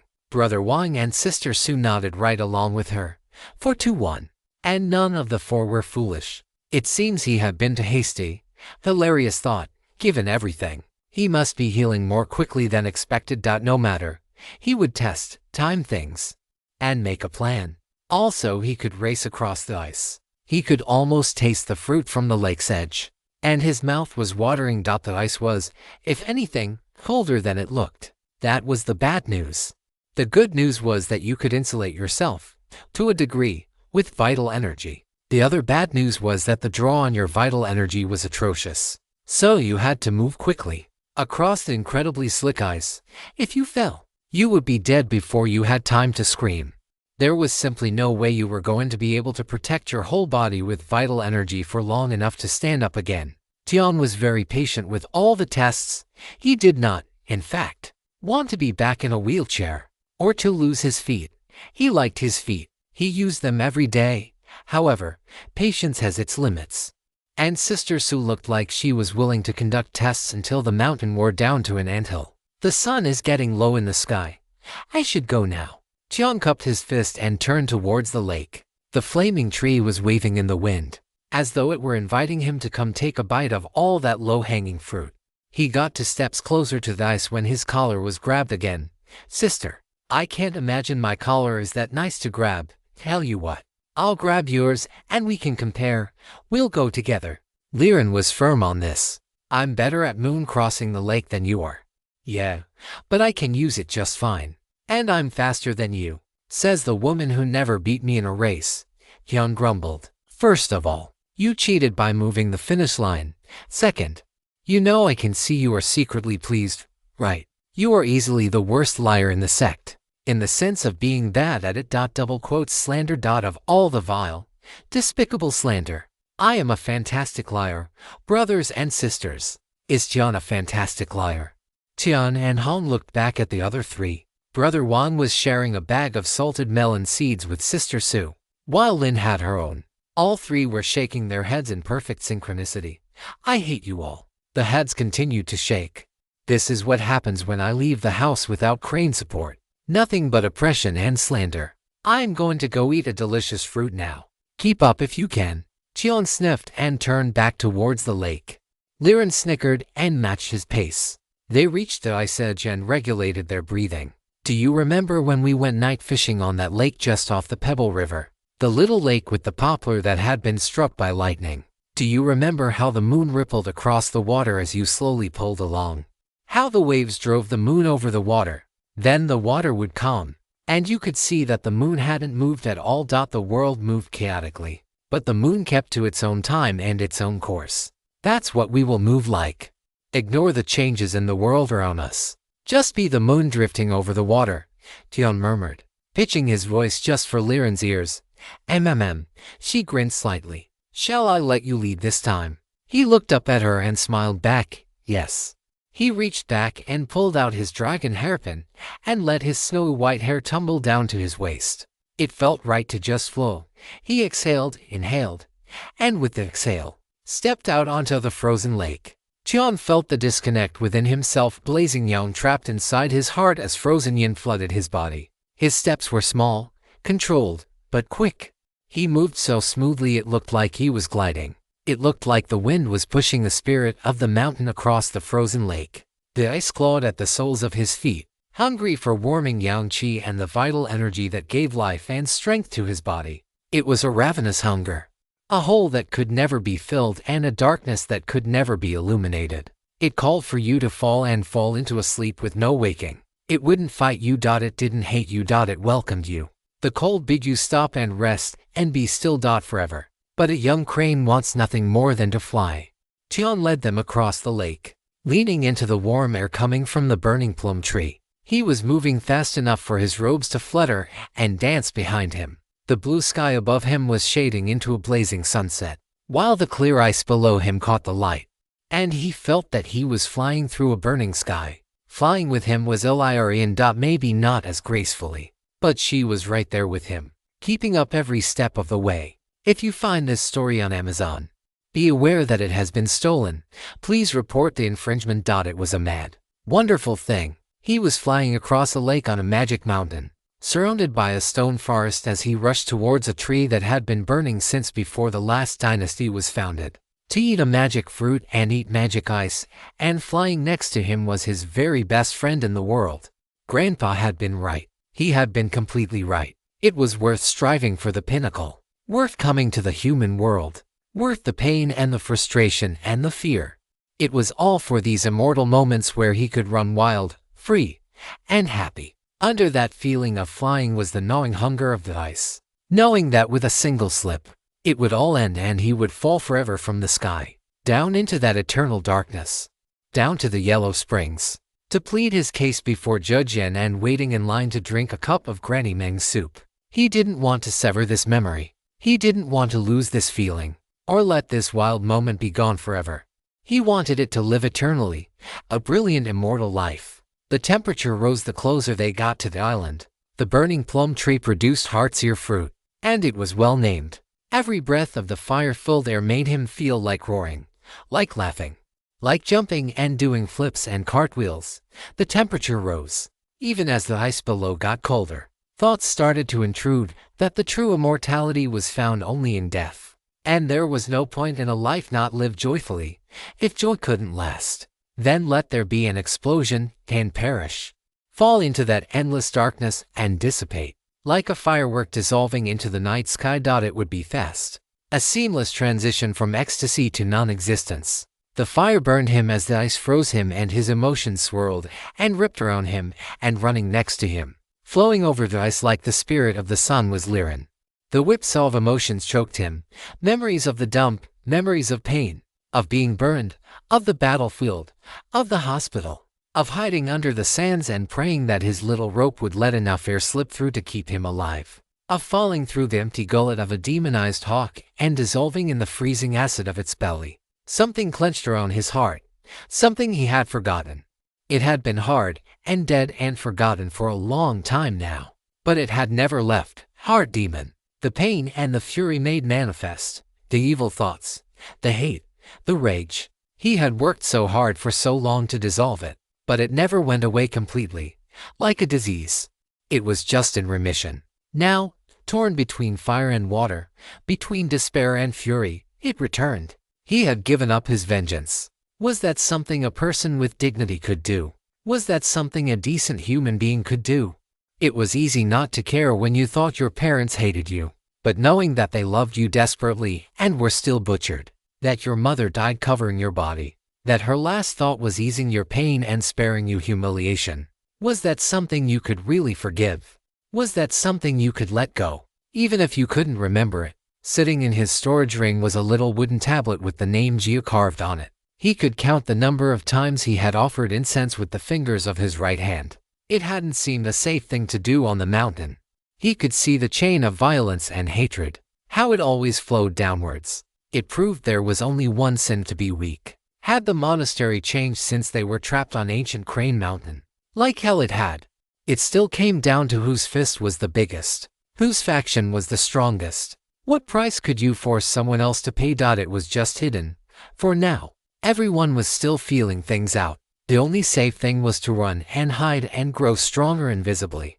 He could descend once he surpassed the heavenly realm, crushing all opposition and showing the world that those things which belonged to him could never, never be taken away, that he couldn't be hurt again, that at long last, he could stand proud in the sunlight and face heaven and hell with equal contempt, that he wasn't alone and scared and covered in burns. He wasn't hiding from bigger predators, or the sun, or humans. He wasn't sick, and able to breathe, or pee, or move, without pain. He was standing on the island now, under the burning tree. He wasn't sure when he reached it. Liren was next to him. He couldn't understand the expression on her face. Hunger and yearning and fear and bone-crushing despair. How could she be so despairing? Wasn't everything going well for her? She shouldn't feel despair. Anger caught hold of him. The heart demon whipping him.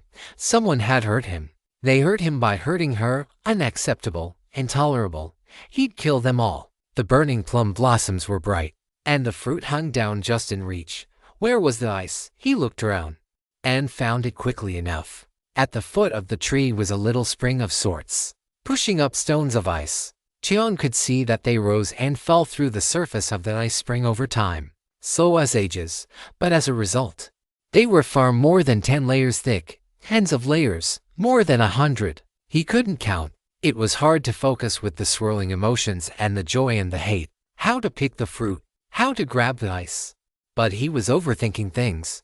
Liren reached out, and with more confidence than he could ever manage, she grabbed the two ripest, juiciest, most fiery fruits.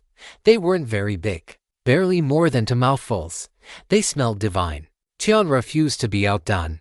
He immediately went to the pond and forced himself to ignore the storm of emotions in him.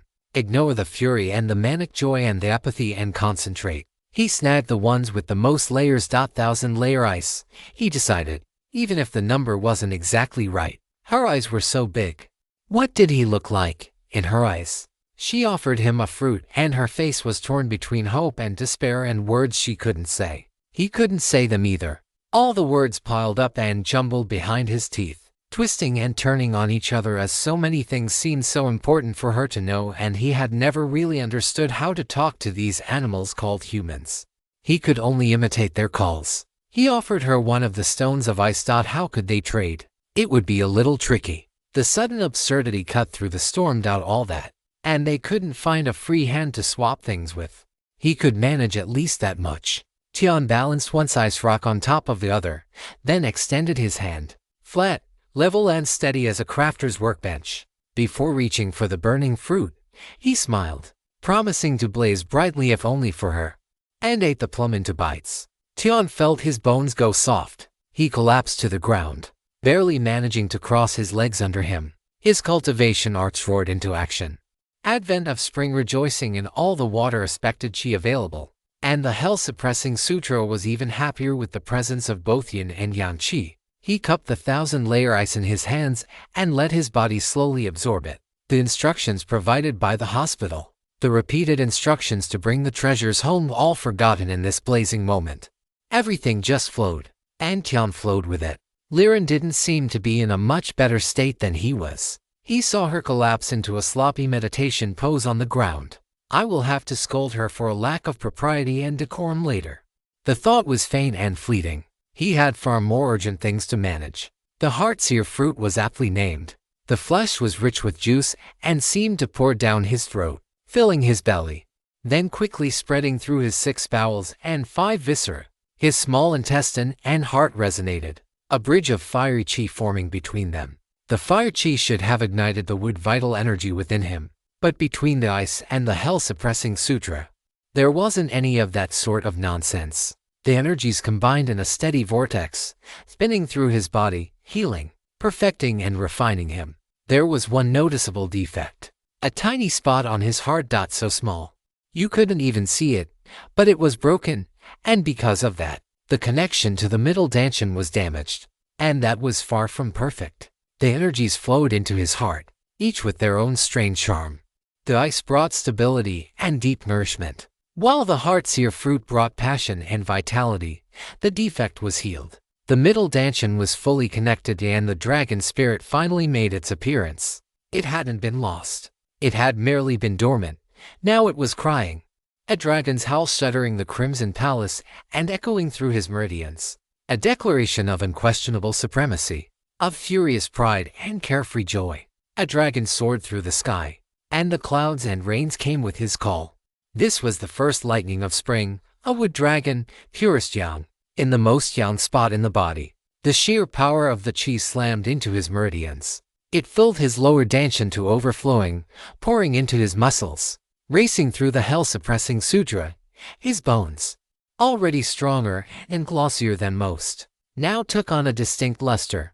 His muscles condensed, grew, and condensed again, hard as marble under skin softer than moonlight. His tendons strengthened and grew more elastic. His lungs swallowed air like a whale, and each exhale was like an arrow shooting down the sun. His blood changed with him, becoming heavier, flowing like mercury, a vibrant purple flecked with gold. Each drop seemed to hold explosive strength and dreadful endurance. His heart beat with a slow, steady thunder, each beat driving the heavy blood through his refined muscle and bone, perfusing him with vitality. His milk-white skin flushed, blushed, like a plum blossom on a snowy tree. Then the color faded, leaving jade luster behind. Skin so soft, it looked like water would drip if you squeezed it, yet strong enough to be impervious to mortal steel. His eyes brightened and sharpened, his teeth strengthened, his hearing grew more delicate. All his senses became more acute. His foundation deepened, becoming immeasurable. Even his crane-white hair lengthened, cascading down to the ground, fluttering in a breeze only he could feel. He heard a tiger roar in front of him, some instinct telling him that he was complete, but not perfect. What he needed to be perfect was just in front of him.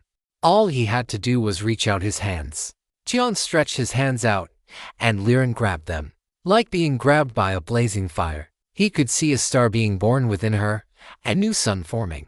The yin qi stabilized her body and deepened her foundations even as the overwhelming yang reignited her stalled body cultivation. She wasn't perfect either, not alone. The to join hands and the hell-suppressing sutra once again reached that mysterious pinnacle. Vital energy and qi circulated between the two young heroes. Microscopic imbalances and imperfections were corrected. Old broken bones were perfectly mended.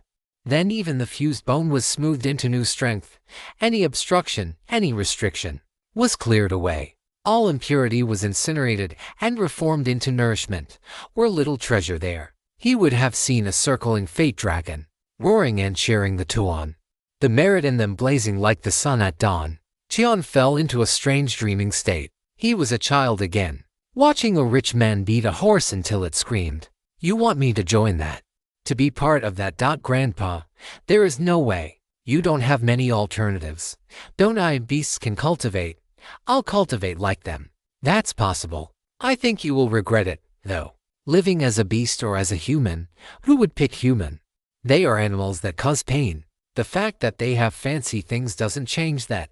Love this novel. Read it on Royal Road to ensure the author gets credit. And live like a beast he did, retreating into the jungle. He lived as a beast and thought as a beast, eating strong creatures and natural treasures, moving on instinct and desire. In time, he became strong. In yet more time, he became very strong. At a certain point, looking more monster than man, he ascended to the heavenly realm.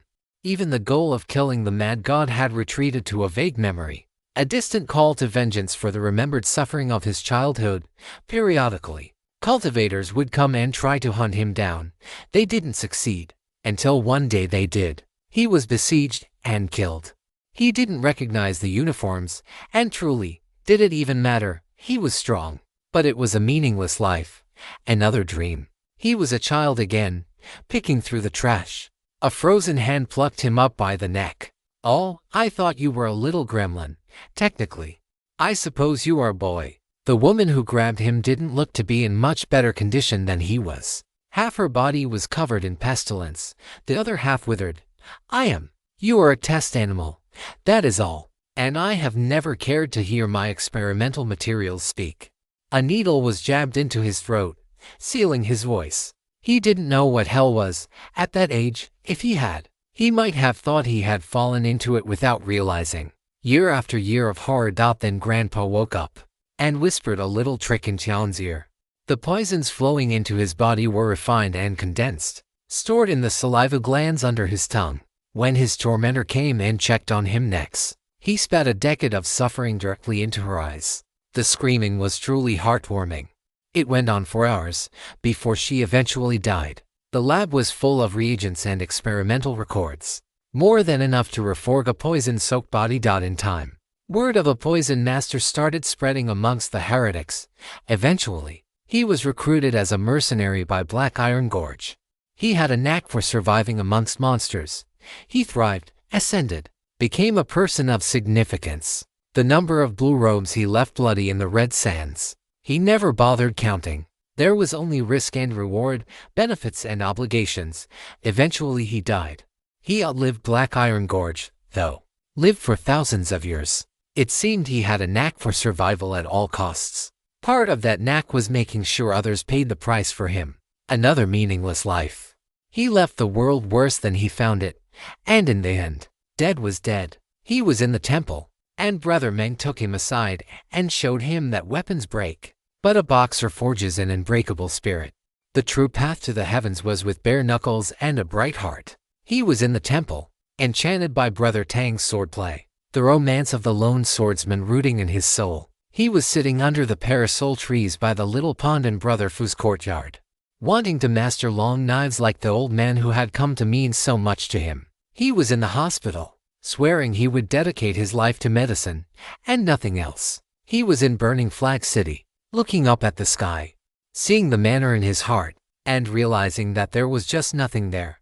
Liren was important to him, and the others seemed like decent people, but so what? Did he really think he would learn or do anything that mattered?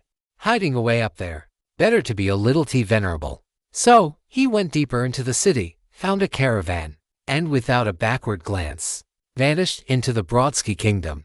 Elder Feng let him go. What was there to say? He knew he was dreaming. As he watched life after life speed past, there were a few major points where things could diverge wildly, but he tended to fall into similar tracks, meeting many of the same people. What made his neck flush were the lives he fell into debauchery. He learned to love luxury. He appreciated wine, then delighted in drunkenness. He boasted that he was a wine immortal. He boasted that only the Dragon King of the Southern Ocean had more coral and pearls than him. He flaunted his concubines and slaves, and they were so many beauties. All of them. They sighed so sweetly and cried so tenderly under him. They clung to him so tightly. And he was happy. That was the dreadful truth. He fell into debauchery, and he was happy. The happiness never lasted. How could it? But he was happy for a time. And then there was death or disaster or merely passing storms before the sun shone on his blessed life again. More meaningless lives, but merry ones. He never grew powerful, not truly. But was it a life better or worse spent than the life of a beast in the jungle or a poison god amongst the heretics? In some of those lives, he became entangled with Illyrian. Friends, enemies, lovers, nodding acquaintances, old comrades. Sometimes he took vengeance for the Jia. Mostly he didn't. Liren never stayed in his life forever. Either he left, or she did. In every life he saw, they were anything but Tao companions. It was only a dream. It was only as good as his understanding of people and the world and himself. But he was an honest sort of child. His dream was as true as he could make it. There were 1,000 paths he could have walked, and 1,000 more he could walk from here. And each day more and more paths would open before him. In all of them, he was born, lived a while, and then he died. Soon enough, the tiny ripples of his life vanished into the flow of time, and the world turned on and changed. If that was so, then what made him happiest? What let him go the furthest, see the most, do the most, fly the highest? Where did he see his path to eternity, to making lasting changes in the world? Was there no road that led to him killing the mad god? There wasn't. The mad god surely wouldn't leave any latent dangers for himself. All roads leading to him had long since been broken, dreaming or not. Tian knew he was teetering on the edge of a life-defining choice. He could choose any path at all.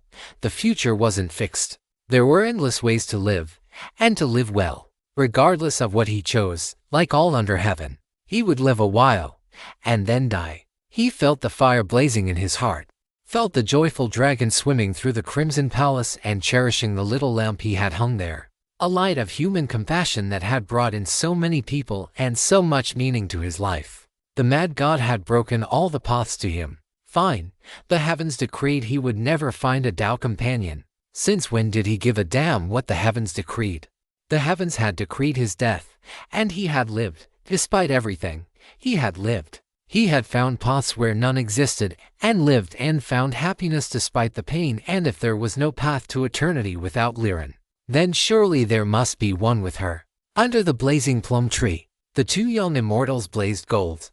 Tian's heart felt like it was on fire, but not burning. He couldn't make sense of it. But since it wasn't uncomfortable, he didn't try to change it. He just enjoyed feeling his hand in Liren's, enjoyed the warmth of her, enjoyed his 5 pale fingers woven between the rich bronze of hers. That thought lingered a moment, before his head snapped down for another look. 3 fingers on his right hand, no problem there. But his left hand had suddenly grown a pinky.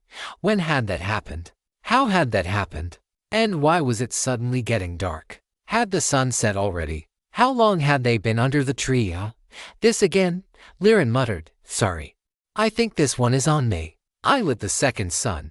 And if that's not heaven-defying Liren, it's not you. Tian lifted their hands and gently squeezed. My fingers are too powerful, you see. The mad god cannot stand to see them back in the world. Tian, That is the dumbest thing I have heard in years. Is it? Oh well. Let's get out on the ice so the tree won't be implicated. Did you suddenly learn how to swim? Liren asked. I did not. Do you want to be standing on a frozen lake when lightning strikes it? Why do I feel like there is a new contender for dumbest thing you have heard in years? Well, my brother has always been an overachiever, which is a hell of a thing for a shorty. I think I got taller. Tian dusted himself off. Though his left hand seemed inexplicably stuck to Liren, it was quite a mystery. The clouds were gathering, getting denser and more pressing. Faint bursts of crimson lit up their dark interiors. You did, a little. Honestly, I think it's coming for both of us. I think our body cultivation arts boosted each other, Liren said. She wasn't in any hurry to shake his hand loose either. Another mystery. I should be jittery, bouncing around from all the fire chi in me, but instead I feel condensed. Like the suns burning in me are smaller, but brighter. Closer to white than red. And my strength. That wasn't all that had changed. Tian found it impossible to stop smiling. Liren had always worried that she looked mannish. She certainly wouldn't have that worry now. She was still slim and strong and tall, but what she had looked damn good on her. And then you turned into even more of a pretty boy. When we get back, you will have to start wearing a veil. I cannot protect you from all my sisters. I don't think a veil would suit me. I'd worry about being courted by some of my brothers. I've had offers. No. I declined to answer. I was quite flattered, but I just don't think that kind of brotherhood is for me. The two shifted out from under the Heartsu tree, finding an open patch of pebbles on the shore of the lake. The effects of the tree and the ice on their mentality had stopped. They knew they were distracting each other from the sky.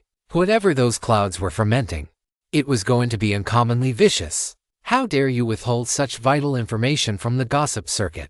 All my sisters are going to be unmanageable trying to guess who it was. Also, why are you glowing? I'm glowing. Tian looked at his hand. It was still rather pale, but not to the point of glowing. Very faintly.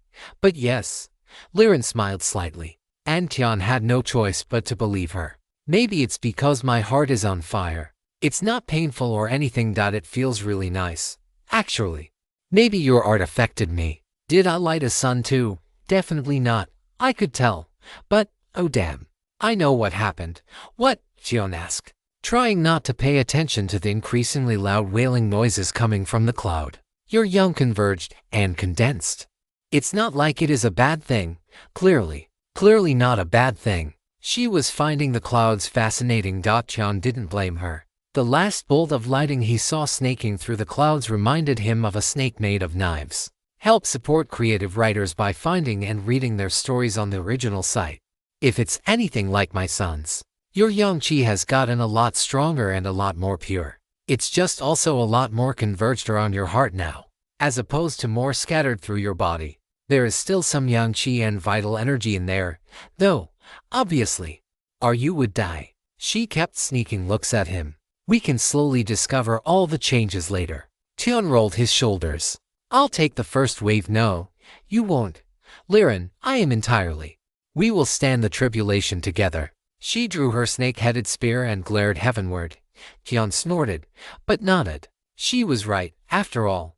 Then she coughed, incidentally. It's not that I don't like it, but I need 2 hands to use a spear. Yes. When are you going to let go of my hand, Ziho? She glared at him, but she didn't try to get her hand loose. So Tian assumed her old brain troubles were bothering her again. I can't. He shook his head sadly. I have 5 fingers now. With this left hand, I fear for the world. Very fragile things, worlds. With a single careless move, who knows what mountains I might flatten or seas I might overturn. I couldn't afford to pay for any damages. I'm quite broke. A broke saint. When have you ever heard of a saint having money? Tian shook his head even more sadly this time, privately reminding himself to look up what saints were. That's, never mind. Here it comes. The lighting came down from the clouds. Not like the claw of a dragon, but like the twisting of a venomous serpent. There was a cruelty to it, like the barb on a hook or starving even as the spring blossoms bloomed. It struck, and the world went white, then crimson. Tian and Liren flew apart, tumbling across the rocky beach. Tian felt something trickling across him, like little centipedes that scrambled over him some nights when he slept in the junkyard. An old memory. Now, forcefully yanked into the present, he could smell something smoldering. That hurt. Tian thought his voice sounded raspy. He blinked hard, and his vision returned. His robes were a bit on fire. Couldn't have that. Robes were no longer available in unlimited supply. Who was going to farm all the silkworms? He quickly beat the flames out, then stowed his robe inside his storage ring. He hesitated over the inner robes, then left them on. They were also silk. But he didn't want to cause a scandal by violating sect rules. He snorted and played with his rosary. As he waited for the next lightning bolt, Sis, I'm fine. You look rougher than me. Everyone looks rougher than you. At least I kept my robe on, Liren grumbled. She had been knocked spinning by the lightning, and she seemed to be having a harder time shaking off the after effects. Merit. Tian remembered that the ancients defended against tribulation lightning with merits. He had always worked in the hospital and comforted the sick and dying in his free time. He had also provided free medical care when he could as they roamed the Agate River. Liren, while by no means a bad person, didn't really have those kinds of skills. He would bet she had accumulated fewer merits than him. It seemed that whoever was sending this tainted lightning, it wasn't the same as whoever was bestowing merits. How interesting. It seems that the hellish heavens were being opposed by more forces than he thought. Here comes the next one. Are you going to stab it? Tian asked. Yeah, you. Nah. Had showed me how this was supposed to go.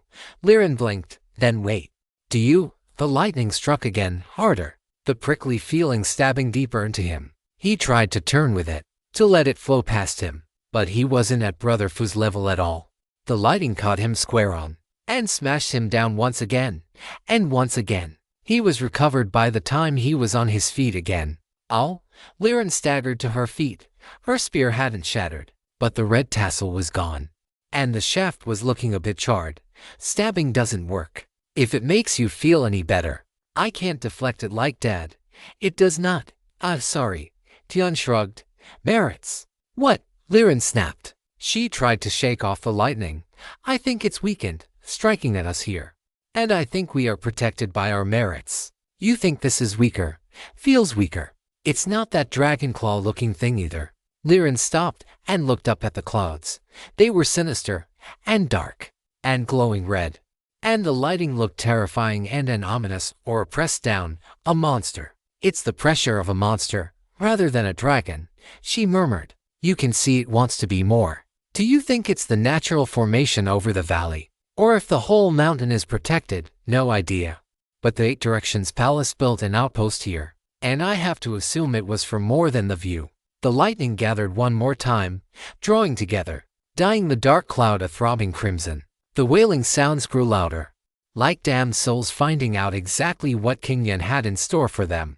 An outpost where they sent their weaker, dumber disciples. It's still going to hurt. Liren sounded thoughtful. Yay. And my underrobe is smoldering too. Why isn't your robe burnt? Maybe the stabbing helps. Try your rope dart. Like hell I will. I just got that thing. Tian bristled, then grinned. I have a way better idea. He pulled his arms out of his underrobe, letting it hang around his waist from the belt. His hair was already loose. Now I look like a proper Taoist, and fettered and natural. The lightning coiled and struck. Tian anticipated the timing. It came a little faster. The tribulation sprouting more jagged edges, more pressure, more screaming and wailing. But Tian was waiting for it, and smiling. He drew his left hand back, and as the lightning crashed down into him, he swung it hard. As he went flying back into the gravel, he laughed it to burst. At long last, he was able to smack the bastard heavens. You smacked lightning. Of course it's going to hurt. Idiot. I regret only that I couldn't smack it harder. Also, I'm aching too. But you don't hear me whining about it. Disgraceful lack of composure and reserve. Liren and Tian were bickering as an autonomic act. Their attention was turned inwards, examining the changes to their bodies. They were significant. Tian's body had an ethereal pureness to it, yet it felt dense and weighty. A bit like the thousand-layer ice. There was a hell of a lot condensed into a comparatively small volume. His muscles were still athletic rather than bulky, but were now as perfect and as visible as an anatomical diagram. He looked at his restored left hand, following the flow of his arm from his shoulder all the way down to the tips of 5 fingers. There was a doubt charm to it, he decided. There was a natural rhythm and power in it that his right hand simply lacked. It took an effort to look away from it. Are you going to pull your robes back on, eventually? Tian was too busy examining his body to bother with propriety. Better question, why are yours still on? I declined to answer on the grounds that it should be completely obvious. Foolishness does explain most things, Tian muttered, turning his attention inward. He was worried that his body would remain yang deficient. But that wasn't the case at all. It was how Liren described it. Yang organs remained yang. Yang vital energy brought movement and power to muscles and fired the nerves. But the energy was balanced with an uncanny precision. Each had just as much yang energy as it needed. If he moved his hand, a minute additional amount of energy went to the hand. A clenched fist was a tiny explosion within him, before calming and returning. All paths ultimately converging in his heart. His heart rested in fire. As though the little lamp had somehow ignited the vital energy his middle dantian was converting into qi. The Crimson Palace and the heart floated together within him, illuminated by the flames. Tian, odd as it was for a Taoist in a sect to say it, did not consider himself religious. That made finding the right words to describe what he was seeing and feeling hard. Because all that came to mind was holy. He drew in a deep breath, watching the chaotic qi in the air get drawn down into his lungs. Then on the exhale, impure air was expelled from his body.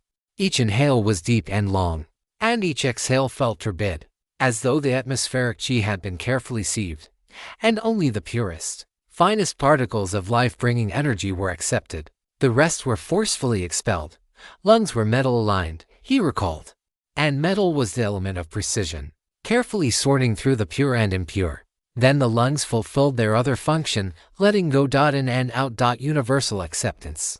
Then a rigid need for purity. He needed to get out more. Everything was starting to look like a yin-yang cycle. Sometimes you just needed to breathe and not worry about the details. Fancy a game of, no, that won't work. Tian's voice trailed off. What? Go is the only board game I know. But I'm trying to get away from seeing everything as yin and yang. I learned how to play chess ages ago, but haven't played since I was 10 or something. Want to learn it together? Liren offered. Perfect, or nearly perfect, would be how he would describe his body. Other than the 2 missing fingers on his right hand, but they would come with time. His vital energy was shockingly pure. His fleshy body was simply insanely strong and enduring, and his meridian network flowed like it through his body. Even his dantians looked larger and stronger, acquiring a sense of greater depth or richness of meaning. There was something he was missing, some hidden key to the charm he was seeing. The supreme virtue hell-suppressing body-refining sutra was to credit for a lot of it, as was the Chi Dragon. But it seemed an element was missing: purity, enduring, saintly, immortal. He slapped his hand against his forehead. His right hand, for safety. It was the immortal Chi, before he even left the gory pit with the dustless lotuses and mashed-up snakes. Grandpa Jun had him circulate a cultivation art that drew in Chi through his pores. A breath of Chi without breathing, recreating the prenatal, immortal Chi he had in the womb. Well, that he should have had in the womb, given how he and his stillborn siblings turned out. They all might not have had it in the first place. All that, when combined with his energy exchange with Liren, resulted in a saintly physique. How could it not? Which raised a question that made him squirm slightly as he gathered his courage. Liren, sis Liren, would you say what we just did qualifies as a don't say it? She yelped. But, stolen novel, please report, yes, and shut up. And shut up some more. We are going to have a long talk about a lot of things. But this really isn't the time. Tian nodded. That was fair. My skin is softer, Liren muttered, not willing to look at Tian. Your skin has always been soft, not like yours. And it's not at that level now either, but it's softer. I'm a hell of a lot stronger. But I don't look it. If anything, I look softer, weaker. Matter of opinion, I guess. At least about looking weaker. Tian smiled. Is it a problem? No, not at all. I can feel that blades will just bounce off of me. Mortal blades, anyway. And I think that unless someone is using a damn good art, earthly blades would struggle to cut me deeply. I feel stronger, but more resilient. If that makes sense. Sure it does. The difference between cast iron and steel. Liren grinned at that. The amount of carbon wasn't that much different between cast iron and steel. And even within the category of true steel, there was bad and good. What made truly good steel was the tempering. It let the steel bend and come back straight without breaking. I like that. A body forged in fire and quenched with 1,000-layer ice. It sounds heroic. Tian nodded. Mythic, even, said the half-naked man, glowing with the light of his blazing heart. Seriously, put your robe back on. Sister Sue and Sister Lin will be coming over soon. And I'm suddenly worried about the intentions of Brother Wan. He did not make a pass. I didn't think he did, but he's still up 3 wives into years. Liren snickered as Tian hastily pulled his robes back on, though she frowned when he left his hair down. At least put it in a ponytail. Really? What's wrong with a bun? A bun looks proper. You look good with a bun. I look better with my hair down. At least I feel better. Do you know how long it takes to brush hair this long? Fine. Bun it is, while company's around. Tian grumbled and started combing it out, heart blazing with the words, you look good with a bun. The comb went through once, then a second time. He paused a moment. The comb went through a third time. Now that is magical. What's that? I've been knocked all over the rocks and things, struck by lightning. Had my body undergo a massive tempering and partial reconstruction, including my hair. And there are no tangles. Liren hesitated. Your hair has always been pretty tangle-free, right? Because I look after it. This is not looking after it. This is getting knocked around by fake tribulation lightning. But look, no snags, no knots, no frizzing, not even a split end. Tian ran his hand through his hair and shivered. It feels nice. Liren looked curious, then hurried him along. They are coming over. Quickly, straighten yourself up. Yes. The 3 remaining members of their party were struggling to cross the ice. Each had decent movement arts, but none of them were particularly suited for crossing ice. Worse, Tian could see the cold was hurting their feet, and they had to raise their hands to shield their faces from the heat of the tree. What are you? Oh, you are a demon. That explains a lot. They are going to be tired. Liren, look at them suffering. Can you even warm up a kettle with the frozen lake next to you? Tian stuck his shiny new copper kettle on a root of the stone plum tree and pointed defiantly at the thread of steam rising from it. All right, you have a point. Not what I did you put 1,000-layer ice in there. Oh, now I should serve my secmates any old trash. Eh, good water is right here, free for the taking. And you want me to use trash water? Hell, they might as well drink it cold and ruin their digestion. Tian Ziho, you know perfectly damn well there is a time and a place. The three secmates struggled together as they crossed the ice. Lin slipped. Before she could do more than register her feet sliding out from under her, Su and Wang had her by the arms, steadying her. They shared a look. Then they advanced. Su took the lead, piercing into the oppressive fire, while Wang anchored the middle and Lin brought up the rear. Their teamwork, their trust in each other, let them cross that hellish threshold. It took them through fire and water, finally reaching the shore. Sis, I'm done. Grab some for each of us. You are not done. We shall each grab our own. And take our own ice too. Come, husband. One last push. Sister Su encouraged Wang and Lin, then staggered forward to grab a fruit. She picked it, hesitated, then stored it in her ring. She grabbed a boulder of 1,000-layer ice and stowed it too. Exit. We got the treasure. Where is the exit? Lin gasped. Probably between those big rocks over there. Tian pointed. There was a pause. The twin torments of the fiery plum tree and the frozen lake couldn't stop the sheer disbelief that was hammering the three young heroes. Tian and Han were sprawled comfortably on the rocks, with a kettle merrily bubbling on a tree root, teacups laid out, and a rather ordinary teapot already loaded with tea. There were even rice crackers, though they were frosted over and charred in places. The three found the strength to march in unison between the two tall boulders. This time it was Tian who snickered and tittied up his tea set. I guess I will have to serve when we get outside. Like a sane person. Hi, hey. We should grab some more of those fruits and ice. Valuable resources. Tian nodded. They are valuable. Do you think they are more valuable where they are? A reward for completing the trial, or outside?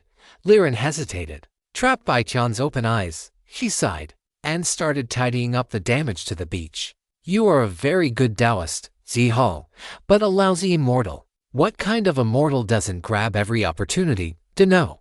I guess I'll find out. I guess we will. Brother Fu gave them a look when they exited the trial. So did the crane. But it was a very different sort of look. Tian thought the looks from Wan, Su, and Lin were particularly special, seeming to combine almost every emotion at once. Truly, he learned so much from his sect siblings. You underwent tribulation, fake tribulation, Tian clarified. Brother Fu pressed on regardless. After eating the obviously over-concentrated natural treasures, and before preparing to serve tea, Tian thought about quibbling. But that wasn't properly filial. Brother Fu was probably cranky from not having enough tea. Shall I serve now? Brother Fu exhaled explosively. He looked like he didn't know whether to laugh or cry, and opted for smiling. As long as you are healthy, it's an underappreciated part of tea service. And it's why we call it skillful tea. Not tea in tiny pots that you have to keep refilling from the kettle and make everyone wait while you keep brewing more and more cups. Brother Fu explained. I remember the soldiers I met brewed their tea in big iron kettles. Just lumped it all in there when the water boiled. Let it steep far too long. Then slopped it out into cups. Hyun didn't sniff. He was concentrating on the pour. Try making tea for 20 people at a time and see if you don't find shortcuts. It's a good way to make sure the water is safe to drink too. They don't need fancy. They need fast and strong and safe. Aim for the back wall, yes, just like that. See how the leaves tumble. Tian had offered his sect siblings, and his father, his very best. He dug out Sun Eater's heavenly realm tea leaves, the ancient clay teapot, the equally ancient copper kettle, set out the magic basalt tea tray, everything. His tea pets were carefully arranged, awaiting their share of the good stuff. Brother Fu had taken it as an opportunity to teach Tian something new in the art of tea making, namely, where to aim the hot water when you were pouring it into a teapot or lidded cup. Certainly you could just douse the leaves, but there were options. It's an aged white, and will need a longer first steep to open up. If you aim for the back wall, the leaves will tumble, gently helping the compressed leaves open up while ensuring they won't scald. Brother Fu smiled as he watched Tian serve. A long way from the somewhat ugly child he sat within West Town outer court, who had to be told that you couldn't use any old leaves for tea, and that boiling them wasn't always best. Now, you tell me. Brother Fu raised an eyebrow. It's now. Tian nodded decisively, and poured the tea over the pets. He was almost ready to swear they were shivering in happiness. 1,000-layer ice had been melted for the water. It wasn't quite at the heavenly realm, but the difference was paper-thin. The basalt blazed into color. As the hidden veins within it glowed from the tea chi, it made the tea pets look quite magical. A lotus floating on a magic pond. A 5-colored phoenix ready to take flight. A rotund pig radiating an air of righteousness and quiet authority as he suppressed all chaos on the tea tray. Tian refilled the teapot with water from the kettle. Brother Fu continued. Skillful tea. Every part of the service is an opportunity to find refinement. There is no universally perfect way to serve tea, appropriate to every occasion and situation. One must consider every element: environment, tea, tools, guests, water, fire, atmosphere, time, relationships, yourself, and do what is best in context. I'd rather you threw out every part of the right way to do things so long as you followed the core principle of a tea service, which is. Tian had to think about it. A lot of words popped into mind, but it was hard to pick a single thought as the core principle. The comfort of the guest is the priority. That is a good try. I prefer to think of it as harmony, the coming together of myriad elements and people, and finding a moment of comfort and satisfaction together. Happiness and satisfaction are welcome outcomes too, but they aren't the core. The core is harmony, welcoming the guest, making them feel wanted and respected, showing that you respect yourself, coming together over the finest drink known to man or beast. Tian smiled and bowed his head in thanks for his father's teachings. He poured, putting everything he had learned into the tea, filling the cups. He didn't use a pitcher, and poured directly from the teapot. He knew Brother Wang had lighter tastes, while Sister Han liked her tea to steep a little longer. It was no hardship to give everyone what they preferred. Everyone raised their cups in a silent salute, then drank. The cups went back on the table a little harder than most intended. Though Brother Fu set his down gently enough, everyone else was sighing, experiencing the tea as it rolled through their mouth and down their throat, the aroma filling their nose, the tea chi soothing and revitalizing them. Damn, Senator was right. That was lousy tea I served him. Heavens, it's almost syrupy, sweet, spicy, medicinal. And there is some darker flavor in there I can't put words to. But the whole thing just coats the mouth and throat. Then murmured, it really is very good tea leaves. And the water adds some interesting depth. Brother Fu nodded. How much ice did you bring out? Just what's in this kettle. Liren and I didn't need more than that. And there is a lot of value to completing the trials as designed. Brother Fu looked into his teacup, admired the color and aroma, then took another sip, his eyes half closed, looking like an old man relaxing with some juniors. The same as could be found anywhere in the Brodsky Kingdom. You learned something new. Your fire is different. Still warm. But, Brother Wan trailed off, groping for the right word, boulder. And the water in you still flows, but now it races. His mouth twitched, approaching a smile. And I found the metal. It was hidden, but I think it was there all along. Stolen content alert. This content belongs on Royal Road. Report any occurrences. Lin nodded. Yes, tea served by someone with a sheathed blade, not a hidden one. I have no idea how you get that from my tea, but I'm glad. Tian nodded. Son, is there something you want to tell me? Brother Fu raised his eyelids and looked straight at Tian. The table went quiet. Tian looked over at the crane, who nodded. Tian stood and bowed. Brother, sisters, I am sorry for the trouble, but could I ask you to go on ahead? The crane will take you back to the monastery, if that's all right. Brother Fu subtly nodded. The others finished their tea in a gulp, cupped their hands and made swift farewells. Liren caught his eye, but he silently motioned her to keep her seat. Once the crane had soared up out of sight, Tian sat again. Looks like I have good news. Brother Fu asked with a slight smile. No, not really, or not yet. We need to have a conversation about that, brother, later. Qian caught Brother Fu's eyes. I have been hiding from this conversation. I want you to know that you are the only person I think of when I think of the word father. And I was hiding. Because of all the things I don't want in the world. Hurting you is right at the top of the list. Brother Fu went still, but didn't speak. He watched and waited. Qian tried to think of how to say what he wanted to say without rambling. And his mind blanked. I didn't figure it out until Liren told me what happened to her family. What really happened? And I connected it to things from my childhood. I was born 6 years old in the West Town dump. I did live in the jungle for a while, but for 4 years I lived in the trash heaps. I still have no recollection of who I was before I was 6. I call that person the dead boy, and truly, it is a previous life, mercifully forgotten. But I know the name of the family that bore the dead boy. Qian set the memorial tablet on the table. Carved on it was a single word, Xia. Liren had to tell me which character to use. I really didn't know. Brother Fu closed his eyes, drawing in a breath with a pain gasp. His eyes squeezed. His knuckles whitened. Qian felt the elements convulse into chaos around his father. A sudden madness. A raging storm of emotions made manifest in the world's chi. I asked the gate guard at the Hong compound, who do I owe a filial duty to? The ones who bore me or the one who raised me? He said both. You can never be too filial. I thought you would approve. And I agreed with him. I don't really care about the Jia. Father. It's cold and ugly to say, but I'm selfish. I care about how I hurt, not who hurt some people I never knew. But I care about you. I want to sincerely struggle with what to get you for your 1000-year birthday, wondering if it will make you smile. And I know what happens to an undrained cyst. Qian smiled, tiny and fragile. My father arranged for me to study medicine, you see. It changed my whole life for the better. Tears rolled down Fu's old face. He was convulsing, his hands shaking as he wiped his face. How choked, thick. How can you just, the old man couldn't find the words, forgive you? Because I don't want to hurt, and I don't want you to hurt. So, we will both hurt for a while, and then we will heal. Maybe a bit scarred up. I'm used to that. Brother Fu smiled, uglier than crying. A certain sister once told me that merit and sin aren't weights on a scale.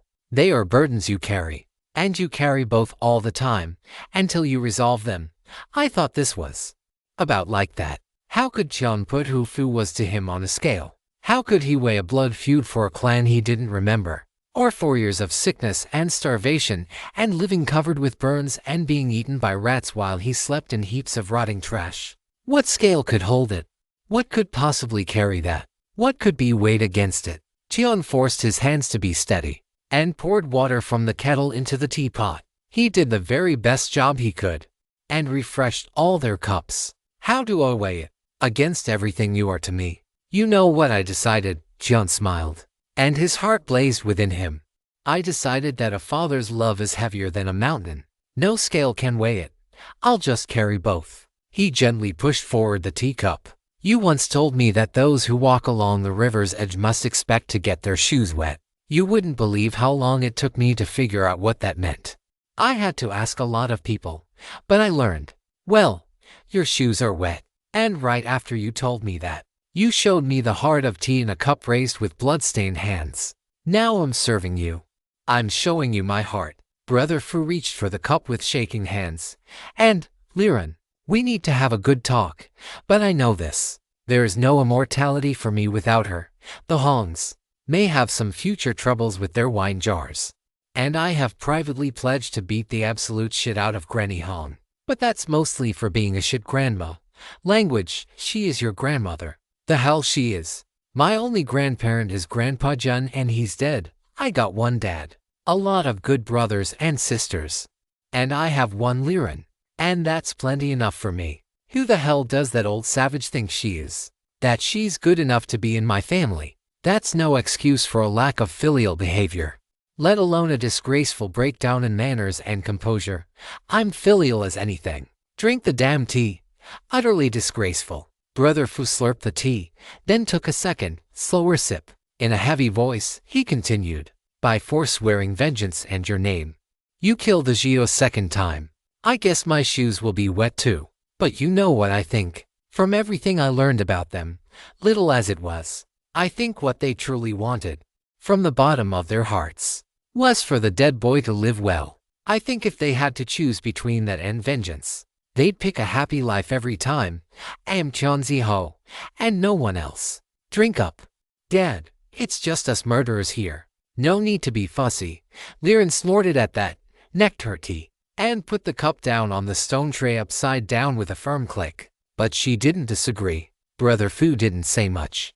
He carried them home in near silence, his old face trying to find the stillness and tranquility it usually wore. Before he left, he said thank you. Their little cottage in the mountain, with the sunshine streaming through the wide hole in the roof of the cavern, and the little stream that trickled into the newly dug shallow pond, and the vegetable patch that was doing its best, and the little herb garden around the front door. The walls were plastered stone. The roof was slate shingles. The windows had sturdy shutters painted black that Tian had never found a reason to close. There was a hearth, with a hook to hang a pot and a grate to hold a wok. A few small chairs, 2 small tables, and exactly 3 rooms. The living and dining space. What was probably supposed to be a closet, and the bedroom. Tian had taken the closet as his bedroom. Once he had knocked a hole through the exterior wall and roughly framed in a window. He liked feeling cozy, but he needed to see the outside to sleep well. Besides, he didn't have a lot of stuff to clutter a bedroom with. What did he need beyond a cot? The 2 stood in front of the house, the mundane seeming suddenly new, and a little dangerous. Did I handle that right, sister? Is there a right way to do it? He knows you love him, but he's like me. Your forgiveness helps, but it only helps. Liren's voice was soft. They hadn't discussed it much since coming back to the mountain. They hadn't discussed it much at all. Tian had the sudden urge to make tea. Conversations were easier with tea, but they just had tea. Difficult. So, we need to have a conversation. Liren jumped into the silence with both feet. Yes, inside. We have a new pond. Let's grab some stools and put our feet in it. She pointed, and Tian agreed. The pond was cool, and still empty of life. They would need to plant some grass around it, and slowly introduce some little fish. Maybe it needed to be deeper, too. Tian could feel the inane thoughts filling his head, doing their best to distract him. You are still glowing, Liren said. Quite out of nowhere. Just a teensy bit, but you are going to be annoying at night. It looks like it's fading. On the other hand, you now smell like lotuses and a hint of incense. I can't explain that, and don't intend to try. Liren snorted. Your hair is a little more red. Almost a third are red hairs now. I always like that. It looks lively, and makes you more interesting than others. The story is that we are descended from some unimaginably ancient ancestor who, somehow, mated with a fire sparrow. The family legends are vague. The red hair came in as soon as I first awoke the southern mountain physique.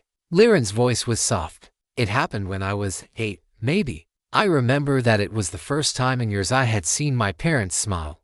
I was so proud. I promised them I would be a cultivator. The best cultivator. Tian smiled, encouraging her. But she shook her head.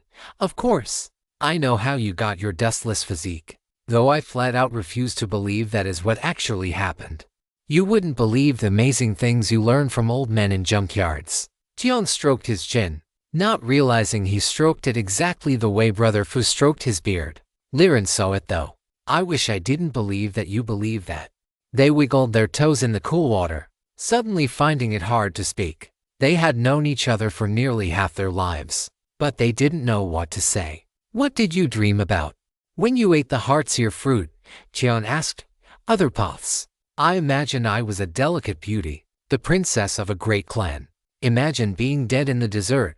Imagine bad things, not all bad. I was happy in some of those lives. Strong, I wasn't there. You were sometimes. For a while. In different roles. Never like this. She wasn't looking at him, staring at their feet in the moonlight-dappled water. It was the same for me. Well, not the delicate beauty thing. Brother, I have some terrible news for you. Tian snorted and kicked up a spray of water. Half our lives together. Who knows how many years it's been? 5. Since we went to the desert. It's been 5 years. The last 2 years we have barely been apart. living together on a boat or in a small house, far away from others. There was an edge to her words. Tian couldn't piece together what she was feeling. He was having a hard enough time understanding what he was feeling. You never sounded interested in romance. That made it easier for me, Tian said. I was interested. I said so loud and clear. You just didn't hear me. Let me tell you, I have so much more sympathy for Sister Soon now than I did back on Windblown Manor. Her voice shot up. If you spot this narrative on Amazon, know that it has been stolen. Report the violation. Every time sex got mentioned, I don't want that. Liren's voice moved from lively to a yelp, then dropped with the corners of her mouth. I can't. Even if I wanted to. And neither can you. I'm in perfect health. I haven't felt any urges up to this point, lucky you. Her voice grew cold. Did you forget who you are? Who I am? No, Tian blinked, looking over at her. I don't have any siblings, Ziho. Not anymore. I know, which is interesting, given that Mom wasn't that old when the war with the Long family started. And we employ plenty of maids who could get promoted to concubine status if they managed to bring a son into the world, or any healthy child. Tian felt a sudden pain in his heart, and his guts clenched. The curse. The land is cut from its roots. Why I don't have any siblings. Probably why I was born so damn sickly. But we are on the mountain now. Do you really think that matters? Liren asked. Yes, of course it does. Or we wouldn't be able to drink the water, eat the food, or whatever else having the roots cut away does to a place. Tian waved his hands, trying to see if he could see the glow.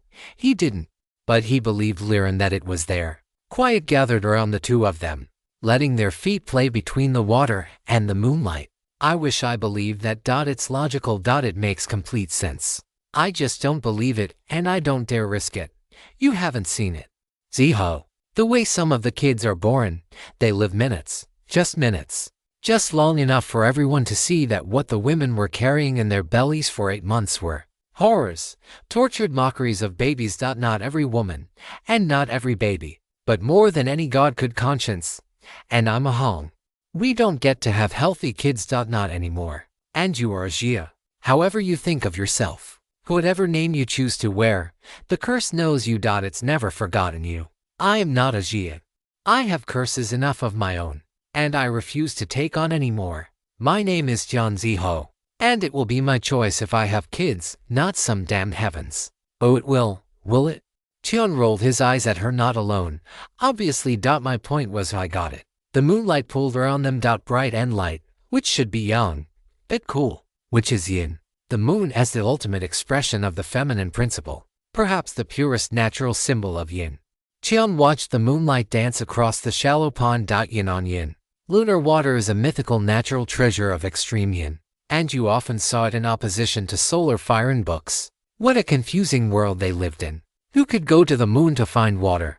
What cultivator was great enough for that? What are we, sister? I dunno. More than friends, less than lovers. She looked uncomfortable at the thought, and Tian didn't like the way it fell on his ears either. I like you more than just friends, Liren. The ground was far below, and his footing was slippery, but he had practiced dangerous jumps since he woke up in the dump. The long silence made him feel like gravity was pulling his guts out, and the ledge was further away than he thought. Damn you. Yes, me too. His foot touched down, but he was still wobbly. Brother Fu said, often, that love and sex aren't the same thing, and you can definitely have one without the other. That's a strong word to be throwing around. Ziho. Tian turned and faced her, forcing her to meet his eyes. Is it the wrong word? Liren looked away. Silence pulled around them once more. I don't know why I expected something other than a cool conversation. There should be flowers. Gifts. Jade would be appropriate. Or maybe a special spear or armor or something. Matching bangles could be nice. I'm sure it would sound atrocious, but maybe you could learn a special song on the flute that would convey your yearning, burning heart or something. Liren's voice had found its fire again. Something that said you were courting me, that our being together was something other than a done deal. Tian cocked his head to the side. Did you get me something? What? Did you get me a jade, or a bangle, make me a painting? That's not how it works, Ziho. It should. I'm worth courting. Strongest in the outer court, a talented cultivator. I am very well-mannered and have simple needs. Besides that, I'm a doctor in training and have a mighty father. If I'm not a catch, who is?" He gestured elegantly. "Someone who isn't the saint of the Brokies and the strongest. Excuse me, all right. You are excused." John was magnanimous. "But let's not get sidetracked with your failure to court me properly. We are Dao companions in everything but name. So let's put the name on it. We can decide what it means for us. Hell, we can decide what dual cultivating means for us. You know there are dual cultivation manuals that have us sitting as much as 3 feet apart, right? There are a whole lot more manuals that have she cut herself off with a chop of her hand. See, this is it. This is exactly it. You are being very reasonable about everything. You aren't wrong. But I don't want reasonable. I want romance. I want to see that fire in your heart blaze for me, the way my heart blazes for you. I want to see you hunger for me, the way I have hungered for you." "Even though we aren't going to act on those urges?" Hyun asked, a little smile dancing around his lips. "Not right now we aren't. But," she drew a deep breath, "do you really plan to pursue immortality, true immortality?" "Yes," Hyun nodded. "The price of the journey is pain, but the joy has been so much greater. It's worth it. So long as I'm not flying alone." "So, what you are saying is that you are going to have a lot of time." Liren's voice got muffled. She was looking away, unable to meet his gaze. "We will. A lot of time to figure things out, like how to break godly curses." It was amazing how loud 2 hearts could beat in the quiet moonlight. Jian's grin blossomed like a night-blooming flower into a smile. "Yes, let's do exactly that. Liren, yes. I have a lot of pretty sisters. I have only found 2 women to be beautiful, and I have only loved one. You. If you want a bangle, I'll find one, or make it, or steal it. If you want a jade, I will carve it. If you want a song, I will play it. I will spend eternity showing you why my heart burns. But I have a price." She looked at him, eyes wide in the moonlight. "You have to show me your heart burns for me too." Entering the house posed a brief dilemma. Confronted and resolved in complete silence, they had their bedrooms, plural. But did their new status as Dao companions change their sleeping arrangements? And on an entirely related point, both of them slept in beds just big enough to fit their bodies alone. How would they share a bed? And if they weren't going to be getting physical, why would they share a bed? Though Liren is really warm, being held by her was nice. "I think I would very much like to do that again. I wonder what it would be like to hold her," Hyun thought, then shook his head. He and Liren shared a wry look and went to their respective rooms. Nothing had changed, except in some indefinable way. Everything had. Hyun worried at the feeling, picking at it, trying to decide how he felt about all this. Happy, mostly, worried, confused, excited. His heart seemed to blaze with joy. But he still didn't understand what he was supposed to do. He had been utterly disinterested in romance, and his instincts weren't being much help. He just really liked Liren. She was his best friend, and something more than a friend. And he didn't want a life without her. So, what does a humble little Taoist do with that? He stared up at the ceiling and stroked his chin. He wasn't without any leads. She mentioned matching bangles. That sounded nice. And learning a special song on the flute just for her. That sounded nice too. There was the minor problem of not having any money. But it really was a minor problem. There was a whole magic mountain right here. There would be jades or other precious stones around somewhere.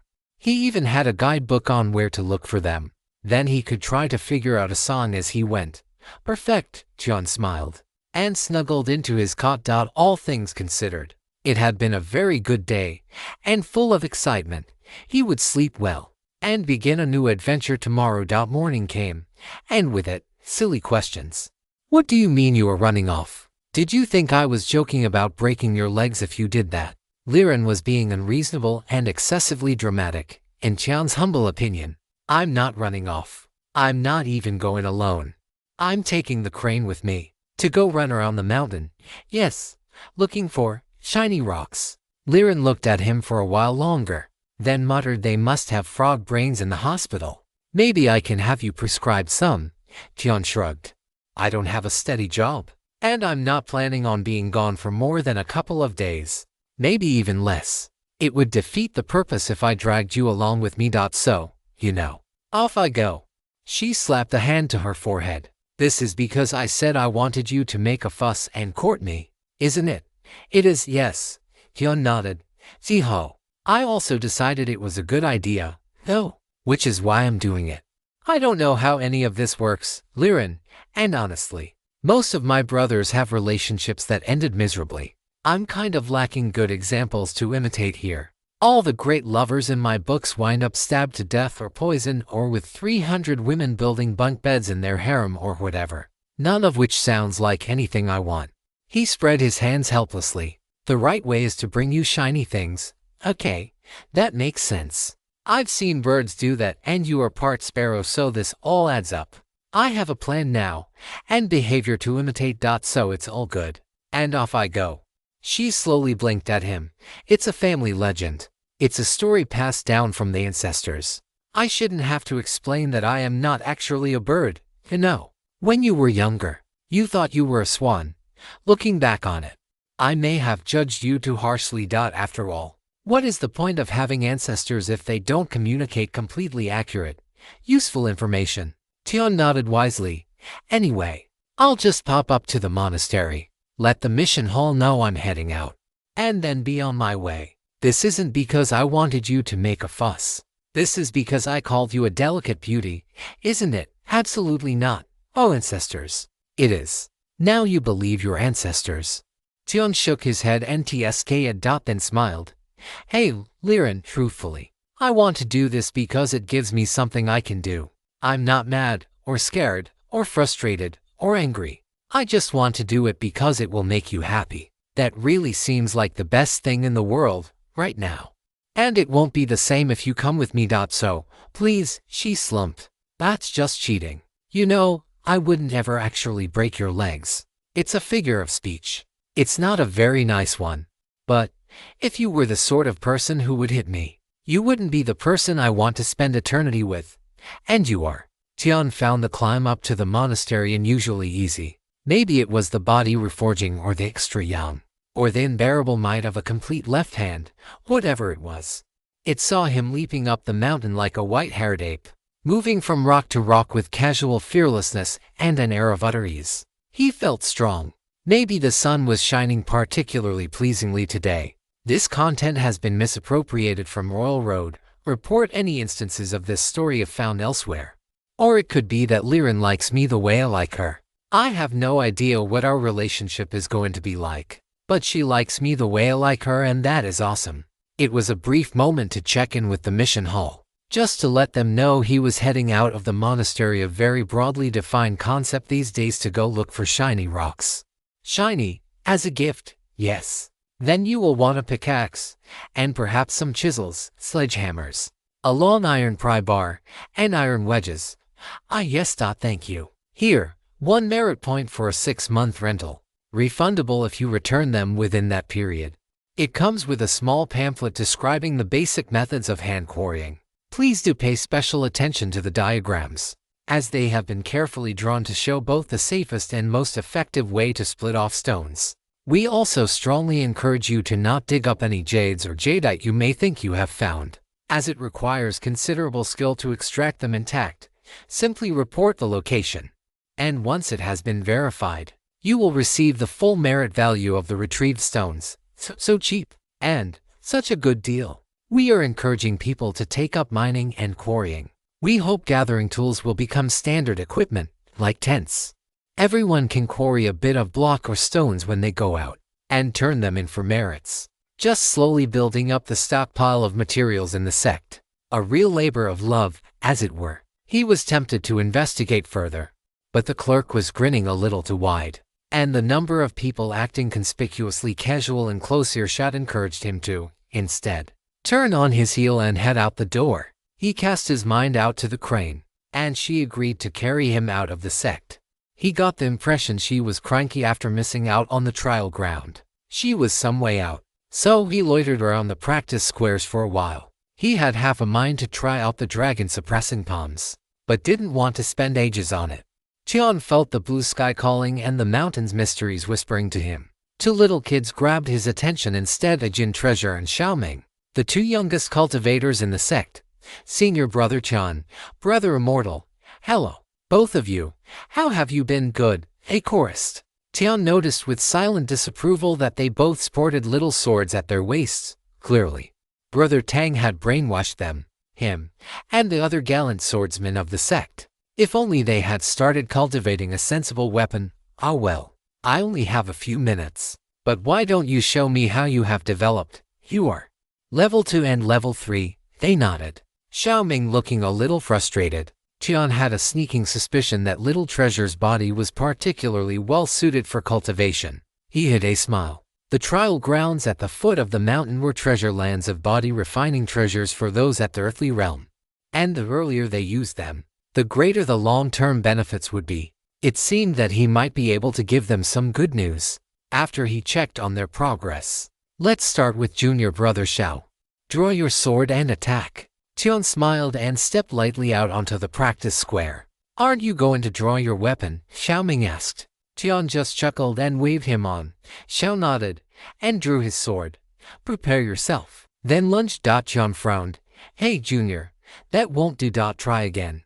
Xiaoming lunged again, and Tian once again shook his head. I know Senior Brother Tang didn't tell you to thrust like that. Once more. Xiao repeated it for a third time, nerves making his footwork sloppy, and the point of his sword drifted erratically off target. Brother, look down at the practice square. Look at your footsteps, and then look at mine.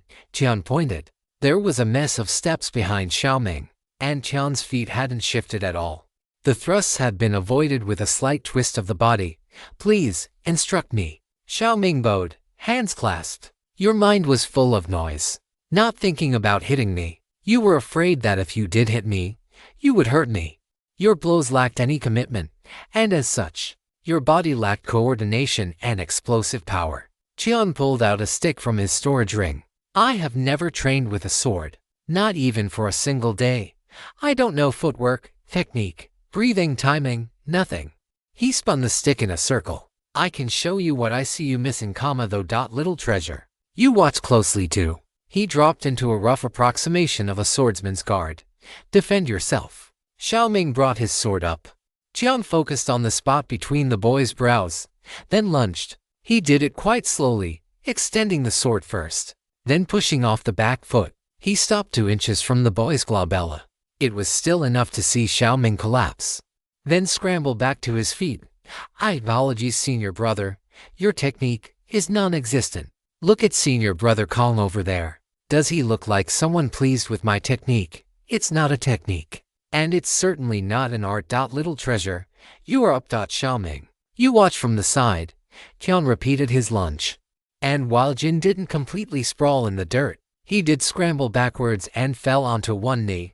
Killing intent, Jin asked. I can understand why you would think that, but it's just intent, no killing. Believe me, you would know the difference if you were properly focused. This level of intent wouldn't bring a ripple to your heart. Tian paused, trying to find the words for something he had been doing his whole life. No irrelevant thoughts. No thinking at all. Really, my body is well trained, and I know how to poke something with a stick. What is there to think about? I didn't poke you, of course, because I'm not trying to hurt you, but that's down to my self-control. Stopping myself at the last moment, when the lunge started. I was going to stab you with this stick. No other thoughts. Just that, which you can call intent, I suppose. But it's a pretentious way of saying giving my attack and my opponent my complete focus. Your mind was full of thoughts. So how could you focus on hitting me? Tian smiled. Let me show you what proper focus looks like on defense. Come at me together. Use your swords. If you manage to touch my clothes, I'll get you a treat when I come back down the mountain. Touch my skin, and I'll tell you a very interesting thing that you don't know about yet. But boy, do you want to know about it. When the crane landed on the practice square, she was treated to the sight of Tian drifting around the square, chased by 2 furious children waving swords. The watching brothers were laughing their heads off and yelling encouragement. No matter how fast they were, the boys never quite reached him. Like a pair of young monkeys trying to scoop the moon from the river's surface. Keep practicing. Focus. If I see some progress, I'll tell you the secret when I get back. He laughed and leapt into the air. The crane transformed. turning large just in time for Tian to land on her back. With a mighty beating of wings and a few running steps, they were off, soaring into the sky. An immortal crane with a red face and sun-gold eyes, and a blue-robed hero, laughing as his cloud-white hair fell out of his bun and fluttered behind him. Tian and the crane soared out over the monastery, moving up towards a deep vein of malachite recorded in the guide to the mountain. It looked like it was an extension of the outcropping that Tian had found, and was somewhat common in the lower middle parts of the east-southeast side of the mountain, where the monastery was located. The guide mentioned it in passing, mostly as something to be avoided when digging for actually valuable minerals. Tian thought it looked pretty, and would shine up nicely with a bit of polish. Best of all, the ancients wouldn't have wanted to collect it. A fine place to start. The place he was targeting was only about 1,000 vertical feet above the monastery, but it was almost 150 miles away by foot. Tian couldn't stop grinning as he watched the mountain curve and twist below him. The ability to just bypass all of that was almost addictive. He saw a stream roll into a flat stretch, spreading out and turning the soil into a buggy, reed, and briar-filled mess. I must not be smug. I must not be smug. I must not be smug, he thought to himself, smugly. Tian and the crane made their way to a sharp-sided valley cut by a deep stream. There wasn't much to it tucked in a fold of the mountain. It was rather dim and cool, still. Where there was water and light, there was life. Reeds lined the stream, and dense clusters of tough flowers bloomed with tiny blossoms of pink and buttery yellow. A few scrappy trees grew here and there, skinny, twisted and reaching for the light. Small animals rushed around, and insects buzzed and chirped and made a riot in the grass. It wasn't short of birds either, from brilliant little darting sparrows and swallows to dotty jungle birds Tian wouldn't even attempt to name. The side of the mountain here had clearly been cut long ago. Ancient chisel marks were still visible, as were long lines where iron rods were hammered deep into the rock. In other places, the rock was sheared away so smoothly, it could only have been done by a heavenly person wielding a sword or saber. It seemed not everyone could be bothered to quarry properly. The deposits around here were noted in the guide as a place where one could collect azurite, not a very valuable mineral, but thanks to the dense chi of the mountain, it made rather pretty blue dyes, inlays and decorations. It also had some very minor benefits for shen cultivation, but those were mostly incidental. Its main value was that it was common enough to find near iron-bearing rocks, easy to quarry, and pretty. Green malachite, while not ugly, wasn't nearly so favored. Maybe I'll get lucky and find some of both. Tian began poking around the ancient cuts, figuring that the ancestors would have known where to look much better than he would. After an hour or so, he found nothing. It does occur to me that I don't have any good way of finding minerals at all. None of my arts are useful for this, Tian told the crane, who didn't reply. While there might be a total absence of shiny rocks, there was an adequate supply of tasty river grass, and she knew what was important. I guess I could try violence. Yeah, let's try violence. I did want to test out my dragon-suppressing palms. Tian found a spot where the stone jutted out a bit. He hesitated a minute before digging out the pamphlet. It wasn't complicated, but he had a dreadful certainty that quarrying stone was one of those things that was demanding of both skill and sweat. He steeled his resolve and started setting the iron wedges. Once they were in place, he gathered his vital energy. Left hand circled defensively, right hand struck decisively, and he had to make sure he was applying equal force to each wedge. Proud Dragon Repent struck out, driving the iron spike 4 inches into the iron-rich stone. Tian froze. He had tried to pull the strike, but it had flowed so easily. He quickly struck out, knocking the other wedges deep into the rock. Easy. So damn easy. He was stronger. That was part of it. But the ore just flowed for him now. Everything that had seemed like a struggle, like it wasn't quite right, now was. He started running through the strikes. Dragon soars through the sky. Thunder shocks far away. Suddenly leaping into the abyss. Double dragon takes water. They all came to him. They all flowed through him, as natural as breathing. A year and a half of practice, it wasn't for nothing. He didn't have to think. Each blow, each step, each cycle of breath and vital energy was eager and ready for him to use them. It wasn't mastered. The art was too deep to master in merely a year. But he was beyond the initiate phase. beyond the novice phase too. He wouldn't hesitate to rely on the art in a serious battle. The stone fell away with a clatter. Not a hint of malachite in there, but that was all right. He could see a tiny finger of green coming out the side of the mountain. He had a direction to dig in, and new art to test. The crane sent him a curious thought. Tian responded with emotions of joy, and the image of two cranes building a nest. His eyes were on the mountainside, looking for a good spot to start cutting. He didn't see the thoughtful look the crane was giving him, no longer focused on river grasses. Tian smacked away at the rock face for a few hours, and while he did find a few small pieces, there wasn't remotely enough to make into a bangle, let alone a matching pair. More irritatingly, he had run through all the convenient outcrops. There was just sheer mountainside left, and he was leery of digging into it. He decided to see what nature had managed to cut, and followed the flow of the stream down the mountain. This novel is published on a different platform. Support the original author by finding the official source. It was a bit of a challenge. The ground varied between marshy, muddy, slippery and rocky. Sometimes the slope was gentle, other times near vertical. He quickly swapped his blue and white silk robes for rough brown linen, and stowed his shoes in his ring. It was a rough-looking mountain Taoist that scrambled over the rocks, strong fingers grabbing stones and strong legs jumping across gaps. It was marvelous fun. A long scramble took him to a tiny waterfall, barely 20 feet of tumbling water battering its way down stone shelves to a marshy pond below. He briefly thought about jumping down into the pond, but something made him pause. There was a hint of something, a certain breath of chi, a level 9 animal. Some kind of snake or viper that had all but stilled its breath.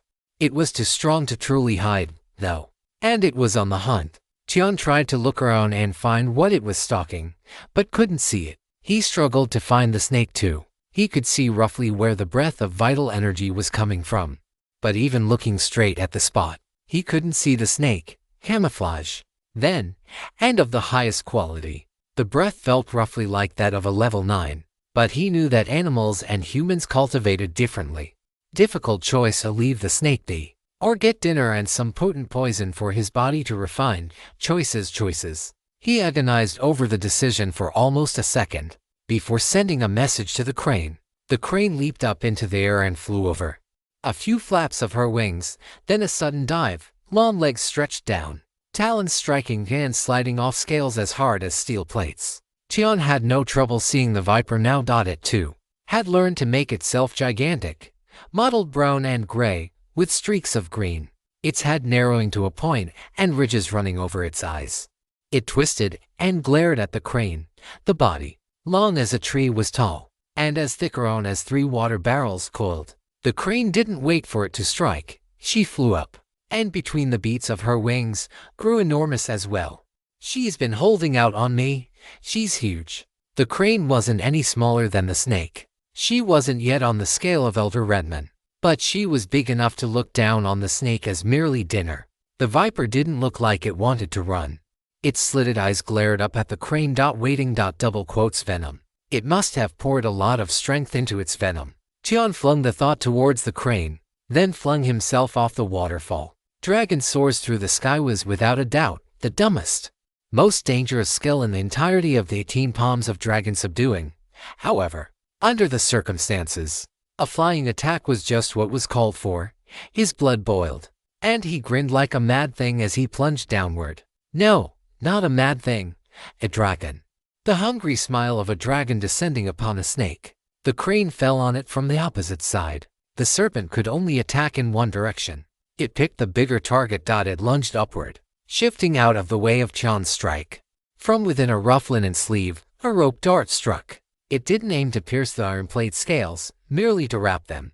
Even just a little bit, metal threads extended, wedging themselves under scales. A strong left hand yanked the rope tight, redirecting his fall. The snake lunged, making the crane flap backwards, but pulling Tian forward even more quickly. A slender white palm landed on the mottled scales on the back of the giant snake's head. Gentle, soft. There was a deep thud. The snake's eyes flushed red, tears of blood flowing out, flooding out, blinding the ruined eyes as convulsions ran the length of the giant body. Under that slender palm, the iron-hard scale fractured, then shattered into keratin dust. The flesh beneath bruised, First purple, then black. Then tiny beads of red rose and poured through the skin. The snake collapsed. Shrinking as it fell, Tian landed, feather light, on the ground next to the viper's still twitching corpse. It had once been a tyrant, 8 feet long, merciless venom, near perfect camouflage. In this stretch of the lower mountain, it had few predators, and fewer rivals. It still fell under one perfect strike. Tian looked at the heavens and screamed. He roared and yelled and hammered the ground, gasping with laughter. He made every sound he could imagine, yelling at the top of his lungs. The crane landed next to him, glaring at him and wondering just why such a quiet person was making a riot. How could he explain it? How could he tell her? Strongest in the outer court, who cares? A heavenly person could kill him with a finger. Inheritor of a legendary body refining technique, blessed by merit, those were great. But did he earn them with his sweat? No, they were things he chanced on.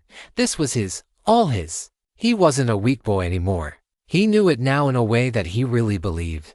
He hunted a big monster. He jumped from the slippery place and used his broken hand and still, killed it in one blow. He wasn't weak. He wasn't a boy that had to hide in the shadows, scared of people and animals. And the rain drowning him under trash, all that. And he wasn't alone. There was the crane here with him, and Brother Fu, and Granddad, and Liren, waiting impatiently back home. He laughed even harder. Liren wasn't the sort to wait, patiently or otherwise. He wondered what kind of hell she was raising. Did she feel strong?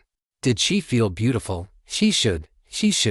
The only thing that could make this moment more perfect would be finding malahite. A nice big hunk of malahite, with lots of those pretty rings in it. They looked like the rings on a tree.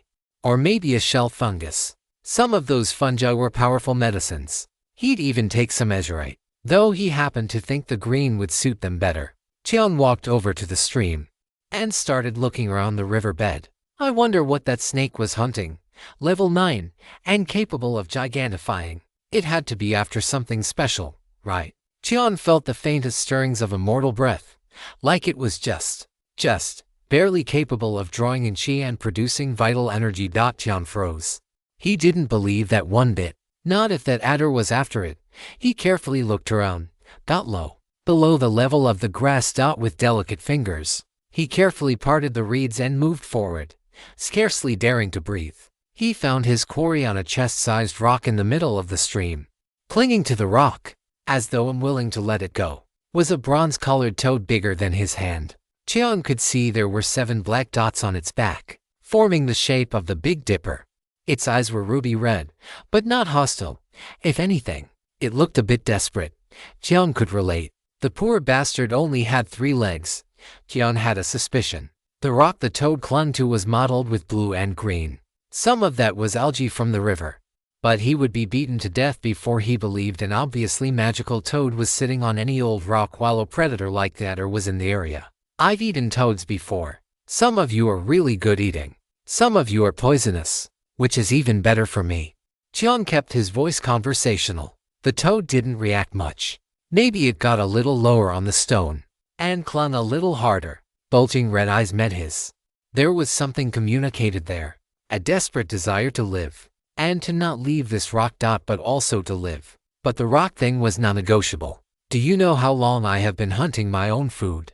It's no use looking at me that way. Look at the crane, she's ripping up the snake I was going to have for dinner. Now, what am I supposed to do? The red eyes stared into his, reaching across the boundaries of species. The Big Dipper on the toad's back throbbed with a shared sense of, not humanity, but the commonality of all living things. Beings who bear the pains of connection and experience. To beings, blinded by the 5 colors, deafened by the 8 tones, lost to the sensual illusions of the world. Yet don't we all strive? Don't we cry for meaning, from the depths of our so different hearts? And also for big rocks in the middle of streams, not going to lie. I also want the rock. The toad lowered its eyes, sprawling bonelessly on the river stone. So be it. Then, he seemed to say, in this life, I have known joy and suffering. I have hunted and been the hunter. Even without a leg, I kept my dignity. And also my big rock. If this is how this life should end, I will accept it. But know that in my next life, I shall rise again. Tian had never been sentimental over his food. He always killed cleanly, quickly, and without the faintest shred of regret. The rope dart was coiled in his sleeve, ready to leap into action. And yet, damn you. Look, I can let you live, but I need the rock. Meet me halfway here, and give it to me. The toad looked up, clenching its muscles. Its eyes blazed. Tian could hear the toad's brassy croak in his heart. You can kill me, but never humiliate me. Come then. Try to take my big rock if you dare. In 3 years, I'll be a good toad once more, old toad. You think I don't dare? You think I'm easy to bully just because I'm not eating you? I said I'm taking that rock, so I am taking that rock. And if I'm taking your corpse too, then it's a double profit. Tian sat cross-legged and slapped his knee. The toad shoved itself up on its good front legs, resting its rear leg below it. A brassy croak rang out, then two more. Old toad, why do you even want that rock? There are other rocks. Hell, I can give you a rock. The toad glared back at him, as though it was asking him the same question. My Dao companion, hey mate, wants shiny rocks. You have the shiny rock. You see my problem here? The toad didn't budge an inch. There were any number of shiny rocks in the world, but this rock right here, was his, and his alone. Upon this rock the faith of a toad was built. Upon this rock, an 8-layer pagoda of amphibian righteousness had been raised. Yet this interloper, this strange being with white hair and a lion's mouth, and the guts of a leopard, wished to topple all that righteousness for mere, what, covetousness? A love of glittering light upon base matter. The toad slapped its front foot on the stone with a definitive whop. Such a thing was nothing less than hell. It was the manifestation of a being trapped in illusion and suffering. The toad puffed itself up and croaked slowly. So be it. If hell was empty, there would be no need for toads. If a toad will not descend to hell, then who will? Tian started sweating. This toad was too much. He couldn't tell at the beginning, but he was feeling it now. There was an aura about it. Great fortune gathered on this toad. This was a toad with a foundation. If he couldn't bring himself to use violence, then he must win with reason. Yet the toad was impervious to reason. No, worse than that. Tian felt that with its wordless means, the amphibian had seized the moral high ground, be it in martial arts or literature. He was losing to the toad, a toad that remained still and spoke without speaking. Tian shook. Enlightenment filled him like the ringing of a temple bell. If he could not move the toad must move itself. Old toad, I feel like we have begun on the wrong foot. We haven't been straightforward with each other. I want that stone, you want that stone. We are both people with a bottom line, but have you considered there may be other things that please you beyond that stone? If you stumble upon this tale on Amazon, it's taken without the author's consent. Report it. The toad looked away. Am willing to entertain the ravings of a madman. I have rings and rings of things. Whole wagon loads of good stuff. Like cabbage. Do you like cabbage? The toad didn't even glance in his direction. String. I have red string, blue string, white string, cotton string, silk string. Honestly, it's amazing what people just throw away. And you never know when you might need a bit of string. The lack of a glance intensified. Tian thought he even felt a spur of contempt. He offered roast chicken, bits of fish, a warm hat, a small trowel, a big shovel, 3 buckets, a rice bucket, a rice scoop, 2 spoons that didn't match, 9 square feet of heavy canvas, 100 sheets of cheap paper, 8 interesting sticks, and an excellent medicine for curing toothache. None of it caught the toad's interest. At all. Tian gave up on trying to sell the toad on things, and started appending rings on the side of the stream, baskets of packed foods. The dinners he and Liren made together were put next to casually heaped sacks of dirt and a boat repair kit of seasoned wood and tar. A long, narrow hook hung from a tall pile of histories, biographies, and treatises on moral living. There were fishing lines and fishing spears and fish hooks and fish scales and fishy-smelling meat that had aged maybe a little too long but would probably be fine with a bit of roasting, or at worst, would make decent bait. He pulled out herbs gathered around Westtown Temple, never used to this day. He pulled out hat wrappings and dessert tents. On the ground he lay precious manuals of medicine, records of prescriptions, diagrams of meridians, and his jade rosary. None of it moved the toad's heart. Not even the few remaining solar oranges, or yin water, or heavenly realm tea. Not the beautiful clay teapot, or the shining copper kettle. Not his rope dart, or the fancy ring he took from Sun-Eater, nor cultivation manuals. None of his treasures stirred the toad's heart at all. I worked hard to gather all these things, you know. It's proof of my life. You can see the paths I traveled, looking at these things. You might even be able to guess the sorts of places I have been. He touched his heart. I don't care about the things themselves, but those memories are precious. The experiences and people. Tomorrow is a dream. The past is a memory, all intangible. But this was my path, you see. I can't remember all the roads I didn't travel, but I can remember the one I did. It brought me to the temple, to the desert, to the kingdom, then here, to this mountain. It brought me from loneliness to Olarian. Old Toad, is there really nothing I found on my path that you desire? Do you really see nothing admirable here, nothing worth coveting? The toad remained unmoved.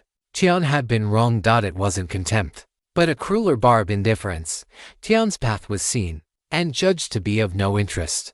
The life he had lived as truly and richly as he could, a life lived with his full effort, amounted to nothing less than a stone beneath a three-legged toad. He could feel the tendons in his neck start to throb. His heart's fire changed from joy to fury. How dare this toad look down on his life? He had worked hard. He had suffered. He had achievements, connections, learned things, saved people. Maybe a better Taoist would be indifferent to the toad's indifference. But he wasn't that enlightened yet. Old Toad, I look down on you. Tian shot to his feet and glared. I look down on you. You act like you are indifferent to material possessions. But don't you cling to base matter more than anyone? Don't you value material goods more than your own life? Tian pointed his finger at the toad's nose. Well, I have something you will like. Then, Liren forced me to hang on to this. And the only reason I didn't slip it back to her was because it reminds me of that old devil Starsieve. Here, old miser Toad. What do you think of this? Discs of metal so worthless. They punched holes through him and hung him up on a string like storage rings. Tian waved the string of brass casheron, jangling it in front of the toad. The toad fixed its eyes on it at once.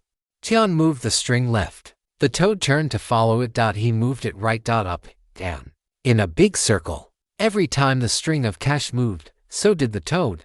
Say, old Toad, could it be you really want this stuff? There was no need for words. Tian could read the naked desire on the toad's face. Tian crouched down and shook the string, making the cash clatter and dance. The toad leaned forward, practically salivating, the 7 dots on its back gleaming with avarice. Who says I am a petty, grudge-holding man? Tian smiled kindly and gently threw the string of coins 30 feet away, up on the river bank. He even made sure it landed far away from the crane. The toad hopped over in a single explosive burst. By no coincidence, Tian reached the big rock in the middle of the stream in a single step as well. The toad chomped down on a coin. As Tian's hand slapped down on the rock, the rock vanished. So did the coin. The toad had managed to chew a single coin off the string without damaging the string. It looked quite magical. Tian confidently strode across the stream, getting ready for a good gloat, when the 7 stars on the toad's back blazed into brilliance, then dimmed into candle flame brightness as the whole toad turned from old bronze to new bronze. Its ruby eyes closed. Its 3 legs were pulled under it, and it appeared to be asleep. I may be a little too casual in describing things as looking magical. That looked magical. He scooped up his string of coins and put it back in the storage ring. It took a little while to tidy up everything else, but it wasn't that bad a chore. When everything was put away, he was left with a glowing toad, a gloating crane, a snake skeleton, and a question. Oh, old Toad, it's not that I want to eat you, but did I say you could have my coins? TSK, you even ate one. And now here you are, all asleep and just the right size for my walk. The toad continued to sleep. The crane glanced at a stand of trees next to the stream, then jolted back with a delighted cry. Tian spun around, whipping out his rope dart. He didn't see anything but the clang. There was a sudden noise behind him, and avian shrieks of outrage. Tian looked back. The crane had tried to peck the toad to death, and seemed to have bounced right off of it. Tian coughed. I mean, you are just the right size to work with. I even have a pond at home. You will love it. Tian decided to spend the night by the side of the stream. The toad surely didn't need his protection, but he was curious to see what would happen with it. Nothing about it seemed malicious. It was just odd. Tian ate one of the pre-packed dinners he and Liren cooked, then lounged by a fire. He read his medical textbooks for a while, then set them aside and just looked up. The crane settled in next to him, occasionally opening an eye and peeking at him, trying to see what he was seeing, but not seeing it. What was so interesting about looking at the moon? Tian started talking to himself, or maybe he was talking to the crane or the toad. Even he wasn't really sure. The moon is supposed to be the supreme symbol of yin, femininity, and water, which are three things that aren't exactly synonyms, but at the same time kind of are. Water is feminine, yin is feminine. Or I guess it's the other way around, the moon and all that are yin. So yin gets called all that. Which, when you put it that way, sounds like absolute nonsense. But it seems to be true, which is crazy. He thought about it a bit longer, subconsciously touching his heart where the dragon had lived. Perhaps it lived there still, in some fashion. It was always a creation of qi, immaterial, though why it took the shape of a dragon was another mystery. Dragons, on the other hand, are supreme yang, like the sun, but not the sun because the sun is a golden crow with 3 legs, despite looking like a little circle of light, which also sounds like gibberish, but here we are. The yang qi turned itself into a dragon, or naturally formed in the form of a dragon. So there must be something to it. Maybe the sun is like dragons. So damn big. Humans slap all kinds of nonsense on it, and it's too big to notice or care, even if it looks smaller than the tip of my finger. The sun is the supreme symbol of the sun. The dragon is the supreme symbol of dragons. The emperor can be represented by the toad that eats money. He chuckled at the thought, his mind drifting to the chaos that was doubtless consuming the kingdom. What are we going to do? He sighed. Despite being aggressively opposed to having any say in government, or even organizing people, Tian had benefited from an extremely intensive and high-level education in governance, between the Windblown Manor and Censor Hanshin, not to mention his own travels and studying of history books and biography. Tian had quietly become a minor expert on the gentle art of government as practiced in the Brodsky Kingdom. Learning more things was generally good, but he couldn't help feeling like most of what he learned was what hadn't worked. Even the things that had worked didn't work forever. But did that really mean Starseed was right? Was a cycle of destruction necessary? The Taoist in him thought it made sense. The human in him screamed it damn well did not. That was the thinking that had him living in the dump, covered in burns. The big problem was that there were all kinds of things you had to take into consideration. You had to have a system that could feed, administer, and defend 1 billion people. This was managed through an extraordinarily complex network of messengers, signal relays, roads, canals, messenger birds, a dozen other things as well. And it still required very powerful regional governors. So, whatever you designed had to take all that into account. And then you had to take into account the cultivators. Tian reckoned sorting out the kingdom was manageable. The really sticky question was what to do with the monastery. He had heaps of books on running mortal kingdoms. There wasn't even a paragraph on running a monastery. Something about this was tickling a very old memory. Something about monasteries being badly organized. That wasn't it. Grandpa Jun was explaining about monasteries and saying they did too much. Or something like that. Anyway, lack of organizational focus. Yeah, something like that. It's a religious organization that owns a ton of farmland, villages and the like, and runs what is basically a second army that protects the kingdom, and teaches Taoism and deals with natural disasters and monsters and heretics, and has its own parallel economy that is also heavily invested in the kingdom's economy. Put like that, it's sort of a second kingdom parasitized on the top of the Brodsky Kingdom. Except that the monastery came first. He tried to work things out on his fingers and realized he wouldn't be able to count them all if he really tried to count all the things the monastery did. He had expanded his finger supply, and he still didn't have enough. Horrible. So, we either need to do less, or completely rethink how we manage all that. Tian drummed his fingers on his knee, enjoying the extra beat to the rhythm. The problem is, we were doing all that for, if not good reasons, at least not bad ones. Starseed had his own motives for accumulating merit. But so did the Eight Directions Palace. Whatever merit is, it's a good thing for Orthodox Taoists. And it encourages us to help people. It can even protect us from tribulations, to an extent. Tian shifted from drumming his fingers on his knee to rubbing his head. Maybe the rubbing would help the thoughts turn and process faster. It didn't seem to be working. But maybe he just wasn't doing it enough. Even the merchants and mortal family thing wasn't coming from a bad place. We need supplies. So we need to make it or trade for it. And in most cases, it makes more sense to trade for it. Not like the soap we make is magically more soapy than the soap made in West Town. Tian muttered, people have kids. And most of those kids aren't cultivators. And there is only so much land near the mountain. And land near the mountain is valuable for a lot of reasons. So there has to be a system for dealing with all that. Except the current system is insane. Is there a word that means both immoral and vomit? There should be. This novel is published on a different platform. Support the original author by finding the official source. It all worked until it didn't. It worked because Starseed made it work. And then when he stopped caring, everyone else lost discipline and started indulging themselves. Even the self-correcting part of the system, the disciplinary squad, became corrupt. Hell, you had to be a hereditary disciple to join the squad in the first place. The evil was locked in. No chance of real reform. He sprawled out on the grass, his eyes going back to the moon, watching it drift across the sky, attended by all the twinkling little stars. He remembered doing that out in the desert. It was no less mysterious and wonderful now. How do you design a system that doesn't rely on one old man keeping everyone else in line? His system worked without him basically okay for a few thousand years, so there is something solid about the design. But this is just too big of a flaw to tolerate. The weight of the night settled softly over him. It wasn't quiet, the forests never were.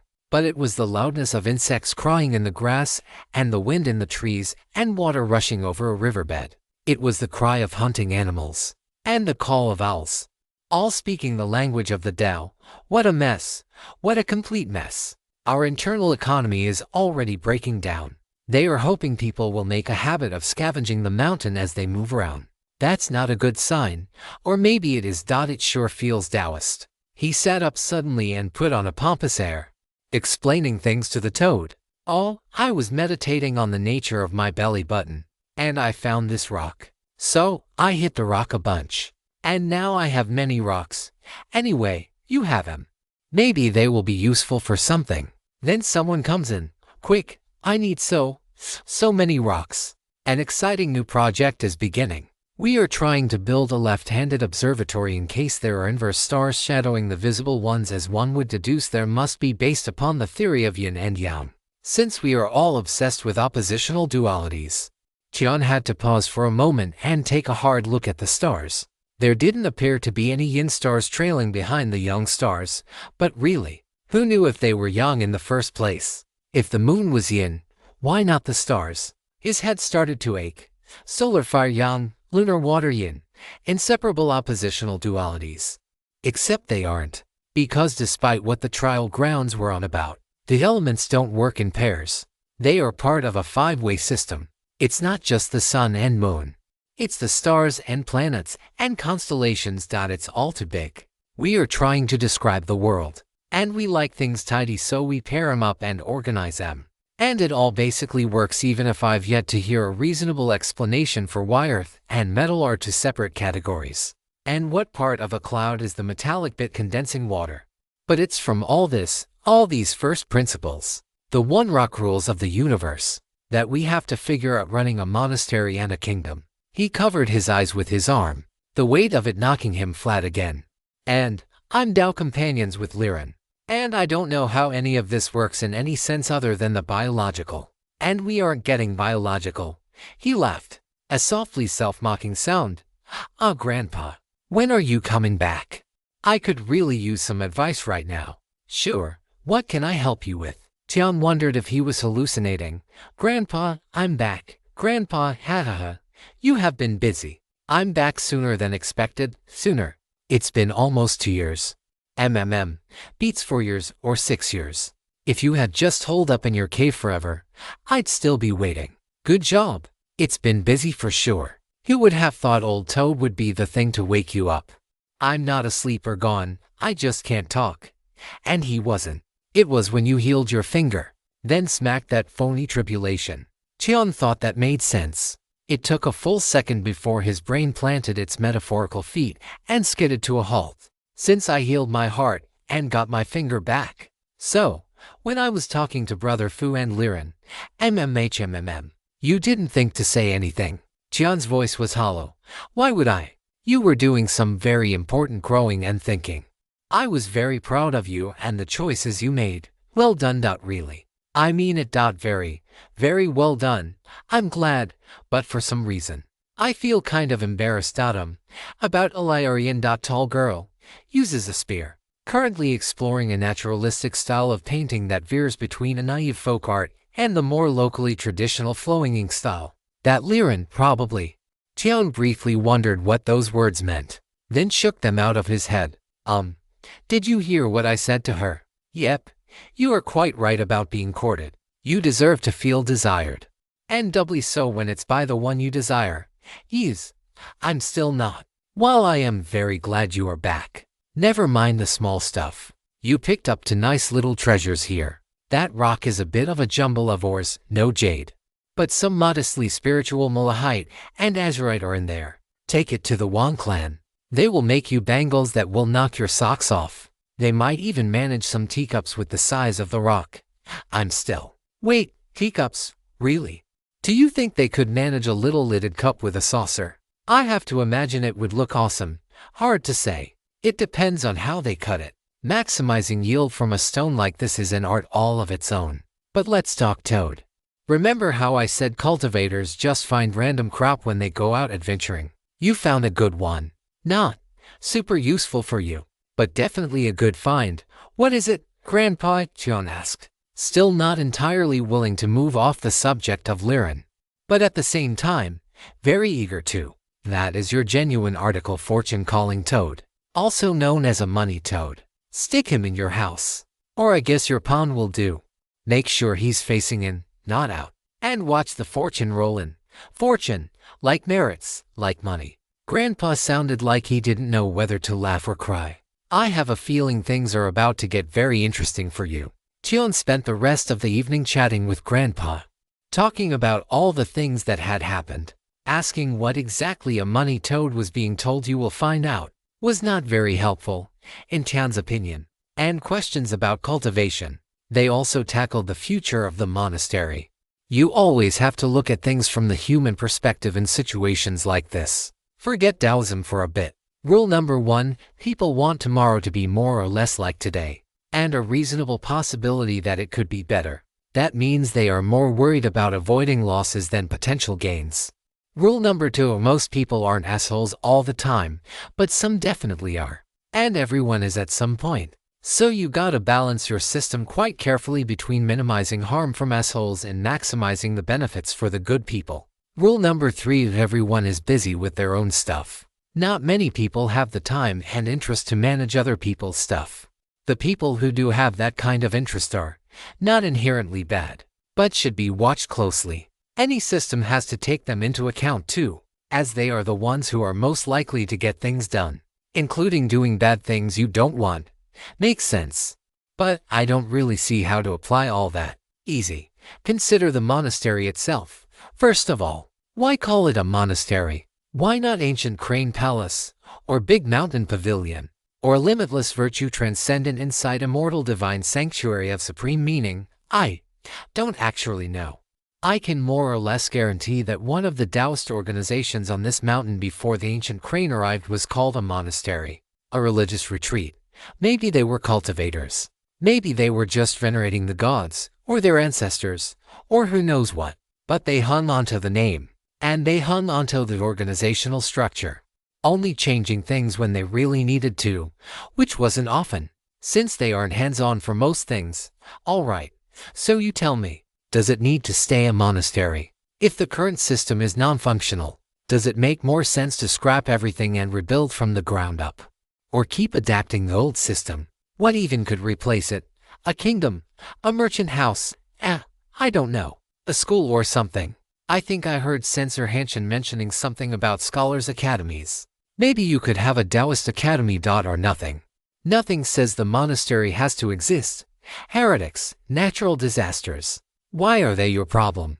And if you think they are, why not integrate directly with the kingdom? Nobody cultivating or breaking through because their heads are filled with mortal concerns. Not to mention the chi density on this mountain is so high. I can understand why it took direct orders to get people to leave the monastery and descend into the low country. Tian sighed and walked over to the side of the stream. I have an idea how this goes. The cultivator aligns himself with stillness and nature, following the way of heaven. The mortals must scurry and busy themselves, following the way of earth. As the heavens are above the earth, so the immortal must be over the mortal, aligning themselves with the world so that everything falls into its natural order. The cultivator achieves everything by doing nothing, because all the little people serving them will rush around doing the work. You could replace the word cultivator with emperor easily enough, and it would still apply. There was a startled silence. Then Tian had the sense of Grandpa Jun grinning. Exactly right. A nicely Taoist version of my fist is bigger. So grow my rice or else. And don't forget the next step of just as heaven and earth are fixed in relation to each other, so is the position of people, some above, most below, and coming to a fixed point, natural as the sun rising in the morning. Only when people strive to change their station or neglect their proper role does the world turn to misery and chaos. Such is always the consequence when one labors against the law of heaven. Tian chuckled. Then shouldn't a cultivator defy the heavens, withstand tribulations with their righteousness and this is how the Eight Directions Palace operated. Sister Sue said that nobody ever saw them because nobody below the earthly realm had anything they wanted. They only appeared to earn merits. They just stayed up on the mountain, and like the inner court, they went adventuring, probably between other high chi density areas, which there can't be that many of, so they had to cover multiple regions. There are a lot more than you would think. The world is a big place. Finish it up. How did they get new disciples? They scattered cultivation manuals around, occasionally appearing as sages and preaching the Tao, then vanishing while they were wandering. They kept an eye out for people with a talent for cultivation and took them as disciples. Direct teaching. Tian resumed the head rubbing. So many things were snapping into place. I have to assume that elders have thought of all this. Don't be so quick to assume. Remember Rule 1. They want to keep things as close to the way they were as possible, unless they are forced to make a big change. And believe it or not, this whole situation is probably not dire enough to force truly dramatic change. What would? Their feet being literally on fire might make some of them jump. You would be depressed to learn that some people will insist that wearing burning shoes is how things should be. But we are starting from an advantage. We can pitch defying the heavens and the systems of the world as following in the steps of the Eight Directions Palace. Starsieve and the founders forgot the true legacy of the ancients and all that.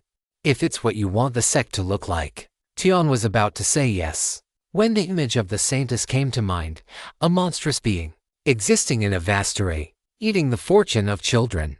And she had been the saintess. He didn't know exactly what status that gave her in the sect, but it clearly wasn't a low one. Reading on this site. This novel is published elsewhere. Support the author by seeking out the original. The servant's trial was another important point. It was downright murderous. Then there was Senator. At some point, he had been recruited into the sect. Somehow. Maybe someone saw something good in him. Maybe there was some other way in. Trial grounds for heavenly realm people or something.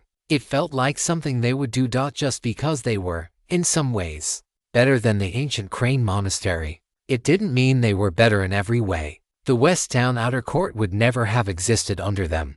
The Zias might have been slaughtered for some other reason, but there would be no Brother Fu, Brother Wang, or any of the others, to heal him and teach him how to live with humans. He would merely have been livestock, contributing to the prosperity of the region.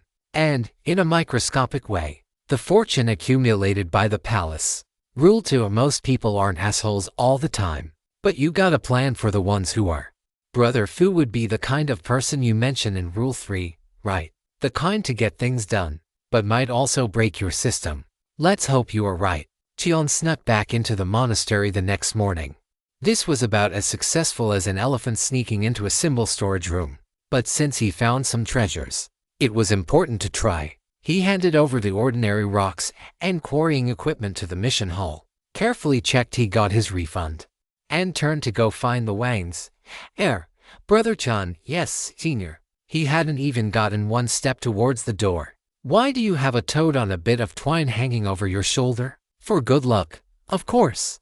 Pretty soon everyone will want one. Good luck. The mission hall clerk looked interested.